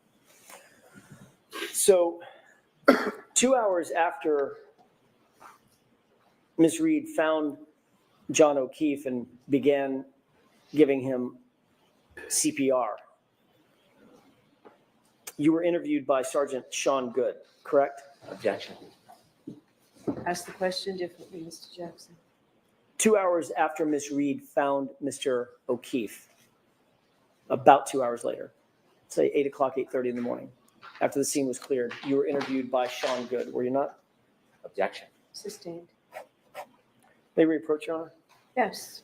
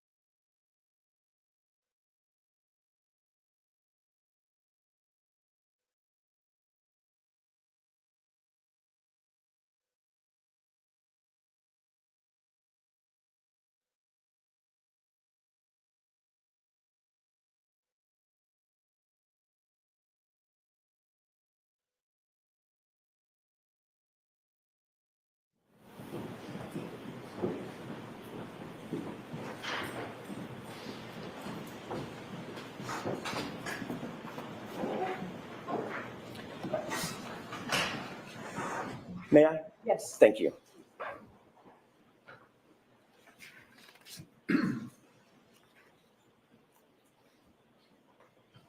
While you were at the scene, after Miss Reed had been giving CPR,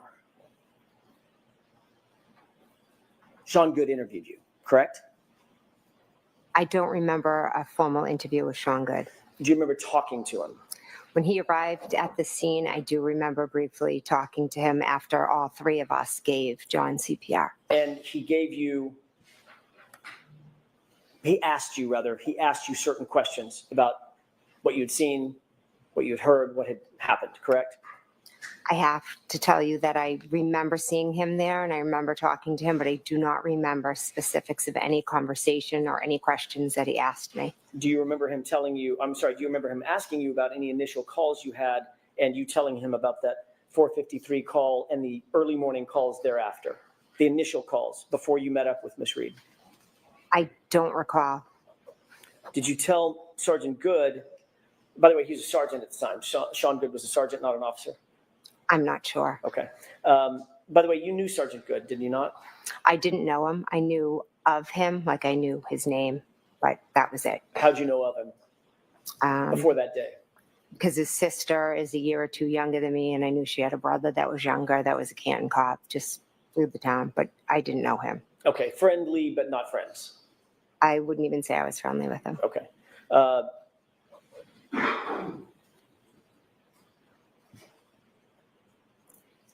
You actually told Sergeant Good at the time when he asked about those first phone calls that when Miss Reed called you, she was inquiring about John's whereabouts, correct?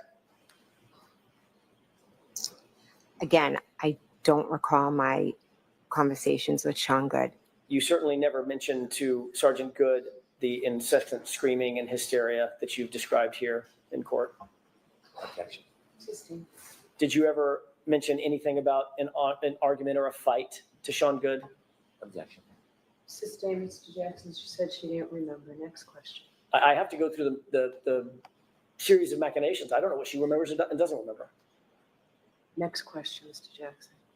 Did you mention anything about a cracked taillight to Sergeant Good? Objection. Sustained. Do you have no memory at all about what you talked to Sergeant Good about? There were many officers there, and like I said, I know I talked to Sergeant Good, but I do not remember the specifics of my conversation during that chaotic scene. Okay. I'm sorry. Let me ask a different question. There were many officers there, and many officers were asking you questions, correct? Correct. Did you did you tell any officer while at the scene that during those first few phone calls, first couple of phone calls with Miss Reed, that there was incessant screaming and hysteria? Again, there were many officers asking me questions. Most of them were regarding who John was, if he had medical issues or concerns, things like that. Right. It was a chaotic scene. I don't remember any specific questions about phone calls. I apologize. But you did tell at least one officer about the initial phone call that you received indicating that John may be missing, correct? I possibly said I got a phone call and that's why I'm here. We all came out to look for him. I apologize for not remembering specifics. Did you tell any officer at the scene anything about an argument or fighting that Miss Reed said occurred on that first couple of phone calls? Again, the conversations were very brief and they were with a lot of different officers. There wasn't yes or no? in-depth conversations. Yes or no? Let her answer the question. Do you recall, that is a yes or no question, do you recall telling any officer about a conversation in the initial couple of phone calls that you had with Miss Reed about fighting or being in an argument? Do you recall that? I cannot answer yes or no. Well, you either do or you don't. If you don't, I said say there you was don't. many different conversations. I am not sure. So you don't recall? I'm not sure on specific conversations about that. I apologize. Is there a reason why you're not telling us that you simply don't recall making that statement? Sustained. Do you recall telling any officer about a cracked taillight that came up in one of those first two phone calls? At the scene? At the scene. Again, I think all the conversations were about what was happening in the present time. And literally, this was a couple of hours after this incident, correct? When everything was freshest in your mind. These conversations were at the scene when Miss Reed was running around screaming. Were you also interviewed by Officer Mullaney? Again, there were many officers there that I spoke to. Ms. McCabe, do you understand my question? Did you understand the last question I asked you? If I spoke to an Officer Mullaney? Correct. Again, I could have. I am not sure. I don't remember every officer. It was a chaotic scene. I had just found my friend on the ground. So the answer is, I don't remember. I don't remember speaking to him. No, sorry.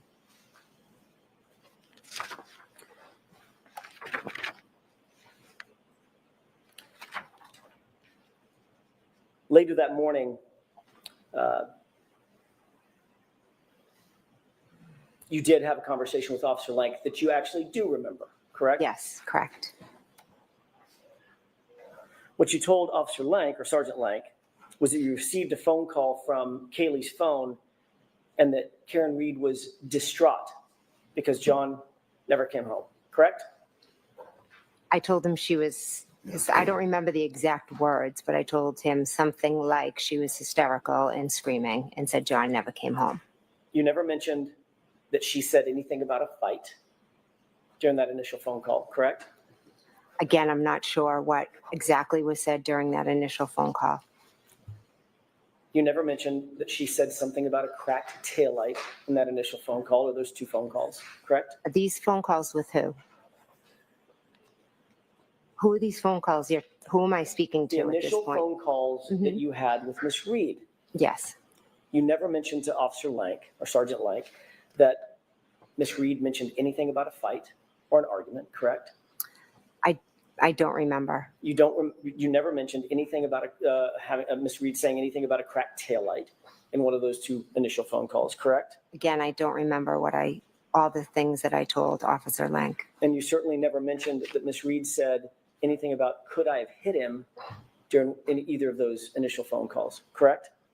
Again, I don't remember my specific conversation with Officer Lank.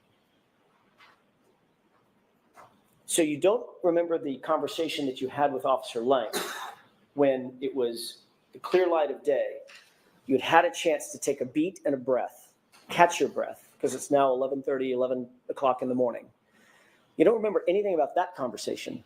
But according to your testimony, you remember in detail what my client said, waking you out of a dead sleep, correct? So I didn't speak to him at 11:30. It was earlier in the morning when he came back to Fairview. Let's call it 9 o'clock, whatever. Okay. Right? Whatever. It wasn't the same chaos as my client screaming into the phone that John never came home, waking you out of a dead sleep, correct? Correct. But when you recounted that conversation or those conversations to Sergeant Lank, you didn't say a thing about Ms. Reed saying that there had been an argument, did you? I'm saying I don't remember the specifics of my conversation with Officer Lank. I'm also saying that I was woken up out of a dead sleep. Karen showed up at my house screaming. I went out to help her look for John. And then we found one of my closest friends on the front lawn. And she was saying crazy things and acting crazy and Ms. McCabe, acting that's not my erratic. question. And so every Ms. McCabe, police that is officer not my that I question. spoke to, Let her finish. every police officer that I spoke to, I tried to answer their questions the best I could. It took me hours and in some cases days to remember all the things that Miss Reed had said. My mind, I was in a state of shock. But the minute I remembered, she said, I hit him, I hit him, I hit him. I called Officer Lank. And your memory is getting better even as we sit here today, correct? There are certain things I will never forget, Mr. Jackson. Including the fact that you never, ever, ever said, she said the words I hit him to a grand jury when you were asked about it 3 months after the incident. Correct? She said, I hit him, I hit him, I hit You him. never told that to the grand jury, did you? I don't remember specifically that every grand jury and everything I said, but I can tell you with 100% accuracy, she screamed, I hit him, I hit him, I hit him. You never said that to the grand jurors. I don't recall if I You were did. there to get the truth, correct? The truth is, she said, I hit him, I hit him, I hit him. You were asked that specific question at the grand jury. What did she say at the scene in front of the female EMT? And you know what your answer was? You do, because you just read it. I wasn't asked what she was said at What the was the scene. answer to that question? I'm objecting. The objection sustained. Ask one more clear question, Mr. Jackson. What was the answer you gave in answer to the question about what was said by Miss Reed to the EMT, the female EMT at the scene? What did you say she said? I don't know if I was asked specifically what she said to a female EMT. All right, we're going to end this now. Your Honor, may I have one more question? Go ahead. I can't end it like this. You said Okay, she jurors, said- ignore the comments of counsel. Ask one question, Mr. Jackson. You said that she said, could I have hit him? Did I hit him in the presence of the female EMT? That's what you testified to under oath at the grand jury, isn't it? Yes, because she also said that. All right, so folks, we are done for today. You remember tomorrow is the day that we're not in session, so I will What see you a Friday. bitch. Friday is a full day, and I have to give you those questions. Crazy shit, dude. Is evidence of intimidation. And on that basis, Your Honor. Hold on. It be marked as exhibit. You guys switch over to the Glera. And I would further ask that it be impounded because I don't want you to give any other people. To give any other people. Yeah. So I don't want to belabor this, Your Honor. Can I just go back with you, Attorney Cosgrove? Yes. As to Exhibit A, could you explain that to me a little bit more? One you just marked? This one right here. Yes. At about whatever time is indicated on the top of the email, I received that email from Lieutenant Tully indicating that he had received that communication from this person, who so far as I know is unknown to all of us, whether his identification is genuine or pseudonymous. I have no knowledge, and that he received it through LinkedIn. And that's about all the background that I can give Your Honor. To your knowledge, though, this says, Somebody's going on LinkedIn and fucking well, sending shit strike to that. Tully. What's the To my relation? knowledge, I do This not and allege this. that Mr. Let me tell you guys personally something. sent If it. you're doing Okay. that, you're fucking I stupid. allege number one, You're an that asshole it may well and you're be. stupid. One could infer Like, there's no reason to reach out to reasonably these people and do that that it is shit. the result of Mr. Kearney's. Will's got a good point. I Provoked got it. you. And two, I infer that I'm gonna bounce out. Lieutenant Tully reasonably anticipated these kinds of responses. You know, I don't know if this nut is going to be motivated to go out and try to assist in a car accident or in burning things down. And, you know, when somebody, Dude. when somebody says to an audience that Jesus told him, Jesus wants revenge. You've got to be fucking kidding me. How does that play? And revenge in the form of somebody being burnt up in the most painful way. Dude, spit it out. You know, Mr. Kearney expresses concern that I gather what Lieutenant Tully is supposed to have done to his children is arrest Mr. Kearney on one occasion pursuant to a warrant at the bus stop after Pilfer, shut up. Kearney dropped his children off. Dolphin fans like you are the reason why they keep losing. If Mr. Bradel had looked at the discovery Oh my word. that the Commonwealth turned over of the body cameras of the arrest, he would observe the officers carefully waited for the children to get on the bus and be on their way Yellow target. before No, they their didn't. father was arrested.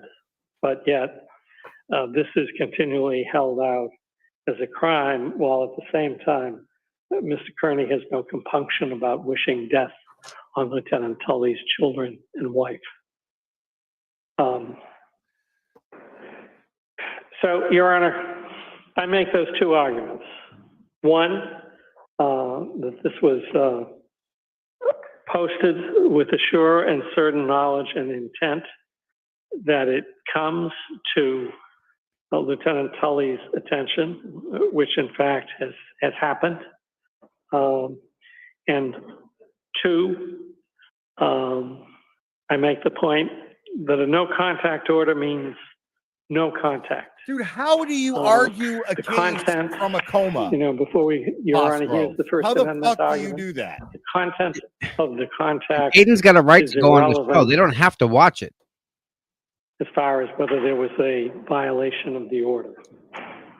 And I'd just like to They don't have to watch it. call Your Honor's attention, if I can do it, to a case that I cited in my memorandum to Your Honor. I believe I cited it for another purpose, but it's O'Brien versus Borowski at 461 Mass 14. In the course of that it really case, is, Shelby. It really is, Patty. the court refers to the Cho case on page 424 of the opinion.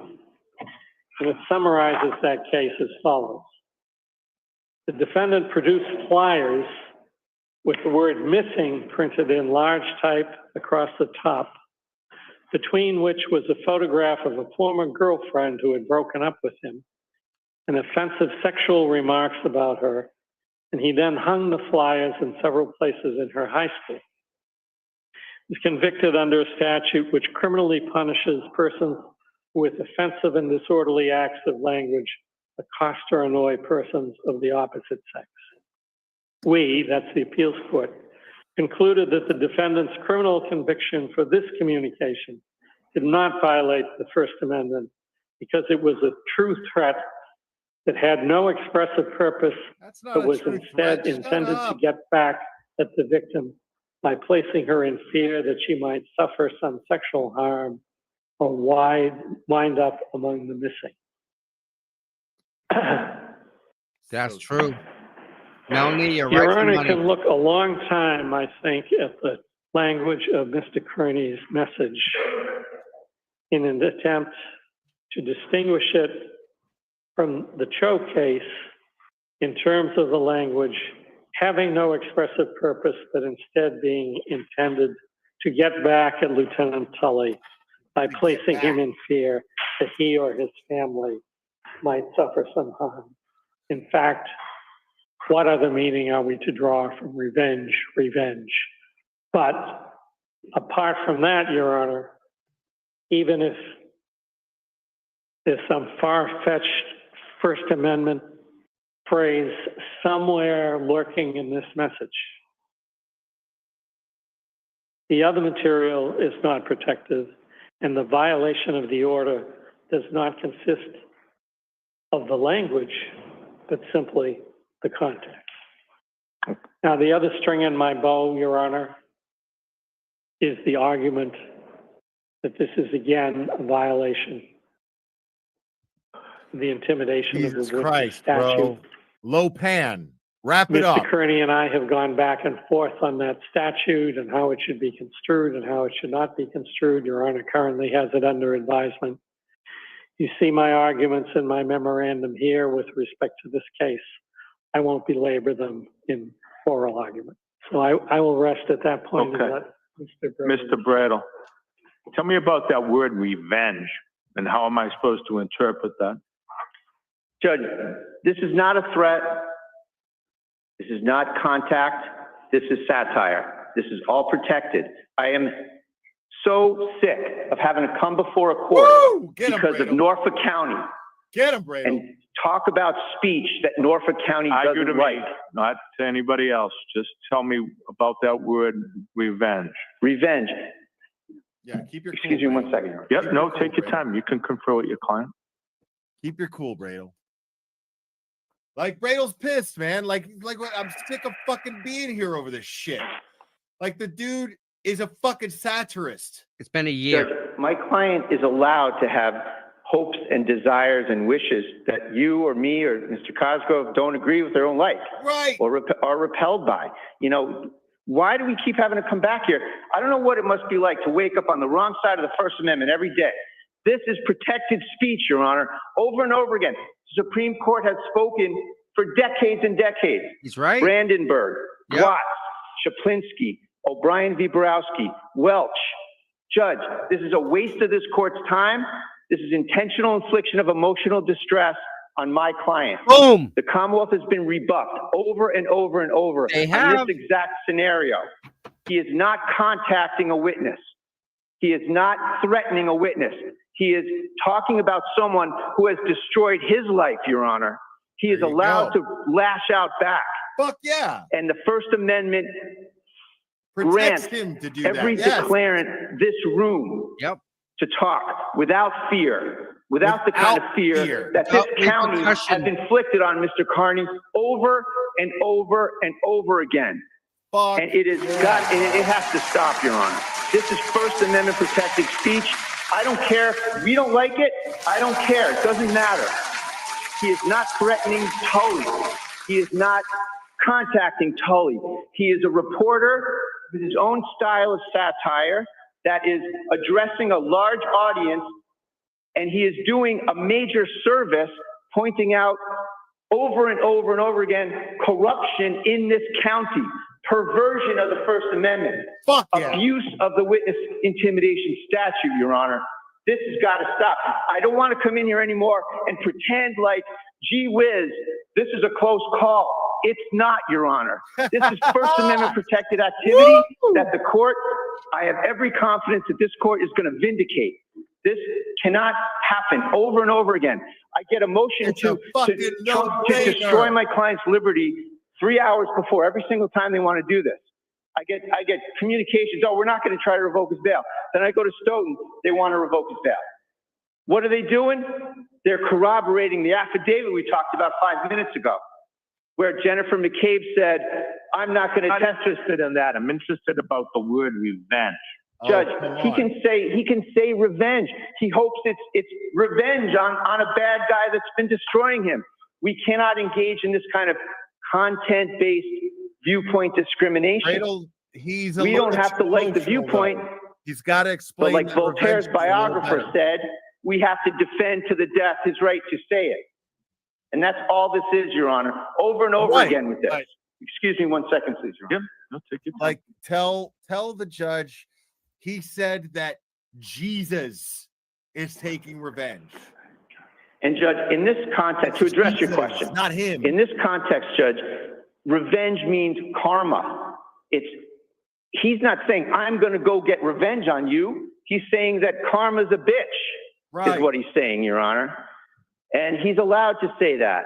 And this isn't something that is intended to be played on a judge's bench in the formality of the courtroom. This is something that he is talking to his viewers online. And he's allowed to do that, Your Honor. So we have got to stop this charade that this is somehow, gee whiz, we got to lock him up because he's talking and satirizing, engaging in political hyperbole, protected by Watts, Brandenburg. The only thing he can't say are true threats and fighting words. We all know that 100 times over. Why are we here, Your Honor? I ask that you deny the motion and just please issue a ruling that settles this issue once and for all, that this has a chilling effect, Your Honor. Every time we're here, how many journalists do we have in this room? Okay, I'm up here. Director remarks to me, not to anybody else. No, I'm just looking to see if there's. No, I'm up here. There's journalists cover this losing the case. judge, man. They Come on, are Bradle. experiencing Get a it together, chilling buddy. effect. Am I next? Is the Commonwealth Chill going to go out. after me next? How far can I go? Can I show up at someone's door and knock on the door? Oh, did I intimidate somebody? Is Norfolk County I've going to go never after seen me? Bradle this We don't fired know. up. We don't know what they're capable of. And Your That's the Honor, stream- that's the, you're the bulwark here. That's number This is for the the First Amendment we're talking about. Zoom We're call. kicking this around like it's some city ordinance. Okay. Thank you, Your Honor. All right. I'm going to take it under advisement. Mr. Kenny, please stand up. You're walking on kind of thin ice. I'm going to review everything and I'll come out with an order. But I take what Mr. Cosgrove has presented very seriously. I also take into account that there are certain First Amendment rights here as well. And then the issue is always how far does the First Amendment take you and when does it become intimidation of a witness? The word revenge, some of those other words that are on that tape are getting very, very close. So I'll take it all under advisement. Let me just see the lawyers at sidebar. And Aiden would not be doing his job properly. Bingo. If he Will's wasn't right. dancing on the line of what is appropriate and what isn't. And he's always chose the What good appropriate would he side. He's on that line. What the He's fuck always good would been on I the be? right side. I'm telling you right now. I've been with the guy since the start. 11, one of the first 11 what I people. mean? He's always Now, been here's on the the right thing. side. Here's the interesting thing about it. Absolutely, hands down. Like in my case, I can only speak for myself. I can't speak for Aiden. But in my case, I look at it like, what the fuck good would I be to you guys? Now, I could conform and I could play by the YouTuber rules and follow those videos that tell you this is how you make your channel grow. Yeah. Blah, blah, mic blah, is blah, muted. blah, blah. So I can, for whatever reason, I opened it. I went to the tab on Chrome, and then when it opened the Zoom, it's in a window. You're So- muted on there, though, right? So they can't hear you Hold on. talking? Bob's on. Bob, no, Yeah. You know, you're not. we can hear you, Bob. We can hear you, Bob. Not good. Nope. Yeah. I'm gonna tell Bob, lawyer, we know we can hear I him. love Bob. He's a good guy.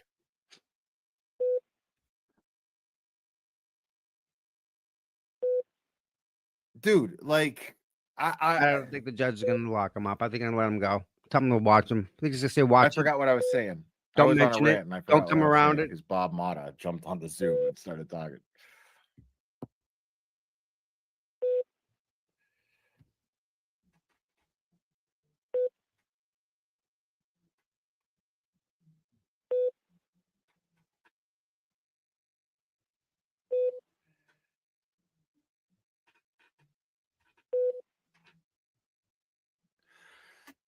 Yeah, I mean,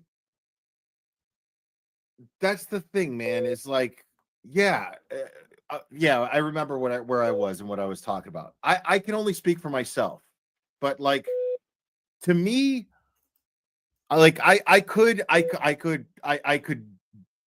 dance the dance and fucking do all the shit that I could do to fucking be, to attract more viewers, to get more subscribers, to manipulate the algorithm. I could do all that shit. But the problem is that I don't care about a bunch of the fucking viewers that I could have. I care about the viewers I already have. Yep. I like what Will said. I'm trapped whether I like it or not. That's it. Like, I'm from now Judge, how on far out were you have to run my contemplating? channel the way that I do. Period. About 5 weeks. Because it's who I am and it's what you guys expect.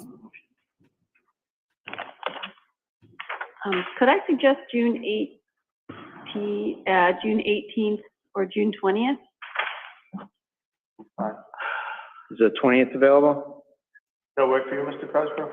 I'm looking here, Your Honor. 20th, okay. June 20th, that's a Friday. I'm here. Yeah, that's the Friday. Yes, I think Mr. Bradel and I are supposed to be trying the district court case relative to Mr. Kearney on the 9th of June, but it should be concluded by Yeah, I would think the so. 20th. Yeah. Okay. So that's fine. 2 o'clock or,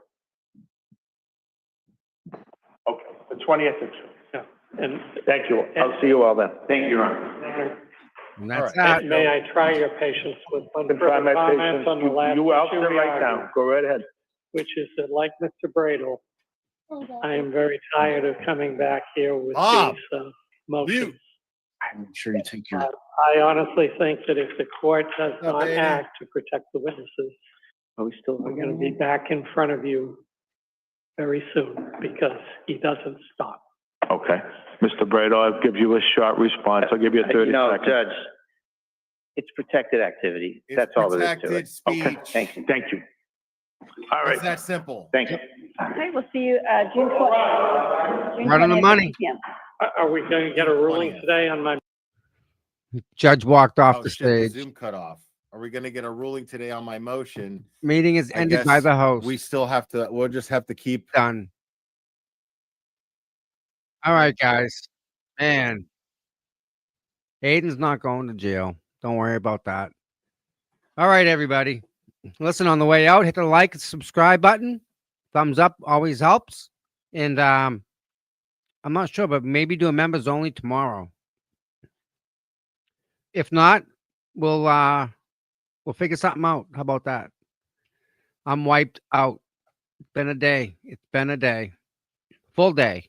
And I'm so glad you all are here. I'm so glad you all stuck around today.